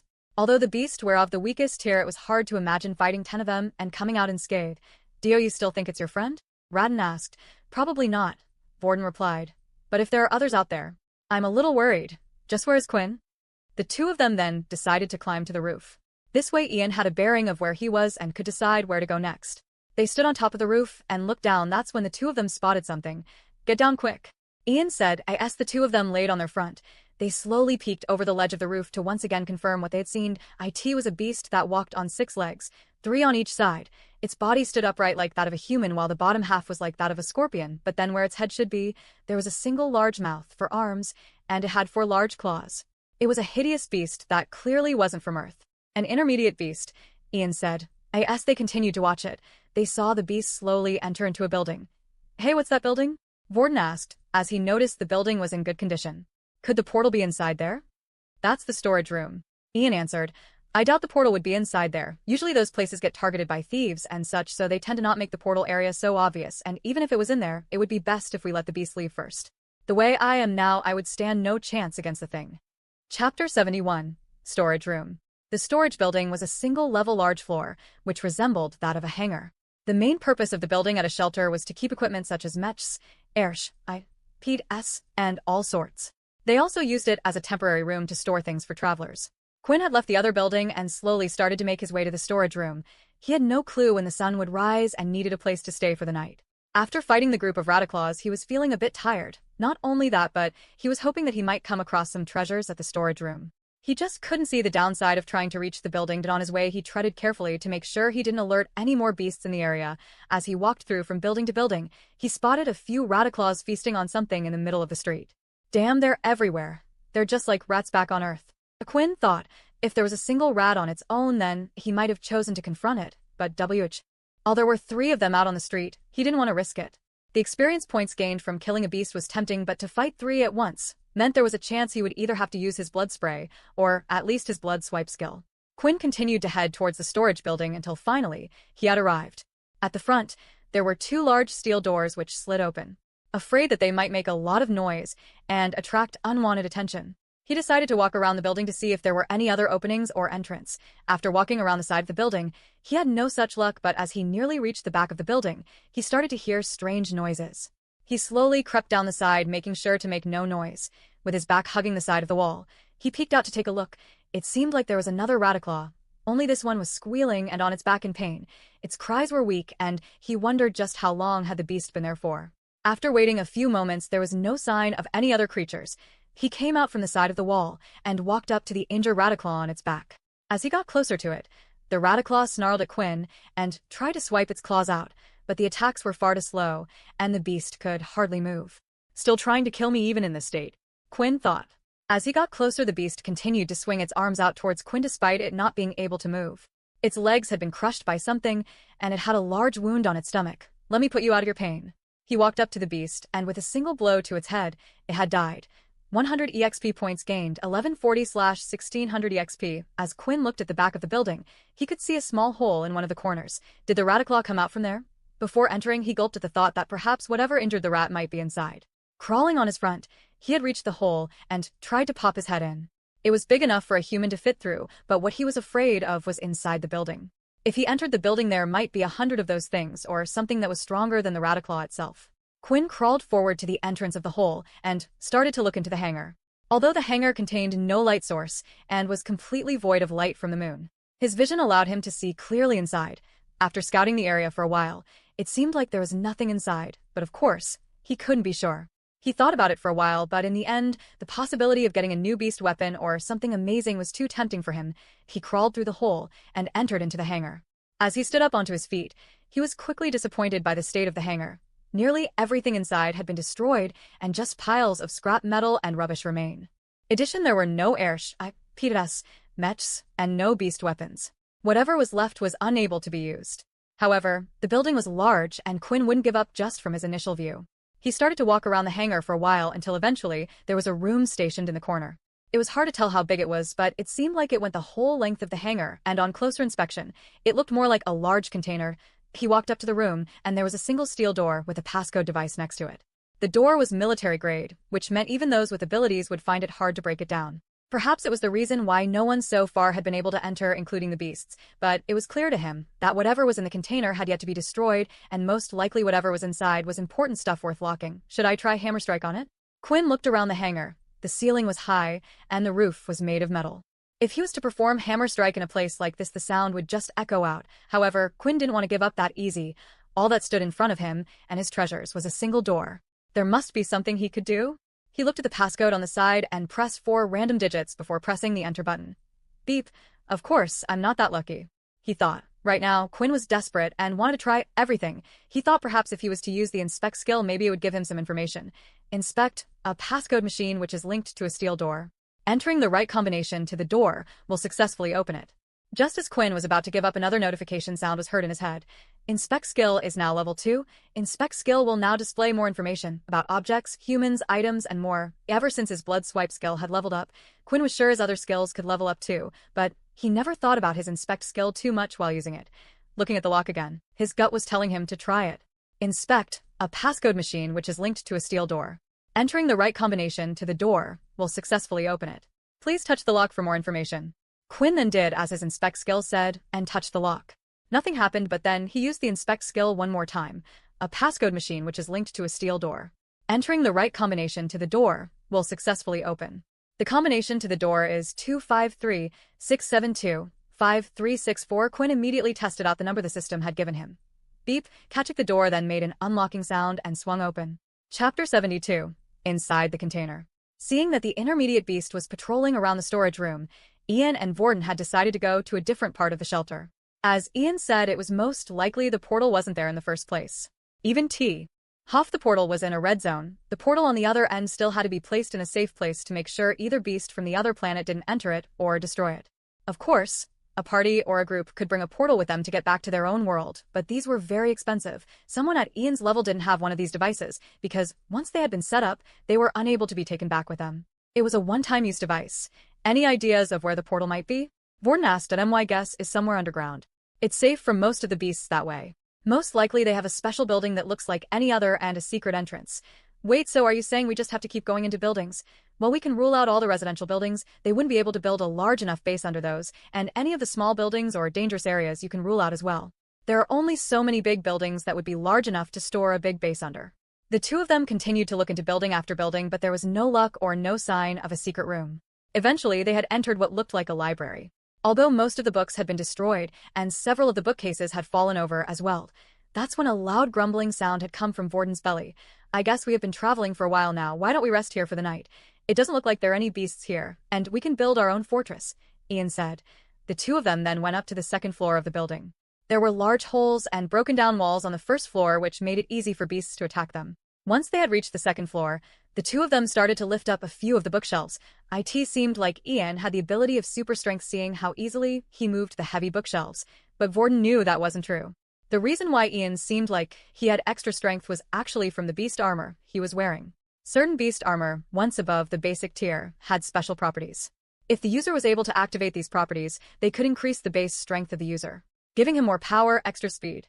Overall, it just improved you as a human being and almost made you seem to be a superhuman. Vorden could see Ian was still struggling though, most likely due to his injuries, but there was no way he himself could move the giant bookshelves so easily. So instead, Vorden helped out in his own way by clearing a space and moving all the books and piles of rubbish away. After an hour or so they were done. Ian had moved the bookshelves to create a small type of fortress around them. It's a nice home, isn't it? Ian said proudly of his work. Well, what are you waiting for? Come on, let's go inside. As Vorden walked inside, Ian followed behind, and as he did, he pulled one last bookshelf around them, sealing them up in a cube-like shape. Surrounded by bookshelves. The room they were in was now pitch black.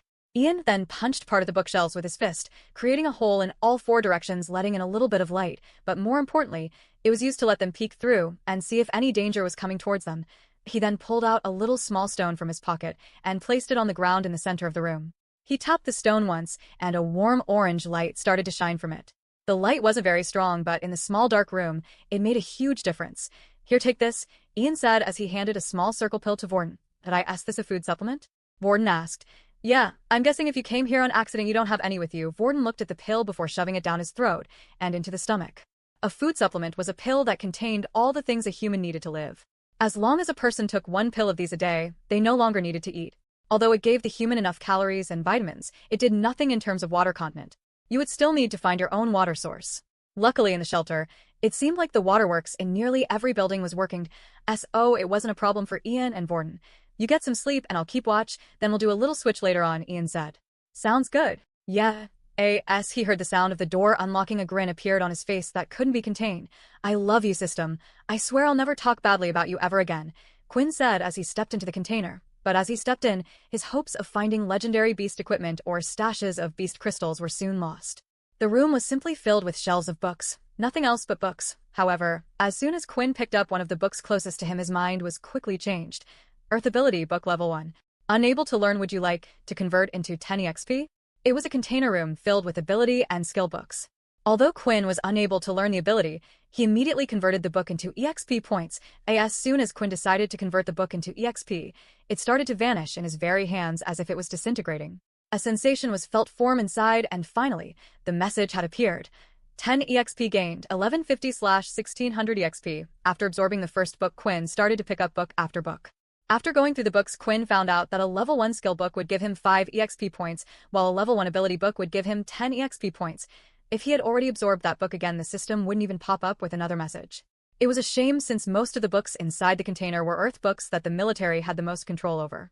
Quinn got closer to the back of the container and found that the level of the books would increase. A level 2 ability book would gain him 100 EXP points, while a level 2 ski LL book would gain him 50. This would be the case even if he had already absorbed the level 1 version of the ability book. And finally, after absorbing multiple books, another message had appeared. 1650/1600 EXP points gained.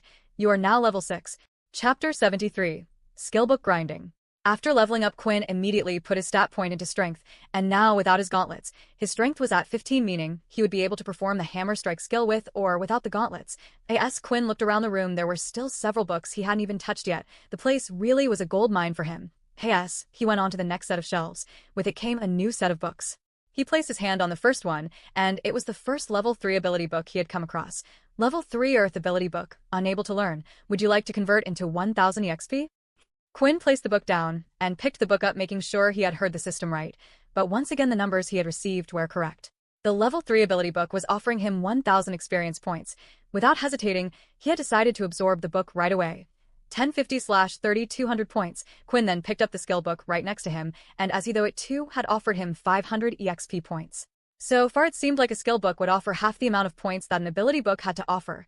He once again went on rampage, grabbing every book he could on the shelf, absorbing those that he couldn't, and tossing the others on the ground. Although he would have loved to take the books with him as they would have sold for a healthy price, the books so far were unable to go into his storage like the crystals, and carrying them would just be more trouble than it was worth. After going through all the books, Quinn was able to level up a total of 2 more times. Level 8, 45 HP. No new skills were unlocked, but Quinn still obtained the regular stat points for every level up. Now that his strength and agility were at level 15, he decided he should finally increase his stamina points. If there was a fight that needed him to perform flash step and hammer strike multiple times, he would definitely be in trouble. After putting the 2 points into stamina, his stats were now looking a lot more even. Strength 15, 2, agility 15, stamina 14, 5, 10/12800 EXP, although the EXP needed now was getting further and further away.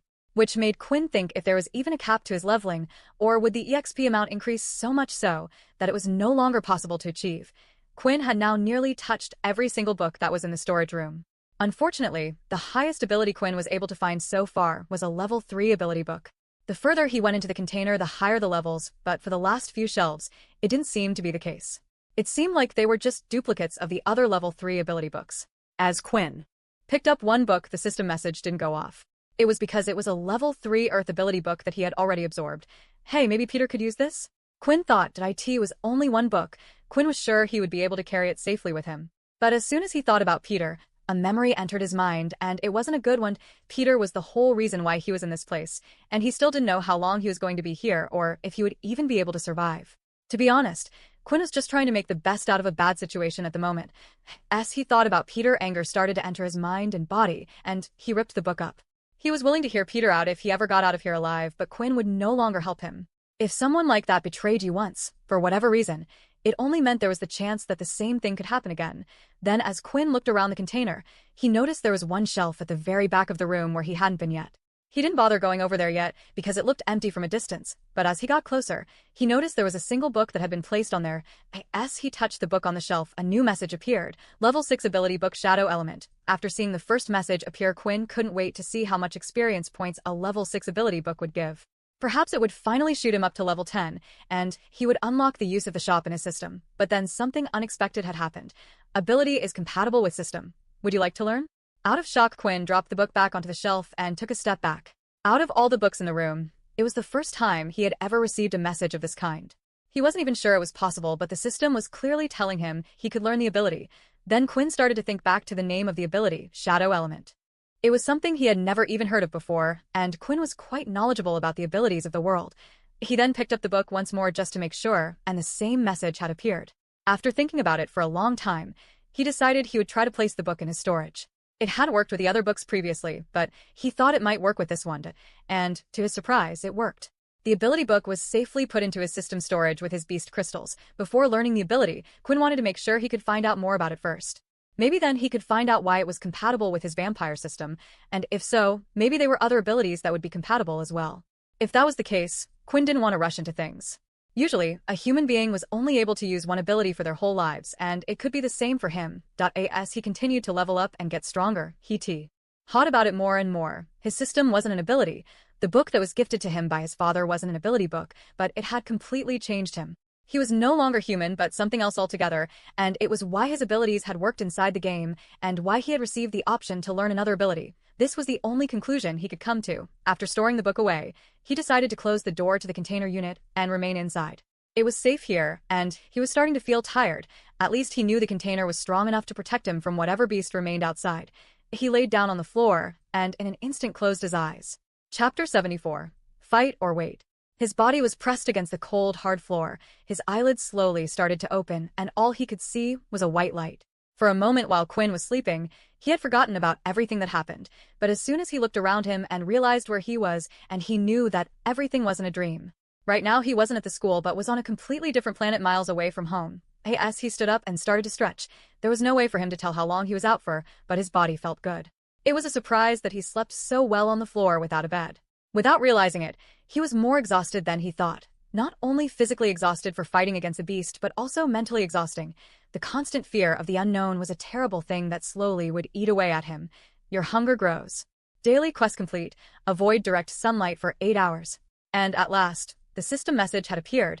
This meant that in one more day's time the system would inform him that he needed to consume human blood. He was okay for now, as he still had 50 milliliters of blood in his bank. As long as he didn't get in any more fights, he would be fine. The most important thing for him to do now was to find that portal. He went to open the steel door. Quinn was half expecting that the sun might be out. After all, the message appearing meant it was a new day. However, he was unsure whether the system clock was related to the time on Earth. The daily quest reset every day at midnight, but if he was in another country, midnight would be different, and right now he was on another planet. But as he opened the door, he was surprised to see it was still night out. However, his mind was quickly distracted by something else. Quinn immediately closed the door back up to the container. He placed his hand on his chest, feeling his heart beating at an incredible speed. What was that? Quinn thought. That was no rat, that's for sure. This time Quinn went to the steel door again.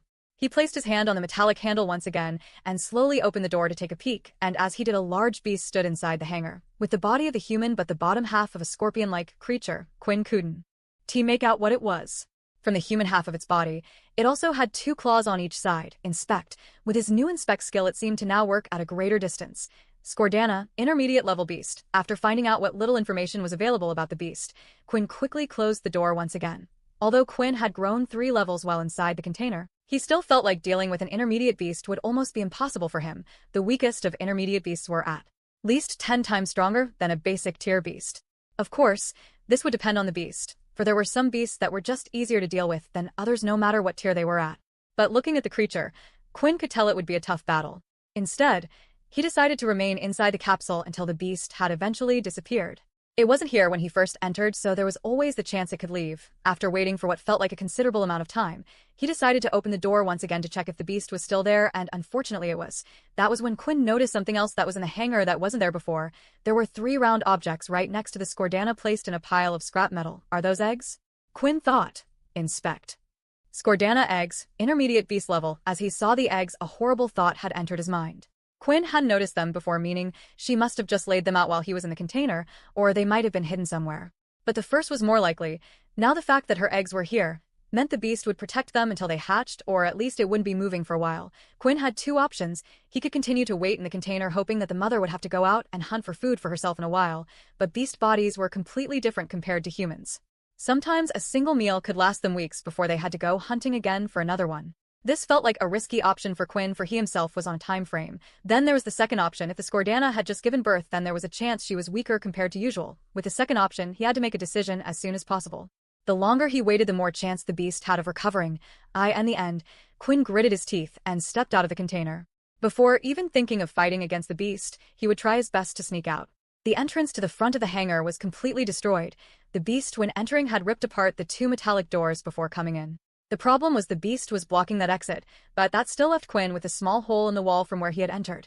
Carefully moving in between piles of scrap metal and rubbish, Quinn slowly moved across the room to the other side where he had first entered. Then when he finally had reached the hole, he could see something else entering from the other side. It was a Rataclaw. Oh no!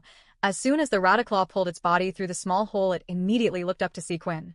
Before he even had a chance to run away, the Rataclaw started squealing like mad. Shut up. Why did you have to come here now of all times? Then the sound of several steps was heard from behind.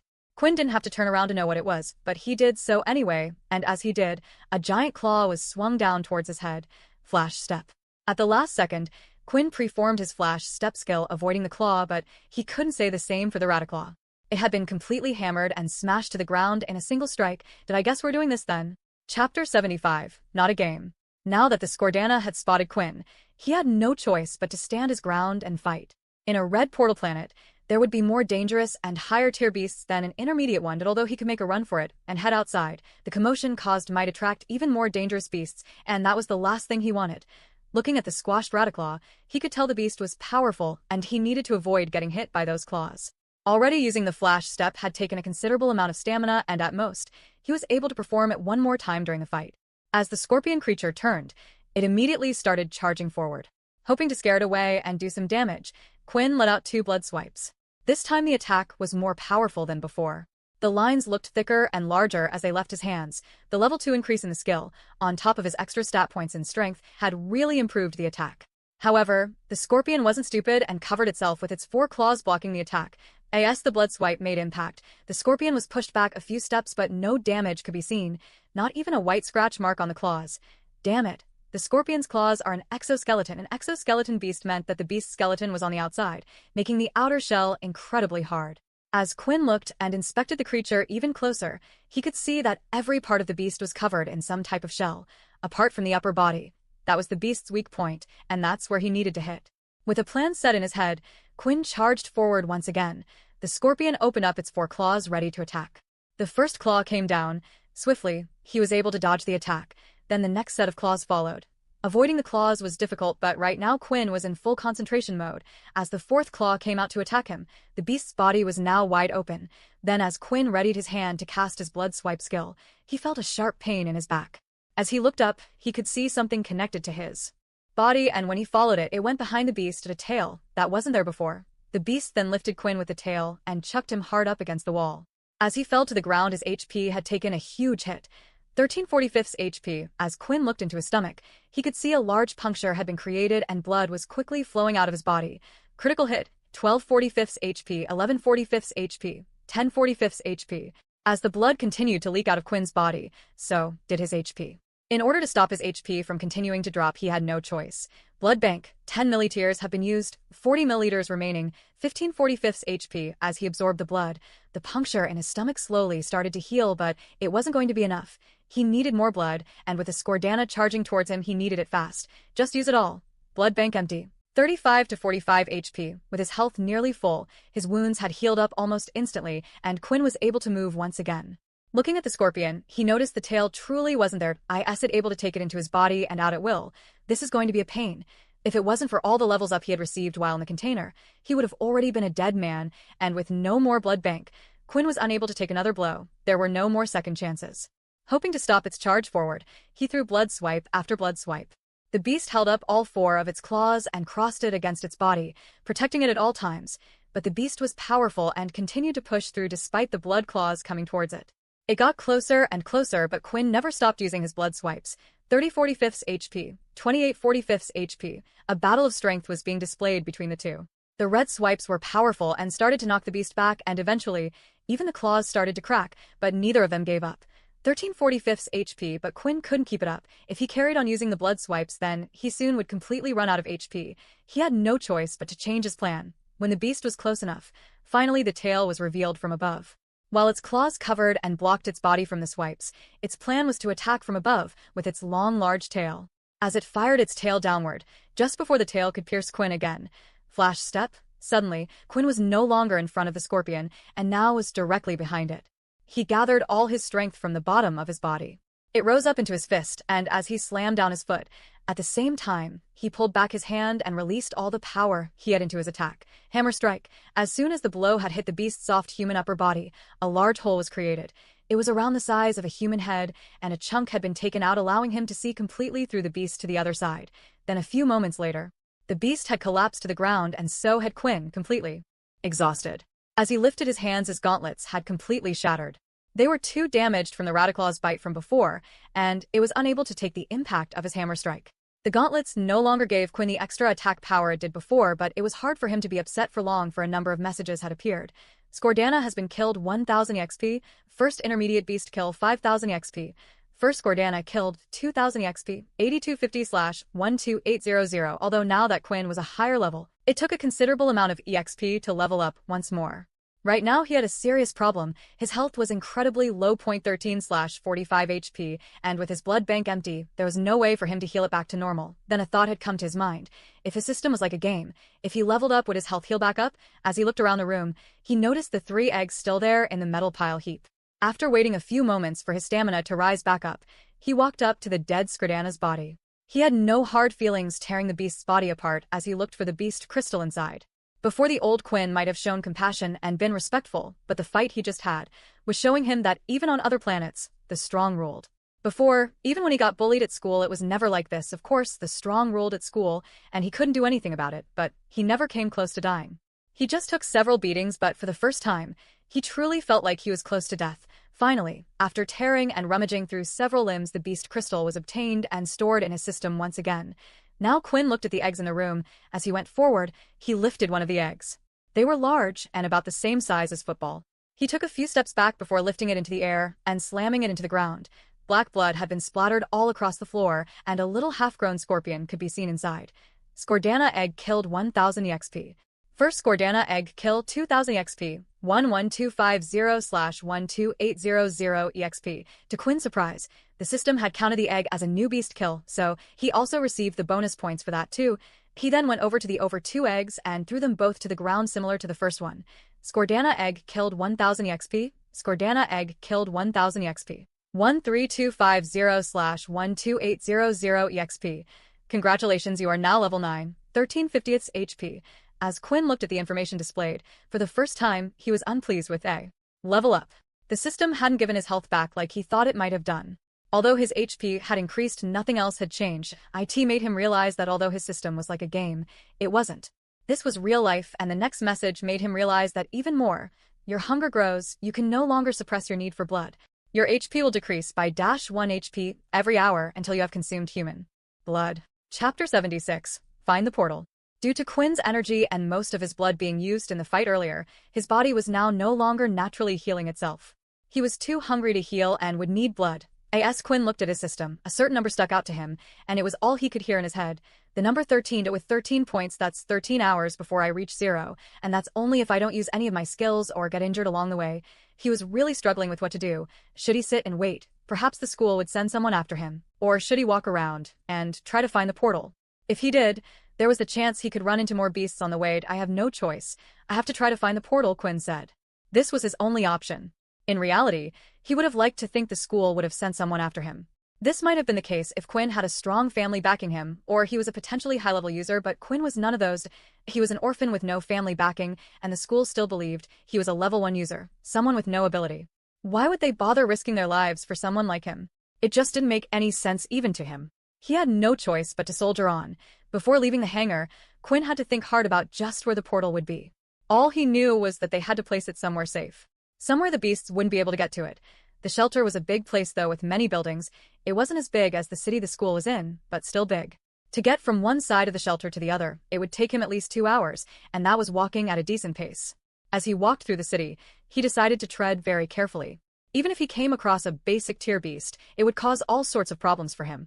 As he walked through the city, he went through at an incredibly slow pace. Once in a while, he would come across a building with beasts inside. Although Quinn's eyesight was incredibly handy in situations like these. The beasts, too, had good eyesight in the darkness, for they had lived on the planet, but his seemed to be even better than theirs. As he entered the buildings, there would be cases where Quinn had spotted them far up ahead in the darkness. He quickly would shift and hide in the shadows or behind walls waiting for the beasts to leave, and when he was ready, he would zoom past and around. With no direction to go in, and just simply wandering around. Quinn had already used up 2 hours of his time. Exploring the place. 11/50 HP. The hunger in his belly was starting to distract him, and it was getting harder for him to focus as his health had gone down. Then finally, Quinn had spotted another building that was relatively in good condition. It was a large dome-like shaped building. The training center, a place where travelers could come and test out their skills or practice with new equipment. The outside of the dome was made with special material in case practice matches got a bit out of hand and a stray attack would hit the outside now and then. It was capable of withstanding attacks from some of the strongest beasts and power-level users.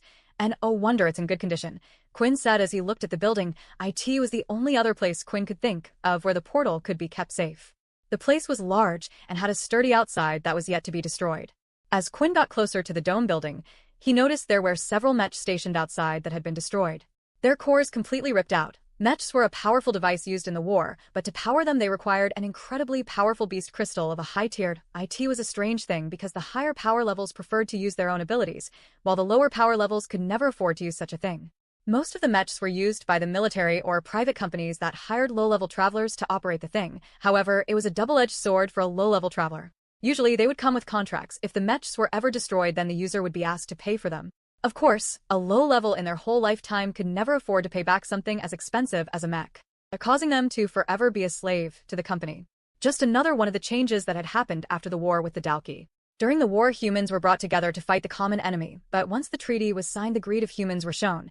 If the Dalki knew how ununited Earth was at the moment, Quinn was sure Earth would lose the way it was right now. That's why he needed to get stronger, to protect himself. As he reached the entrance of the training center, he could see that 2 Radiclaws were standing out in front of the building. Before entering, he decided to walk around the large dome carefully to see if there were any other entrances, but there were none besides the first one he had seen. He returned back to the entrance and was hidden behind one of the destroyed mechs around 30 meters away from the entrance. Even though he had walked around for about 30 minutes, the Radiclaws remained there unmoving. He decided to wait a little longer, hoping that the Radiclaws might move. 10/50 HP, but as he saw the message bring his health down once again, he was only getting even more aggravated. The rats didn't look like they would be leaving any time soon, and Quinn needed to come up with a plan. Chapter 77. Losing it all. As Quinn looked around him, he found a broken piece of the mech nearby. It was a long metal shape, looked similar to a pole, but he had no idea what part of the mech it was used for. He picked it up and looked off into the distance. He aimed carefully at another mech that was destroyed, far up ahead and off to the side of the entrance. Using all his strength, he threw the sea of metal a great distance. It was an amazing feat and looked almost superhuman. Of course, Quinn was only able to perform this because he had super strength compared to others. The piece of metal landed exactly where he was aiming for, making a large clang sound as it fell on the mech. The rats then looked up at where the noise was coming from and quickly scurried off in the direction of the sound. This is my chance. Quinn, using all the powers in his legs, bolted for the entrance. He had finally reached the dome-like building. The entrance was like a hallway surrounded by a wall on either side, and just a little further up were two steel doors. He tried pushing the steel doors open, but there was no luck. He noticed that the doors were undamaged, just like the rest of the building, meaning most likely it was made out of the same material. As he looked around the door for anything, he spotted another access code machine. He immediately rushed forward, placing his hand on the machine, and used his inspect skill. "Did I hope these works? Don't let me down, system." An access code machine linked to the two steel doors. The combination is 3334-625-3778. However, just as Quinn was imputing the code into the machine, the Rataclaws had returned. As the beasts saw him, they shrieked and called out another two of its friends. There were now four of the things. As he heard the sound of the beasts behind him, his hands started to shake. Come on, come on. Beep, damn, I must have put in a wrong number. His nerves were getting the better of him, and his concentration had been broken. He used his inspect skill once again, making sure he had the right code. He started imputing the numbers again when he suddenly felt something chomp down onto his leg. 9/50 HP. As he looked down, it was one of the rats, and the other three weren't too far behind it. Quinn then swung his fist down as hard as he could at the rat, smashing its skull into pieces. The rat was forced to let go, but still wasn't dead. The other three were now too close, and he no longer had any time to input the code. Flash step. Then Quinn was suddenly behind them, but he was still too close to the four rats. Flash step only had a distance of 5 meters at most. The rats turned and all ran forward towards him. I have no choice. He held out his palm and fired. Blood burst. A shotgun-like spray of blood was released from his hand, and it had knocked back all four of the rats, killing the already injured one. 4/50 HP, 100 EXP. He then rushed forward to one of the rats on the ground, held both hands together, and slammed it down on another rat's head, killing the second one. 100 EXP. Now the other two rats had recovered and were quickly after Quinn once again. Out of desperation, he swung his hands and activated his blood swipe, although this time, the blood swipes were strong and had killed each one in a single attack. 100 EXP, 100 EXP, 850/25600 EXP, 2/50 HP. With his time running incredibly low, Quinn didn't even bother to get out the beast crystals. There was also the fear that more beasts might be coming. He went up to the door, this time inputting the code correctly, and as he entered, he shut the door behind him, making sure it was locked. He was now in what looked like a reception area, a canteen of sorts with several seats and a desk at the front. It was in top condition compared to the rest of the city. In fact, it looked like an entirely different place. There were two hallways, one leading to the left and one leading to the right, both with the words Training Center written on them. With his health running low, he had less than 2 hours to find the portal. He entered the main training hall. It was a large room with several seats in the stands. It reminded Quinn of the game as it looked similar. Everything was white in color and had a modern, empty look to it. But as Quinn stared at the empty field in the center, all he could see was disappointment. The arena down below was completely empty. There was not a single thing down there, not even a scrap of metal, never mind a portal. Quinn fell to his knees in despair. He felt like this was his last chance. There was no way he had the time to go walking around the city looking for another room with a portal, but he didn't give up yet. He lifted himself up the ground and searched around the training center. He searched in the preparation rooms, the offices, the gym, and even back in the reception area. But nothing, there wasn't a single thing he could find. He now laid there on the floor in the center of the arena. Looking up at the ceiling, 1/50 HP, the pain in his stomach was too strong. His vision was now blurring up, and he could no longer think properly or move. So, this is how my life ends, huh? Quinn said, Mom, Dad, why did you leave me on my own? Why did you give me this book? I thought when I got this book, maybe I might be able to change something, but I guess not. Then the final hour had passed, 0/50 HP. HP has reached 0 due to hunger. Transformation will now begin. Chapter 78. New Destination. That night Vorden struggled to sleep just like every other night. He couldn't remember the last time he got a good night's sleep. Some nights he was able to sleep peacefully and dream just like any other person, but then there were times where his mind was sent to the black room. At that time no one was sat in the chair, no one was in control. Lately, this was happening more and more frequently. Did I end the black room? The three of them would usually talk to each other while the body rested, but he always had a worry when he was in that room. The chair was empty. Any point and time, one of them could sit in the chair and take control. For now, Vorden acted as the gatekeeper, but that was only because the little one allowed him to. That's when he felt a slight tug on his arm. Hey, wake up, kid. It looks like you were having a nightmare, Ian said. As Vorden opened his eyes, he looked around and noticed that as still in the pitch-black room. Oh, sorry about that. I hope I wasn't making too much noise, Vorden replied. Well, this is a scary place. A kid like you shouldn't be here on their own to begin with, so don't worry about it, said Ian. Do you mind if we swap for a bit? Ian then switched places with Vorden. While Ian lay on the cold, hard, uncomfortable floor, Vorden would look out of the gaps in the bookshelf, keeping watch. And almost an instant from behind him, Vorden could hear the sound of Ian's loud snores. Unlike him, Ian was able to get to sleep almost instantly. Hey Vorden, so if you aren't going to kill him now, what about when we find the portal? Ratton asked. The advanced crystal he is carrying would be very helpful to us, and no one would find out. You've seen how weak he is, and now we have his ability, it would be easy to finish him off.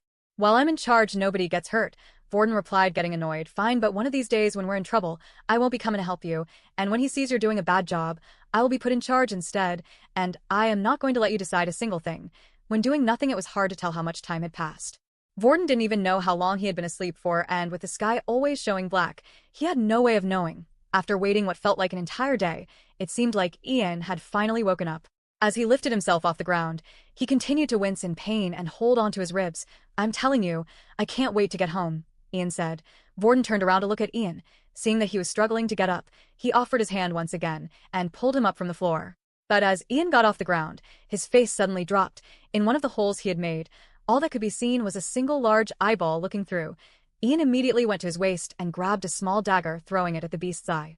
Using all his strength and the added stats of the equipment he was wearing, the dagger flew right through the eye and out the other end, killing it in a single blow. Then when he pulled his hand back, the dagger flew back into his hand. Let's get out of here, Ian shouted as he kicked one of the shelves, knocking it over. As the two of them climbed on top of the fallen shelf, they could see that they had been surrounded. All around the library, on top of the ceiling, on the side of the walls, were multiple slug-like creatures everywhere. They had a single large eye on its head, and sticking out of its sides were multiple tentacles coming from the beast's underbelly. I thought you were keeping a lookout? Ian said that I was, but the small space would only let me see so far. Vorden was a little distracted deep in his thoughts, but even so, it was hard for him to see beasts like these. For they were able to scale up the side of the walls and hang from the ceiling. They were completely surrounded, not just around them, but also above as well. A few of the slug creatures dropped from above, while the ones around them reached out with their tentacles. There were too many attacking at once. Ian then held out both of his hands with his palms open. Objects from all over the library started to vibrate.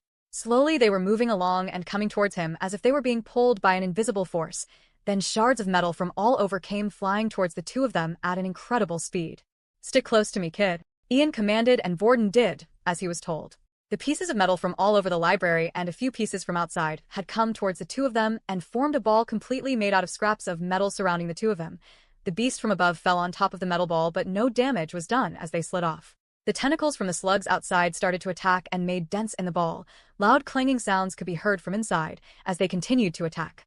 The force of the tentacle strikes were similar to someone swinging a bat, and it would only be a matter of time before the metal ball broke. Repel, at that moment, the ball exploded with an incredible force. Just how the scrap metal had been pulled together, it was now being pushed out. Little pieces of scrap metal were flung out so hard it had caused several puncture wounds in the beast's body, killing them all as it went through their brains and hearts. Good thing this planet is covered in metal, huh? Ian said with a smile on his face. Come on then, let's not waste these crystals. The two of them went up to the dead slugs and started to carve out the crystals.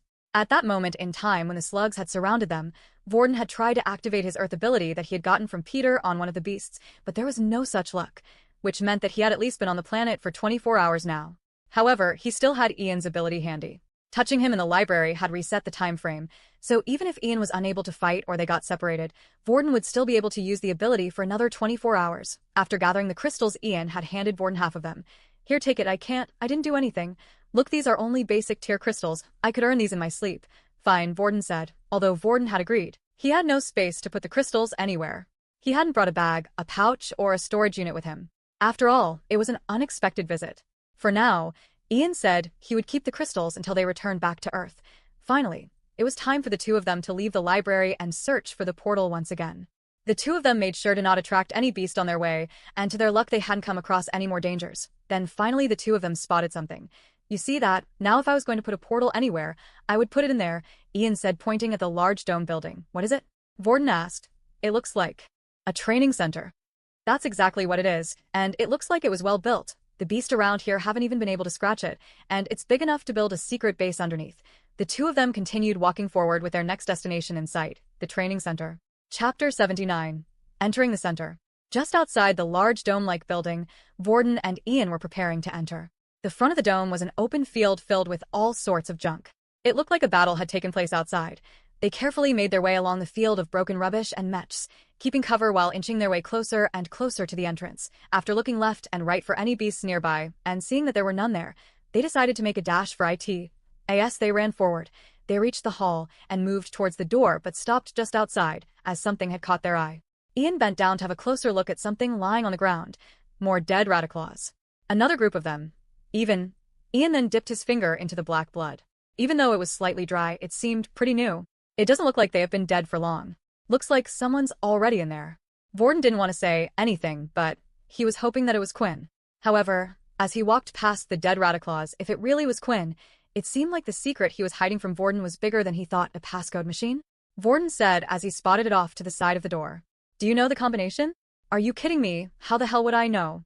Ian then held out both of his hands as he looked at the door. He started to concentrate. After a while, Vorden could see a vein bulging on top of Ian's head. Damn this door. It's so strong. Ian continued to use his powers, but the door was tightly shut and wasn't going to be so easy to break. But then, slowly, the door started creaking and the locks behind the door started to bend. But the sound of the metal door being pulled apart had attracted some unwanted attention. 3 Raticlaws started sneaking around, following the sound until they spotted the 2 humans by the entrance. Ian, you better hurry up.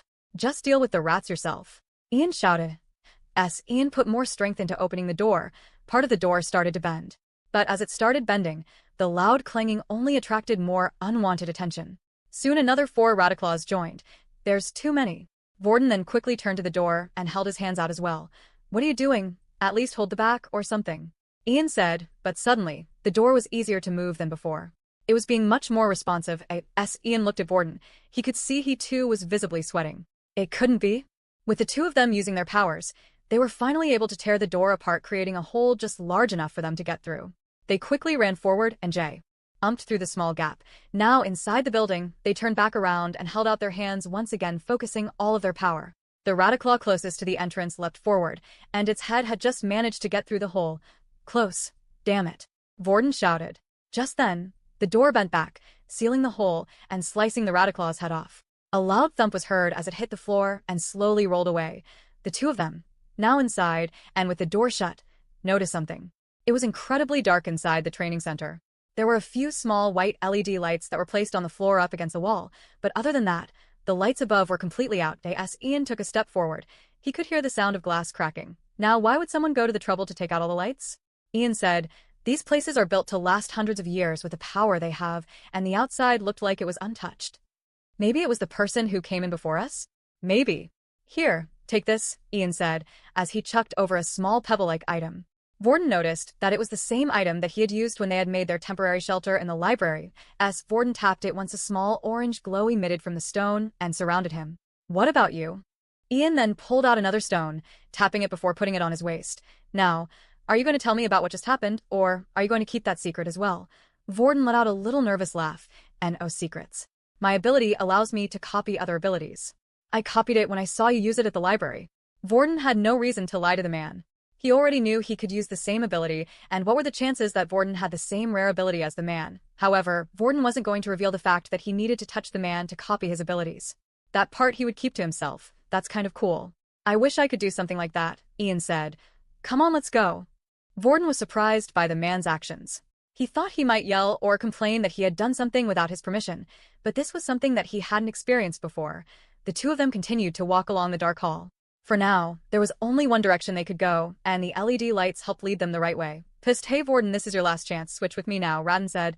If the portal's in here, I can save you the hard work and kill him straight away. Buzz off, will you? Fine, but that was your last chance. The 2 of them had finally arrived at the reception room. There were still small LED lights placed across the room, so at least they had a sense for the size of the room. Still, just like the previous room, the lights had been taken out. Each of the lights above were smashed. It must have been a beast, Ian said. What makes you say that? Vorden asked. Well, a lot of beasts on this planet are on a CYCL. For the year it remains dark, they go out and hunt. But when the sun comes out, they hibernate for the year. My guess is that a beast sensitive to light managed to get inside somehow and started to destroy them all. If it was a human that did this, they could have just found the source of power and shut them all off at once, or even just used the light switch. They continued to move forward until they had eventually reached the front desk. Now, all that was left was to enter the arena, and they did so, going through one of the entrances. When they exited, they had come out into the stands. Grah. As soon as they entered, fierce growls started coming from the hallway. "Quick! Turn of your stone." Ian whispered loudly, however, it was useless. They could hear footsteps banging against the floor as something came rushing forward from the arena and into the stands. "RAKKKKKKKKKK." A loud screech echoed through the entire arena as the creature had spotted its prey and was now running full force towards them. Chapter 80. Bloodsucker. Transformation will now begin. As soon as this message appeared, Quinn felt an unbearable pain all over his body. It felt as if his insides were burning with fire. The white of his eyes slowly started to fill with black and his teeth started to grow in size. However, the pain didn't stop there. His body started jerking itself up and down as if something was trying to break free, and his skin started to wrap around his body even tighter.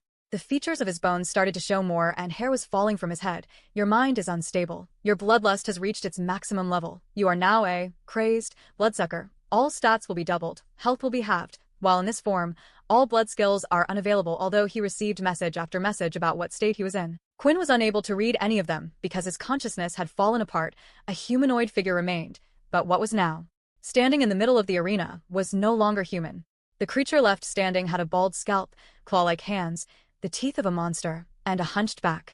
It opened its pitch-black eyes and was startled by the light, stumbling over in pain, as its senses had been heightened to an unimaginable degree. Wreck. It then let out a loud piercing screech that echoed through the large training center. With its eyes closed, it ran forward at an inhuman speed, and when it reached the side of the wall, it dug its claws in and started to climb up. It quickly moved up to the ceiling before smashing the light with its fist. The light was now no more. With the light taken out, the bloodsucker was now able to open its eyes. It could see just as clear as if it was day inside. It let go of the ceiling, causing it to fall to the ground. The drop was at least 30 meters from the top, but as it landed it bent its knees and walked away as it had taken no damage at all. The bloodsucker started to roam around the train-in G center. As it entered each room, it continued to destroy the lights. It only had room in his mind for one thing, its need for blood. After transforming into the bloodsucker, Quinn's thoughts, emotions, and everything that made him human were gone. His body acted on its own, and that single thought of blood occupied him. Finally, after he had destroyed every light in every room, he returned to the arena in the training center. As if it didn't know what to do, it started walking in circles, waiting for his prey. Then a few moments later, Vorden and Ian had entered the room. Although they were quiet, Quinn, or what was left of him anyway, could hear everything. Their soft footsteps against the floor, and even their whispers to each other. His head turned and saw two bright lights. At first, the light covered the humans, so he was unable to tell what they were, but when they turned the lights off, he could tell that a meal had arrived on his doorstep. Ian and Vorden could hear the sound of something running towards them, but it was too dark to tell what it was. Now that they had been discovered, there was no need to stay in complete darkness. Ian went to his belt to touch the stone, but before he reached it, the beast was already upon him. Being in the dark had adjusted the two's eyes a little, and the LED lights going across the edge of the arena helped. Now the beast was close enough to tell that it had a human figure. As the beast held out its claws, Ian too came out with his fists. A battle of strength it is, then. However, the beast's hands had wrapped around Ian's fists and stopped them in its tracks. Then, using its nails, it dug into Ian's fists, drawing out blood. What monstrous strength! Damn it! To meet a humanoid beast of all types here. As it smelled the blood fall from Ian's hands, it started to growl and screech even more. It opened its mouth, revealing two huge fangs. It then tried moving its head forward, chomping down Ian's fists, but activating all the strength in the beast equipment he was wearing. He tried pushing the beast back and managed to stop him a little. Then the beast lifted both of its legs off the ground and kicked Ian away, causing him to crash into a nearby wall. As it saw Ian was injured, it started to run towards him, but before it could reach him, a metal chair from the stand came flying out and knocked the beast away. Vorden quickly rushed to Ian's side and lifted him off the ground. "Thanks, kid, what was that?" Vorden asked. "I don't know. I've never seen anything like it, but it looks like a humanoid-type beast. I don't know much about them, but all I know is that they're one of the most powerful types of beasts to be discovered on other planets. This is my first time seeing one," Ian replied. The chair didn't keep the beast down for long, as the smell of blood was too strong.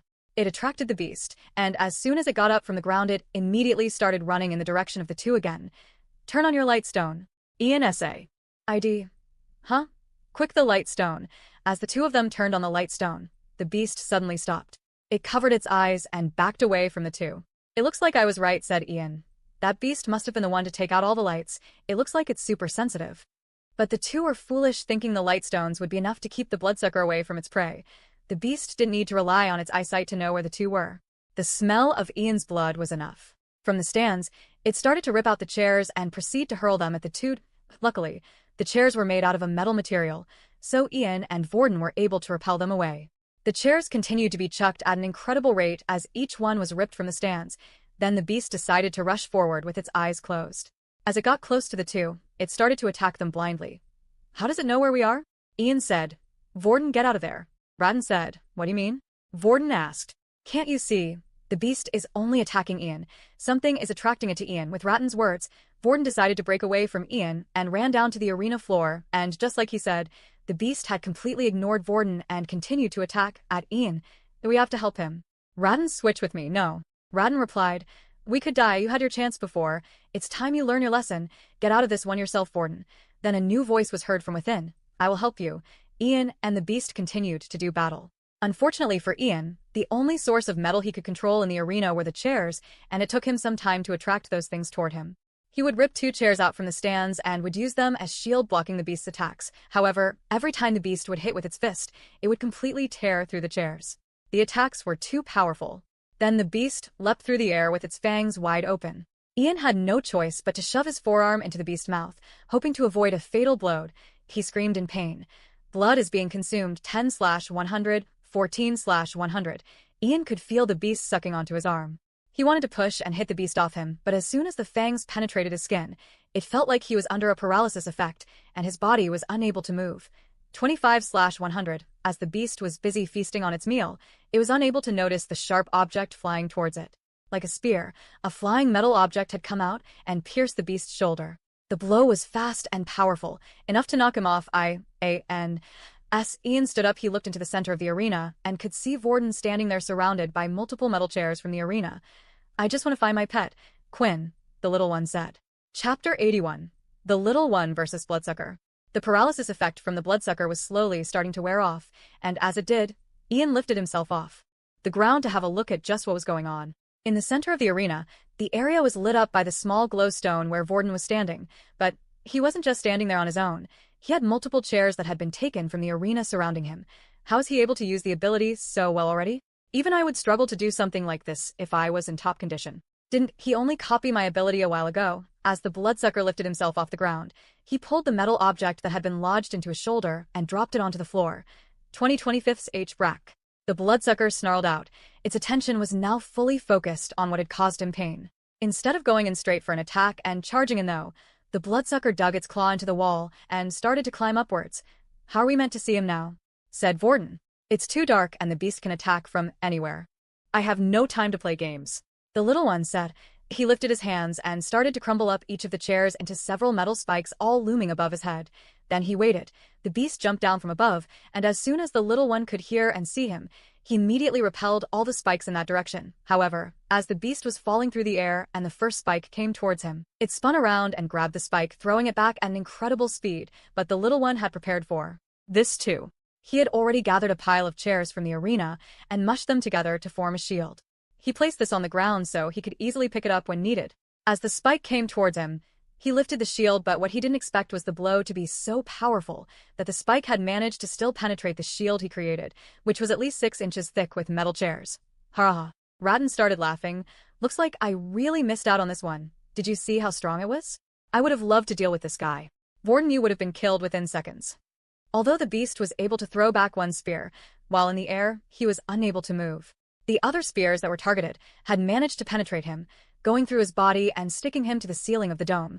10/25 HP. The beast no longer caring for the damage that had been done to its own body, it lifted its legs up against the ceiling and pushed with all its strength, allowing the spikes to completely go through his body. However, the hole marks that could be seen in his body quickly healed up.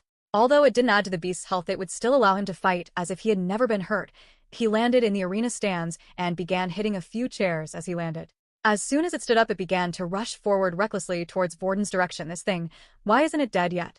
Vorden said. A few more chairs had been turned into metallic spikes, and he threw them toward the beast once again. This time the beast continued to run forward and moved out of the way of each spike. Its eyes were slowly adjusting to the light that had surrounded Vorden, and now it could see the spikes as it left his side. As soon as the spike left Vorden's side, the beast would react and move out of the way of each blow. Did I at me, or did that thing just get faster? Vorden said. This is bad. The little one isn't at full strength. Ratin added. If only there were 2 more ability users nearby. The bloodsucker continued to move forward, avoiding each and every spike thrown at it. Then when it was close enough, it swung its claw out. The shield was raised, blocking the blow, but as the claw hit the shield, it was completely shattered, unable to be used again. Now, with no more metal surrounding the little one, the beast was able to freely attack. As it took a step forward, though, it felt something sharp pierce into its foot. As the beast looked down, it was another metal spike. It looked in the distance and noticed that Ian had managed to recover. He had his hand held out and had thrown the spike out into the beast's leg. 7/25 HP. Suddenly, though, tears started to fall from the little one's face. Now that the beast was close enough, the light from the stone shone and revealed the face and clothes of the beast. The beast in front of him was wearing the same uniform, and although it didn't look exactly like Quinn, it had similar qualities in its face. He didn't know what happened to make Quinn turn into a creature like this, but he could feel that the beast and Quinn was the same person. "But I've done it again. I have heard another one." The little one said, "What are you doing?" Ian shouted, "Kill it." Ian then crumpled up another nearby chair and threw out another spike, this time aiming for the beast's head. It came flying through the sky and was on target to hit, but before it did, it stopped mid-dash-air. No. The little one then moved its hand, throwing the spike to one side. Then using its other hand, it pulled the other spike out of its leg. The beast was now free to move around. It instantly looked at the last person who had hit him and immediately started to run towards Ian's direction. Ian was still under the effects of the paralysis when he had thrown the previous spike. When he threw the spike, he had originally aimed for the beast's head but missed. He still managed to luckily hit its foot, though, seeing the beast quickly running towards him as every second passed. He panicked and started to fling out chair after chair, but the bloodsucker was too powerful. It simply knocked them away with its hands, sending them flying through the air. Ian then pulled out his trusty dagger, ready to attack, but when he looked in front of him, the beast had vanished from his view. The next second, he was staring up at the ceiling with his back on the floor. Then when he looked down at his body, his legs were now completely detached from himself, blood pouring from them. The bloodsucker then dragged the top half of Ian's body away into the hallway out of the arena, afraid that the other person might disturb its meal. Chapter 82. The Search for a Rat. The students had just been informed that the portal expedition that was meant to be going on today would be cancelled. Although many people didn't know the reason why, they had a good guess that it might have had something with the 2 students who didn't arrive in class today. Students didn't just not turn up to class for no reason. The city was their whole life. The school was their whole life. For the next 2 years, everything you did there would decide your future. Layla had been planning to confront Peter on the situation, especially since he had been acting so strangely, but before she could even get to him, he had already run away. "Come on, Aaron, let's go find out what he's hiding," Layla said, but as she took a few steps forward, she noticed that Aaron wasn't following her. "Aaron, I have no need to get involved in your affairs. I don't really care what happened to the other 2. I hardly knew them before choosing to team up with them." Aaron replied, "Look at it this way, right? You said you wanted to create the strongest team in the class, yeah? You and Vorden are clearly the strongest in this class, and if you want to outperform the others from the other classes, you're going to have to team up with each other. Our team has already registered, and I don't even know if they can find a replacement, so we might not even be allowed to take part in the expedition." After hearing Layla's last words, her eyes suddenly lit up. "What did you say?" "Let's go find that rat." The 2 of them, now working together, started to look around the school to see if there were any signs of Peter anywhere, but the 2 were unable to find him. They knocked on his dorm room door a few times as well, but there was no answer. The dorm room doors each opened via a fingerprint sensor on the door handle, so even if Peter was in his room, the 2 of them wouldn't have been able to enter. They could have waited outside, but the longer they waited, the more Layla started to worry about Quinn. If he was unable to get blood, she knew firsthand what Quinn could do. As they continued to search for Peter, they still couldn't find him, but they did find a group of people who might have known where he was. It was Earl and his group of 5 other boys. "Haven't I seen them hang around with Peter a few times at breakfast?" The group were inside one of the training centers. This one in particular was filled with testing equipment that they used on new students, and was also an area where students were able to practice on the machines. If they had increased their ability level or obtained new skills, they could test themselves on the machines, write down the scores, and hand them to staff to upgrade the status on their wristwatch. If Layla was on her own, she would have never approached the group, but she had Aaron by her side. "Hey guys," Layla said with a smile, as she approached the group of boys. Before replying, Earl took a glance at her wristwatch and saw that she was only a level 2. "What do you want?" Earl replied. Layla's eyebrows started to twitch, hearing Earl's rotten attitude and tone in his voice, but she was used to this. She had her fair share of bad treatment at her own school. "We're not here looking for trouble, just wondering if you knew where Peter was?" she said, putting on a fake smile. The group looked at each other and started to laugh. "Looks like they really aren't his real friends. I knew something was going on," she thought. "Peter?" Earl said. "I wouldn't be surprised if that kid tried running out of the city by now." "Yeah, Earl, I can't believe he actually did it. If I did that, I know I'd never be able to live with myself," one of the men standing behind Earl said. Earl immediately turned his head and gave a scorned look at the man. Sorry, Earl, he said. Anyway, buzz off you two. We're not saying a single thing. If you want to find Peter, then go find him yourself. Although Layla was annoyed, there was nothing she could do. She wanted to stand her ground and beat the information out of them, but Earl was a level 4 user, while the rest behind him were similar level to herself. She had no choice but to turn and head back on her search for Peter. As she walked off, the group started to laugh, but as soon as she passed Aaron, she realized she wasn't following her once again. Where are you going? Aaron asked. To find Peter. These guys won't tell us anything. I see no reason for us to find Peter anymore, Aaron replied. What do you mean? Well, these people clearly, by their conversation earlier, either know what Peter did, or at least also know where Vorden and Quinn are. Aaron then started to walk up to the group of 5. I don't want to waste any more time. Mist and frost started to form just above her hands, and suddenly, a fully formed ice spear had appeared. Before the other students could even react, she had already thrown the ice spear, hitting Earl on his shoulder and pinning him against one of the drums that were used to show a student's power. As Earl's body landed on the drum, the numbers started to rise until it eventually stopped at 20. The group watching this knew she was strong, but the machine had only confirmed their fears. The group had no intention of fighting back after seeing Aaron Powers. They knew their place was under someone like her. However, she didn't care. She then placed both of her hands on the ground, and a trail of ice started to appear, traveling across the floor, eventually reaching the group's legs and freezing them all in place. Now, which one of you is going to tell me what I want to know first? Aaron said. Chapter 83. Your choice. Layla, having witnessed the whole thing, was amazed. She knew Aaron's strength, especially after training with her and seeing her fight before, but it always seemed like whoever she went up against was no match for her, although she had a power level of 5s. He seemed to be much stronger than that. Layla had seen a couple of level 5 users before, but they weren't this skillful in using their abilities. Aaron then started to walk up to one of the students whose legs were frozen. It was the man who had let his tongue slip earlier, and Earl had given him a scolding. She placed her hand on his shoulder, and slowly the ice from his legs started to rise and cover his body. Wait, I'll tell you everything. I don't know where Peter is. He was meant to meet us here a while ago, but he never showed up. Why is Peter hiding? Layla asked. Don't tell them, Ben. Earl shouted, still stuck on the machine. If you do, you're out of the gang. Aaron then gathered another ice spear in her hand and threw it once again, this time aiming for Earl's leg. It seemed like she had thrown the spear with more force. As the spear stuck into his leg, Earl screamed in pain, and the numbers once again started to rise on the machine. This time the numbers went beyond 20 and rose up to 30. The commotion was starting to cause the attention of other students who were busy practicing away in the arena as well. Point 30. I've never got a number that hide just how strong is she. But Layla knew this wasn't her full strength. At the test site, her strength alone had reached up to the number 50. She was still going easy on these students. Aaron then looked at Ben and started to form another spear. The next one goes in one of your holes, and I still need the one you're speaking from. Crazy was the only thought Ben had. Who cares if he was no longer a part of Earl's gang? As long as he worked hard in school, he could slowly move his way up the ladder. This was not worth the pain. Wait, please.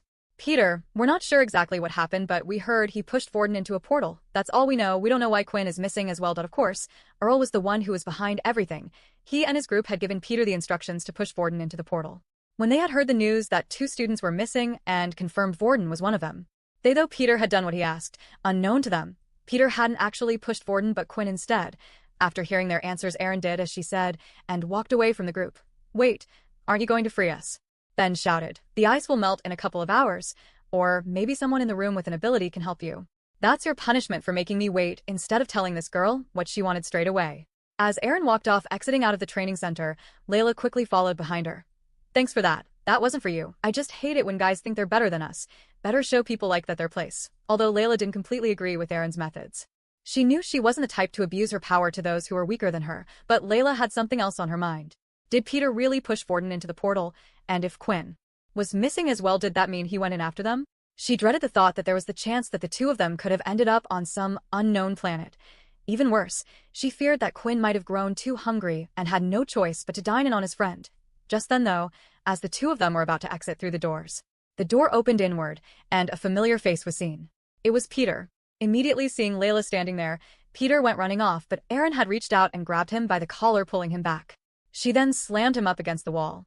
Before he could even think about running away again, she placed her hands on his and started to freeze him. He was now held up in place on the wall.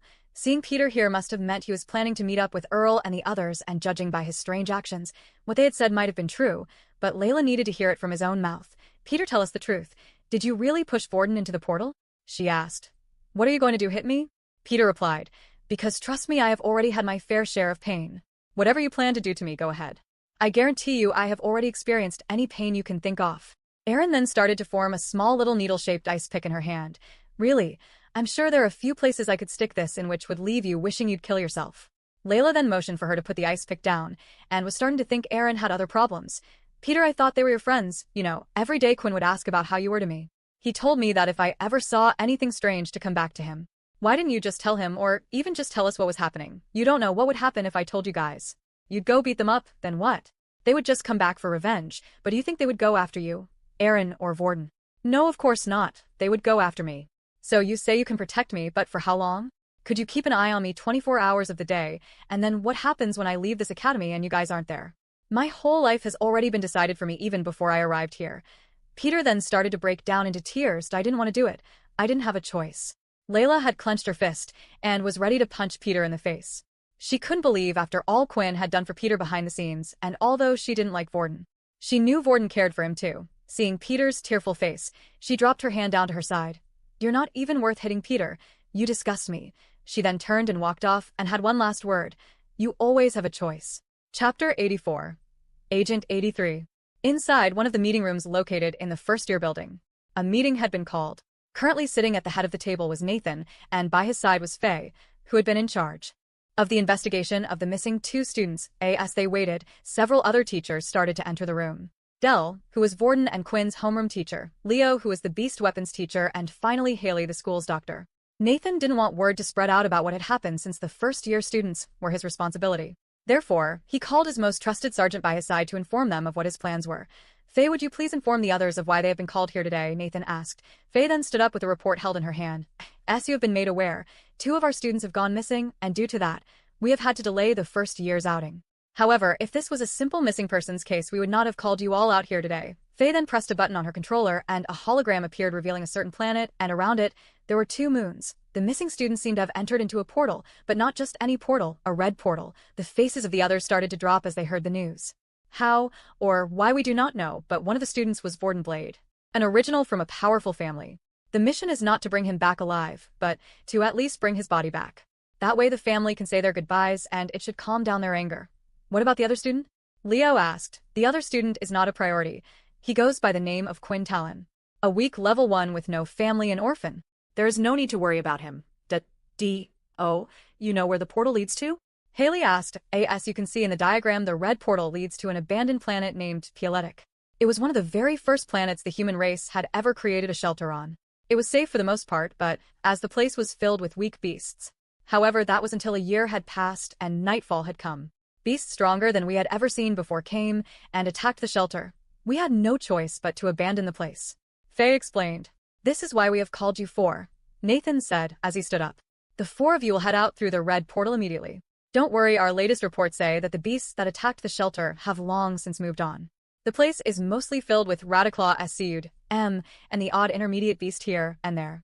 Dell then slammed his fist onto the table. Why should we risk our lives for a couple of students who may have just jumped into the portal themselves? Would you like to be the one to go to the Blade family and explain to them why their son has died and gone missing? How even though we insisted on these watches to keep track of where they are, we still weren't able to keep an eye on them? Nathan said, this is an order, not a request. Meanwhile, Layla was still worrying over Quinn.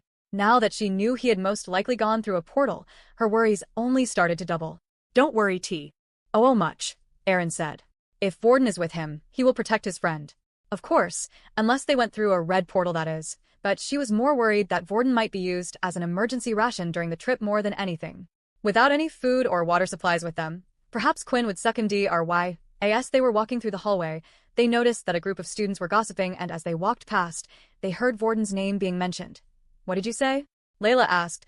Would you mind repeating that? The girl looked slightly nervous as Layla was directly in her face. We were just talking about the missing students. Dumbo here has the ability of super hearing and had heard on the meeting saying that Vorden was stuck on a red portal planet. After hearing those words, Layla felt her blood pressure suddenly rise. Damn, maybe I shouldn't have jinxed it, said Erin. Do you remember anything else, the name of the planet if another student went with them? Erin said, now shaking Dumbo, who was standing next to the female student. Yeah, they said the planet's name was Pioletic, and they said something about Quinn being there as well. Layla then got out of Dumbo's face and immediately started rushing towards her room. I'm sorry, Erin. I've got to run somewhere. Thanks for all the help. I wonder what that was all about. With her 2 teammates stuck in another world and nothing else for Erin to now do, She decided she would continue training while she waited for them to return. Layla had rushed off towards her dorm room as quick as she could after hearing about what planet they were on. As she entered the room, she locked the door behind her and placed a chair on the handle. Her roommate luckily wasn't in at the moment, which meant she was free to do what she had planned. She then bent down under her bed and pulled out a small little box. As she opened the box, a circular black sphere-shaped ball was inside. "I already checked the room for any microphones, and there didn't seem to be any," said Layla. "I guess the other families really did put pressure on them not to invade privacy so much." She then tapped the top of the sphere, and a clicking sound was heard. A white ring started to light up and went around in circles for a few seconds before it finally completely lit up. "Agent 83, what seems to be the problem?" a voice said from the ball. "Is it to do with the mission? I have found someone who will be a great help to our cause, however, it appears he is stuck somewhere. Would you be able to check if there are any agents on a planet named Pioletic?" Layla asked. "Give me a few moments. I'm afraid all our agents have left that planet a while ago. Is there anything else I can help you with?" "No, that is it." "Thank you," Layla said. "Then may I wish you luck in your mission. May Pure be with you." "May Pure be with you," Layla replied. Chapter 85. Turning Back. On planet Pioletic, it was still nighttime outside, and it still would be for another 6 months. The 2 moons shone brightly on the shelter, showing signs of a great battle that had once taken place. Inside the training center, in the dome-like building, a single boy was alone on his knees, tears running down his face. "Was that really Quinn?" Vorden asked. "What happened to him? He looked so ugly." Ratton said, "Shut up." The little one screamed. The little one then immediately left the chair inside the dark room, leaving it open for Vorden to take control once again. As he left the chair, he went into dark space and sat down on the floor. He held his hands over his knees and started rocking backwards and forwards. "Did I did it again?" he mumbled. "I heard another one." Now that Vorden was back in control, the tears had suddenly stopped. Vorden lifted himself off the ground and started walking forward. "You do know he'll be like that for a while now," Ratton said. "I know, but we have more serious problems to worry about. If that really is Quinn, what happened to him? And can we even help him turn back?" Vorden then stopped walking forward as he had reached the torn-apart body on the floor in the stands. All that was left of Ian was his 2 legs that had been torn from the waist down. "Well, at least you aren't the one that has to kill him anymore," Ratton said. He then continued to walk forward, following the trail of blood. The beast had taken the top half of the body, which left a trail behind which made it easy to follow. "Hey, wait, check the man's trousers. He had that advanced tier beast crystal, don't you remember? Now that he's dead, we may as well take it." Although Vorden didn't like disrespecting the dead and didn't often agree with Ratton, in this case it made sense to not let such a precious thing go to waste. People's abilities only went so far. Apart from original abilities, the ones that were known to the public went up to 8. But even beyond the level 8, there was a power difference between them all, and the simple reason for that was beast crystals. The equipment that could be made from different beast crystals could heavily sway the favor of the fight to one person. It was the whole reason why the Pure group was such a threat to begin with, even though they chose not to use abilities. After searching Ian's trousers, though, there was no such luck and no crystal was found. "Do you really think it's a good idea to follow that thing?" Ratton asked. "Did I need to see if that thing was really Quinn? You know, if I don't, the little one will punish us." Vorden then looked around and held out his hand, attracting one of the chairs from the stands, and held it in his hands. He held it in front of him like a shield as he walked forward. "Like that's really going to do anything? Did you see the same monster as I did?" Ratton complained. "Why does he put an idiot like you in charge?" The bloodsucker continued to drag Ian's body across the floor, looking for somewhere safe to eat its meal. It turned and turned several corridors until it finally arrived at what looked like Resty. In quarters S, it approached one of the rooms. There was a metal door in front blocking it, and next to it was another access code machine. The beast looked at the door and kicked with all its strength, causing the door to go flying into the back of the room. The room was mostly empty as it was only designed for temporary stay. The only thing that was in there was a single bed, a sink in the corner, and a desk. It then went to the back of the wall before sitting down. It continued to handle Ian's body like some type of ragdoll, turning him around until he was in position. Then finally it opened its mouth wide, revealing 2 of its large fangs, and bit into Ian's neck. 35 out of 100, 42 out of 100. As the beast continued to suck Ian's blood, a notification screen appeared, slowly rising up until eventually the number had hit 100. 100 out of 100. Sufficient blood has been consumed. Transformation will now end. Your mind is starting to stabilize. Just then, shooting pain once again started to enter Quinn's body, only this time, it was starting to revert back to normal. His claw-like hands began to shrink down and go back to shape to what they once were. His incredibly tight skin softened around his body and face. His ears were no longer pointed, and his teeth too returned to normal, and finally, the white in his eyes could be seen once again. As his body returned to normal, he started to huff and pant heavily. His whole body was sore, and his mind was ringing like crazy. Then images started to flash into his head, everything that he had done while he was the bloodsucker. Even though he had no control, he felt like he was there every step of the way. "Vorden, what's he doing here?" Then more images started to flash into his head and finally, he remembered slicing a man in half. As he opened his eyes and the ringing pain had stopped in his head, he looked in front of him. He could see a half-torn eaten man with 2 large puncture wounds on his neck. That was me. First human killed. High-level user detected. Reward. Instant level up. Although Quinn was still in shock that he had killed a human for the first time, he didn't have much time to think about it as the system had hit him with multiple messages at once, and there were even more to come. Congratulations, you are now level 10. Evolution process has begun.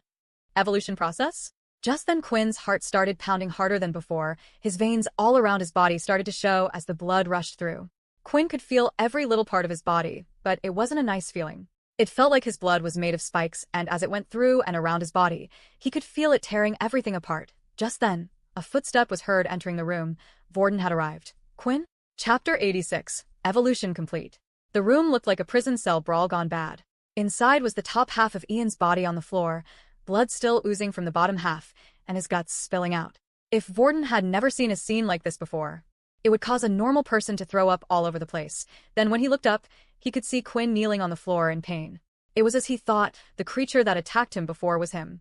Although he no longer looked like the beast anymore, it was clear, the damaged uniform, the dead body on the floor.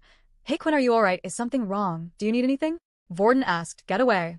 Quinn groaned out as the pain continued to shoot through his whole body. Maybe I can help? I said, get away.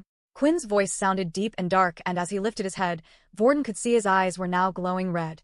Hey Vorden, I think you better listen to the kid. He could be turning into that thing again, Ratton said, but it was too late. Vorden had taken one step too many and was now within striking distance. Quinn lashed out, flinging his arm at Vorden.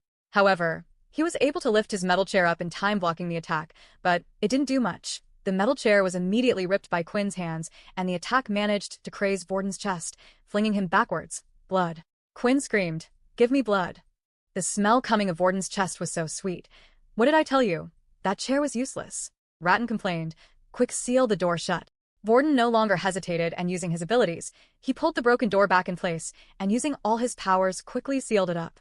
Quinn was no longer chasing after Vorden, but instead knelt on the floor, crying in pain. Vorden stayed there with his hands held up, holding the door in place. Fear that whatever was inside or whatever was happening to Quinn would come out again and attack him. The screams continued for a good 15 minutes until they eventually died down and stopped. Quinn. Vorden called out softly, hoping not to startle him. Is everything okay? Yeah, Quinn replied. Just give me a few moments, I'll let you know when it's okay. The pain had finally stopped, and Quinn really did need a few minutes to get a hang of everything. For the system was revealing so much new information to him in one go. Congratulations, evolution was successful. You are now a vampire. Level 10 race, vampire, 0/100 EXP, HP 60/60, strength, 15 agility, 15 stamina, 15 charm, 5 blood family bonus, 0. Just looking at his status screen alone, so much had changed. Quinn had yet to put his extra stat point, but it seemed like 2 more options were added to the stat screen. The first one being the charm stat, and the second being a blood family bonus. Although with no explanation, Quinn was clueless to what these 2 things did, but what he did understand was that he had gone from a halfling into a full-fledged vampire now. Quinn had expected this change might have happened as he continued to level up. He only hoped that it didn't happen so soon, for there was the worry. Now that he was a vampire instead of a halfling, what happened when he stepped into the sun? However, there were even more messages to come far. When the system. Skill. Blood ritual unlocked. 0/2 members. New skill. Daze. This skill has no cost and can be used on the opponent to stun them between 0.2 seconds and 0.5 seconds at a time. Must have direct eye contact with the opponent. The skill has a chance of failing, depending on the strength of the enemy and on the user's charm points. The more the skill is used on an opponent, the higher chance they have of resisting. 2 new skills had been unlocked, although there was no description at all for the first one, which just left Quinn confused.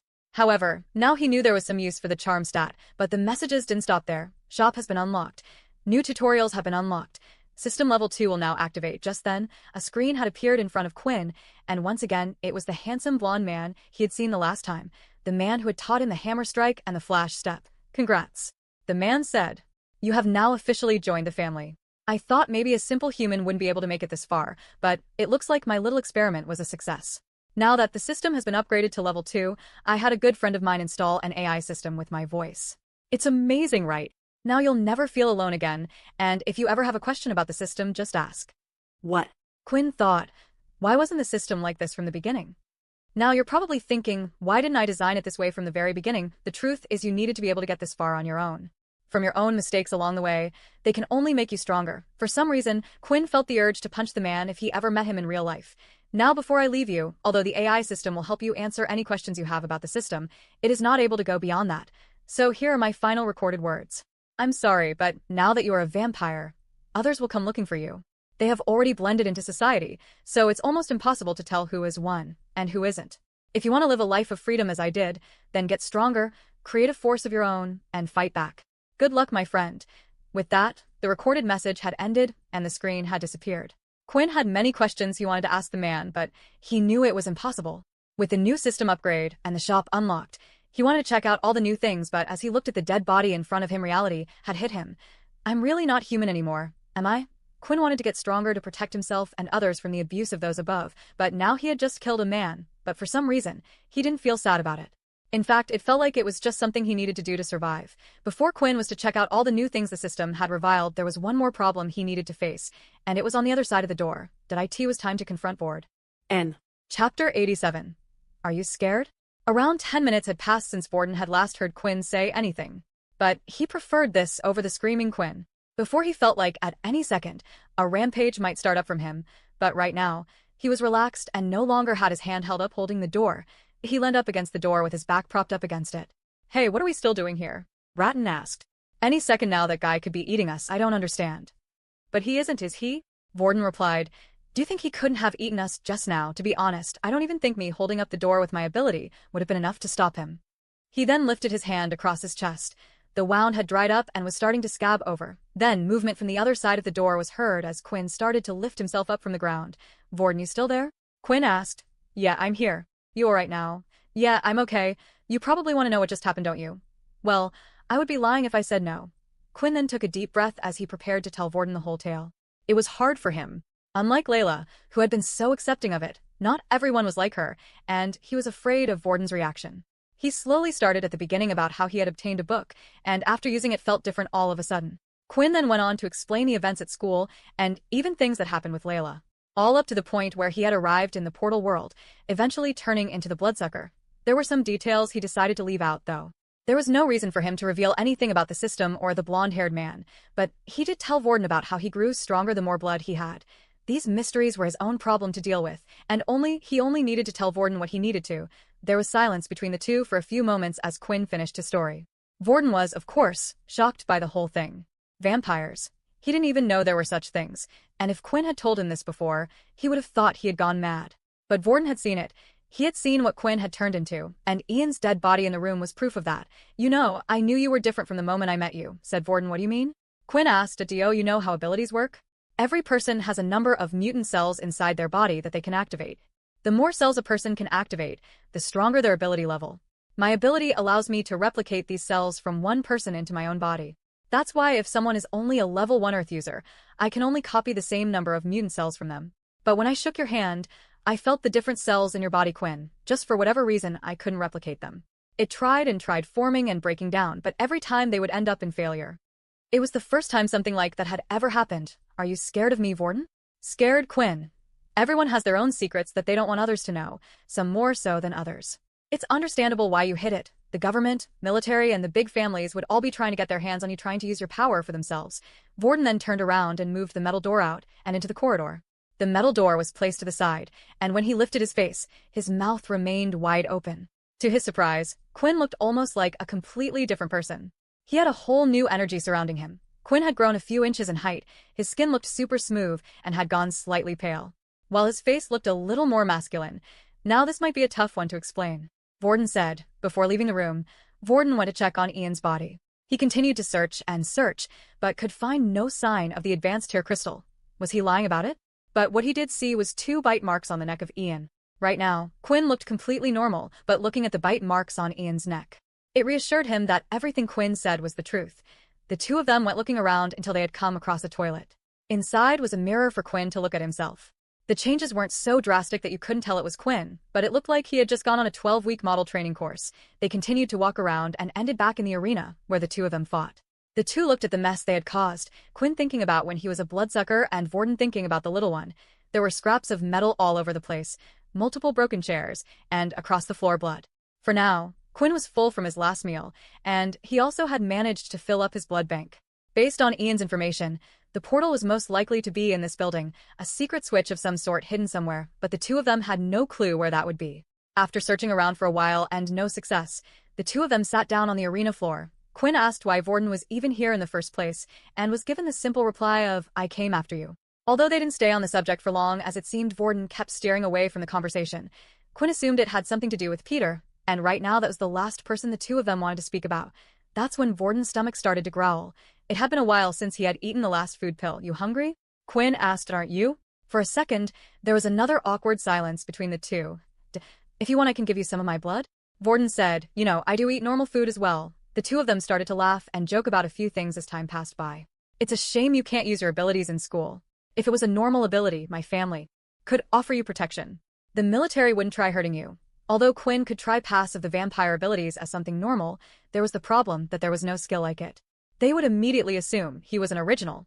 And there was now something that worried him even more. On the video the system had shown, the blonde man stated others would now be looking for him. Were others referring to other vampires? If so, he needed to keep this a secret even more so than before. From the sound of the video, they didn't sound like they would be welcoming to him. Then something clicked in his head. There was something he could learn that wasn't a part of his vampire skills. The Level 6 Ability Book, The Shadow Book. Chapter 88.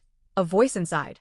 While Vorden continued to search the arena for some type of secret exit, Quinn was pretending to look for one as well while walking around. Instead, he wanted to inspect the ability book he had received earlier from the metal container. As soon as he thought about his inventory, a screen appeared in front of him. Then when just thinking about the item, the system would come up with a message. "Would you like to take out the Level 6 Shadow Ability Book?" This time, rather than a monotone robotic voice the system usually played in his head, it was the annoying, energetic blonde man's voice. "Inspect. Level 6 Shadow Book can only be learned by those that have been blooded." As Quinn used his inspect skill, a weird word had been added at the end. Blooded? Was that another name for vampires, perhaps? When Quinn tried the other ability books, he wasn't able to learn any of them. It started to make Quinn ask more questions about the book. Why did the military keep such a high-level book locked away? Was it because everyone had died, or were they planning to sell it off for the future? Either way, he had never heard of someone possessing a shadow ability before. Just then, the annoying voice was heard again. "Oh, it looks like you want to learn more about the book. Huh? Well, I can tell you if you want. Do you want to know?" The AI system seemed to be just as annoying as the man himself. "Please?" Quinn said while gritting his teeth. "Your guess is correct.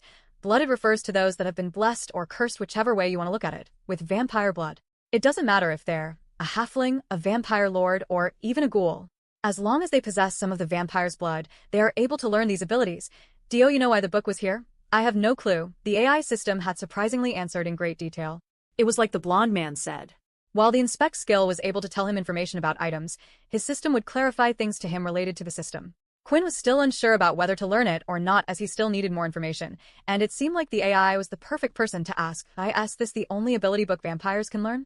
And can vampires learn or than one ability? Just like humans, vampires are only able to learn one ability. Whether or not there are other ability books out there like this, who knows, there may be some stronger, they may be some weaker." The AI system was only an AI system after all. Even though the man sounded intelligent with a stupid voice, it was limited to what it could answer. The problem was if this truly was another ability that Quinn was unable to use in the outside world, he didn't want it. Another ability that the world didn't know about meant he would be targeted. However, the question remained if there even was an ability that vampires could use as well as humans. Quinn had asked the AI more questions hoping to get an answer it had no clue, and would just reply back with sarcastic answers. With that being said, there was one person in the room that was knowledgeable about these things, and he might just know about the shadow ability. Vorden. Although the system stated blooded were the only ones that could learn it, maybe there were other vampires out there that had used the ability before. The two pasted by each other while making their rounds around the stadium. Quinn popped the question. "Vorden, have you ever heard of an ability that uses shadows?" "Shadows? Honestly, my gut instinct would be no, or at least not the world anyway." "But you were honest with me, so it's time I'll be honest with you," said Vorden. The two of them then sat down a few chairs apart in the stadium, one of the rows that hadn't been trashed formed the fight. "Remember when I said earlier how I kept an eye on you because I couldn't copy your ability? Well, you're not the first one. Or not the first one in our family," said Vorden. "As you know, I'm an original, so our powers have been passed down from generation to generation for hundreds of years. In my great-grandfather's journal, there was a time he said he had come across another user with an ability. Now back then this was rare, the whole world still didn't know humans had super capabilities. But each time we would come across one, our family would log it, especially since our ability relied on others. For the first time, he had come across someone's ability he couldn't copy. "Oh, is that why you were so interested in me?" Vorden's face started to go a little red as he was embarrassed hearing those words. "When you say it like that, it sounds a little strange. I assure you I don't think of you in that way," Vorden said, awkwardly. But then his face went serious. "Now that I told you, tell me, how would something the public not know about, would you know about?" At the moment Quinn lifted the ability book in his hand, which had the word Shadow Ability written across it. For a second, Vorden had to rub his eyes to check he wasn't seeing things. He thought perhaps Quinn might have learned something when he turned into a vampire about it, but to actually have the ability book in his hand itself. "Whoa, you actually found it? I was sure it would have been an orgy. NAL skill, but there was actually an ability book. Well, what are you waiting for? Let's learn it now. We have all the time in the world, and we're stuck here doing nothing." "Well, I really did want to learn it, but the problem is if I did, others would be after me just like they would for the vampire ability." Vorden started to think long and hard if there was anything he could do to help him. Then his master plan had come to him. "I think we can use the situation we're in to your advantage," said Vorden. "The school must know by now that we have been sent to another planet. A red portal planet at that. There are things that have been undiscovered on these planets all the time. You can just say you found the book here, that you learned it for your survival. They all know you're level 1 trash." Vorden paused for a moment after saying those words. "I mean, they all think you're just a level 1, right? I'll say while we were in the portal world, I protected you, and as payment, after learning the skill, you decided to hand the book over to me. That way the people will no longer be bugging you for it, but my family instead." Vorden smiled as if he had just cracked the toughest case in a mystery novel. "Are you sure your family will be okay with that?" For a split second, Quinn thought he had seen Vorden's face drop, but when he blinked and looked again, it was completely normal. "Yeah, they'll be fine. With a plan or set, let's get to learning that ability book. I can't wait to see the faces of everyone when we get out of here." "If we get out of here," Quinn said. "Do you have to be so negative?" Chapter 89. Unlocking the Shadow. Vorden and Quinn stood opposite each other in the center of the stadium. Not too far from each other, so they could hear each other without having the need to shout. Now, what I'm about to tell you they would probably teach you at the school later on anyway. But I'm going to tell you now because it should be helpful when learning the ability book. Vorden then started to use the magnetism ability he had obtained from Ian. He pulled over a small bolt and began to levitate around in his hand. Everyone knows about the power level system. There are 8 levels in total. These levels are actually determined by how many mutant cells you are able to activate in your body, and not actually determined by strength. Let's take the Earth ability as an example. Someone with a low number of cells is only able to transform the Earth they can hold in their hand, while a level 5 Earth user might be able to lift the Earth from the ground without touching it. These types of ability books contain information on how to activate more mutant cells for your specific type of ability. But if the power levels don't actually determine strength, then why the test when we started school? Quinn asked. "Good question," said Vorden. "The test the military gives you is actually to put you into the subcategories they created, the 1.1, 1.2, etc. This can sometimes be determined by WH. At skills you have as well." Vorden then lifted up his wristwatch and showed him the number currently displayed, which said 6 on it. Quinn was suddenly confused because he was sure he had seen the number 5 on it before. These watches are the answer. The watches they put on us are able to determine the number of mutant cells in our body. Before even taking the test, they knew what level we were at. They simply just set the watches to an off mode the moment we arrived. When I use my ability, I also copy the number of mutant cells in their body, which is why the watch now shows the number 6. Quinn seemed to be learning so much, it just proved that the information that was revealed to originals compared to the rest was different. This also further confirmed that Quinn being a vampire wasn't an ability. The number on his watch had never changed, or maybe it was the fact that his cells were no longer human. Think about it, not every test is able to determine someone's strength. Some abilities allow you to tell if someone is telling the truth, some allow super hearing, and some can help you see into the future. Although these might not be strong fighting abilities themselves, they require a high number of mutant cells to activate in the first place, and now that brings me to your book. Vorden said as he pointed towards it. Not everyone can activate a high number of cells. Some ability books are just too high for people to learn. They try and try, but they will never be able to succeed. To put it simply, their fate was decided for them at birth. It might take a while before we can tell if you have the ability to learn it or not. It sounded harsh, but what Vorden was saying was true. He had heard examples of rich CEOs who had bought their kids high-level ability books, only to be disappointed when they weren't able to succeed. Now we move on to the second problem. Even though you have the ability book, what about skill books? With no skills, you will most likely only be able to unlock 1/10 of its power. But don't let that get you down. The ability books and skill books are only shortcuts to learning these things in the first place. When the originals discovered their powers, they had no books. They learned and discovered everything themselves. Quinn thought about everything Vorden had said. He further went on to explain that each book would explain a technique that could be used to mutate a specific type of cell. The higher the ability book, the more information it would reveal about the method used. Some abilities just didn't have lower levels and required people to have a high number of mutant cells to use them. There was another little bit of information he revealed, but decided to not go into too much detail. It was the fact that your soul weapon also had something to do with the number of mutated cells in your body as well. This would determine how strong of a soul weapon you had. The example Vorden gave was Momo. Although Momo's ability wasn't too strong in a fight, his soul weapon was incredibly powerful as a level 6 ability user. Vorden had explained that learning a level 6 ability book of the bat would take months to learn, but while here they could get a head start. But Quinn thought differently. There was one thing Vorden didn't know, and it was his vampire abilities also worked like a system. He touched the book once more, and the system message popped up again. Would you like to learn the level 6 shadow ability? There was no going back after this. Yes, the book then lifted into the air, and the pages started turning and flashing in front of him. Suddenly, there was the sense of déjà vu. Vorden stood on the sideline and took a step back. He had never seen anything like this happen before.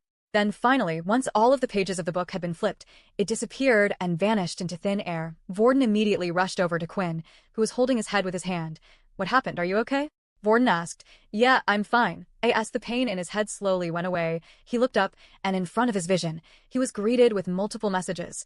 Congratulations, you have learned the level 6 shadow ability. You have now unlocked the Shadow Skills tab. You have unlocked the Mutant Cell stat. 10 skill points have been added. New Shadow Skill Dimensional Storage has been activated. New Skill Shadow Control LV.1 has been added. Chapter 90. Exploring the Shop. The ability book had vanished once again, just like the old book he had received. This time, he had also been given an entirely new tab that was dedicated only to a shadow ability in his system. Hey Quinn, what's wrong? Did something happen? Where's the book? Vorden asked. Quinn then went to tap his head a couple of times with his finger. Inside?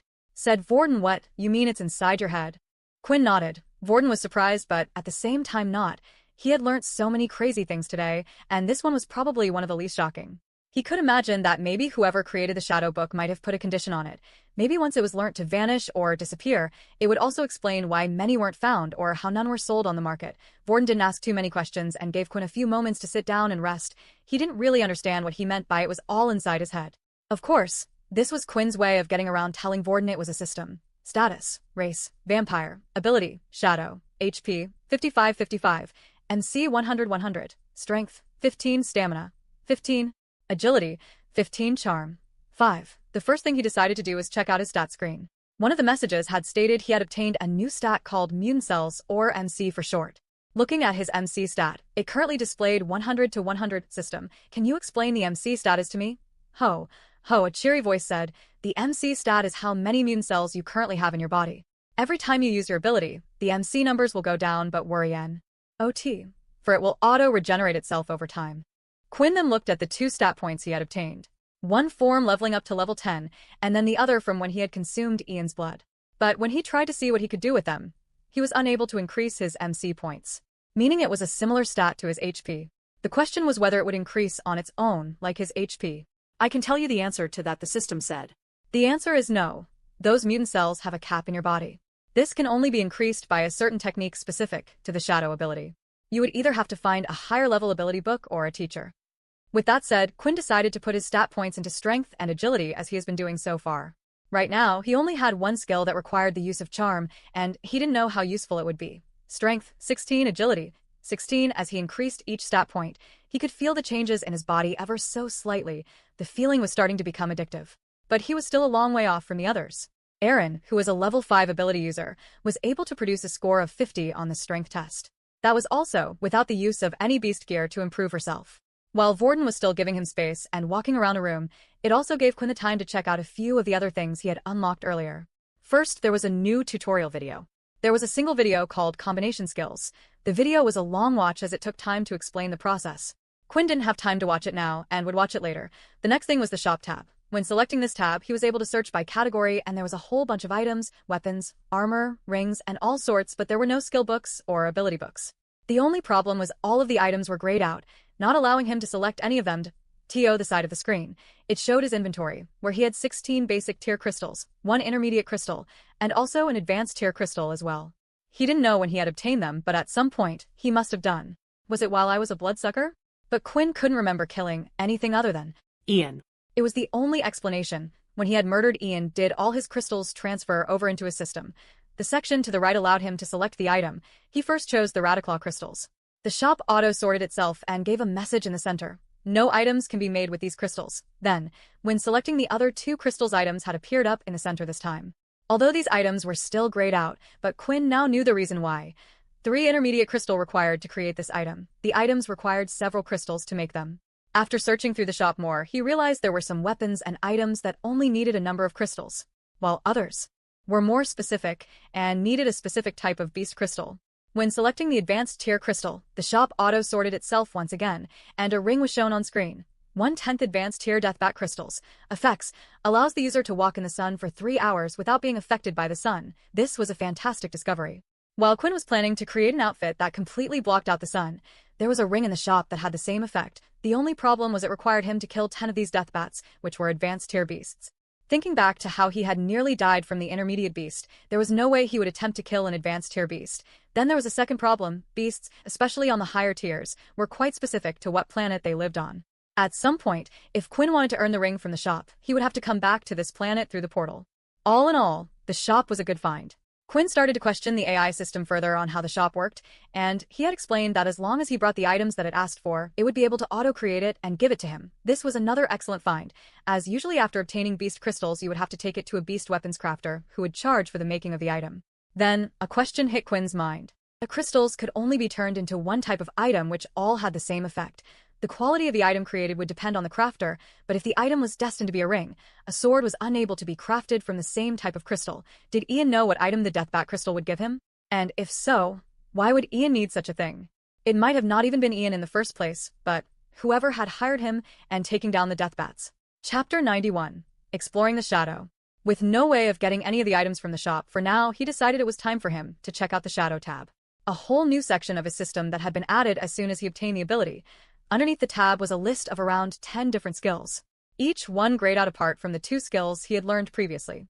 Below he could scroll down further, but everything just appeared as several question marks. The first skill, Dimensional Storage. This skill will allow the user to store items into its shadow storage. As long as there is a shadow nearby, you can take out and put in items as you wish. This includes your very own shadow underneath your feet. If only I had this skill sooner, Quinn thought. Back in the storage room, there were many items that Quinn wished to bring with him.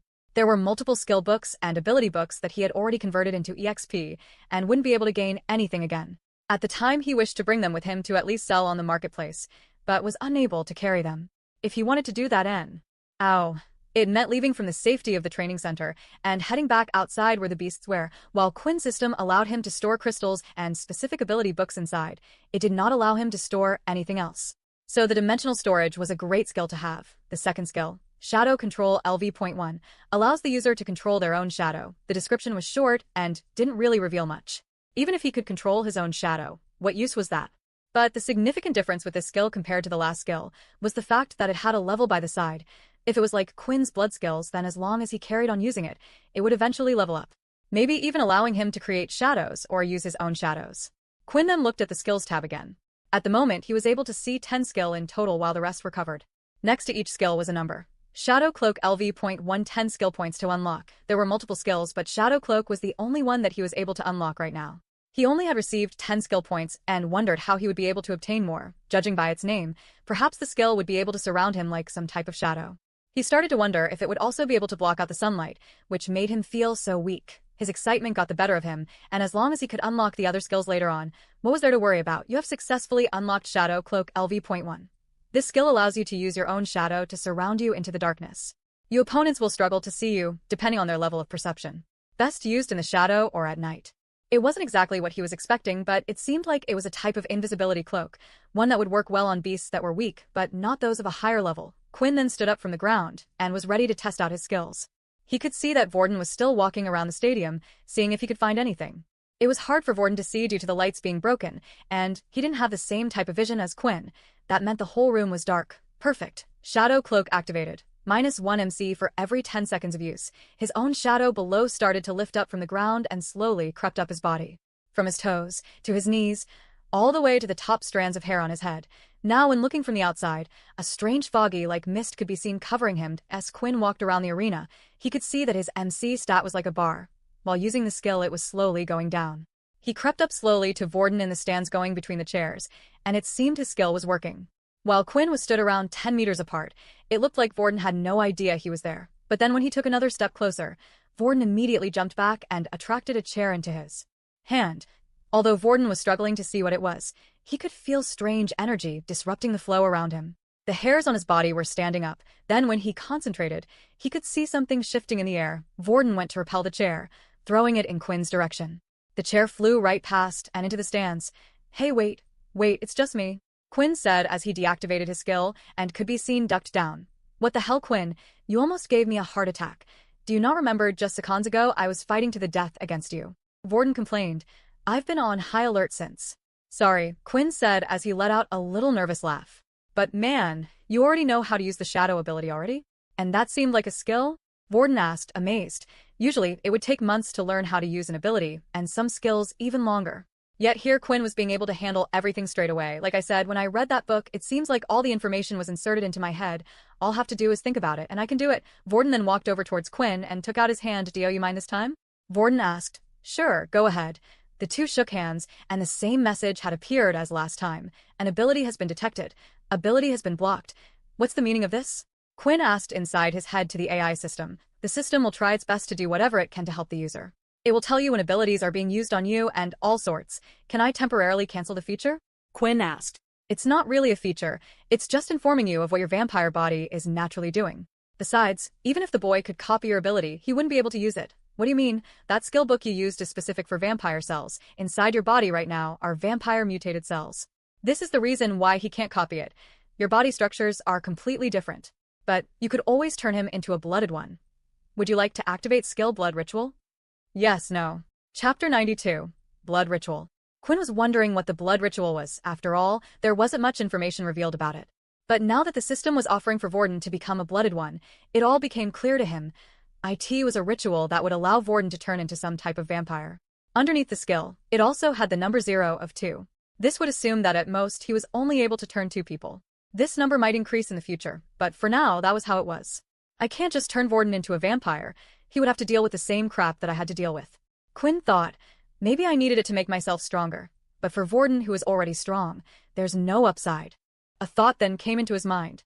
The blonde man in the video had told him to grow his own army, and soon others would come for him. Was this what he was talking about? In the end though, Quinn decided it wasn't his decision to make. Vorden had helped big time, and if he wanted to, then it was his choice. And it would be nice to have people to go through this with. "Hey Vorden, if you had the option, or let's say I could turn you into a vampire, would you?" Quinn asked. "I don't want to hurt your feelings or anything like that, but the answer would be no," Vorden replied. "Being weak for most of the day, sure it's fine while we're on a planet like this, but besides, what would happen to my ability?" Quinn waited for the AI to answer his concern. The AI actually started to seem smarter than he first thought. From what he said earlier, and also giving him the option to use his skill, meant it was listening in on everything that was being said. "Fine. I can see her waiting for an answer. His whole cell structure would change, and he would then become a vampire. Or something like one anyway. Which, yes, would mean he would no longer have his ability. Not only that, but it might be a while before he could learn one as well." "What do you mean?" Quinn asked. "You didn't learn the shadow ability the conventional way. There is no longer an ability book to learn from. It would be nearly impossible for you to teach it to him. Then, you would have to wait until you found an ability book compatible with your vampire cells." "Yeah, sorry Vorden. It probably would get rid of your ability," Quinn said, scratching the back of his head. "I just thought I would ask. You might have been one of those types obsessed with vampires." "There are people like that?" Vorden replied. The two of them then started to head down the stadium floor, an area that was designed for combat. They had been looking around the room for an hour now, and it seemed like they were unable to find a place where the portal could be. They needed to make a decision. Whether or not to leave the training center and head outside to look for another place. But before deciding any of that, Quinn wanted to get the hang of his new skills. Vorden was also interested and thought he might be able to help since he had experience with using elemental abilities before. The first test was his dimensional storage skill. Just like with his other skills, all he needed to do was think about it in his head, and it would activate. While activated, the shadow from his own body started to wiggle and swirl about a bit. It looked like an ocean continually moving. Using a piece of metal he grabbed earlier, he slowly pushed it into his shadow, and the object started to sink in until it eventually disappeared. "That's kinda neat," Vorden said, watching. "Can you get it back out?" Quinn then placed his hand into his shadow. As he did, his arm sunk into it, but he could feel nothing. He then thought of the piece of metal, and suddenly he could feel something in his hand. He pulled, and out came the piece of scrap metal. The two continued to do more tests with the dimensional storage.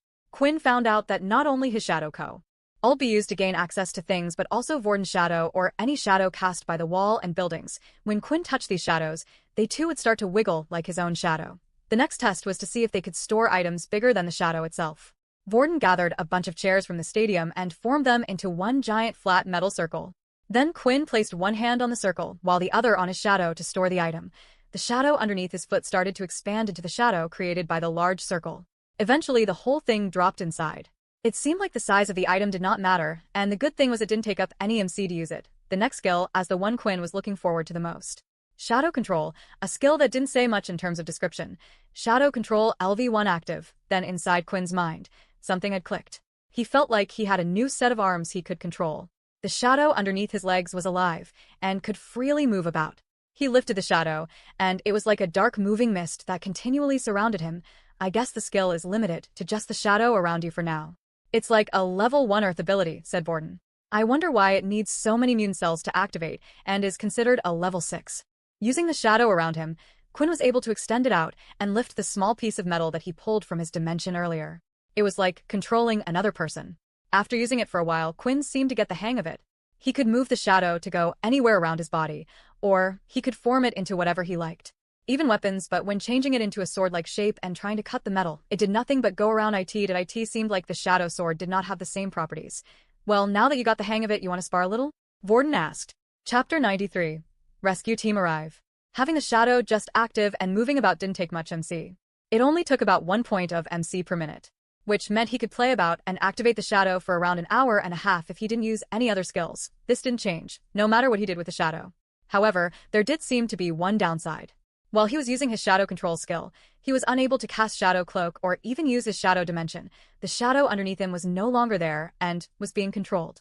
If he activated Shadow Dimension, the shadow would immediately fall to his feet again. Now the two of them stood opposite each other ready to have a friendly fight. Vorden this time had a couple of metal balls hovering around him instead of spikes. Be careful, Quinn. Although these might not be like the spikes, they can still do a lot of damage. It's alright, Vorden, my body can handle it. Not using his full strength, Vorden repelled the ball at a decent speed heading towards Quinn at that moment. And he lifted the shadow from his feet to form a type of wall. As the two made an impact, the ball seemed to slow down. It started sinking through the shadow slowly, then part of it could be seen from the other side. Quinn stared at the ball carefully, and then when the ball had nearly passed through the shadow wall, it started to accelerate. The ball left the shadow wall and slammed right into Quinn's stomach, falling to the ground. Arg. Quinn shouted as he tried to breathe in some air. Well, I wasn't expecting that, Vorden said. Try again. Quinn groaned. Vorden then fired the second ball of metal, and once again Quinn lifted up a shadow shield, and the same result had appeared. Only this time Quinn moved to the side, allowing the shadow to stay where it was before moving the shadow. The ball then carried on moving forward and banged into the stadium wall. Let's see how physical attacks work, Vorden said as he moved forward and swung a long metal pipe he had in his hand. Using the shadow, Quinn blocked again, and the same thing happened, however. Vorden was easily able to pull the object away from the shadow and attack in a new place. He also noticed that the shadow was only covering Quinn's front and was not big enough to go around his back. If he was to use his attract skill on one of the metal balls, he would easily be able to hurt Quinn right now. Vorden continued to attack with the metal pipe, and Quinn continued to block, moving the shadow in the areas where Quinn was attacking. That's when he released something. Every time Quinn would hit his shadow, his MC points would go down by a chunk or so. The same thing had happened when he threw out the balls. The stronger the attack, it seemed the more MC points would be used from the shadow. Then when Vorden was about to attack one more time. Wait, stop, Vorden. Quinn shouted. His shadow had vanished, and he had run out of MC points. The shadow acted as a type of shield. It wasn't solid enough to block attacks but would be able to slow them down. Later, when Quinn's MC points were restored a little bit, he did a few other tests. If Vorden was close enough, he could use the shadow to grab onto him like an extra pair of hands, or even grab onto his legs, slowing him down. But there wasn't enough of the shadow to use it in both of these ways. He could simply either use the shadow to attack or to defend. Well, I can see why your ability is a level 6 now, Vorden said. I think it's more to do with how freely you can use the shadow, and my example would be the skills. Normally a skill would just be a different type of attack, but your ability, your shadows, can actually be used to do entirely new things. A separate storage space, masking you in the night, and even as a defensive shield. It's almost as if you have 3 abilities combined into one. Quinn was happy with the results of the shadow ability, and hearing Vorden talk about made him feel even more confident. He couldn't wait to unlock the other skills in He's shadow tab of his system. With the spar over, the two of them decided that once Quinn was fully rested and his MC points were back, they would exit out of the training center and go exploring again. After all, If they did nothing, they would soon start to starve, and Vorden didn't want another instance where Quinn got too hungry. It took around 30 seconds for Quinn to gain back a single MC point, so it would take around an hour for all of his points to be restored. Then they would make their move back to the outside. Outside, in the abandoned shelter, somewhere in the city between two broken-down buildings in the middle of the street, a specific area started to appear distorted. The space itself looked as if it was bending. Then little sparks of electricity were seen coming from it. Zap suddenly, for people appeared holding hands together on the street. As soon as they saw where they were, they immediately let go. Did I ask everyone here? Faye asked as she did a head count. The homeroom teacher Dell was here, although he was still wearing clothing like he was ready to teach. Then there was the Dr. Haley. She was dressed more appropriately with high-end beast gear all over. She didn't look like her usual self in her white robe and looked almost intimidating. It was what one would expect, as her father was one of the generals of the school. Then there was Leo. He was wearing light armor that fitted tightly to the skin similar to Faye. Both of their abilities focused on speed, so it was important not to wear something too heavy. All right, our goal is to find the children, Faye said. The rescue team had arrived. Chapter 94. Who is stronger? When entering the portal, as long as there was one on the other end, it would throw you somewhere within a 1-mile radius of another, as long as there was already a portal set up on the other end. The reason why the group were holding hands is to ensure that they would all be teleported to the same place. Unlike when Quinn and Vorden entered the teleporter one by one, they were chucked to different locations, and on Dell's back was a fairly large rucksack that looked quite heavy. As he walked with the group, Hit footsteps stomped the ground and his back was arched. Why do I have to carry this thing? Dell complained. Right now you're the weakest of us four, right? Faye replied. So, if you want us to protect you, it's best that you carry the portable teleporter. Dell then looked at Haley, who was by his side, and even he had to admit, she looked quite frightening for a doctor. She was in a full set of large beast gear. A frightening-looking chest piece that looked to have a face on it and spikes sticking out of the shoulder pads. On her back, she was carrying a large single greatsword that was nearly the same size as herself. She almost looked like a professional traveler that went hunting in these types of places all the time. Rich people, that's what happens when your father is a general in the army. Dell thought, fine, I understand that, but why even the need to bring the portable teleporter in the first place? Isn't the teleporter fine on this end? Dell asked its backup. Leo said, look around you. And look at the shelter. It was basically the size of a city. Don't you think they had people protecting it as strong as us? We might encounter a strong beast and have to make an emergency exit, or there might even be beast blocking the current portal. It's always better to be safe than sorry.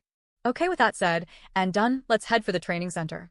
It was the place the portal was last known to be, and we can see if it's safe or not. Leo will lead the way for us. I don't want to stay on this planet for long, and I don't want to find out what destroyed the shelter. Leo walked up front, and using his ability, the group were able to avoid trouble. In a way, although blind, his sight was better than the others. His ability allowed him to see an aura around things and see them in different colors. A beast's aura was always red, while humans' yellow. It also allowed him to see the aura through most objects such as building walls and so on, allowing them to avoid any confrontation with beasts. However, if the group saw only a few Radiclaw that they could deal with, instead of taking the long route round, Leo and Faye would often head out and deal with them quickly. The two of them were both swordsmen. While Faye would use her longsword, Leo would use his katana blade, not even giving the rats a chance to live. As they continued to walk, Haley had a question on her mind after seeing the two of them deal with the rats.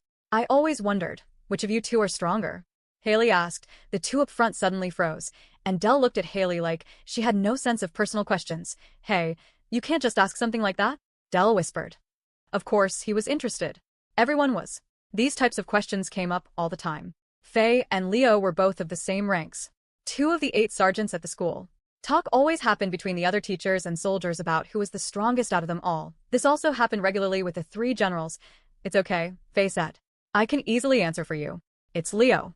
I don't know if you two know this, but we had to practically beg him to join our ranks after the First War. Back then, he was only a private, but he had made so many accomplishments. It was unbelievable.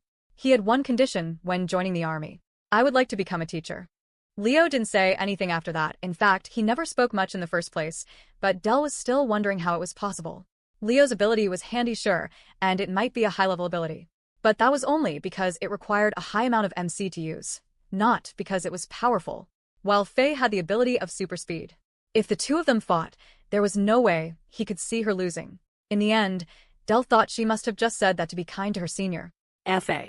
Y was still quite young after all. Only in her late 20s. Finally, the group had arrived just outside the training center. We'll make sure the portal is safe first, and then after we will go out looking for the kids, Faye said. The entrance looks clear. said Leo. They walked onward, and eventually saw the dead Raticlaws just outside of the entrance. Not only that, but the entrance to the place was completely busted. It had been bent and mismangled but was still covering the door. Faye went to the access machine and tried the code. The sound went off, indicating that it was unlocked, but the doors wouldn't move. They were too damaged. What happened here? Haley asked. Do you think it was the kids? I think you mean kid, Del added. Only one of them has an ability, remember? Vorden the original correct. His ability is to copy that of others. Although we don't really know how it works, it could be possible. If he copied a strong ability, then I could see him being able to kill these rats, said Faye. Well, if we find Vorden, we can go home, right? Del asked. Are you suggesting we leave and not bother looking for the other one? Leo asked. The mission stated to only find Vorden. Anyone else is considered a bonus. Would you risk your lives for one student? When I joined that war, what do you think I was doing? Leo asked. I was risking my life for the sake of everyone. For the sake of the human race's future, and you know what? That is these children. Enough, you two, Faye snapped. Technically Del is correct, but I see you are passionate about this. We will scout the nearby area using your ability. If we find nothing, then we leave. Fair. Leo didn't say much and started to walk up to the door. He drew out his katana blade and readied himself. Isn't that door made out of glathrium? It's one of the hardest materials we know of. It's why this training center remained unharmed in the first place. Del said, chuckling at the idiotic attempt Leo was about to make. I'm assuming you wanted to know why Leo is stronger than I am? Faye asked. Leo slashed the door with one swing. No sound was made, and it seemed like the door wasn't even touched. Then a few seconds later, a diagonal slash was seen on the door, and the top half fell backwards onto the floor. That's why, said Faye. Chapter 95. True Dream Familiae. After entering through the glathrium door, the group then went to lift the fallen part of the door up and place it back up. It was heavy, but with Haley's help, the door felt extremely light, and they managed to set it perfectly, like a jigsaw puzzle. While it might not keep the beast out, at least, it would deter them from entering. Del, watching the whole thing, hated to think just how high a level of beast equipment Haley was wearing to be able to lift the door so easily. They continued to walk in the hallway, which was covered in darkness, although for Leo leading the way it made no difference. But while walking, Del couldn't get out of his head how easily Leo was able to Break the door. It wasn't like Del was a student, he was a professor too. He had participated in the war back then as well, and never saw anything like what he saw today. Could it be a demon-level weapon? He thought, but he quickly came to the conclusion that it was impossible. At the moment, there were only 2 demon-level beast weapons in existence. One of them belonged to the army, while the other belonged to the group known as Pure. However, it was clear to Del that what Leo was using was at least a top-level beast tier weapon. They had entered the reception area, where several doorways were leading to different sections of the training center. At the front, there was the reception desk with 2 hallways leading to the arena. Then there was the actual reception room, which could also lead you to the canteen and the living quarters. Wait, stop, Haley said to Leo and Faye up front. She bent down and studied the ground. Can you see what this is? It's blood and leading that way, she said as she pointed to the living quarters. How can you tell which direction? It's coming from the stadium as well? Del asked. Well, the blood tail. You can see that it's heading in this direction, and there's a lot of it, almost as if someone was dragged this way. Come on, let's hurry. It could be one of the students, Faye said. They made sure not to rush, but quickly headed in the direction of the blood following the trail. If there was a beast inside, they needed to make sure they wouldn't startle it. Leo also no longer took the lead, and instead it was Faye. Usually, Leo's ability would allow him to detect auras and abilities through walls and such, but it didn't work through glathrium, and the whole place was made of it. Although he could still direct himself, he couldn't tell if there was danger up ahead until actually seeing it. They followed the trail until finally, it led them to the hallway, with a broken door outside and a ripped-apart chair. Faye peeked her head into the room with the broken door and immediately turned away. Haley, I think you better take a look at this, Faye said, turning her head away. Haley took over and went inside the room, while Del also took a look and turned his head away. Did you see the body? Del said. Its body was ripped in half, guts spilling everywhere. Leo, who was standing next to him, turned his head and looked him in the eye. No, I didn't see anything. I haven't done so in a while now. Haley continued to examine the body. She went around the man's neck. Underneath his beast armor, she pulled out a colored dog tag. While holding the dog tag, she continued to inspect the body, and that's when she spotted something. Again, 2 bite marks on the neck, just like the other students. Haley thought, is there really a beast inside the academy somewhere, the same thing that killed this man? Or is it something else? Haley then stood up from the body and walked forward. Do you want the good news or bad news? She said. Just tell us everything, Faye replied. Well, the good news is it's not one of the students. Haley then pulled out the tag, which was attached to a chain, and dangled it in front of the others. The bad news is he was from one of the Big Four families. Each person's face dropped as soon as they heard the news. Which one? Faye asked. The tag says True Dream. Faye immediately slammed her fist against the wall as she heard those words. Why them out of all the families? The big four families were the ones who had the power to rival the military. They were originals with immense power who chose not to share their abilities. However, the True Dream family were the most unique out of the four. They had the closest connection with the military, enough to even have a seat at the council table. This was all because of the head of the family, who had the ability to steal others' abilities. If anyone ever tried to rebel against the army, then they would get a visit from the True Dream leader, and they could never use their ability again. The only problem was True Dream could only take away their abilities but not use them. So he needed a strong ally, and that's why he got close to the military. Then when he felt safe and protected, he started to gather his own men. The abilities he had taken he would gift to those he trusted, and they were truly grateful to him. But there was always this fear in the back of his mind. He could be betrayed by his own. With no powers for himself, he chose to stay by the military side. This fear kept people in line. This fear was what made people complacent with the system the military had today. Although many didn't agree with the cruel ways and the carrot and stick approach the current army had. They had no choice. We can leave him here for now, but it's best before we leave, we bring his body and take it to the True Dream family. It's a pain, but they should be thankful we brought back one of their own, Faye said. After leaving the body be, they decided to follow the trail of blood back outside and into the stadium, and that's when they spotted the two kids lying down on the floor. They're here. What luck? Dell said as he ran forward. Haley, Faye, and Dell immediately went forward while Leo was the only one who stayed back. For in the center of the arena, he could see a color of aura he had never seen before, one which was purple. Chapter 96. I'm sick. Before the rescue team had arrived, Vorden and Quinn were both sitting down in the center of the arena. The two of them didn't have much to talk about, so they just chatted about their old lives at school. Quinn's life seemed horrible. He went on to explain how he was raised with no parents and how he was bullied since entering school. The bullying wasn't really bad until the treaty was signed. When there was no more war, that's when people started to go crazy. However, whenever Quinn would ask Vorden about his school life, he would give a simple answer and ask Quinn a question. The first few times he didn't really notice and you think strange, but then Quinn started purposely asking questions that were harder to avoid. But again, Vorden seemed to avoid the question. In the end, Quinn decided to stop. It wasn't right integrating someone like this. If Vorden had something he didn't want to share, then it was up to him. Hey, I just noticed something, Vorden said as he pointed at Quinn's wrist. Quinn lifted his hand and looked at it, and even he was surprised by what he was seeing. The number on his wristwatch was still saying he was a level 1. I thought you said it would change when I activated my MC points? Well, that's what's supposed to happen. Vorden then placed his hand on his chin as he thought about it for a while. Do you think it's because you're a vampire? Just like how I can't copy your shadow ability, the watch might not be able to measure your type of MC in your body. Hearing this news, Quinn was actually a little upset with the use and gain of an ability as well as Vorden's plan. He was looking forward to being able to use his powers freely. As a level 6 user, people would no longer challenge him just as he walked around the school, but now if he showed he had shadow powers and the number on his wristwatch still indicated 1, they would be just as suspicious about him. They would say the watch was broken and get him a new one, but it would just be the same result. I think it's best if you hide your shadow ability for now, said Vorden. You've already hidden your vampire abilities for this long. You can hide your shadow abilities, right? Vorden could see Quinn was a little downhearted by the news he had given him. After learning what Quinn had gone through at his last school, it was understandable. In a way, Vorden thought he was helping him by getting revenge and attacking those second years, but it was just making him and Peter a bigger target. I'm so selfish, Vorden thought. Don't look so down, said Vorden. If we find someone in the school that's good at technology, we can get them to tinker with the watch. They don't need to find out about your cells, but just get someone to hack it, so it displays the number 6. Plus, look at the bright side. The military tournament is coming up, and it would be good if you hide your ability until then. Show everyone on the big stage. Besides, if you came back with a level 6 now, they would be more shocked about how you learn it so fast, so it works in our favor.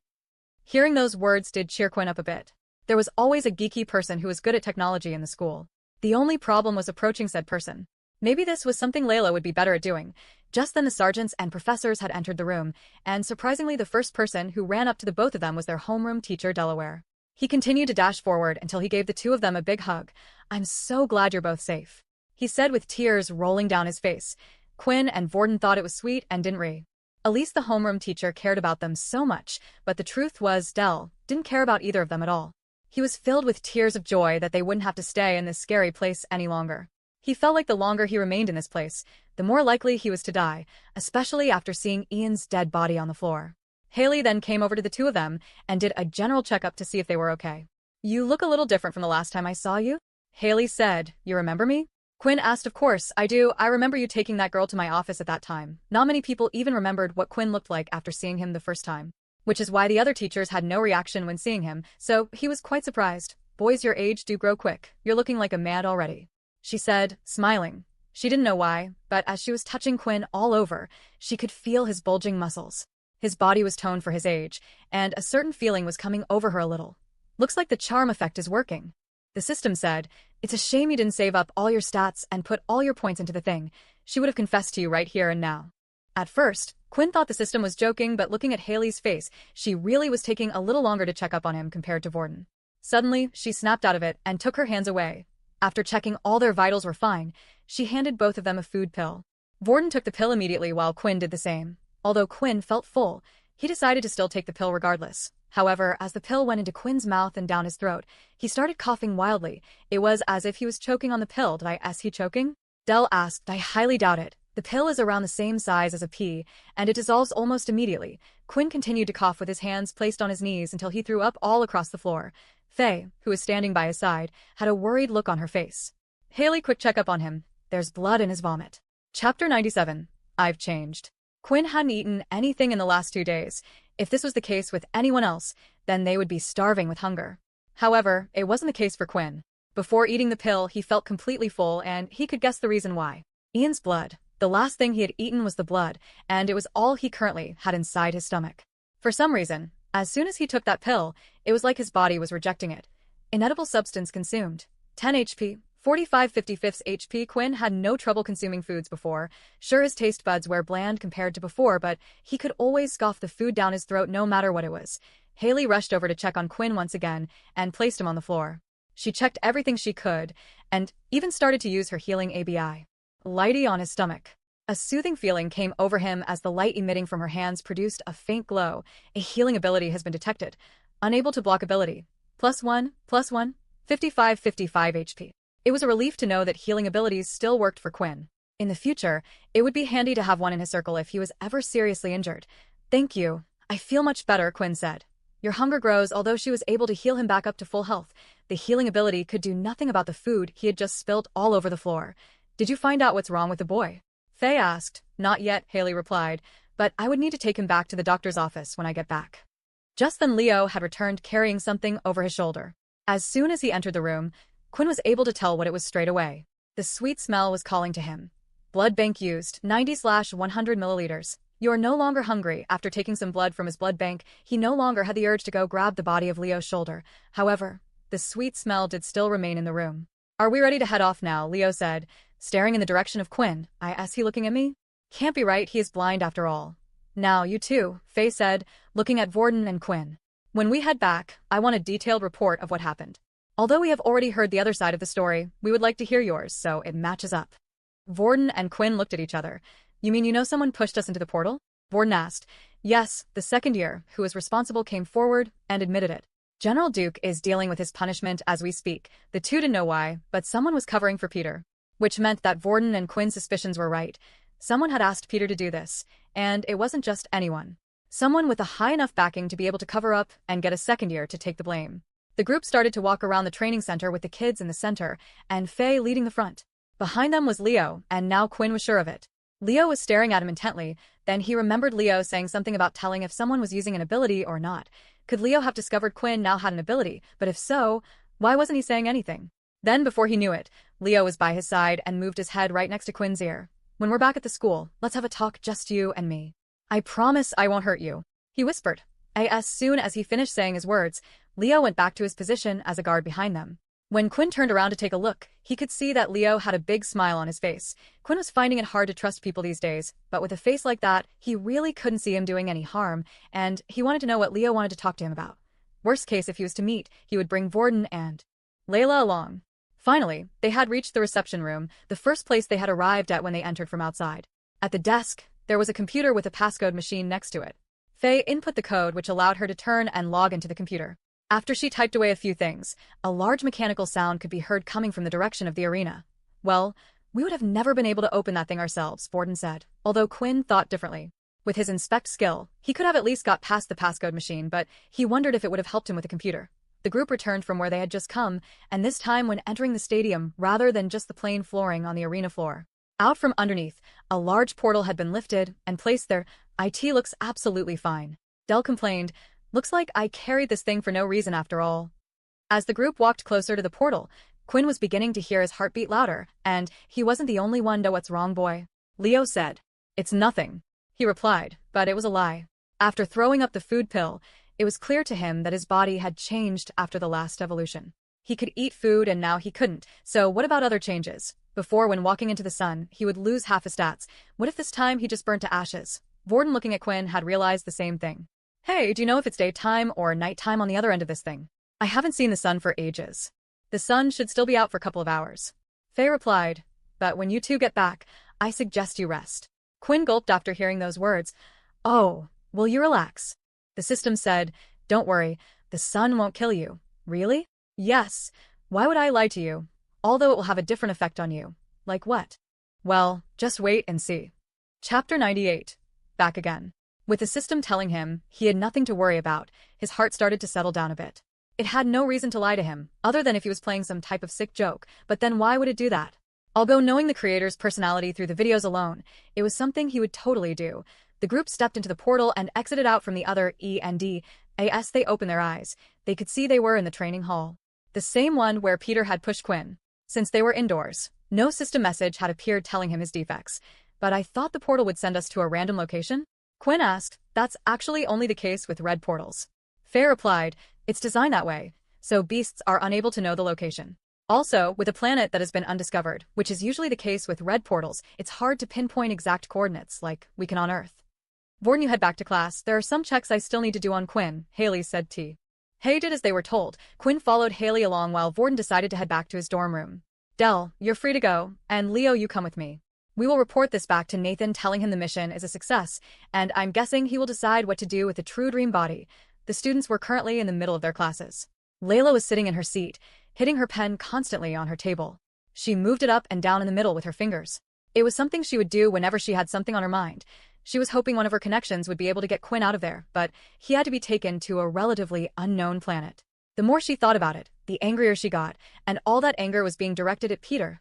As soon as classes were over and she entered the hallway, she could hear all the other students mumbling away. "Did you hear? Apparently, the missing students are back." "Are you sure?" "Yeah, I saw Vorden walking back to the dorms, and Professor Dell was cheering out loudly in the hallway." "Vorden's back, but what about Quinn?" Layla thought. She immediately rushed over to the boys' dorm to see if the rumors she heard were true, but before knocking on the dorm room, she hesitated. The last time she had done something like this, she was strangled by that psycho Vorden, but she needed to know. She wanted to know if Quinn was safe. She gathered her courage and knocked at the door. A few seconds later, and the last person she wanted to see had opened it. It was Vorden. "Look, let me just get to chase. Where is Quinn?" Vorden smiled as soon as he saw who was at the door. "He's at the doctor's office." "Thank you," she said as she rushed off. "Wait," Vorden shouted. As she turned around, she could still see a huge grin on his face. "You're not the only one that knows anymore," he said. "What do you mean?" Layla asked. Vorden then started to walk over to her slowly. The grin on his face was beginning to get creepier by the second. "I'm saying you're no longer special and not needed by him anymore, because I know." Layla turned and continued to run, and as she did, she had the final say. "I guess you're still a crazy boy." She ran and ran until eventually, she had finally reached the doctor's office. When she entered the room, she noticed that Haley wasn't there, but when she looked at each of the beds, she had finally found him. "Quinn," she said, surprised. For a moment she had to look him up and down a couple of times. His jawline, his clear skin, and just something about him was pulling her towards him. "What's going on?" she said. "Are you using some type of charm spell on me?" She had read enough vampire novels to know what was happening. Although she was fascinated with Quinn because of what he was, she had never thought he looked handsome, but for some reason, her mind was now running wild with thoughts. "Can you turn this thing off?" Quinn said in his head. "Of course, but I thought you would like this." The system replace. "I said of course I do, but if it's like this, she won't really like me. It's just cause of the system." Charm stat deactivated. Suddenly, Layla no longer had the urge. But still looking at Quinn now, he looked different from before, and she had to admit he was now on the same level as Vorden with his looks. Although she didn't like Vorden, she knew a pretty boy when she saw one. "Are you okay? What happened?" she asked. While no one else was in the office, Quinn proceeded to tell Layla everything that happened in the portal world. "I'm sorry. I wasn't there," she said. "I said I would help you, but I couldn't." "Hey, don't worry about it," Quinn replied. I wasn't expecting anyone to jump in after me. That's practically suicide. He did, Layla mumbled just quite enough so Quinn couldn't understand what she said. For some reason, she felt like Vorden had one-upped her on the loyalty scale. Just remember, if you need any blood, you can call me. You don't have to really on Vorden, she said as she rushed off out of the doctor's office. It was a nice feeling to have people worry about him. For the first time in his life, Quinn truly felt like he had friends. It was a strange feeling he had never felt before. No one had looked out for him when he was hurt in the past. When he came back home all beaten up, he always had entered an empty room. No one would ask if he was okay or how he was doing. But ever since getting the system, things were different. After Haley had given Quinn the all-okay to leave the office, he finally returned to his dorm room. Inside, Vorden was busy playing on a handheld device. "Hey man, is everything all okay?" Vorden asked. "They didn't find out you were?" He looked around the room before finishing the last words. "Vampire, did they?" "Yeah, everything was fine. She said she could find nothing wrong with me and my blood levels were normal. So, she sent me back." As the two of them were talking away, a beep sound was heard from the door, indicating that it had been unlocked. The door opened, and in came Peter. Chapter 99. Same teams. With no one to talk to, or no one to help him out of the situation he was in, Peter would often go out for walks on his own around the campus. His mind was filled with regret and Layla's words. In a way, he felt like he should have been punished for what he had done, yet Layla had just left him there. He felt even less significant than before. He wasn't even worth being hit. After walking around school a couple of times, he decided to head back to his dorm room as usual, but as he entered, he had nearly experienced the shock of his life. The two people who he had thought had gone missing, possibly dead on another planet, were in the room. "Guys," Peter started to say with his eyes watering up. "Get out," Vorden shouted as he pointed at the door. "What?" "I said, get out," Vorden shouted again. "If you don't get out, Peter, I don't know what I will do to you. But this is my room as well," he cried. "I don't care, ask them to change rooms, but you are not staying here." Peter then looked to Quinn for help, hoping he would say something. But Quinn just turned his head away as his body was shaking. He didn't like what was happening, but it needed to be done. What Peter had done was unforgivable. He and Vorden could have died, and if he really was still a level 1, he would have been killed by the first Radiclaw he had seen. Peter stood there, still in shock. He didn't know what to do. As soon as he saw the two of them, he was hoping everything would go back to how it was before everything had happened. He wanted to tell them how sorry he was, but they wouldn't even let him speak. Vorden then went to his desk and grabbed a book, chucking it towards Peter, hitting the wall and falling onto the ground. "The next one is going for your face if you don't leave," said Vorden. "Peter, please just go," Quinn said. When Quinn spoke those words, it finally hit him. There was no redemption for him. No matter what he said or did, or even why. They had made up their minds. He was no longer their friend. He opened the door and closed it behind him as he left. Looking around, there was nowhere left to go. It was already nighttime. It was nearly curfew, so he couldn't go outside, and all the other parts of the building would be closed now. With nowhere to go and no one to rely on, he stayed in the dorm room hallway, curled up into a ball on the ground, and cried himself to sleep. The next day, when the two woke up in their beds, they could hear a commotion going on outside. As they opened the door, they could see a group had gathered just outside their room, and they were all circling around something. What happened to him? "Look, the floor's wet underneath. Did he cry himself to sleep outside? I thought I could hear something last night." A boy from the group then knelt down and grabbed Peter by the hair, lifting his head off the ground and waking him up. "Hey, so it was you that was waking me up in the middle of the night," the boy said. Before deciding to do anything, the boy looked at Peter's watch and noticed he was a level 1. The boy himself was only a level 2. So, he took this chance to show everyone he wasn't at the bottom of the food chain. "If you're going to stay out here like a dog, then you need to learn to shut up," he said as he lifted his hand and slapped Peter across the face. Peter was already defeated at this point. He didn't care what happened to him. What were a few slaps? This pain was nothing. What was the point of fighting back? He would only get hurt more.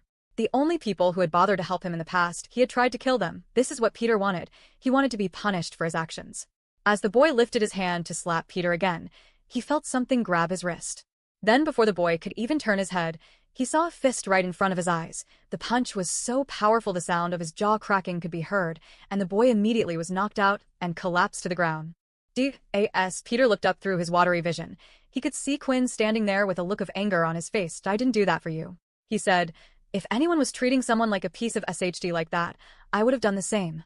Without even looking at Peter, Quinn walked off with Vorden and headed to the canteen. "Hey, who was that?" "I'm not sure, but he was kinda hot. I don't remember seeing him in school." "Do you know me either?" After breakfast, the group was to go to their homeroom class for the usual morning lesson before heading to combat classes. Everyone sat in their usual seats, which meant that Vorden and Quinn were sat next to each other with Peter on the side. They really did come back. "I heard they got pushed into a portal by some second year. It's amazing they managed to survive." All of the students were talking about the two who had gone missing for a few days. It wasn't the talk around the school, but was talked about frequently in Dell's class since the students belonged to their class. Dell had finally entered the room with a smile on his face as he prepared to give an announcement to the whole class. Good morning, everyone. Now that everything is back to normal again, I am proud to announce that your first portal outing date has been confirmed and will now be moved to next week. So please prepare yourselves as best you can. Oh, and remember to practice with your teammates. The same teams that were registered before will be used for this outing. This meant that Peter would be on the same team as the others. Chapter 100 Dreamland. Outside somewhere in the world, there was a city named Dreamland. The place was condensed, packed with buildings and skyscrapers, airs everywhere, and there didn't seem to be a place of open land that could be seen. A large wall also stood surrounding it. Around 100 meters high. On top of the walls were several turrets and mechs standing guard day and night, patrolling for any danger. Because of these things, Dreamland was considered one of the safest cities to live in. But it came at a cost. Security was a significant issue, and so was habitable land on Earth. After the war, many of the old cities were obliterated and destroyed. Too much damage had been done. Parts of land gone missing, blown into small pieces, too small for humans to live on. This was what caused the humans to create shelters on other planets. It was a lot cheaper than living on Earth, and often many travelers from different associations and families would live there protecting the place. But planet Earth would always be home to many, and it was hard for them to leave. They hated the fact if they lived on another planet, they might have to live in fear of beasts attacking them at any moment. Because of this, the few places left on Earth were only for the very top. There were only two ways to live in the city of Dreamland: to either be really rich or to become a part of the True Dream family, swearing absolute loyalty to the leader and owing whatever was asked. I in the center of the city, there was a skyscraper bigger than any of the others around it. The whole building had been made of glathrium, the hardest material known in space. Inside, on the very top floor, was a bald-headed man in a nicely fitted suit was sitting down in his large armchair at his desk. His name was Jack True Dream, the leader of one of the big four families. Just then, a female wearing business attire had entered the room. Sir, there's been a report that one of our family members have died. What rank was the traveler? Jack asked. Rank D, sir. Once students had left the academy, they were able to become travelers and either work for a faction, family, or as a freelancer. The world government issued these travelers with a rank depending on the difficulty of tasks they can complete. At some point, power levels didn't matter too much on the outside. The attribute that high-level beast gear gave you was much more useful. It was more important how you used your ability in conjunction with the beast gear. When starting out as a traveler, everyone started as a rank F. The more tasks you would complete, the more points you would be awarded. Usually, it would take a couple years between each rank to level up. Ranks went from F all the way to A+. Because of the way the system worked, it was always hard to gauge an F's ability, but the strong would usually move quickly through the ranks. Therefore, travelers seemed to care less for power level and often looked at rank instead. Our rank Ds die often out in missions. Why the need to tell me?